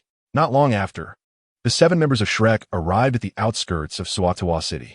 Due to their differing purposes, they soon split up upon arrival. Ma Hongjuan's objective was to indulge in certain pleasures, his destination being a brothel. Zhu Qing and Ning Rongrong proceeded to Gu Ye's clinic, while Dai Mubai, Tang San, Xiao Wu, and Oscar ventured together. Dai Mubai, observing Zhu Qing's departing figure, remarked, Old 3, let us stroll around before seeking out Zhu Qing and Rongrong. Agreed, Tang San replied, and thus the 4 embarked on their respective endeavors. Zhu Qing and Ning Rongrong soon arrived outside Gu Ye's clinic. As usual, the clinic was bustling with patients, predominantly young women with sparkling eyes. Gu Yi attended to each patient with care, steadily enhancing his own skills. At that moment, Gu Yi spotted Zhu Qing and Ning Rongrong entering the main hall. Teacher, Zhu Qing called out respectfully as she approached Gu Yi. Gu Yi glanced at Ning Rongrong beside Zhu Qing and nodded. You and Ning Rongrong may head to the courtyard to rest for a bit. I have some tasks to attend to. Yes, teacher, Zhu Qing replied, and she and Ning Rongrong proceeded to the courtyard, familiar with the clinic. Zhu Qing settled in the yard to await Gu Ye's arrival. Meanwhile, Gu Yi hastened to assist his patients. After completing his tasks, he soon joined them in the courtyard. Didn't Yi return earlier? Why are you here again? Gu Yi inquired, sitting beside Zhu Qing. With classes not resuming until tomorrow, I did not wish to remain idle. So I came to seek you out, Zhu Qing explained. I see, Gu Yi acknowledged. He then eyed Ning Rongrong, understanding her motivations for accompanying Zhu Qing. Zhu Qing, please proceed to my study. I have some books there filled with knowledge for you to study. As for you, Rongrong, come with me. Yes, they both replied in unison. Zhu Qing entered Gu Ye's study, while Ning Rongrong followed him into a private room within the clinic. Gu Yi closed the door and took a seat. Ning Rongrong expertly approached Gu Yi, eager to present one of her assets for his assessment. However, Gu Yi halted her, saying, I have already examined that. There is no need for another look this time. You're surely aware of the results. Ning Rongrong nodded softly. She was acutely aware of her transformation. Indeed. She had grown. Do you wish to continue? Guyi inquired, adopting a slightly serious tone. Yes, Ning Rongrong replied without hesitation. Then remember the promise you made to me. Guyi smiled as he questioned her. Of course, you mentioned needing my martial soul blood, and I agreed. But Guyi, how will you extract it? Ning Rongrong inquired, somewhat curious about the specifics. It is quite simple. Just release your martial soul, Guyi explained. Is that all? Yes. Without further thought, Ning Rongrong extended her hand, summoning her 7-treasure glazed tile pagoda. As Guyi observed the resplendent tower in her hand, he skillfully summoned his surgical knife. A white light enveloped Ning Rongrong's martial soul, and in a swift motion, Guyi extracted a drop of soul blood before restoring her martial soul. The entire process was remarkably swift, and Ning Rongrong hardly noticed the completion of the task. Is it done? She asked, puzzled as she looked at Guyi. Guyi nodded. Yes, it is done. You are incredibly quick. I hardly felt a thing. Ning Rongrong marveled at Guyi's efficiency. Upon hearing her words, Guyi felt a wave of exasperation wash over him. Ning Rongrong's words sounded rather awkward as she addressed him. Guyi, what's wrong? Notijin Guyi se silenge. Ning Rongrong waved her hand in front of him. Guyi returned to his senses and shook his head. It's nothing. Let me assist you with your matters. Okay. Ning Rongrong lowered her head shyly, for she had resolved to embrace Guyi's first method of treatment, an important decision she had contemplated for a long time. Moreover, the thought of being attended to by such a handsome man as Guyi brought her a sense of comfort. She reassured herself and then lay down on the bed. I am ready. Closing her eyes, her small hands clutched her skirt, her expression slightly tense. At that moment, she was akin to a maiden awaiting Guyi to perform certain actions that would stir the bed. It was her first time, so her nervousness was entirely understandable. I shall begin now. Guyi spoke in a calm tone. He extended his hand and slowly began to unfasten Ning Rongrong's clothing. While this type of hands-on treatment may have been a first for Ning Rongrong, it was a familiar task for Guyi. Reflecting on the numerous young women who had sought his aid, he knew it was merely a series of gentle touches and manipulations, nothing that would stir his emotions. Chapter 58. Hands-on treatment of Ning Rongrong, caught by Zhu Zhuqing. Ning Rongrong, lying on the bed with her eyes closed, was so tense that her hands gripped her skirt tightly. However, she soon felt a cool sensation at her chest, intensifying her anxiety. Yet, she noticed that Guyi had not yet made a move, and her eagerness compelled her to open her eyes to see him. In the next moment, she suddenly felt a pair of hands gently covering her heart, bringing her a sense of comfort. She understood that Guyi had commenced his treatment. Biting her lip, a blush crept on her cheeks. This was the first time she experienced such treatment from a handsome man like Guyi, and to her surprise, she felt no resistance. Rather, she found herself enjoying it. Thump, thump. Ning Rongrong's heart raced, and she surprisingly wished for Guyi's actions to synchronize with her quickening heartbeat. She felt a sense of shame about her own thoughts, yet Guyi was undeniably gentle, especially his hands, so tender. Was this what they referred to as a technique that reached the heart? At that moment, Guyi's expression was serious, akin to a physician treating a patient. Earnest and focused. Observing the expression on Ning Rongrong's small face, he softly advised, Rongrong, try to relax. If you feel too tense, we can postpone the treatment. No, I'm fine. It's just that I'm nervous. Ning Rongrong replied hastily, fearing that Guyi would cease his assistance. Seeing this, Guyi shook his head, maintaining a serious demeanor as he continued. While Guyi was engaged in treatment with Ning Rongrong, in the clinic study, Zhu Zhuqing was perusing the books on the shelf. Many of these tomes were medical texts, and she sought them out, for her teacher, Guyi, had instructed her to gain a profound understanding of human anatomy. This knowledge would enable her to defeat enemies swiftly and accurately in battle. Zhu Zhuqing picked up a book titled Human Anatomy and began to flip through its pages, which contained detailed diagrams of human organs, exceptionally clear ones at that. As she read, she was astonished. She had not anticipated her teacher, Guyi, possessed such extensive knowledge of the human body, down to the intricacies of meridians and the intimate anatomy of both sexes. As she gazed at the illustrations within the book, she recalled the last time Guyi had demonstrated a concept to her, and she found herself blushing at the resemblance between the diagrams and her teacher. Shaking her head, she dispelled the inappropriate thoughts and focused earnestly on the text at hand. She studied the meridians and acupuncture points with great seriousness. This morning, during breakfast, she remembered Gu Yi mentioning that understanding these points was essential for mastering a unique ability to strike them. This ability, when executed with force upon the body's points, could induce effects such as immobilization, paralysis, unconsciousness, and confinement, extremely powerful outcomes. Half an hour passed, and Zhu Zhuqing had absorbed a wealth of knowledge about human anatomy and acupressure points. After just this brief period, her understanding had seemingly reached a new level, particularly in certain aspects. Why hasn't my teacher returned yet? Zhu Zhuqing pondered as she placed the book back on the shelf. She then thought of Ning Rongrong. Her teacher had taken Ning Rongrong into the room earlier, and it seemed she had something to discuss with him. But what could possibly require such an extended duration? With a hint of suspicion, Zhu Zhuqing stepped out of the study. Soon, she arrived outside the room, where Gu Yi had taken Ning Rongrong. Gu Yi, be gentler. It hurts a little. Don't worry. This is the lightest touch, came Gu Ye's reassuring response. From outside the door. Zhu Zhuqing vaguely heard the conversation between Ning Rongrong and her teacher, which could easily lead to unwarranted assumptions. Having absorbed Gu Ye's blood serum, Zhu Zhuqing's hearing had improved significantly, allowing her to detect a slightly subdued tone in Ning Rongrong's voice, which seemed off. Suddenly, an inappropriate thought flashed through her mind, which she found difficult to dismiss. Creak. The door gently opened, seemingly of its own accord. Zhu Zhuqing peered inside and saw her teacher, Gu Yi, fully clothed and seated at the edge of the bed. For some inexplicable reason, she felt a sense of relief. However, as she focused her gaze, she was taken aback by the scene before her. Ning Rongrong was lying on the bed, while Gu Yi was administering treatment to her. Zhu Zhuqing's eyes widened, unable to look away from Ning Rongrong. Zhuqing, how did you come in? Gu Yi inquired with a calm demeanor, as he was merely assisting Ning Rongrong and had not engaged in any inappropriate conduct. Meanwhile, Ning Rongrong, receiving treatment from Gu Yi, felt an overwhelming wave of embarrassment upon seeing Zhu Zhuqing, her voice trembling. In a flurry, she clutched her chest, realizing this was futile, and in her panic, she instinctively embraced Gu Yi, seeking to shield herself from Zhu Zhuqing's view. Teacher, Yu and Rongrong. Zhu Zhuqing regarded Gu Yi and the embracing Ning Rongrong with a peculiar expression, tinged with displeasure. Cough, cough. Gu Yi glanced at the bashful Ning Rongrong hiding behind him, feeling a bit awkward.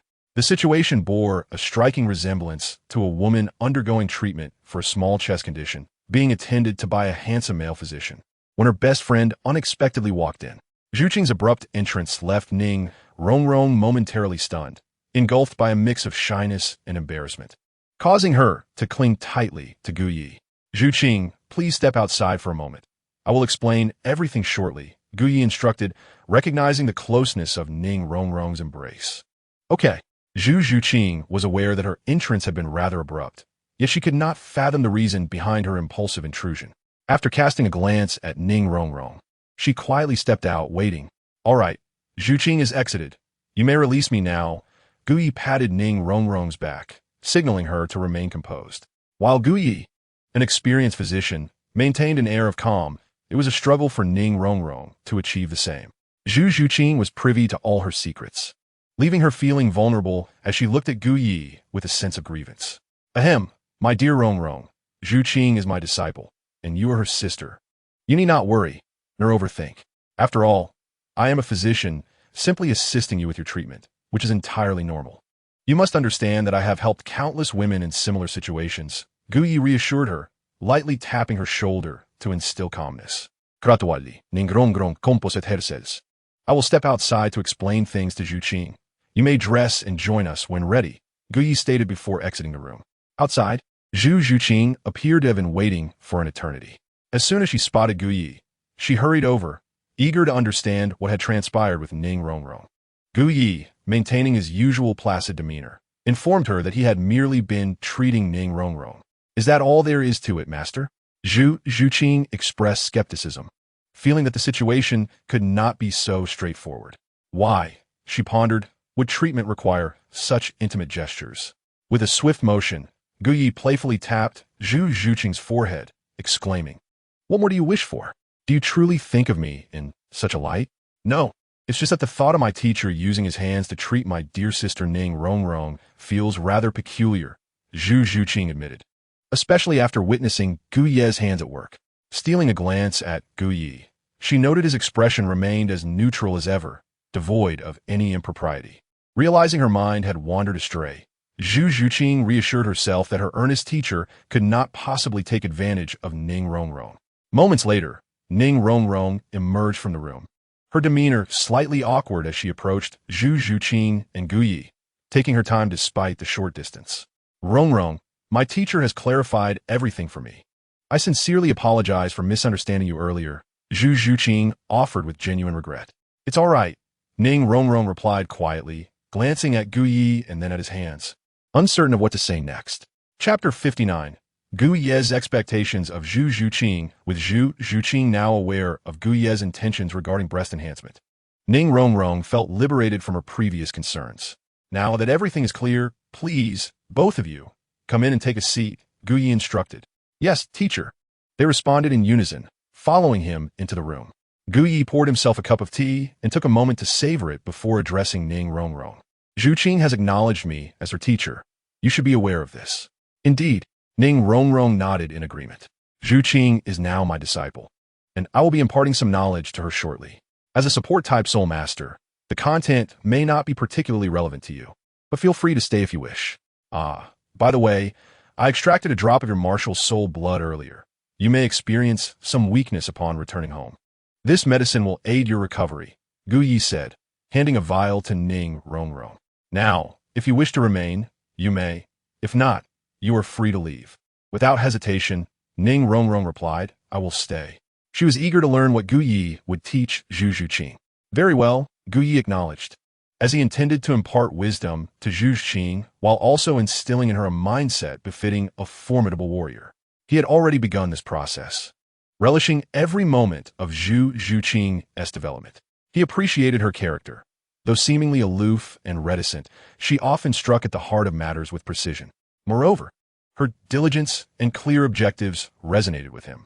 Gu Ye was determined not only to strengthen Zhu Zhuqing and deepen her knowledge, but also to cultivate within her an indomitable spirit. Though she had made strides in this regard, it was still insufficient. Therefore, he aimed to nurture her until she possessed an invincible heart within her realm. Her forthcoming task would be to participate in the soul arena battles in Soto City daily. Currently, Zhu Zhuqing was at the 31st level, and Gu Ye expected her to rely solely on her physical speed, agility, and her first two soul skills during the battles, ultimately achieving invincibility in the Soul Sovereign arena. Though Gu Ye's demands may seem daunting, they were not insurmountable for Zhu Zhuqing, who had enhanced her physique through cell-boosting agents and martial soul serums. Her strength, flexibility, speed, and reflexes far surpassed those of many. In this realm, no one at her level could rival her current capabilities.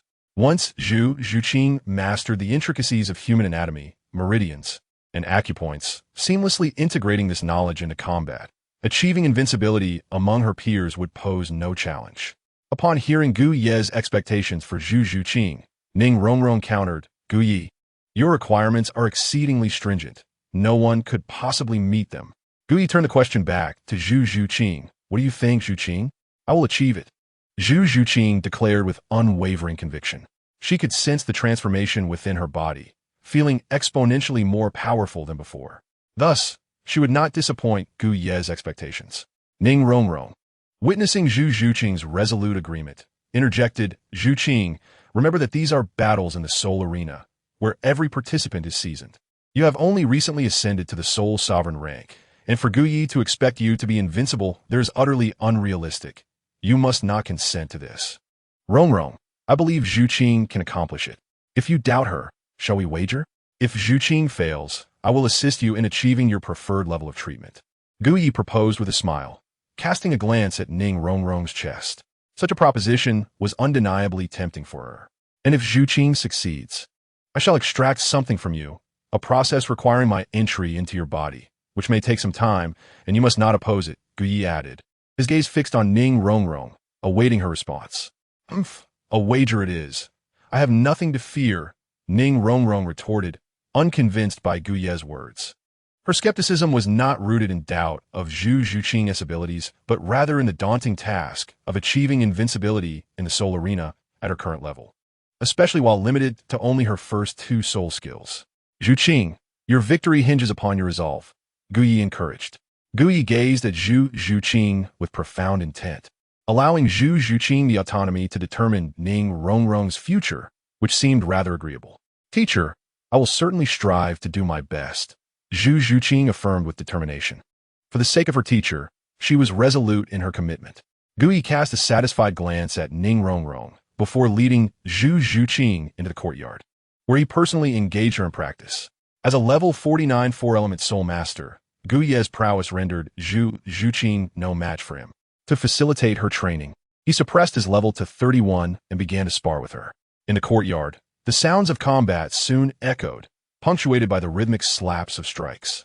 Before long, Zhu Zhuqing was breathing heavily, astonished by her teacher's strength. Although they were ostensibly sparring, it felt more like guidance to her, as she realized that even with his level suppressed to 31, she remained outmatched. Teacher, how is it that you can accurately predict the trajectory of my every attack? Zhu Zhuqing inquired, perplexed. This is related to mental strength. The potency of a soul master's mental prowess directly influences your future. However, at your current stage, you are unlikely to harness it, Guyi explained. Zhu Zhuqing, eager to learn, asked why not. Guyi paused and elaborated that in this world, prior to becoming a soul Douluo, soul masters could not utilize mental strength unless they possessed special techniques or soul bones. His ability to wield mental strength stemmed from the existence of a system he had. While they practiced, Guyi continued instructing Zhu Zhuqing. Meanwhile, Ning Rongrong observed from the side, increasingly unsettled by the scene. At that moment, Guyi was positioned closely behind Zhu Zhuqing, his arms wrapped around her waist and one hand clasping hers, their bodies intimately aligned. They moved together in a manner reminiscent of dance, at times advancing and at others retreating, appearing leisurely, yet their strikes were filled with formidable force. Ning Rongrong felt a growing unease.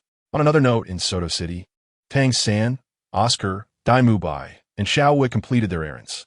Shall we find Zhuqing and Rongrong now? Tang San suggested. Yes, let's go, Dai Mubai agreed. The quartet quickly made their way to Guyi's medical clinic, familiar with the route. Upon arriving, they noticed the clinic had a sign indicating it was open, with a small entrance. They surmised that Guyi and Zhu Zhuqing were likely in a backyard. Let us go inside, Tang San proposed. Knowing that Zhu Zhuqing and Ning Rongrong were present, the 4 entered the clinic without much thought. Tang San was well acquainted with the clinic, having narrowly avoided an injection of female hormones from Guyi during his last visit. As they approached the backyard, they were greeted by the sight of 2 individuals engaged in what appeared to be a graceful dance. A man held a woman's waist from behind, guiding her hand, their movements synchronized and increasingly swift, resembling a dance. Dai Mubai and Tang San peered closer, abruptly recognizing that the dancing pair was indeed Zhu Zhuqing and Guyi. Beside them, Ning Rongrong sat, leisurely enjoying the performance. Dai Mubai's gaze fixated on Guyi's hand around Zhu Zhuqing's waist, an inexplicable anger igniting within him, akin to witnessing his wife dancing intimately with another man. Given Dai Mubai's fiery temperament, it was natural for him to feel infuriated. Zhu Zhuqing, Dai Mubai called out, intent on approaching, but Tang San restrained him. Confused, Dai Mubai frowned, unsure of Tang San's motives. Dai Mubai, it seems Guyi and Zhu Zhuqing are engaged in training. If you interrupt them, it will be counterproductive, Tang San clarified. Having studied martial arts, he recognized that while it appeared as though they were dancing, their steps were methodical, and their breathing and speed were extraordinary.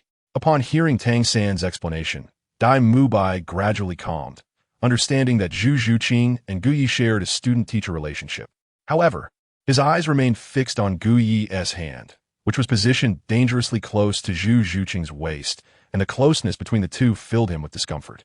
Xiaowu, Ning Rongrong, noticing Tang San and Xiaowu, beckoned them over. Rongrong, what exactly are Zhuqing and Guyi doing? Xiaowu inquired as she sat beside Ning Rongrong. Dai Mubai joined them, eager to learn what Zhu Zhuqing and Guyi were engaged in, particularly given their seemingly intimate posture. Oh, Zhuqing and Guyi are training. Guyi mentioned he would teach her a powerful skill, but I can't quite comprehend it, so I'm here watching, Ning Rongrong explained. Upon hearing this, Tang San's eyes gleamed with admiration, recognizing that Gu Yi indeed imparted a formidable ability to Zhu Zhuqing.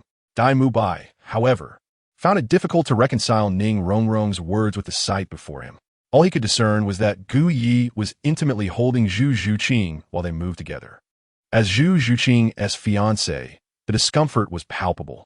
The added complexity was that Gu Yi was her instructor, teaching her skills that Dai Mubai felt powerless to contest, leaving him to witness the closeness between Zhu Zhuqing and Gu Yi. Tang San observed closely, noticing that the rhythm of Gu Yi and Zhu Zhuqing's movements formed a peculiar pattern, akin to a distinct footwork technique. The more he watched, the more astonished he became. Gu Yi was indeed teaching Zhu Zhuqing a sophisticated footwork style derived from the system he possessed. Though aware of their presence, Gu Yi continued his instruction undeterred, and Zhu Zhuqing, as his disciple, remained focused on her training, undistracted by Dai Mubai and the others. As their movements accelerated, a bead of sweat trickled down Zhu Zhuqing's cheek, her breath becoming labored from the exertion. Yet, she persisted, matching her steps to Gu Ye's guidance, her speed increasing as she trained diligently. Meanwhile, Dai Mubai watched closely, clearly observing the perspiration on Zhu Zhuqing's face, a testament to her effort. He could distinctly sense that at this moment, Zhu Zhuqing was fatigued, her breathing becoming erratic. Dai Mubai stared at the two, his eyes nearly bulging from their sockets. However, he was compelled to remain silent, for Gu Yi was currently Zhu Zhuqing's mentor, instructing her in some specialized footwork. The two were engaged in training together, a perfectly ordinary occurrence. At that moment, Zhu Zhuqing exhaled deeply, clearly exhausted. Simultaneously, Gu Yi paused, having pushed Zhu Zhuqing hard during their training. As soon as he stopped, she collapsed into his embrace, utterly spent. "Are you all right?" Gu Yi asked, concern etched on his face as he held her soft form. "I'm fine, teacher," Zhu Zhuqing replied, leaning against him and shaking her head gently.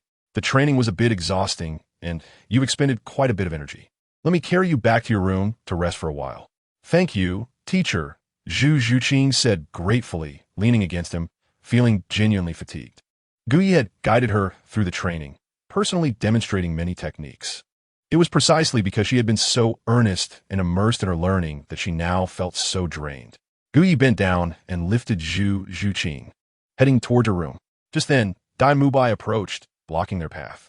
Gu Yi glanced at him, noticing the redness in his eyes and his tightly clenched fists, suggesting he was somewhat agitated. Nonetheless, Gu Yi paid him little mind, calmly inquiring, "Is there something you need? If not, I must take my disciple back to her room to rest." Dai Mubai looked at Zhu Zhuqing in Gu Ye's arms. After their training, she was still glistening with sweat and intimately nestled against Gu Yi, who was holding her in a princess carry. Their closeness could easily lead to misunderstandings. However, given their roles as teacher and student, Gu Ye's embrace seemed entirely appropriate. Dai Mubai had no words to counter this. "Let me take her," he said, extending his hands to take Zhu Zhuqing from Gu Yi. After all, he was her fiancé, and it seemed only natural for him to carry her after she had trained so hard with Gu Yi. Yet, Gu Yi did not spare Dai Mubai a glance, dismissively stating, "There's no need," and continued on his way. Upon reaching the door, he turned back to Dai Mubai and Tang San, declaring, "You're all not permitted to enter." The backyard was Gu Ye's domain, and without permission, Dai Mubai and the others had already trespassed. If they were to intrude further into Gu Ye's room, it would transcend mere trespassing. Tang San, Xiao Wu, and Oscar stood beside Dai Mubai. Observing Gu Yi carry Zhu Zhuqing into her room, obediently refraining from entering. Dai Mubai fixed his gaze on Gu Yi and he embraced Zhu Zhuqing, yearning to ask, "Are you truly just teacher and student?" Just as he was about to voice his question, a loud thud echoed as Gu Yi entered the room, firmly shutting the door behind him. Inside, Gu Yi gently placed the exhausted Zhu Zhuqing on the bed and instructed her, "Rest here for a while until you regain some strength, understood?"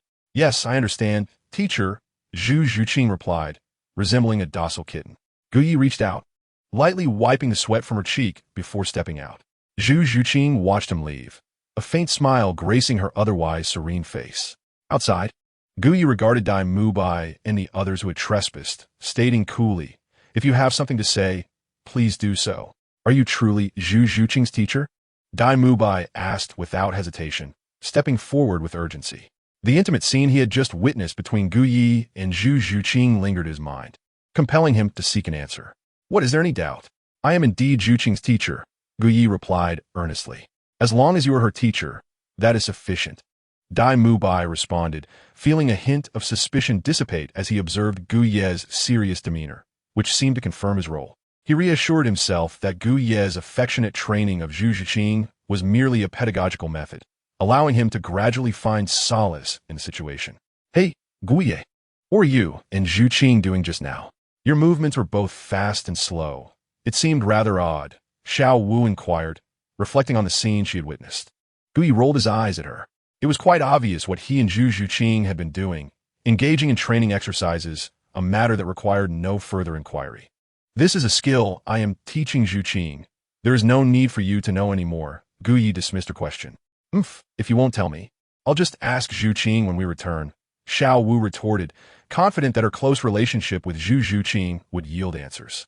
Nevertheless, she was still curious about Gu Ye's sudden decision to take Zhu Zhuqing as a student, prompting her to persist with her inquiries. Meanwhile, Ning Rongrong stood beside Gu Ye, having experienced his healing touch, gazing at him with a hint of girlish admiration. As Xiao Wu pressed Gu Ye for answers, Ning Rongrong occasionally interjected, engaging in conversation with him. Oscar, observing Ning Rongrong's closeness to Gu Ye, felt a vague sense of unease. It was evident to everyone that he harbored feelings for her, and she was surely aware of this. However, Ning Rongrong often disregarded him, leaving Oscar feeling somewhat frustrated. Now, witnessing the woman he admired engage so amiably with another man, occasionally displaying endearing gestures towards Gu Ye in public, left Oscar feeling particularly disheartened. Just then, footsteps approached, accompanied by an unexpected voice. Tang San, Dai Mubai. Why are you all here? Gu Ye recognized the voice as he heard the footsteps. Xiaowu, Ning Rongrong, and the others turned to see the familiar figures of Yu Xiaogang and Flender enter.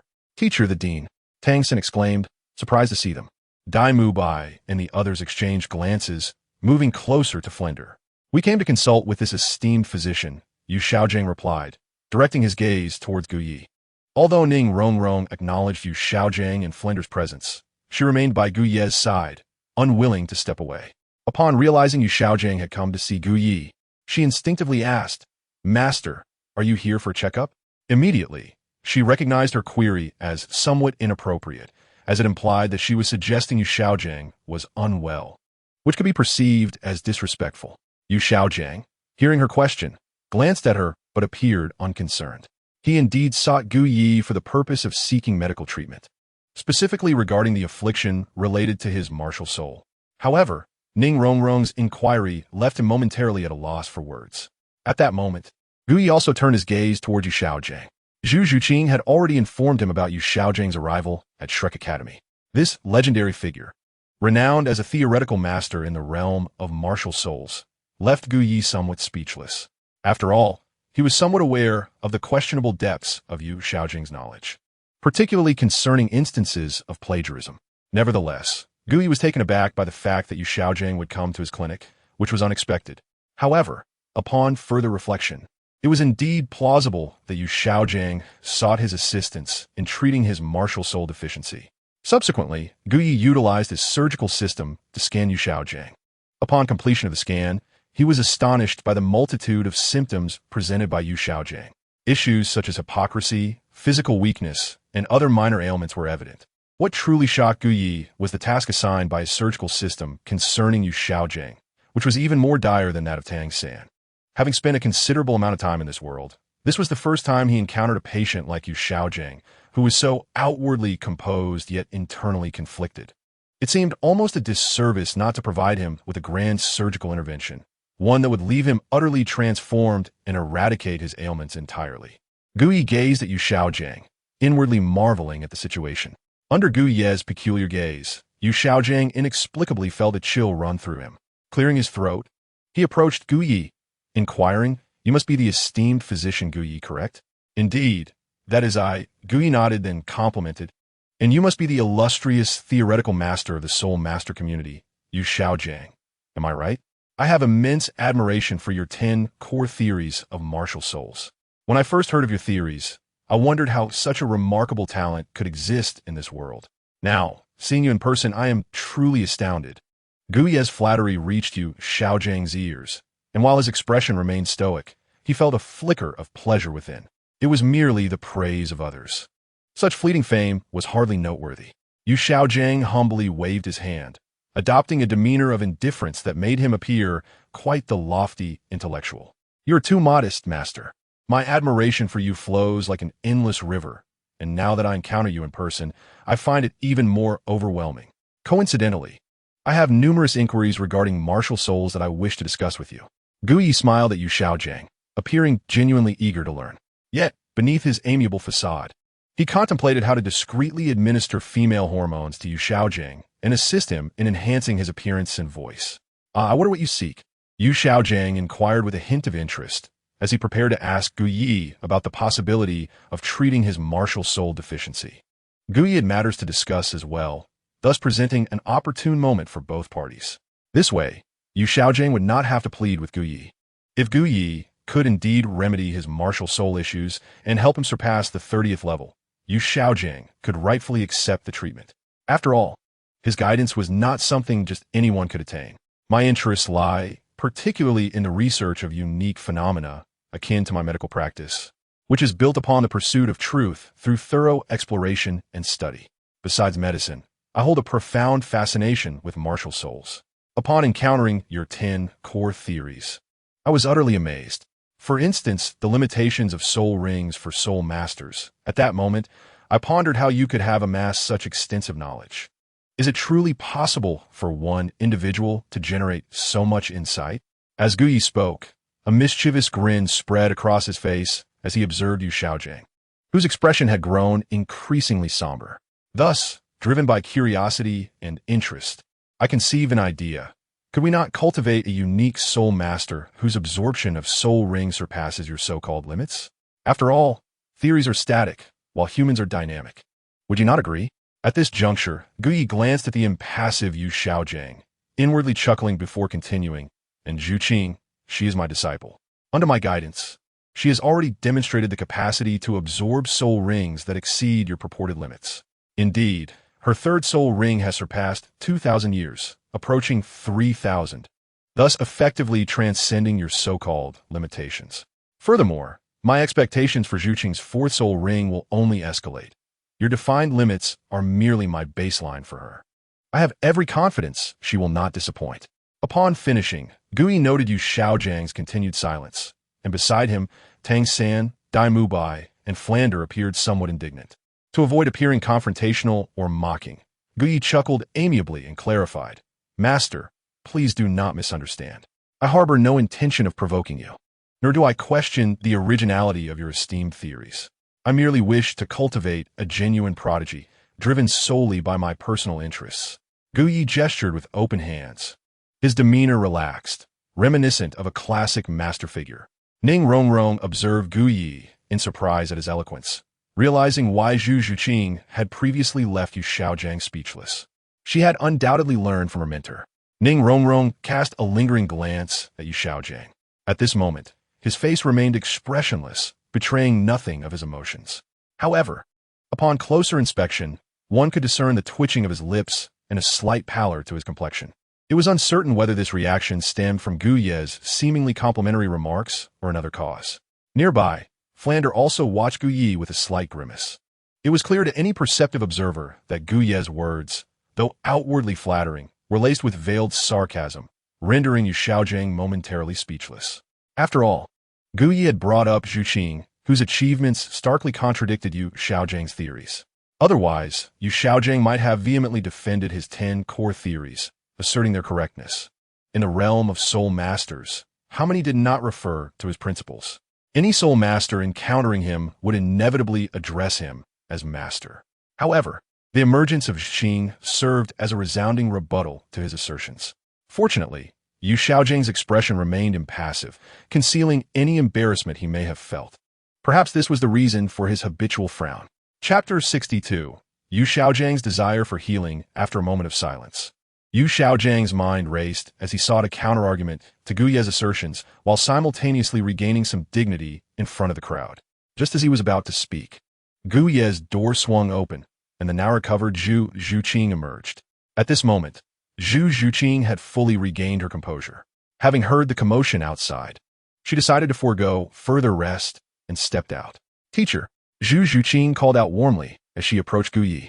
"Zhuqing, why did you not rest a while longer?" Gu Yi inquired with concern. Upon seeing his beloved disciple, Gu Yi disregarded Yu Xiaogang and the others, affectionately patting her small head. This intimate gesture made Zhu Zhuqing feel somewhat embarrassed, especially in front of the Shrek group. Nevertheless, she maintained a composed demeanor, appearing indifferent as she spoke softly. "I have already rested well. I heard a commotion earlier and came out to see, only to find that you, Master and Dean Flander, have arrived. I must admit, I am somewhat surprised. By the way, I am curious about the reason for your visit." Gu Yi appeared to have completely forgotten his earlier mockery of Yu Xiaogang and turned his inquiry towards Yu and Flander. The latter glanced at Yu Xiaogang and then at the other members of Shrek Academy, hesitating momentarily. From Gu Ye's earlier attitude and tone towards Yu Xiaogang, it was evident that Gu Yi was not a benevolent individual, possessing a sharp tongue. As Yu Xiaojiang's good friend, Flander felt the need to protect Yu's dignity, deciding it would be more prudent to let Yu Xiaogang speak. After taking a deep breath, Yu Xiaogang appeared to have regained his composure, dismissing Gu Ye's previous taunts. "I have heard from Flander that you might possess the ability to cure Ma Hongjuan's martial soul deficiency. I have come to inquire whether this is indeed true." Yu Xiaogang refrained from mentioning his own martial soul's mutation, which prevented him from surpassing level 30 for a lifetime. He was keen to ascertain the authenticity of Gu Ye's reputed medical skills, despite the lingering anger from Gu Ye's earlier remarks. If Gu Yi truly had the capacity to heal, that anger would soon pale in comparison to his lifelong aspiration of breaking through level 30. "Oh, I see." Gu Yi, understanding the situation, did not provide a direct answer. Instead, he scrutinized Yu Xiaogang for a moment and remarked, "I have indeed developed a remedy for Ma Hongjuan's martial soul deficiency, but it seems that you, Master, are also afflicted." This statement caused Ai Mubai, Xiao Wu, and the others to turn their gazes towards Yu Xiaogang, while Tang San felt a surge of indignation. Yu Xiaogang was not only his teacher, but also a person he deeply respected. He had already sensed the underlying mockery in Gu Ye's earlier comments, and now, hearing Gu Yi claim that his teacher was ill, Tang San stepped forward, his expression void of emotion. "Dr. Gu, I respect your medical expertise, but your repeated remarks about my teacher seem rather excessive." Gu Yi did not respond to Tang San's words, but rather turned to Yu Xiaogang, asking, "Master, do you think I have overstepped? If stating the truth is considered excessive, then I apologize, but I must insist that you all take your leave." He gestured toward the door, indicating that Tang San and the others should depart. However, Yu Xiaogang shook his head and stepped forward, saying, "Xiao San, Gu Yi has not spoken falsely. I am indeed unwell." "Teacher, you are ill? What is wrong?" Tang San stared at Yu Xiaogang, confusion and concern swirling within him. Xiao Wu and Ning Rongrong shared similar sentiments. The notion that Yu Xiaogang was unwell, and even admitted to it, felt decidedly peculiar. Yu Xiaogang looked at the Shrek members, sighed, and explained, "You should be aware of the defect in Ma Hongjuan's martial soul caused by its mutation." Tang San, Dai Mubai, and the others nodded in acknowledgement. Ma Hongjuan's martial soul was indeed a result of mutation, leading to its deficiency. According to Gu Yi, a martial soul deficiency could be classified as a form of illness. The group turned their gazes back to Yu Xiaogang, who continued, "I too share a similar plight. My martial soul has mutated, rendering me unable to surpass level 30 in my lifetime. When I learned of Gu Ye's existence, I felt a surge of hope, for he might see the defect in Ma Hongjuan's martial soul and perhaps even possess the ability to heal it." After a brief pause, Yu Xiaogang looked up at Gu Yi earnestly and stated, "I have come to seek your treatment." Gu Yi chuckled upon hearing this. Yu Xiaojiang's admission of his ailment presented a fortuitous opportunity. This chance could be effectively utilized. During the course of treating Yu Xiaogang, he could orchestrate an elaborate procedure to eradicate his affliction completely. Furthermore, he could leverage this treatment as a pretext to extract martial soul blood from Dai Mubai, Xiao Wu, Oscar, and the others for future preparations. As Gu Yi contemplated this, a sly smile crept onto his face. "Master, I must commend you for your willingness to acknowledge your illness. It is indeed commendable, as your condition is indisputable. Yu Xiaojiang's lips twitched in silent exasperation as he stared at Gu Yi, while Flander and Tang San exchanged equally bemused glances. Although Gu Ye's statement was technically accurate, given his role as a physician, it still sounded off to their ears. Yet, who could challenge the authority of a doctor, even if it felt amiss? They had no choice but to listen. I have merely conducted a cursory observation of your condition and noted that your martial soul is indeed afflicted due to its mutation. However, concerning Ma Hongjuan's martial soul deficiency, I have discovered a second method of treatment. Dean Flander, would you like to know? Gu Yi gazed at Flander, a knowing smile gracing his lips. Of course I wish to know, Flander replied eagerly, as Ma Hongjun was his direct disciple. The prospect of being able to cure him was a compelling motivation. Now that Gu Yi claimed to have a second method, it implied that Ma Hongjun would not be necessary for this treatment, which was undoubtedly a favorable development. Flander couldn't help but feel exhilarated. Since you wish to know, you must also understand that there is no such thing as a free lunch in this world, correct? Gu Yi continued. Naturally, Dr. Gu, if you require compensation, I will provide whatever amount you deem appropriate. Flander said, albeit with a hint of reluctance. For the sake of Ma Hongjun, he was willing to part with his resources. After all, Ma Hongjun was his only disciple. Gu Yi shook his head. Dean Flander, do you truly believe I lack money? My treatment fees will not be monetary. What will it be? Flander pressed. Let us discuss that later. After all, the patient is not yet present. Why not bring Ma Hongjun here? Very well. Flander, aware of Ma Hongjuan's whereabouts, excused himself to seek him out. Dai Mubai and Oscar were also called to assist, as Ma Hongjun frequented multiple establishments, and having more people would expedite the process. Once Flander departed, only Gu Yi, Zhu Zhuqing, Xiao Wu, Ning Rongrong, Tang San, and Yu Xiaogang remained in the clinic. Gu Yi then settled into a chair in the main hall. Yu Xiaogang, intent on seeking treatment, naturally followed him outside. Zhuqing, come here, Gu Yi beckoned. Zhu Zhuqing approached, and Gu Yi invited her to sit beside him, pouring himself a cup of tea with genuine interest.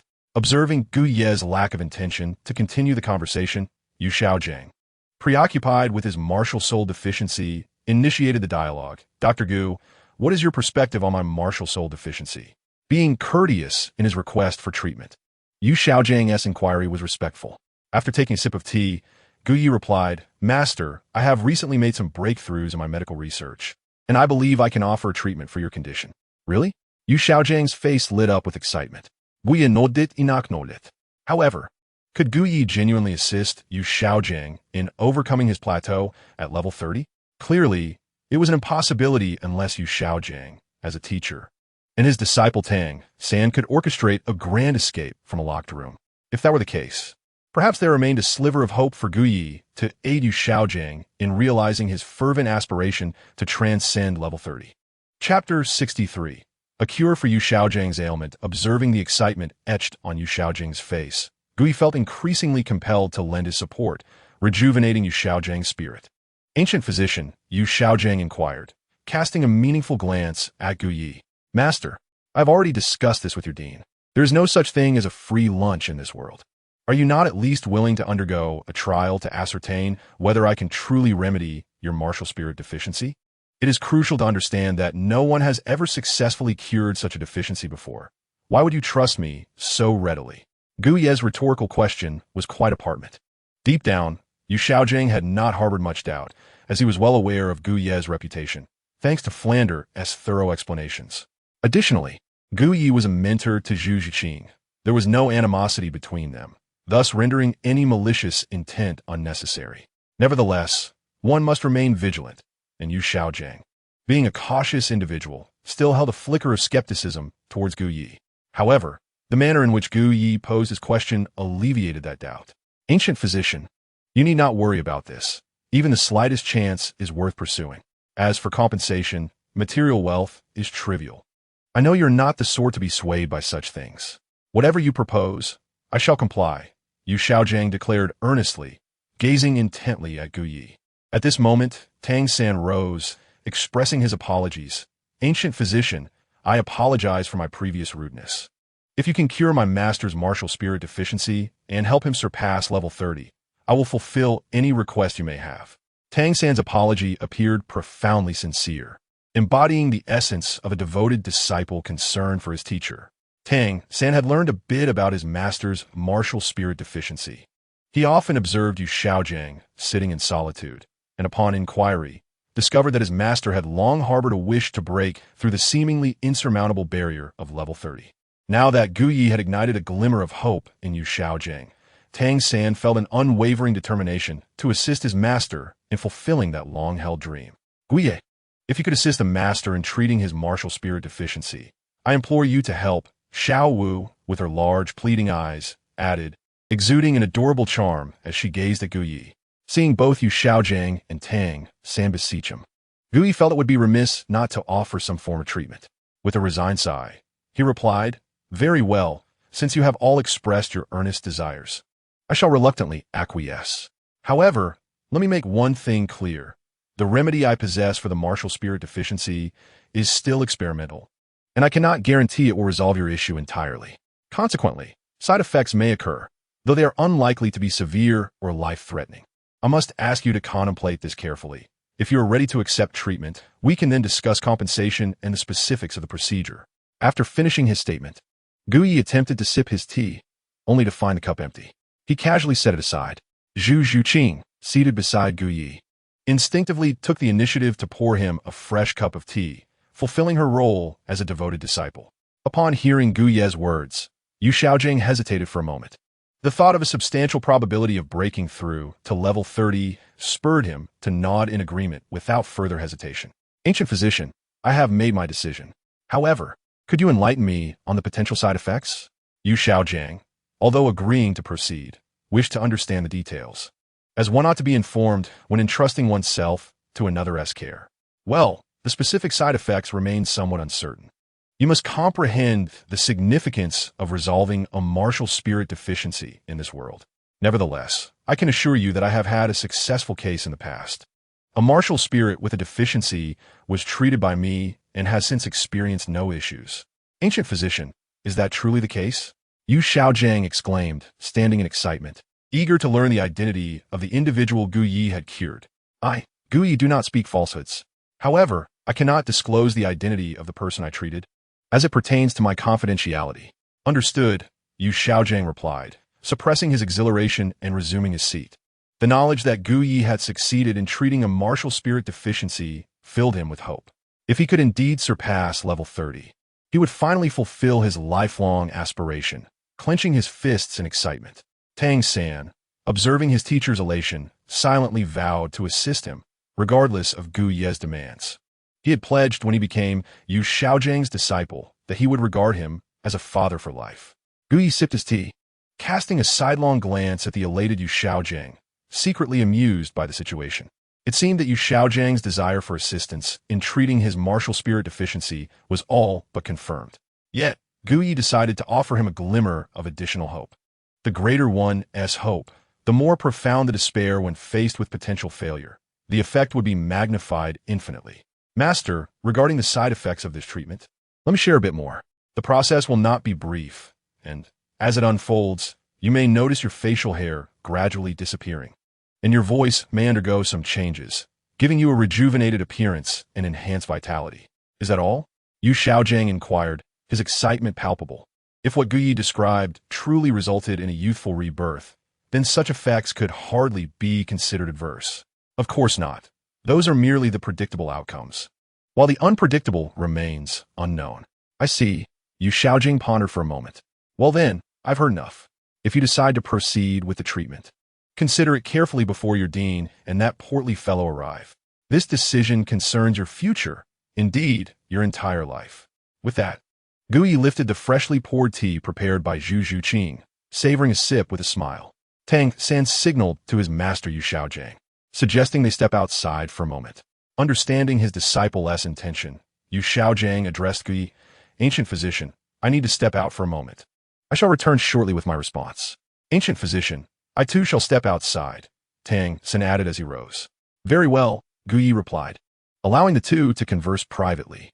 As he sipped his tea, he couldn't help but appreciate the feeling of being attended to by a disciple, especially one as charming as Zhu Zhuqing. If such service were to be a daily occurrence, it would indeed be a delightful experience.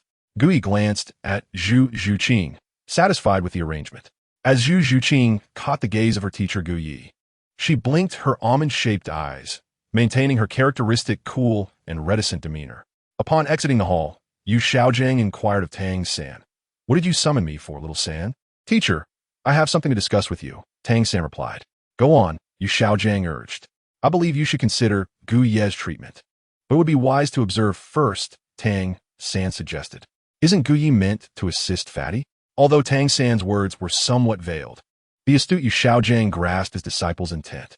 They would first acquiesce to Gu Yi, allowing Ma Hongjun to test the waters. If the outcomes were favorable, they could then proceed with treatment. While this approach might seem to exploit Ma Hongjun, both individuals required care. Observing his treatment was not inherently manipulative. After a brief contemplation, Yu Xiaogang arrived at a decision. This was the course to follow. Just as he resolved this, Flender returned with Ma Hongjun, Oscar, and Dai Mubai, making their way towards Gu Ye's medical establishment. "Xiaogang, why are you standing here?" Flender queried, noticing Yu Xiaogang and Tang San outside the clinic. Yu Xiaogang shook his head. "I was discussing a few matters with little San." "Flender, since you have returned, let's proceed inside." "Very well, let us go in," Flender agreed. Thus, Yu Xiaogang, Flender, and Ma Hongjun entered the clinic. Inside the main hall, Gu Yi was savoring the tea brewed by his beloved disciple, Zhu Zhuqing, occasionally whispering to her about intimate teacher-student matters. Nearby, Xiao Wu and Ning Rongrong observed, feeling quite uncomfortable. "I wish I could crack open Zhu Zhuqing's head to see what she is truly thinking," Xiao Wu mused. "Why does she respond to everything Gu Yi asks? As if enchanted? Is she under his spell?" Gu Yi, completely indifferent to Xiao Wu's glaring, noticed the arrival of Yu Xiaogang, Ma Hongjun, and the Shrek group. Setting down his teacup, "Have you made your decision?" Yu Xiaogang nodded. "I have considered it thoroughly. I accept your treatment." "I agree as well," Ma Hongjun affirmed, having learned of the entire situation from Flender on their way back. Knowing Gu Yi could alleviate his sinister fire, he readily consented. "Excellent. Then let us discuss the cost of this treatment," Gu Yi proposed. Flender grimaced at the thought of expenses. For the sake of his cherished disciple and close friend Yu Xiaogang, he braced himself for a significant financial outlay. Yu Xiaogang and Tang San looked at Gu Yi, eager to understand the fees involved. Ma Hongjun's martial spirit defect manifested as an uncontrollable malevolent fire, a consequence of his martial spirit's mutation. Treating this affliction would not be a simple endeavor. Thus, the costs were not something they could settle in haste. "Gu Yi, just tell us plainly. How exorbitant will the fees be, or what do you require from us?" "I will promise to fulfill what I can," Flender asserted decisively. "Very well. I shall be transparent. The treatment for Ma Hongjun's malevolent fire will span 6 months, requiring him to visit me once a month. After this period, I will ensure his affliction does not resurface. As for the fees, I ask that you, Flender, a soul sage, assist me with 3 tasks within your capabilities." "Is that all?" Flender mused, feeling somewhat relieved that the costs were not as burdensome as he had anticipated. "Of course, it is not merely that. The tasks I request are not trivial. We responded. As long as they fall within my capacity and do not violate my principles, I will agree." "Agreed then." Flender, a formidable soul sage, could prove immensely beneficial to the still developing Gu Yi, perhaps aiding him in endeavors beyond their current capabilities. Regarding the treatment of Ma Hongjun, Gu Yi found it a manageable task. Previously, Gu Ye's first approach of curtailing Ma Hongjun's treatment had not been in jest. In a prior life, Gu Yi had encountered a novel where Ma Hongjun's descendants, even if female, could also suffer from malevolent fire. This situation was incomparable, for Ma Hongjun had already consumed celestial herbs and the inner core of an ancient beast, resulting in his martial spirit undergoing 2 evolutions, with the malevolent fire reaching its zenith. However, the current Ma Hongjun's fire was purely lustful, devoid of any other implications. Gu Ye's method of treatment was straightforward. He would perform a procedure on Ma Hongjun's martial spirit to eliminate the lustful fire that had emerged during its mutation. For Gu Yi, equipped with surgical tools and martial spirit scalpels, the process would not be arduous. The only uncertainty lay in whether he might falter during the procedure. After discussing the treatment fees and other matters regarding Ma Hongjun, Gu Yi turned his attention to his significant objective, Yu Xiaogang. "As for you, Yu Xiaogang, I have considered your fees," Gu Yi stated thoughtfully. To be candid, there was little about Yu Xiaogang that intrigued Gu Yi. However, he was eager to perform a curative procedure on him. Accepting payment for Ma Hongjuan's treatment while offering Yu Xiaogang surgery for free might raise suspicions. Thus, after careful deliberation, Gu Yi settled on a moderate fee, ensuring Yu Xiaogang owed him 2 favors while agreeing to undertake a task within his means. This favor would likely prove invaluable when Yu Xiaogang sought the secret of twin martial spirits from Bibi Dong in the future. Upon learning that the payment required was merely a favor and a task for Gu Yi, Yu Xiaogang accepted without hesitation, feeling a sense of satisfaction. He believed his standing as a master held considerable worth. After discussing the specifics of the treatment and other matters, Gu Yi rose, declaring, "Let us commence the surgical treatment now. Ma Hongjun, come with me." Ma Hongjun, feeling a tinge of nervousness, stood and followed Gu Yi. "Zhu Zhuqing, you join me as well. You others shall wait outside," Gu Yi instructed as he made his way to the treatment room. Zhu Zhuqing kept pace beside Gu Yi, while Ma Hongjun and Flinder exchanged brief words before following suit. Inside the treatment room, the nature of Gu Ye's treatment method remained a mystery to those waiting outside.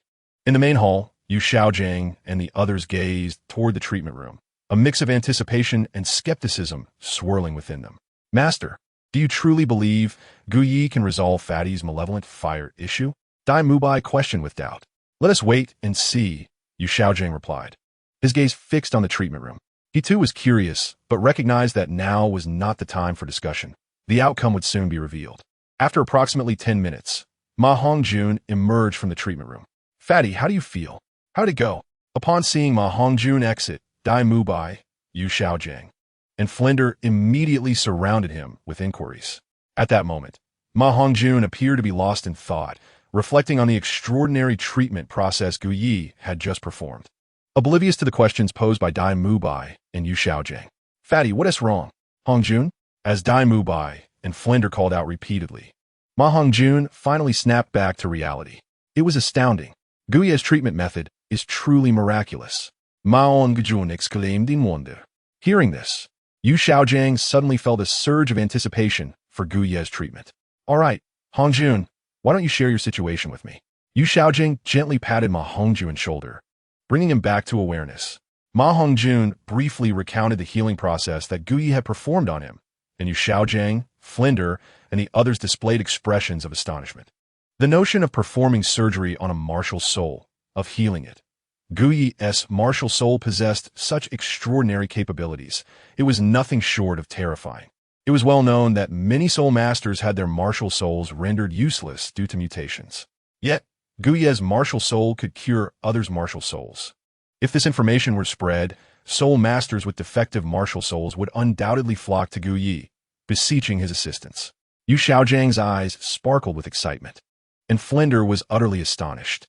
Tang San, Dai Mubai, and the others gazed at the door of the treatment room. Their expressions varied. Inside the treatment room, Zhu Zhuqing looked at Gu Yi with a hint of admiration, gazing at her teacher. "What are you staring at your teacher for? Have you been captivated by my charm?" Gu Yi teased, glancing at Zhu Zhuqing. "I simply did not expect that my teacher's martial soul would possess such unique abilities," Zhu Zhuqing replied softly.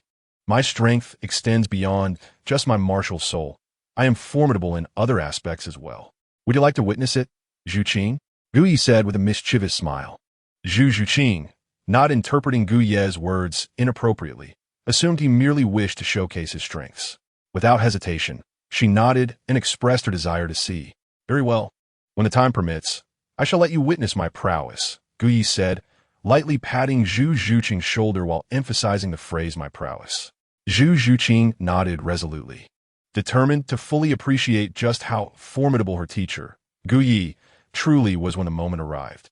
"Zhuqing, when I perform the surgical treatment for Yu Xiaogang, you must observe closely. This is also a learning process, understood?" "Yes, understood. You must pay attention to my techniques as well." "Of course. Now, go to the medicine shelf and fetch the box labeled with the character air. I will need it for Yu Xiaogang shortly." "Understood." As Zhu Zhuqing, now Gu Ye's assistant, obediently approached the medicine shelf, Gu Yi suddenly had a thought. Perhaps he ought to consider recruiting an assistant.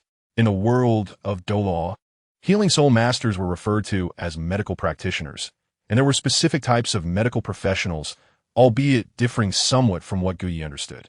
However, there were indeed assistants akin to female nurses. Given his current identity as a physician, It seemed somewhat unreasonable not to have a female nurse clad in pink attire assisting him. Zhu Zhuqing was well suited to be a disciple, but not an assistant. Thus, it seemed he would need to seek out an assistant. After arriving at this decision, Gu Yi suddenly recalled something and turned to Zhu Zhuqing, advising, by the way, Zhu Qing, there's also a box of needles on the shelf. Please bring me one. Following Gu Ye's instructions, Zhu Zhuqing searched for a moment longer before retrieving the box labeled with the character "error" along with a box of needles. Teacher, is this it? Zhu Zhuqing held the medicine and needle before Gu Yi. Yes, precisely. After accepting the items, Gu Yi began to demonstrate in front of Zhu Zhuqing. This particular needle was the first step in treating Yu Xiaogang's condition.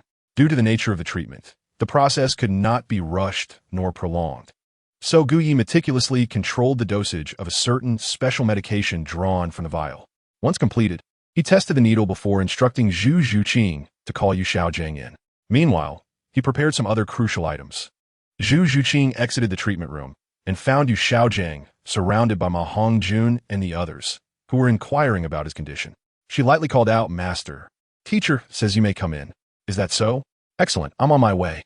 Yu Xiaogang, relieved by the news of Ma Hongjun's improvement, confidently believed that Gu Yi would be able to remedy his martial soul defects and assist him in breaking through level 30. I'll go in first, please wait outside. Yu Xiaogang instructed before stepping into the treatment room.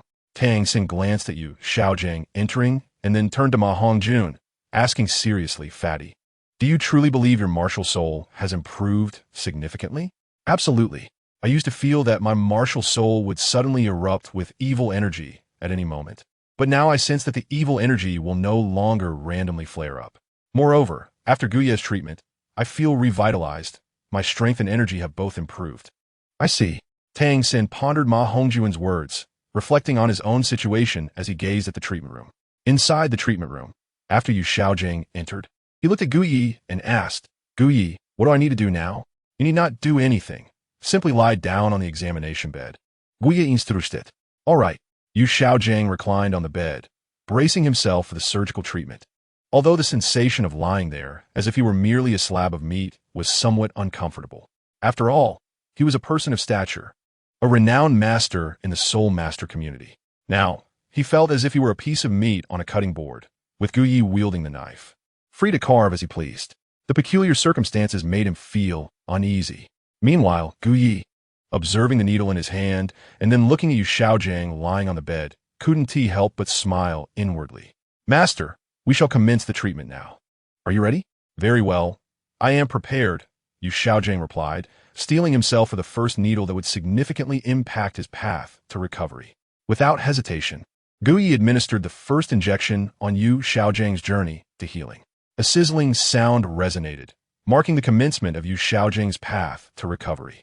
The moment the special medicinal solution entered his body, Yu Xiaogang suddenly felt a tremor coursing through him, and he sensed an immediate improvement in his physical condition. The sensation was indescribable. Strangely, he found Gu Ye's presence increasingly agreeable. "Now, release your martial soul." Feeling the changes within him, Yu Xiaogang obediently summoned his martial soul, the three-eyed cannon. Yu Xiaogang's martial soul was unique in that it possessed sentience, akin to an independent life form.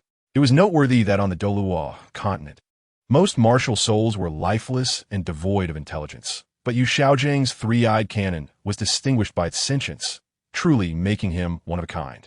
Moreover, as Gu Yi understood, Yu Xiaogang's martial soul was originally a formidable entity. However, due to an unfortunate mutation, it had diverged from its intended path. Had the mutation been successful, his martial soul would likely have manifested as the immensely powerful golden sacred dragon. In this realm, undergoing a mutation required not only strong physical constitution, but also the willpower to endure the process.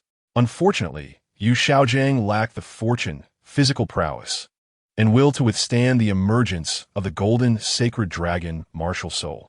In the end, it transformed into a Luo Sanpao. The words spoken by Yu Xiaogang resonate perfectly in this context. There are no useless martial souls, only incompetent soul masters, and this could not be truer for him. He is indeed a failure, a fact that is indisputable. Observing the lively Luo Sanpao, Gu Yi exhibited no gentleness. Instead, he reached out and seized it firmly, then swiftly made an incision with his scalpel. Lying on the bed, Yu Xiaogang stared in astonishment at Gu Yi and his martial soul, Luo San Pao. At that moment, the Luo San Pao had been cleaved in two, yet both halves remained animated, displaying expressions of sheer terror. He recalled the conversation he had just had with Ma Hongjun, which mirrored the current situation perfectly. This realization further solidified his belief that Gu Yi could indeed rectify his martial soul deficiency. Bamboo Qing, bring the vial, Gu Yi instructed, extending his hand towards Zhu Zhuqing. She deftly retrieved a small transparent glass vial and handed it to him. After taking it, Gu Yi quickly made another incision on Yu Xiaojiang's martial soul, extracting its most primal energy. In a swift motion, a droplet of golden blood was drawn forth. This was the essence of Yu Xiaojiang's martial soul. As the blood was extracted, Gu Yi promptly scanned it with the system. Special martial soul, Luo San Pao. Failed product of the Royal Golden Sacred Dragon Martial Soul Mutation. Martial Soul Blood. Intermediate. Note: the Martial Soul Blood contains the essence of the Golden Sacred Dragon Martial Soul, which can be purified completely with 1,000 surgical points. After incorporation with the Martial Soul Serum, it can be bestowed upon a Soul Master as the Golden Sacred Dragon Martial Soul. Upon reviewing the detailed information about Yu Xiaojiang's Martial Soul Blood, Gu Yi smiled. It aligned closely with his conjectures. It was indeed Yu Xiaojiang's own inadequacies that led to the mutation of the Golden Sacred Dragon Martial Soul into Luo San Pao. There was no doubt about his status as a failure. Then, a brilliant idea sparked in Gu Ye's mind as he gazed at the droplet of blood in his hand. He intended to use 1,000 surgical points to restore it, subsequently acquiring a Martial Soul Serum to merge with this essence, and then find an appropriate candidate to bestow the Golden Sacred Dragon Martial Soul upon. He wondered how Yu Xiaojiang would react when confronted with the individual possessing the Golden Sacred Dragon Martial Soul, whether he would be incensed upon realizing the truth. As for Yu Xiaojiang, lying on a hospital bed, Gu Yi glanced at him and couldn't help but smile inwardly. He proceeded to administer treatment to Yu Xiaojiang's Luo San Pao. However, was Gu Yi genuinely assisting Yu Xiaojiang in rectifying his martial soul deficiency? Was he being magnanimous enough to help Yu Xiaojiang to the point where he could cultivate further? Given his age, how far could he truly progress?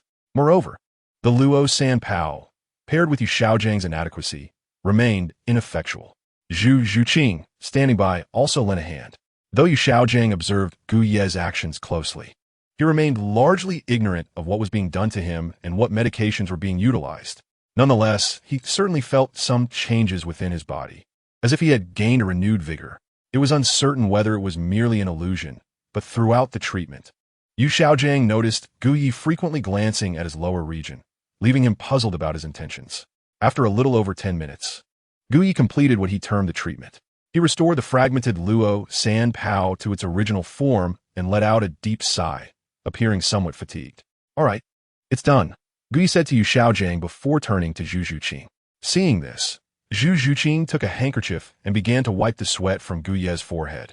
The perspiration on his face was not due to exhaustion, but rather a demonstration intended for Yu Xiaojiang to suggest that the treatment had been a strenuous endeavor. Otherwise, it would seem far too simplistic to rectify a martial soul deficiency. Zhu Zhuqing, having previously assisted in such tasks, executed this with great proficiency. Observing Gu Ye's fatigued demeanor, Yu Xiaojiang quickly got off the bed and began to walk around. He looked left and right, noticing no significant alterations in his body, before summoning his martial soul, Luo San Pao, which appeared unchanged. He regarded Gu Ye's expression with the same astonishment as Ma Hongjun earlier. Feigning fatigue, Gu Yi grasped Zhu Zhuqing's hand and took the handkerchief from her, affectionately wiping her delicate face. "You seem tired." "No, you're the one who is fatigued," he gently corrected, continuing to wipe her face. Zhu Zhuqing, feeling somewhat exhausted, noticed the sweat on her cheeks and, looking at her teacher's affectionate gesture, a faint smile graced her previously stoic features. Meanwhile, Yu Xiaojiang, witnessing the intimate exchange between Gu Yi and Zhu Zhuqing, thought little of it and exclaimed, "Thank you, Master Gu, for your healing. Although I have yet to perceive any changes in my martial soul or breakthroughs in my realm, I can distinctly feel my spirit has greatly improved and my body feels more invigorated." Indeed, Gu Yi replied modestly with a smile. He refrained from revealing to Yu Xiaogang that soon he would appear radiant, akin to his disciple Tang San, who would seem increasingly refined by comparison. All right, master. You may take your leave for now. I need to tidy up the room with Zhu Zhuqing. Very well, I shall take my leave. Thank you once again, Master Gu. Yu Xiaogang politely expressed before cheerfully exiting the ward. He now appeared genuinely revitalized and brimming with energy. However, unbeknownst to him, as he stepped out of the room, a few strands of his beard had fallen away. Chapter 66. Candidates for the Golden Sacred Dragon Serum Teacher. Tang San, waiting outside, rushed over upon seeing his mentor emerge. Xiaogang, how do you feel? Flender also approached to inquire. Dai Mubai and Oscar gazed at Yu Xiaogang with curiosity. Great. I feel completely revitalized, Yu Xiaogang proclaimed, energetically clenching his fist, clearly transformed from before. It seems the reputation of Master Gu, the miraculous physician, is well-deserved. Previously, Yu Xiaogang had appeared rather gloomy. Now, he was full of vitality. Flender teased. Indeed, whether in health or spirit, everything seems to have improved. Tang San, observant as ever, began to examine his teacher closely. Although he had no expertise in medicine, he understood that poison and healing were often intertwined. After his inspection, he found nothing amiss with Yu Xiaogang. Rather, he appeared full of life and vigor. Thus, Tang San concluded that Gu Yi had genuinely endeavored to treat his mentor, with remarkably effective results. His title as a miraculous physician was indeed well-earned. By the way, where's Master Gu? Why hasn't he come out yet? Flender asked, addressing Gu Yi respectfully due to his assistance in treating Yu Xiaogang. He and Zhu Zhuqing are tidying up the room. They'll be out shortly, Yu Xiaogang responded. Almost as soon as he finished speaking, Gu Yi emerged with Zhu Zhuqing by his side. Upon seeing Gu Yi, Flender chuckled heartily and approached him. Master Gu, your medical skills are truly admirable. You're too kind, Gu Yi humbly replied. He glanced at the cheerful expressions of Flender, Yu Xiaogang, and the others, feeling quite pleased. After a brief conversation with Flender, addressing some matters, he took his leave, saying, Master Gu, we have classes at the academy tomorrow, so we shall not impose on you any longer. The children shall return with us, for now. Very well, Gu Yi did not insist. The treatment schedule for Hong Jun and Yu Xiaogang was already set for once a month, and since Shrek Academy was not far from Soto City, they could come at any time. Moreover, Gu Yi had his own matters to attend to. It was not prudent to keep these individuals at the medical clinic indefinitely. After a few more polite exchanges, Flender took Yu Xiaogang and the others away from Gu Ye's medical establishment. Before their departure, Gu Yi reminded Zhu Zhuqing once more. Once the Shrek group left, he returned to his room and retrieved the martial soul blood extracted from Yu Xiaogang. Without hesitation, he spent 1,000 surgical points to restore this droplet of blood into the martial soul of the Golden Sacred Dragon. He then invested a significant sum to acquire a martial soul serum to merge with this droplet of Golden Sacred Dragon martial soul blood. Moments later, the fusion of the Golden Sacred Dragon martial soul serum was complete. Holding the small vial of golden liquid in his hand, Gu Yi smiled with satisfaction. If this serum were injected into a soul master, it would grant them the Golden Sacred Dragon martial soul. If the existence of this serum were to be revealed, it would undoubtedly cause an uproar across the entire Douluo continent. Gu Yi was not exaggerating. If the news got out that he possessed a serum capable of bestowing martial souls upon others, its power would rival that of dropping an atomic bomb on the Douluo continent. Thus, aside from Zhu Zhuqing, no one else was aware of Gu Ye's possession of the martial soul serum. However, he certainly intended to utilize this Golden Sacred Dragon martial soul serum. Keeping it would be a waste, though he had yet to decide who to bestow it upon. As for why Gu Yi did not use it himself, it was simply because he had no need for it. Observing the time, he noted the sky was dimming, and the battle at the Soto City Grand Soul Arena was about to commence. Having spent the past few days in the clinic cultivating, he had not sought out Katten. It seemed an opportune moment to visit her and discuss why the darkest and dampest depths were often the cradle of life. Gu Yi then departed from the medical clinic and made his way to the Soto City Grand Soul Arena, arriving shortly thereafter at its entrance. Within the arena, Gu Ye's status was second only to Katten. Upon his arrival, the staff greeted him with utmost respect. Dr. Gu, welcome. Is there anything we can assist you with? No need. Carry on with your duties. Gu Yi politely declined the eager staff and made his way to the first VIP room on the upper level.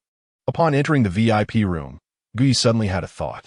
He took out the vial of golden sacred dragon martial soul serum, recalling Cadden's golden hair and her captivating presence.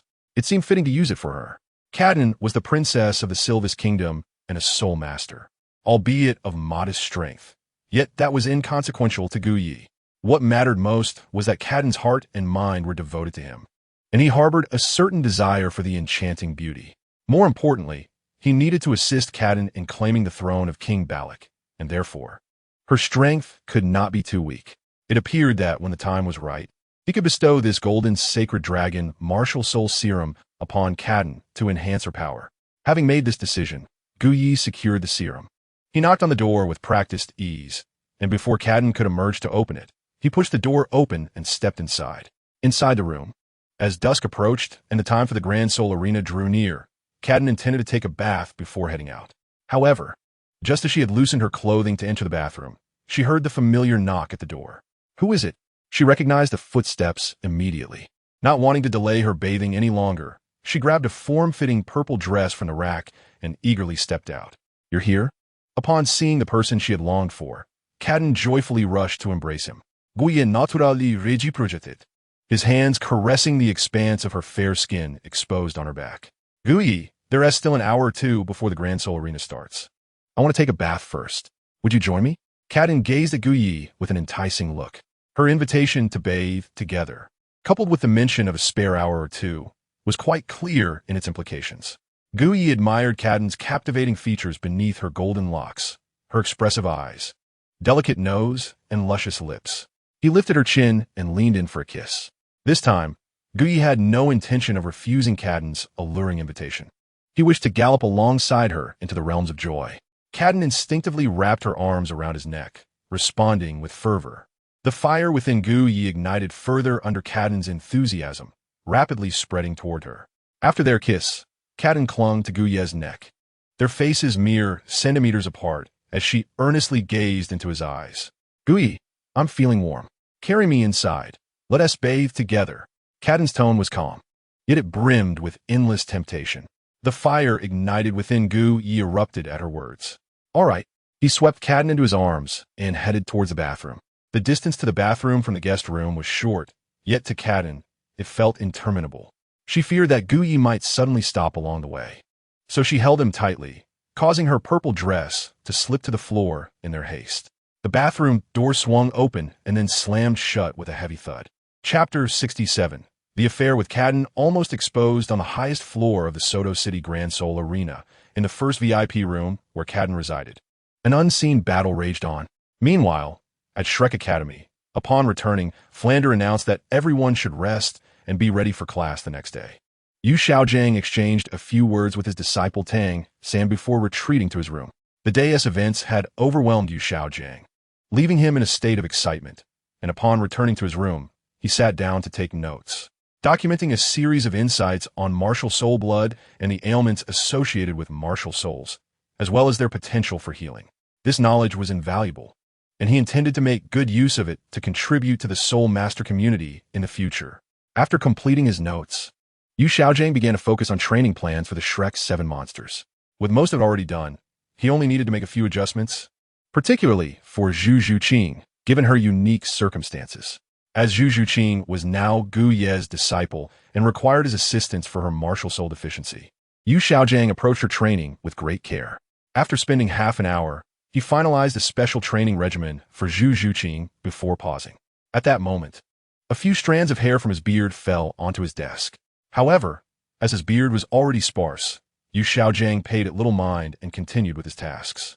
Meanwhile, in the women's quarters in Zhu Zhuqing's room, curious about the treatment process that Zhu Gai provided for Yu Xiaogang and Ma Hongjun, Ning Rongrong and Xiao Wu ventured into Zhu Zhuqing's room, eager to inquire about the details.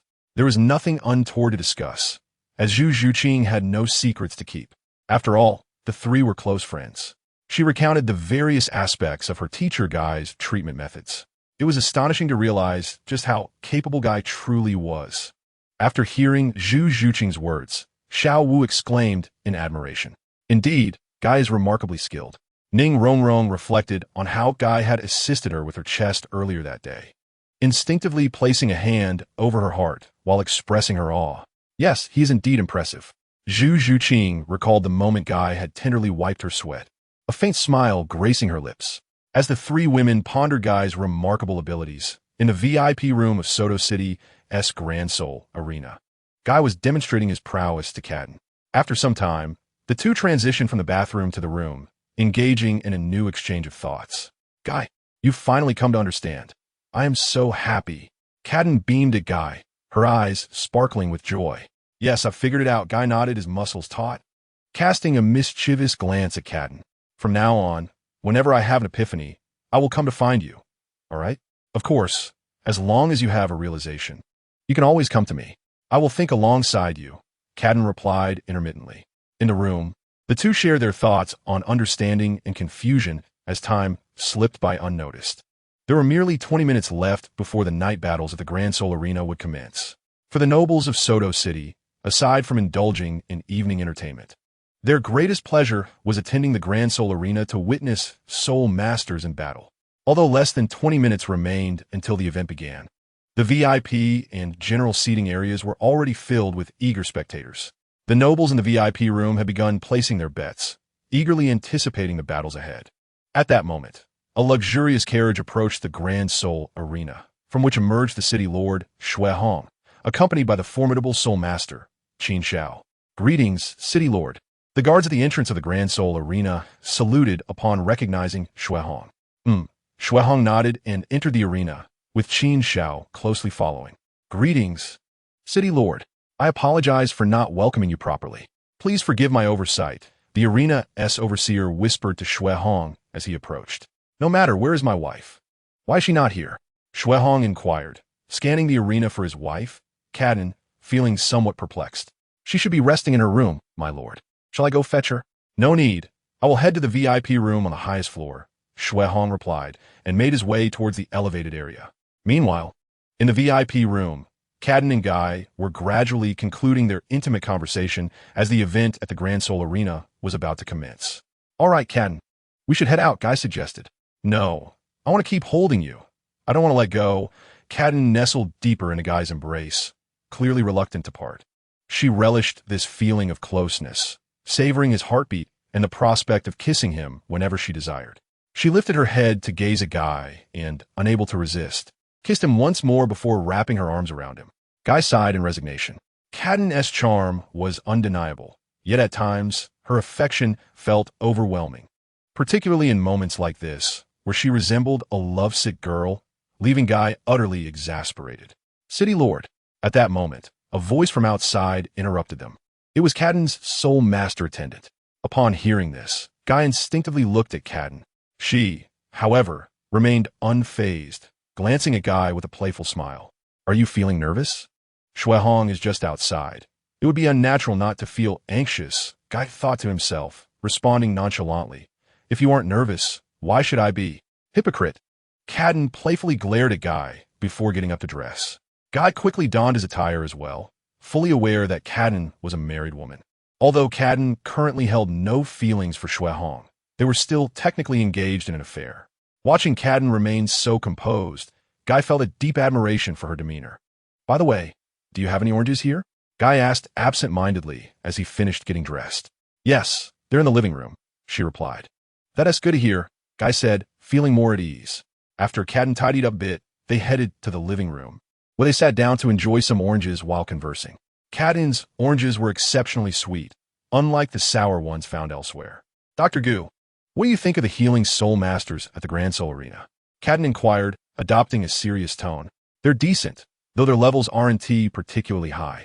And their healing abilities leave much to be desired, Guy responded. As they chatted, a knock echoed from outside the door, followed by Shuehong entering without permission. Upon entering, Shuehong noticed Cadden deep in conversation with Guy, so engrossed that he went unnoticed. My lady, Dr. Gu, what are you discussing? He asked as he approached. City Lord. Guy greeted with a calm expression. Just some trivial matters. And please, next time, knock before entering my room, Cadden retorted coolly, clearly displeased with Shuehong's intrusion. Shuehong appeared accustomed to Cadden's demeanor, brushing off her annoyance. Furthermore, he held no suspicions about Guy being in the company of his wife, considering they were in a public arena with guards present. Oh, Dr. Gu, do you enjoy oranges? Shuehong asked curiously, noticing Guy savoring the fruit. I don't have many preferences, but I must admit I do enjoy oranges, Guy replied, popping a segment into his mouth. The sweet and tangy flavor was delightful. Reminiscent of Cadden herself, truly a treasure. By the way, City Lord, what brings you to the Grand Soul Arena today? Are you here to watch the battles with a friend? Guy inquired, observing Shuehong.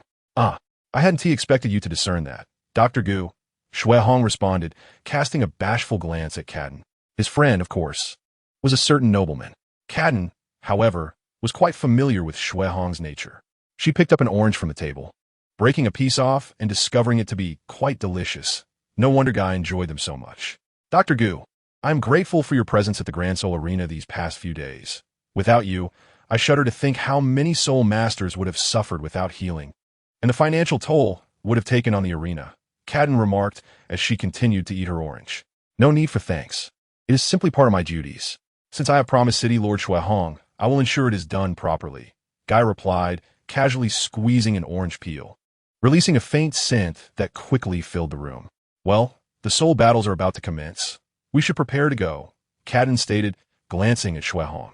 You invited Dr. Gu to assist at the Grand Soul Arena, but have not yet properly entertained him. You should accompany him out first. Very well, Shuehong agreed, not contesting her suggestion. He felt quite embarrassed about not properly entertaining Gu Yi, but fortunately, his wife, Cadden, was there to host him. Following that, Shuehong accompanied Gu Yi out of the room, while Cadden intended to see them off.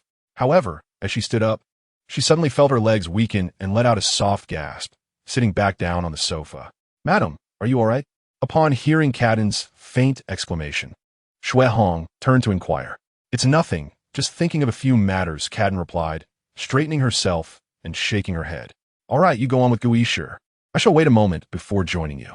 Shuehong didn't dwell on it, unaware that Cadden's cry stemmed from her weakened legs. He then led Gu Yi out of the room. Standing at the entrance were two individuals. One was Qian, Shuehong's bodyguard, a formidable soul sage at level 72, wielding a snake staff as his martial spirit.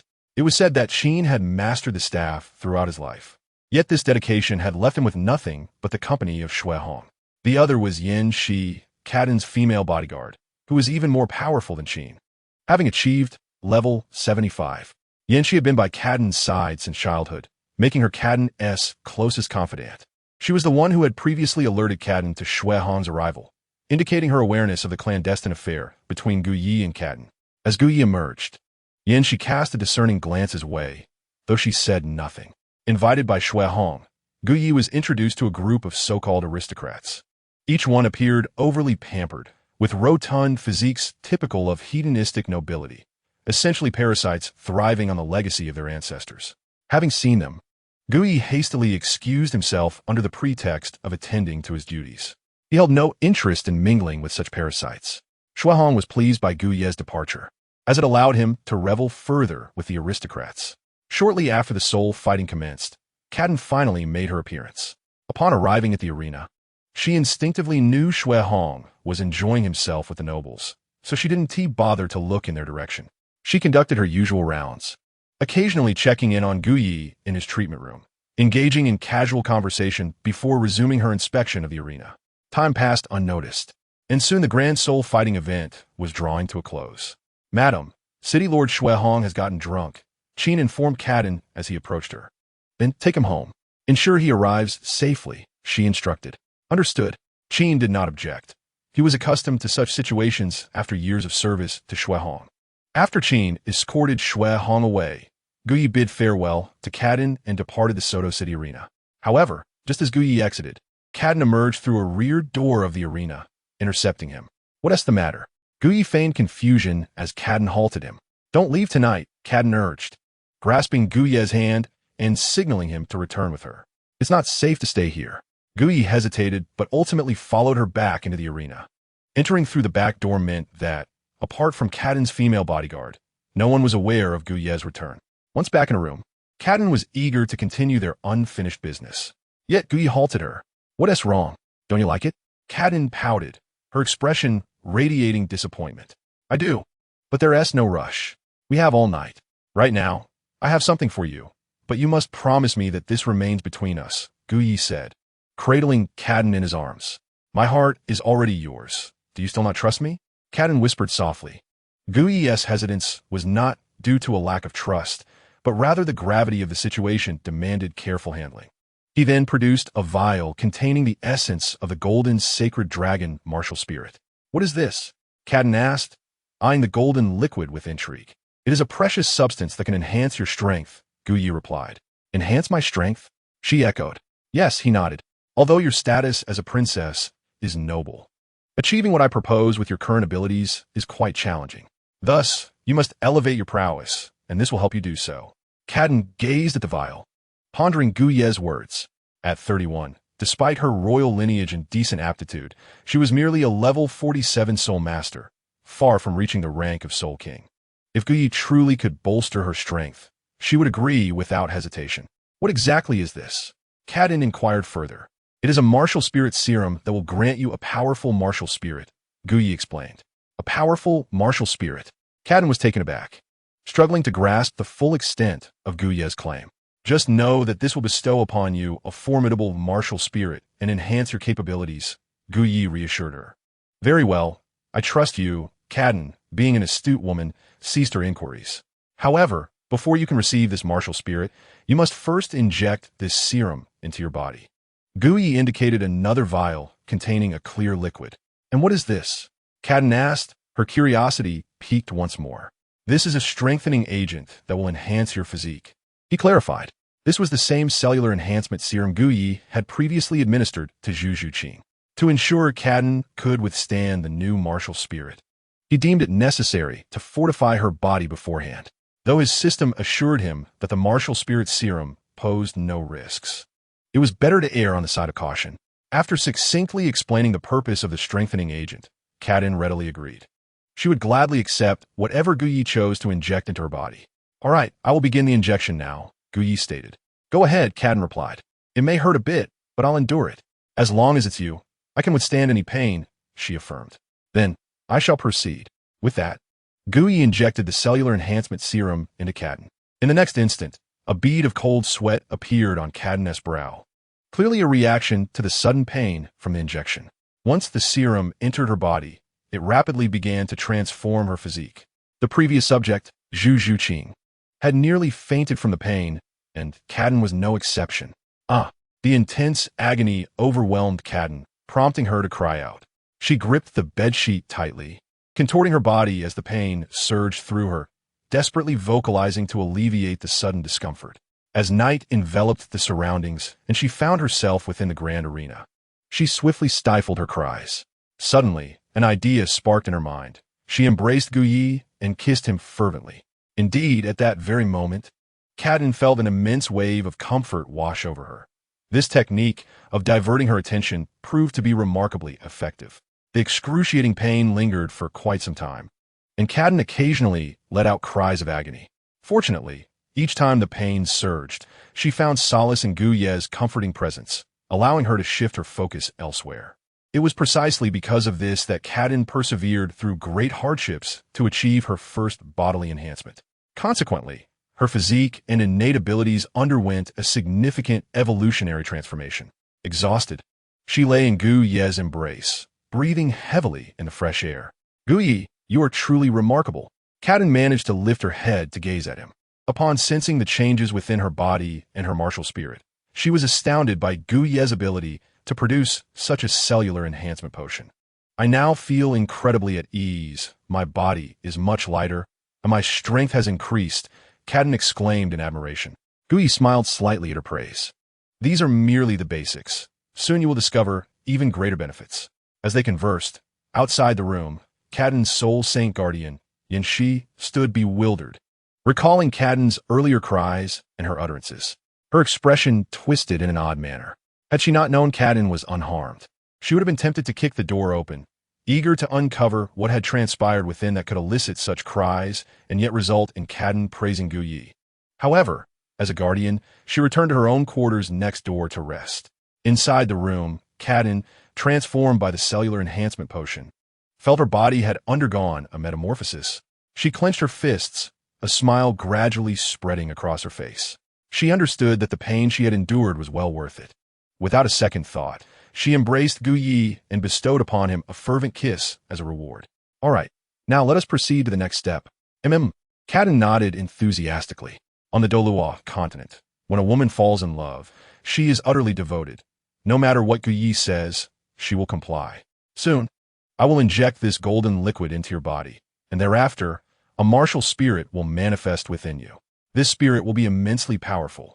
If your original martial spirit is too weak, it may be consumed, but there is also a possibility that it will not be.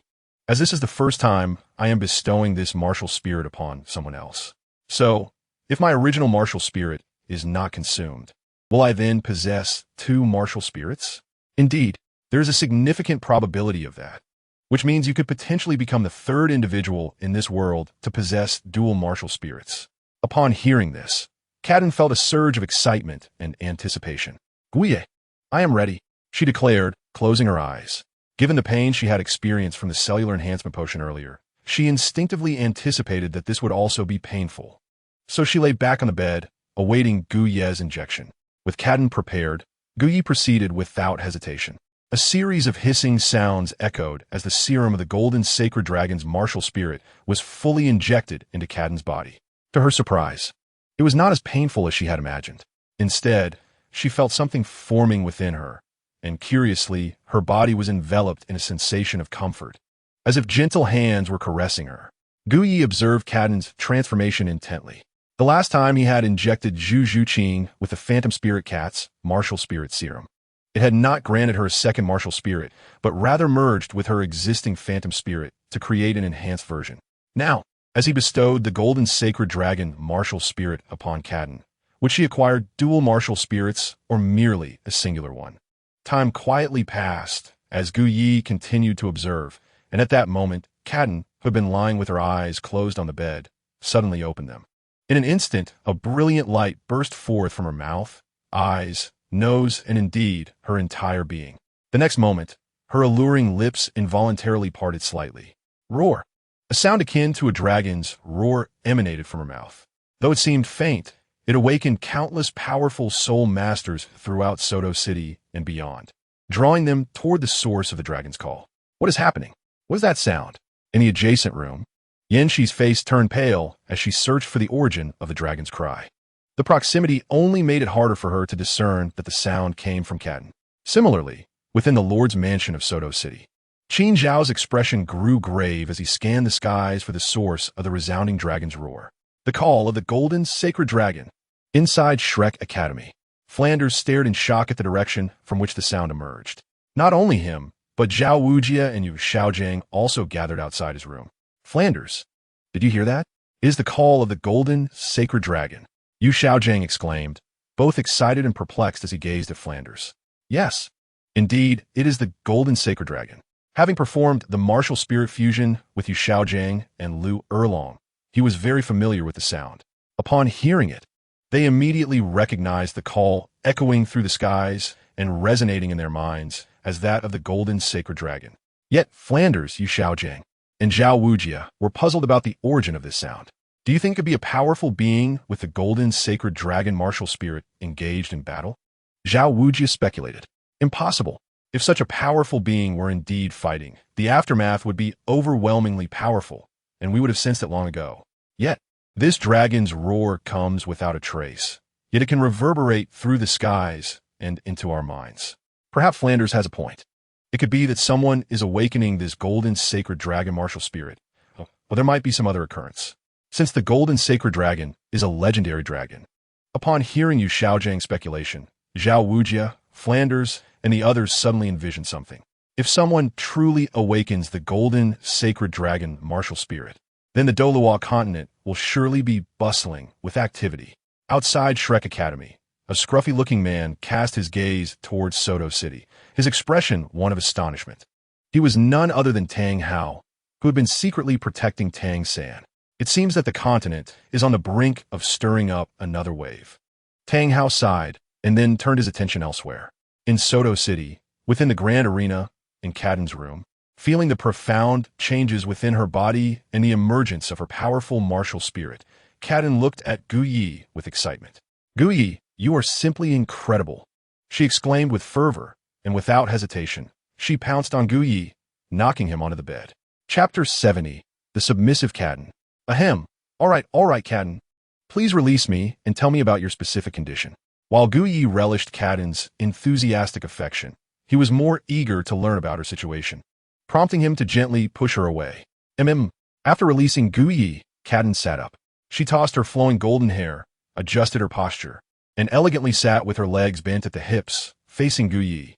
At that moment, Cadden, seated on the bed, appeared extraordinarily enchanting, especially as she was clad only in a delicate purple nightgown, which nearly compelled Gu Yi to bow his head in reverence.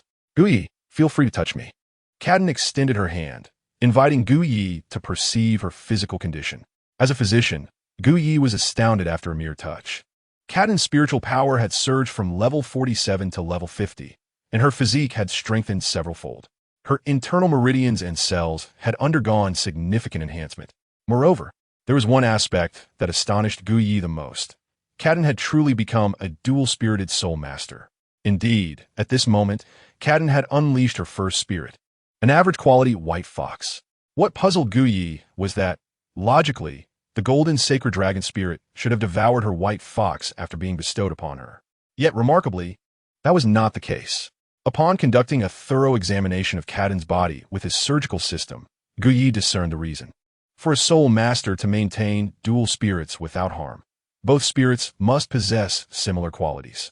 When one is significantly stronger than the other, the weaker spirit is often consumed.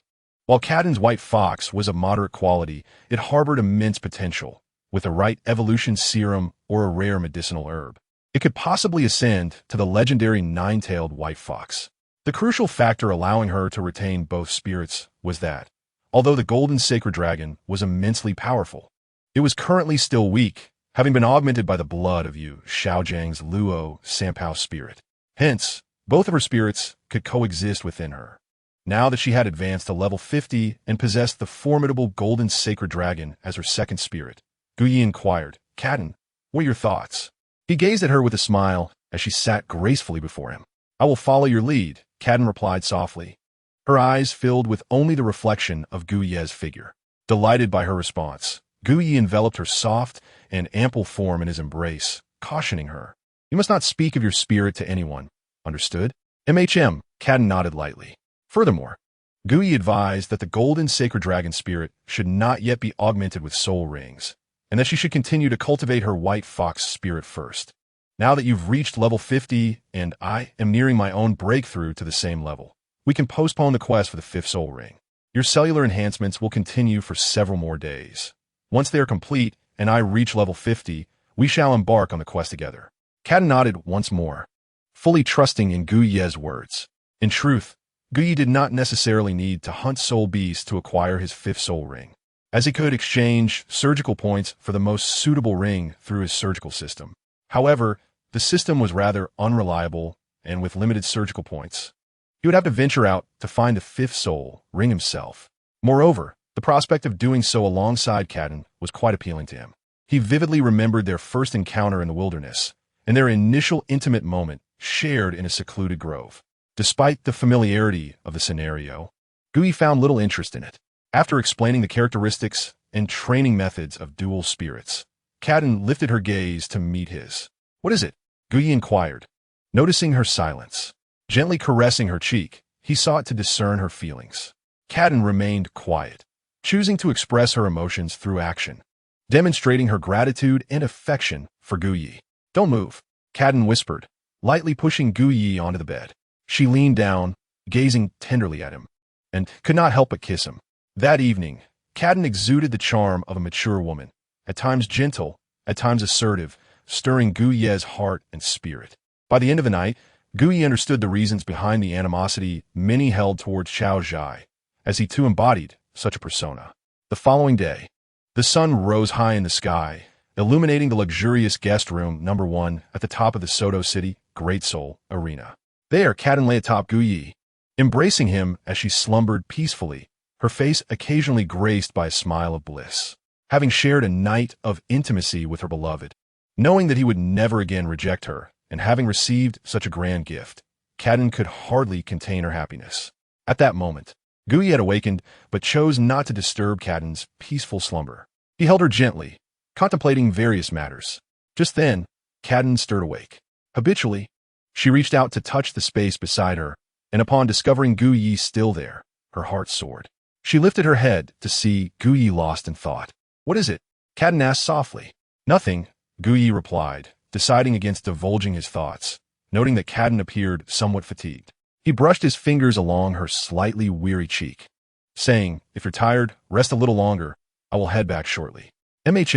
Please come again tonight," she responded. "Sure. I shall return when the Great Soul Arena begins this evening," Guyi assured her before rising. Cadden, ever gentle, wished to attend to him as he stood, but as she attempted to rise, a slight pain coursed through her body, compelling her to lie back down. "It's fine. You should rest. I'll take my leave now." Guyi gestured for her not to get up. After placing a soft kiss on her cheek, he departed from the Soto City Great Soul Arena. Fortunately, there was a back entrance to the arena, akin to Cadden's proactive assistance in facilitating his entry, allowing him to leave discreetly and return to his medical clinic. As Guyi walked back, he found himself deep in thought, and in his distraction, he accidentally bumped into someone. "I'm sorry, did I disturb you?" He apologized, turning to face the person he had inadvertently collided with. Upon closer inspection, he realized it was a dirty-faced little girl. Though her clothes were somewhat soiled, their quality was evident. Her golden hair cascaded around her, obscuring her features. It's nothing," the girl exclaimed hurriedly before scampering away. Guyi, intrigued by her haste, glanced back before continuing on his way to the clinic.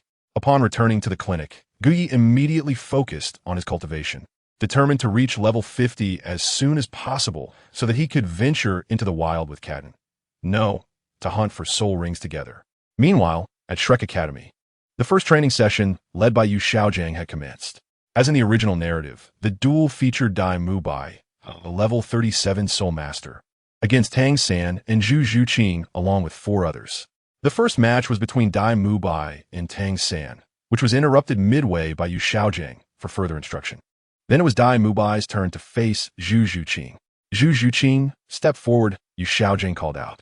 Zhu Zhuqing silently complied, and upon closer observation, one might notice an unusual glimmer of excitement upon her otherwise cold visage. Dai Mubai also stepped forward, mindful of Zhu Zhuqing's demonstrated prowess in the Stardow Forest. Refusing to underestimate her, as Yu Xiaojiang's facial muscles twitched, he shouted, "Begin." In an instant, Zhu Zhuqing sprang into action, transforming into a shadow that vanished from Dai Mubai's sight. "How fast! She is even swifter than before," Dai Mubai marveled, quickly searching for Zhu Zhuqing's figure. Observing this, Yu Xiaojiang's rigid face revealed a hint of a smile, and he nodded in satisfaction. Unbeknownst to him, at that moment, several strands of hair fell from his face. At this rate, the hair would continue to shed day by day, perhaps soon leaving him completely bare, marking a significant milestone in his journey towards recovery. Bang! Just then, Zhu Zhuqing's shadow flickered, and she delivered a powerful kick to Dai Mubai's waist. Due to Zhu Zhuqing's incredible speed, Dai Mubai barely had time to react and could only raise his hand to block, causing him to slide backward from the force. "Brother, have you noticed that Zhuqing's speed seems to be increasing?" exclaimed Xiao Wu, who stood beside Tang San. "Indeed, her speed is such that even I cannot compare," replied Tang San, his eyes glowing with a hint of purple as he observed Zhu Zhuqing's trajectory. Zhu Zhuqing's remarkable speed stemmed not only from her innate agility as an agile attack-type soul master, but also from the significant evolution of her phantom cat martial spirit, which not only enhanced her velocity, but also her overall strength. Most importantly, she had undergone a cellular enhancement process. Her flexibility, meridians, and cellular constitution were exponentially stronger than before. It could be confidently asserted that Zhu Zhuqing's current physical prowess was far beyond that of Dai Mubai. Bang! Like a phantom, Zhu Zhuqing continued to deliver kicks to Dai Mubai. Unable to discern which attack was real, Dai Mubai could only raise his hands to defend. Damn it! Zhu Zhuqing is too fast. I can't even see her clearly. At this rate, I will only be on the receiving end of her blows. Resolute, Dai Mubai's eyes merged in a sinister glare, disregarding everything else as his third soul ring activated, triggering the White Tiger's diamond transformation. His martial spirit enveloped him, augmenting his physique to an imposing stature muscles bulging grotesquely. His upper garments burst apart, revealing an intimidating muscular outline, with black stripes appearing on his skin. His tiger paws swelled further, and the blades protruding from them gleamed a bright silver, his entire being bathed in a radiant golden light, as though gilded.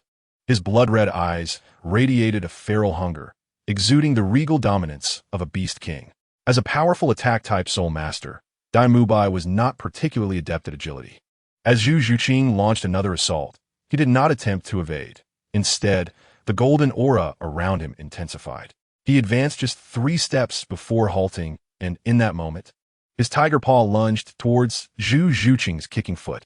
However, Zhu Zhuqing was not so easily captured. In terms of absolute speed, agile attack-type soul masters held a significant advantage over brute force attackers. Just as Dai Mubai's grasp was about to connect, Zhu Zhuqing executed a swift aerial flip, abandoning her initial strike to descend with renewed force. Supported by her enhanced physicality and flexibility, she effortlessly changed her attack direction. Bang! Her kick landed heavily on Dai Mubai's thigh. Zhu Zhuqing appeared to hold nothing back. Under the principle that speed equates to power, she propelled Dai Mubai several meters away. Had her kick been slightly more to the left, it might have incapacitated him entirely. Repeatedly struck by Zhu Zhuqing without a chance to retaliate, Dai Mubai felt a mix of frustration and anger. This was not mere irritation. It was the indignation of being toyed with by a woman, especially his fiancée, who was outpacing him. Dai Mubai growled, a surge of white light swirling from his mouth. His second soul skill, White Tiger's Radiant Wave, erupted forth. A brilliant burst aimed at Zhu Zhuqing. Enhanced by his third soul skill, the attack was potent. Although Dai Mubai controlled the intensity, Yu Xiaogang, witnessing Dai Mubai's escalating fury, sensed trouble brewing. Zhu Zhuqing's advantage in speed was monumental, surpassing any agile attack-type soul master he had previously encountered. The fact that even Dai Mubai, a 37th level soul master, could not keep pace with her was astonishing, and Yu Xiaogang found himself pondering how Zhu Zhuqing had achieved such prowess under Gu Ye's guidance. On the battlefield, Zhu Zhuqing remained composed as she observed the incoming White Tiger's Radiant Wave. She fully grasped her teacher Gu Ye's earlier teachings about martial arts. That invincibility lies in speed and the ability to break through with swiftness. Without control skills or overwhelming power, the advantage of speed could render her unbeatable. Just as it was now, she could strike Dai Mubai at will while he struggled to even catch her shadow. In a moment of vindictive exhilaration, she decided how to strike him, for he was powerless to counter. A smile unexpectedly graced Zhu Zhuqing's cold face as she transformed into a shadow, evading Dai Mubai's attack. Just as she prepared to deliver another fierce kick, Yu Xiaogang shouted, "Enough, that is enough." His call effectively halted both Zhu Zhuqing and Dai Mubai, simultaneously causing several more strands of hair to fall from his face. "Zhu Zhuqing, your speed is remarkable, so much so that even Dai Mubai struggles to respond. This is your greatest advantage," Yu Xiaogang advised. "I know," Zhu Zhuqing replied. "My teacher told me that as long as my speed is sufficient, I can remain undefeated among those of the same realm." It was evident that when she spoke of the same realm, she referred to the realm of soul masters. With Dai Mubai at level 37 and herself at level 31, they indeed belonged to the same realm. Upon hearing Zhu Zhuqing mention Gu Ye, Yu Xiaogang realized that as Gu Ye's disciple, she must have learned a great deal. He felt that continuing to speak might seem somewhat presumptuous. After a moment's thought, he glanced at Dai Mubai, then at Zhu Zhuqing, and made a decision. "All right, Zhu Zhuqing, I am now clear about your strength. Your training for today ends here. You may go back and rest." Master, what about us?" Oscar Ma Ongjun. And the others looked at him with eager eyes as Yu Xiaogang allowed Zhu Zhuqing to leave. Yu Xiaogang shot a sidelong glance at Oscar and Ma Hongjun, saying, "If you can withstand Dai Mubai's attacks without faltering, then you may also return to rest." Ma Hongjun stole a glance at Dai Mubai and quickly shook his head. "Then I think I'll pass." Zhu Zhuqing did not refuse, as she had no classes today and was on her way to Soto City to find her teacher. She returned to her dormitory to tidy up briefly, informed Dean Flanders, and then left Shrek Academy for Soto City. Not long after, Zhu Zhuqing arrived outside Gu Ye's medical clinic. Finding the door firmly shut, She assumed her teacher was not present. With the key in hand, she entered. To her surprise, upon entering the room, she discovered Gu Yi immersed in meditation. Zhuqing, what brings you here? Gu Yi inquired, pausing his practice. Class is over, so I thought I would return to the clinic. Zhu Zhuqing briefly recounted her day's lessons to Gu Yi, who then became fully informed of the details. I see. Come over and take a seat. Gu Yi gestured to the space beside him. Zhu Zhuqing nodded and sat down next to Gu Yi on the bed. She had grown accustomed to sharing the same bed with her teacher, having even slept through it without much thought. After all, Gu Yi was her mentor. However, upon sitting beside him, Zhu Zhuqing furrowed her brows and leaned in closer, for she detected an unfamiliar scent on Gu Yi, one that clearly did not belong to him. Her keen feline sense of smell quickly identified it as a woman's fragrance, and its intensity suggested that Gu Yi had been in close contact with a woman, perhaps even spending the night with her. This thought stirred an uncomfortable feeling within Zhu Zhuqing, and she found herself staring silently at Gu Yi. What's wrong? Gu Yi, noticing her unwavering gaze, looked at her in confusion. He reached out to touch her forehead, confirming she was neither ill nor injured. Why are you so quiet? After a moment of silence, Zhu Zhuqing finally spoke. Teacher, were you with another woman last night? Gu Yi was momentarily at a loss for words upon hearing her question. Indeed, he had spent the night with Cadden, but why was Zhu Zhuqing asking this now? Suddenly, he recalled the scent and understood why she had inquired so. His prolonged intimacy with Cadden had left her fragrance lingering on him, and upon returning, he had immediately resumed his cultivation. Zhu Zhuqing's sensitive nose had undoubtedly detected Cadden's scent on him, prompting her question about his evening activities. Gu Yi sikit inyardli, lamenting that he had forgotten to bring back a bag of oranges as he returned. He observed Zhu Zhuqing, noting her apparent discontent. Could it be that she felt entitled to interfere with his personal life? Clearing his throat, Gu Yi hesitated, unsure of how to respond. Should he confess that he had indeed sought the company of a woman and spent the night with her? Zhu Zhuqing was still young, and he did not wish to corrupt her innocence. Zhu Zhuqing remained silent, aware that this was her teacher's private matter and not her place to meddle. Yet deep down, she felt an unwillingness to accept the notion of Gu Yi seeking the company of other women. Perhaps it was a manifestation of her concern as his disciple. All right, let us discuss your cultivation, Gu Yi suggested, eager to shift the topic away from personal matters. Oh, Zhu Zhuqing responded quietly. You now have a clear direction for your cultivation, and your physique will improve as your strength increases, Gu Yi elaborated, speaking earnestly. Zhu Zhuqing appeared attentive, yet her mind wandered, still preoccupied with thoughts of Gu Yi's potential romantic involvement. Based on the lingering scent, she deduced that he had indeed spent the night with a woman, and she was certain that this woman was beautiful, though her demeanor remained stoic and reserved. A whirlwind of emotions stirred within Zhu Zhuqing. Zhuqing, you have a soul battle competition tonight, correct? We idiot. Zhuqing? He repeated several times as he noticed her lost in thought. Oh, yes, she quickly nodded, returning to the moment. I'll be heading directly to the Soul Arena tonight with you. Very well. Take a moment to rest while I prepare dinner, and we shall leave together afterward. Gu Yi replied. After a brief respite, Zhu Zhuqing joined Gu Yi in the kitchen. Having never cooked before, she stood at the doorway, watching him. She felt a sudden desire to assist, finding comfort in the warmth of domesticity. Teacher, may I help you? She asked as she stepped inside. Of course. We eventually her assistante. The old adage about men and women working together proving fruitful certainly held true here, especially in the context of a teacher-student relationship. Zhu Zhuqing, stepping into the kitchen for the first time, found herself clumsily navigating the tasks at hand. Despite Gu Yi's guidance, the occasional sound of breaking dishes echoed as she fumbled with the utensils. Gu Yi, embodying the role of a patient teacher, guided her through the process. With Zhu Zhuqing's help, what usually took Gu Yi just 10 minutes to prepare now stretched into over half an hour. Their collaboration confirmed the truth behind the saying that teamwork lightens the load. All right, let us serve the food, Gu Yi announced. Zhu Zhuqing glanced at the broken dishes. Taking the meal, he offered with her head bowed as she exited the kitchen. Gu Yi followed suit, and they both sat down to eat in comfortable silence. Observing Zhu Zhuqing's quiet demeanor, Gu Yi suspected she was still fatigued from their earlier kitchen endeavors, so he too ate in silence. After finishing their meal and tidying up, they set off for the Grand Soul Arena in Soto City.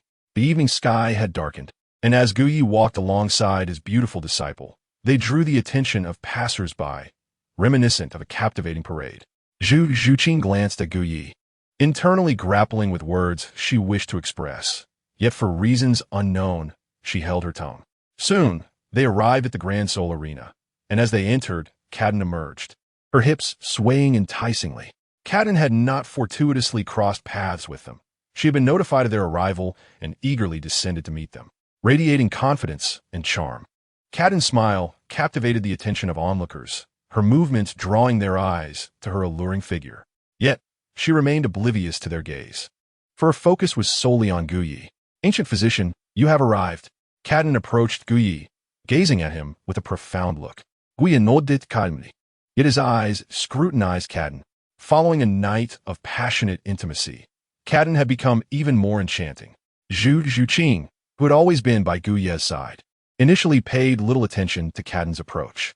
However, as Cadden drew closer, her keen senses detected the fragrance emanating from Cadden, a distinctly feminine scent, one that was eerily familiar. Zhu Zhuqing's expression gradually shifted to one of astonishment as she turned to her mentor. The alluring aroma she detected from Gu Yi today was identical to that of this woman. Could it be that her mentor had spent the night entwined with Cadden? It was only natural for Zhu Zhuqing to harbor doubts. The coincidence was simply too striking. Gu Yi, sensing Zhu Zhuqing's scrutinizing gaze, suddenly felt an ominous premonition. He glanced at Cadden, then back at Zhu Zhuqing, realizing with dread that she was aware of his connection with Cadden. Cadden, observing the stunning exchange between Gu Yi and Zhu Zhuqing, inquired, Ancient physician, who is this? Gu Yi, momentarily distracted, introduced, Oh, this is Zhu Zhuqing, my newly accepted disciple. Cadden regarded Zhu Zhuqing with curiosity, noting her extraordinary figure and beauty, which rivaled her own. She couldn't help but question Gu Ye's intentions. Was Zhu Zhuqing merely a disciple? Cadden's suspicion was not unfounded, given Gu Ye's youth and Zhu Zhuqing's striking beauty and physique. Cadden was well acquainted with Gu Yi, and her doubts were based on tangible evidence. She studied Zhu Zhuqing intently, her gaze laden with implication. Hello, I am Cadden, the owner of the Grand Soul Arena in Suodo City, Cadden said, offering a smile and extending her hand to Zhu Zhuqing. Zhu Zhuqing, came the expressionless reply as Zhu Zhuqing shook Cadden's hand briefly before withdrawing. It was evident that Zhu Zhuqing did not harbor fond feelings for Cadden, perhaps due to her knowledge of the previous night's events between Cadden and Gu Yi. Cadden, undeterred by Zhu Zhuqing's frosty demeanor, turned to Gu Yi, Ancient physician, have you brought your disciple here to participate in the soul battle? Yes, she is here to compete in the soul battle. Ah, if you have any requests, please feel free to mention them. I shall do my utmost to fulfill them. Cadden continued her conversation with Gu Yi, while Zhu Zhuqing listened on the side, feeling increasingly uncomfortable as their dialogue grew more intimate and suggestive. In a bold move, Zhu Zhuqing declared, Teacher, let us register to participate in the soul battle. As she took Gu Yi's arm and pulled him away, Cadden watched, slightly bewildered, while Gu Yi felt momentarily perplexed. He had been deeply engaged in conversation with Cadden, and Zhu Zhuqing's sudden intervention had disrupted their exchange. However, noticing Zhu Zhuqing's displeasure, Gu Yi bid Cadden farewell and joined Zhu Zhuqing in registering for the soul battle. Cadden, watching them depart, stifled a giggle. She could easily discern that their relationship was far more complex than that of mere teacher and student. Who had such an intimate bond in a Minarminty dynamic, especially between a man and a woman? Could it be that Gu Yi has a penchant for student-teacher relationships? Cadden pondered. Perhaps next time, I could masquerade as his disciple. With a sudden smile, she shook her head, attempting to dismiss such thoughts, and continued to survey the Grand Soul Arena, though her gaze frequently drifted back to Gu Yi and Zhu Zhuqing. At that moment, Zhu Zhuqing had successfully registered for the soul battle alongside Gu Yi. Just then, individuals from Shrek Academy entered the arena.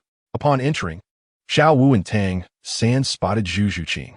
Zhuqing, Xiao Wu called out, sprinting towards her, followed closely by Ning Rongrong. Xiao Wu, Rongrong, Zhu Zhuqing greeted them, her prior discomfort dissipating at the sight of her friends. Alongside them were Yu Xiaogang and Flander, who approached Gu Yi with polite greetings. Ancient physician. Seeing Yu Xiaogang and Flander, Gu Yi responded with a courteous smile. Ancient physician, after they complete their individual matches in the doubles, Today will mark the first group battle for Shrek 7 monsters. We hope you can offer some guidance, Yu Xiaogang said amiably. Certainly. I am eager to witness the coordination of the Shrek 7. However, let Zhu Zhuqing and the others participate in their individual matches first, Guyi replied. Agreed, Yu Xiaogang nodded. Subsequently, the rest of the Shrek team registered and prepared for their individual matches. Guyi's focus remained solely on his beautiful disciple, Zhu Zhuqing, while he paid little mind to the others. Ning Rongrong, a support-type soul master, decided to stay by Guyi's side since she did not have an individual match. Guyi, how have you trained Zhu Qing?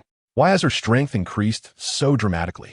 Ning Rongrong inquired curiously, leaning against the railing of the competition platform as she observed Zhu Zhuqing stepping onto the arena. Guyi turned to Ning Rongrong, contemplating her question. Are you interested to know? Absolutely. Ning Rongrong nodded eagerly. Previously, she was well aware of Zhu Zhuqing's abilities. However, since Zhu Zhuqing had become Guyi's disciple, her strength had transformed remarkably. Now, her speed surpassed even Dai Mubai's, allowing her to land several kicks on him without him being able to retaliate. Seeing Ning Rongrong's curiosity, Guyi, after some consideration, remarked jokingly, If you wish to know, you could become my disciple. Ning Rongrong hesitated at this suggestion. Remembering how comfortable Guyi had made her during the previous encounter, she felt a bit shy about the prospect of being his disciple. No way. I'm not going to be your disciple. She hastily rejected. Suit yourself. Guyi shrugged, not taking her refusal to heart, as he was merely jesting. However, due to her rejection, he instinctively flicked her forehead playfully. Hey, why did you flick my head? That hurt. Ning Rongrong protested, hands on her hips, feigning anger as she glared at Guyi. Guyi's gaze fell on Ning Rongrong's chest, carrying a suggestive undertone. Initially, she didn't grasp his implication, but upon catching his gaze, she blushed and lowered her head. How did you know? She whispered shyly. Guyi leaned closer, whispering in her ear, of course I noticed. Rongrong, you'll become even more alluring with time. Ning Rongrong nodded slightly without raising her head, recalling the last time Guyi had helped her with treatment. When will you help me with treatment again? She asked intermittently. Whenever you want, Guyi replied, but when you want it. Ning Rongrong wanted to say any time, but the words faltered on her lips. At that moment, she noticed Zhu Zhuqing had arrived at the Soul Arena to participate in her battle. Zhu Zhuqing was facing a man who appeared to be in his 30s, a soul master with a rank of 33 and a white-yellow-purple 3-ring battle spirit. The battle begins. With the referee's commanding shout, the two combatants sprang into action. Zhu Zhuqing swiftly darted behind the male soul master in a blink of an eye. Due to her incredible speed, the spectators only caught a glimpse of her shadow as she appeared behind him. In the next instant, without any hesitation, Zhu Zhuqing unleashed her phantom claw attack on the male soul master. He was rendered incapable of fighting before he could even react. A soul master of rank 33 stood no chance against Zhu Zhuqing. Impressive. Ning Rongrong marveled at Zhu Zhuqing's prowess in the arena, momentarily forgetting to respond to when Guyi would help her again. Indeed, very commendable. A decisive strike to defeat the opponent, Guyi remarked. Though Zhu Zhuqing's victory was anticipated. Contemplating Zhu Zhuqing's strength, Ning Rongrong gazed at Guyi, pondering her thoughts. Noticing her gaze, Guyi was puzzled by her expression. Guyi, when you have time, please help me. Ning Rongrong finally voiced her thoughts. Are you certain? Guyi asked earnestly. Yes, Ning Rongrong replied, a hint of shyness evident, yet she nodded resolutely. All right, Guyi conceded reluctantly. However, there was no opportunity at that moment, as they were in the Soul Arena, unless they went to the treatment room. Ah, the treatment room, Guyi mused. It was a private space, and he could indeed assist Ning Rongrong there. Let's go now, he decided, unwilling to postpone. Helping Ning Rongrong was an obligation he could not refuse. He then led her towards the treatment room, while Ning Rongrong trailed shyly behind him, her head lowered. At that moment, Oscar was scanning the large Soul Arena, searching for Rongrong. Spotting her following a man into a corridor, he called out, Rongrong. However, Ning Rongrong, engrossed in her conversation with Guyi, failed to hear him. Strange. Why is Rongrong following Guyi? Oscar wondered, perplexed about their destination. Could it be that Ning Rongrong is unwell? That seems unlikely. Oscar knew Guyi was a physician as well as a soul master and a teacher to Zhu Zhuqing, so he assumed Ning Rongrong must have sought him for a valid reason. Without dwelling on it further, he proceeded towards the treatment room. Just then, Zhu Zhuqing, having completed her battle, was also heading in that direction, aware that Gu Yi had been watching her and was now moving towards the treatment room. Encountering Oscar was a surprise for her. Zhuqing, are you looking for your teacher? Yes, Zhu Zhuqing replied expressionlessly. I saw Gu Yi take Rong into the treatment room. Why don't we go together? Zhu Zhuqing did not refuse, understanding Oscar's feelings towards Rong. Together, they made their way to the treatment room, which housed several rooms in a designated area. Fortunately, Zhu Zhuqing knew which room Gu Yi occupied. She led the way, approaching the room without knocking, and entered. Teacher, Zhu Zhuqing called out as she stepped inside, followed by Oscar's exclamation of Rong. Their voices startled Ning Rong and Gu Yi, causing them to pause. Lying on the bed, Ning Rong felt a surge of nervousness and stared intently at Gu Yi. Fortunately, a curtain separated her bed from Gu Yi's, so Zhu Zhuqing and Oscar were unaware of what was transpiring.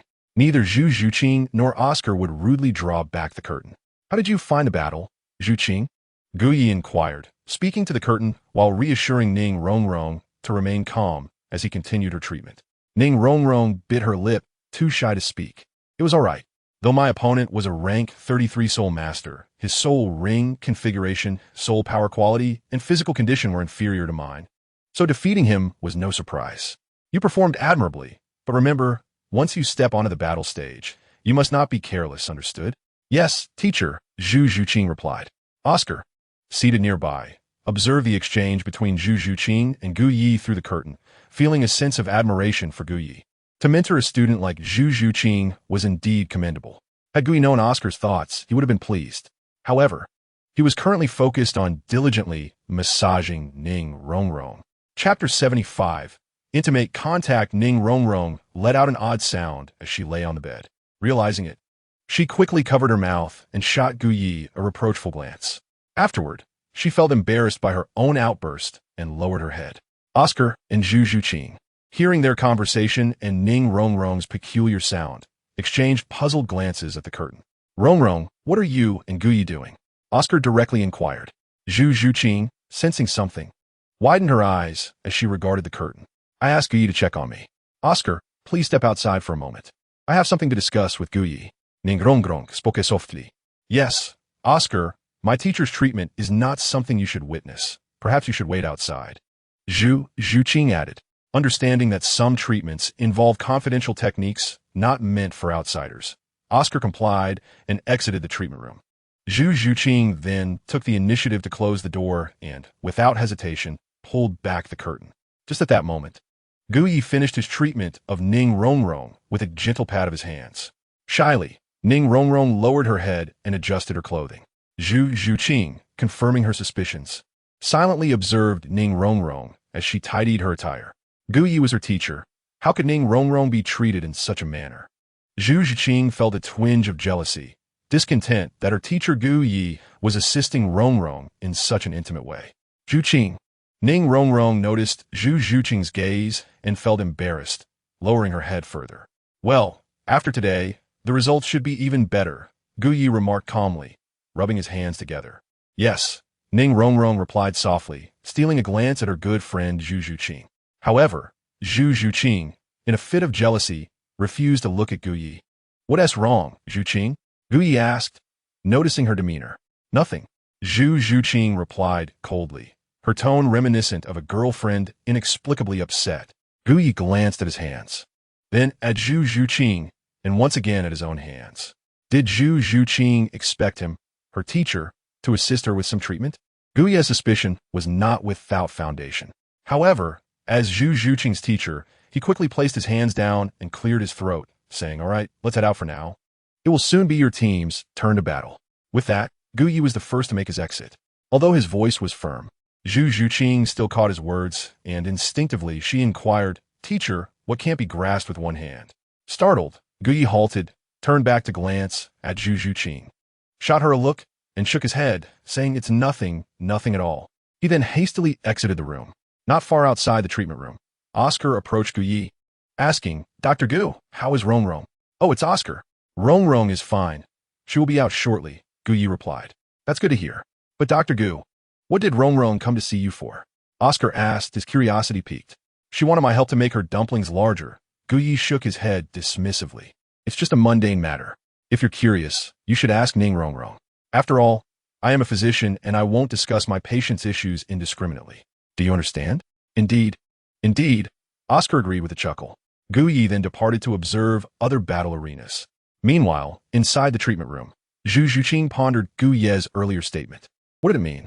Zhu Zhuqing, despite her intelligence, appeared somewhat bewildered under the weight of Gu Ye's status. Such an obvious remark was understood by Ning Rongrong.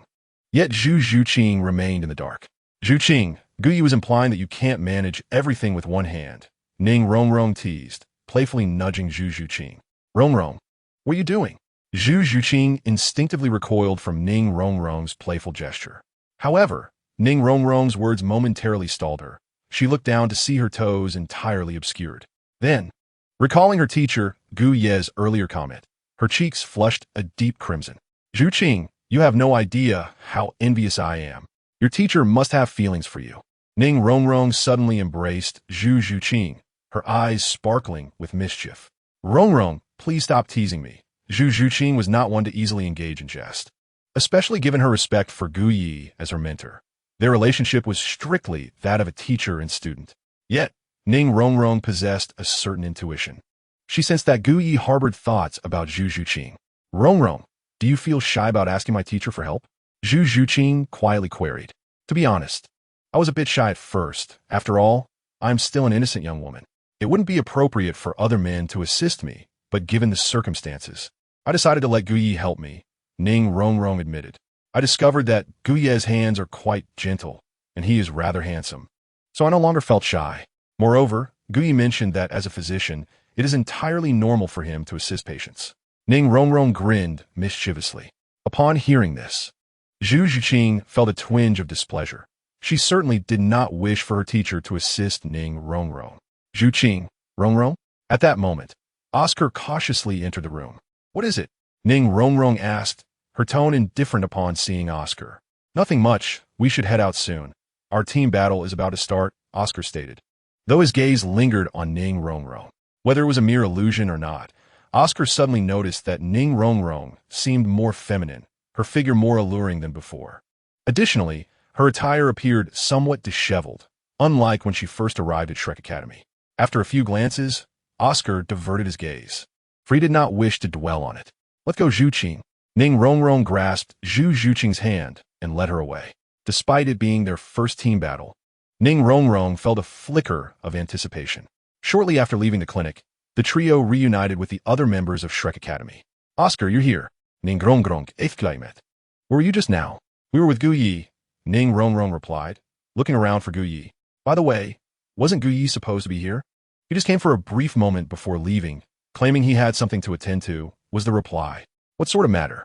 I'm not sure. I see. Ning Rongrong pouted, remembering how Gu Yi had treated her, and then departed. Her cheeks puffed adorably. All right, your team battle is about to commence, so prepare yourselves. Yu Xiaogang announced. Understood. The 7 members of Shrek Academy were eager for their first team battle, anticipating their opponents. Meanwhile, in the highest suite of the Soto City Great Spirit Arena, Gu Yi sat on the bed, eyes closed in meditation, while Cadden stood guard beside him. After having assisted Ning Rongrong with her treatment, Gu Yi felt a surge of breakthrough potential and hastily returned to Cadden's quarters to cultivate. If he managed to break through, he would reach the 50th level, coinciding perfectly with their upcoming quest for the 5th spirit ring. Cadden watched Gu Yi on the bed with eager anticipation, unsure whether her excitement stemmed from the prospect of acquiring the 5th spirit ring or from the thought of sharing a moonlit night with Gu Yi in the woods. As Gu Yi meditated, he sensed that he was on the verge of a breakthrough.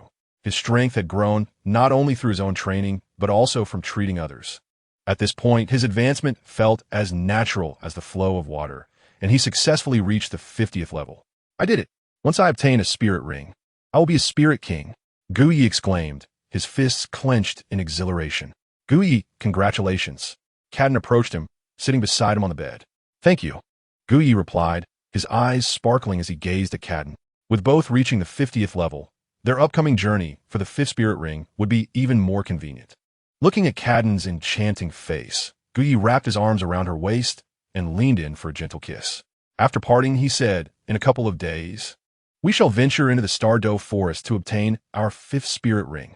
Yes, Cadden nestled into Gu Ye's embrace, savoring the warmth of the moment. Meanwhile, within the Great Spirit Arena, the first team battle of the Shrek Academy's 7 members had commenced. As anticipated, Shrek Academy emerged victorious. Subsequently, Flinder gathered the 7 members, stating, "All right, today's matches have concluded. We should return now." Understood. Dean, Dai Mubai, Ma Hongjun, and the others responded in unison. Though they had triumphed in the team battle, it had not been an easy victory, and they looked forward to a well-deserved rest. Zhu Zhuqing, however, was reluctant to return so quickly, because she was aware of the deep connection between her teacher, Gu Yi, and the owner of the Soto Great Spirit Arena, Cadden. Zhu Zhuqing felt a sense of unease at the thought that her teacher might have gone to find Cadden. This thought cast a shadow over her usually expressionless face, rendering it even colder. Ning Rongrong shared her sentiments. She had just been in the infirmary, enjoying a close interaction with Gu Yi, and was quite unhappy about not having seen him for so long. At that moment, however, Gu Ye's figure appeared before Zhu Zhuqing and Ning Rongrong. Teacher. Upon seeing Gu Yi, Zhu Zhuqing initially felt a surge of joy and intended to run to him to share the news of her team's victory in the competition. But when she noticed the beautiful woman, Cadden, beside him, her steps halted, and she approached Gu Yi with measured strides. A closer look revealed the subtle dissatisfaction etched on Zhu Zhuqing's face. Yet, she was always regarded as taciturn, her expression perpetually cold and distant. Now, she adeptly concealed her discontent behind her icy demeanor. Nevertheless, Gu Yi, as her teacher and the man who understood her best, immediately discerned her unease and the reasons behind it. Congratulations, Zhuqing. I have already heard about your team's victory, but do not let it inflate your ego, for this is merely your first competition. Do you understand? Gu Yi said. Yes, I understand, teacher, Zhu Zhuqing replied coldly nodding. Ning Rongrong then approached Gu Ye's side and, curious about Cadden's identity, inquired, Gu Yi, who is she?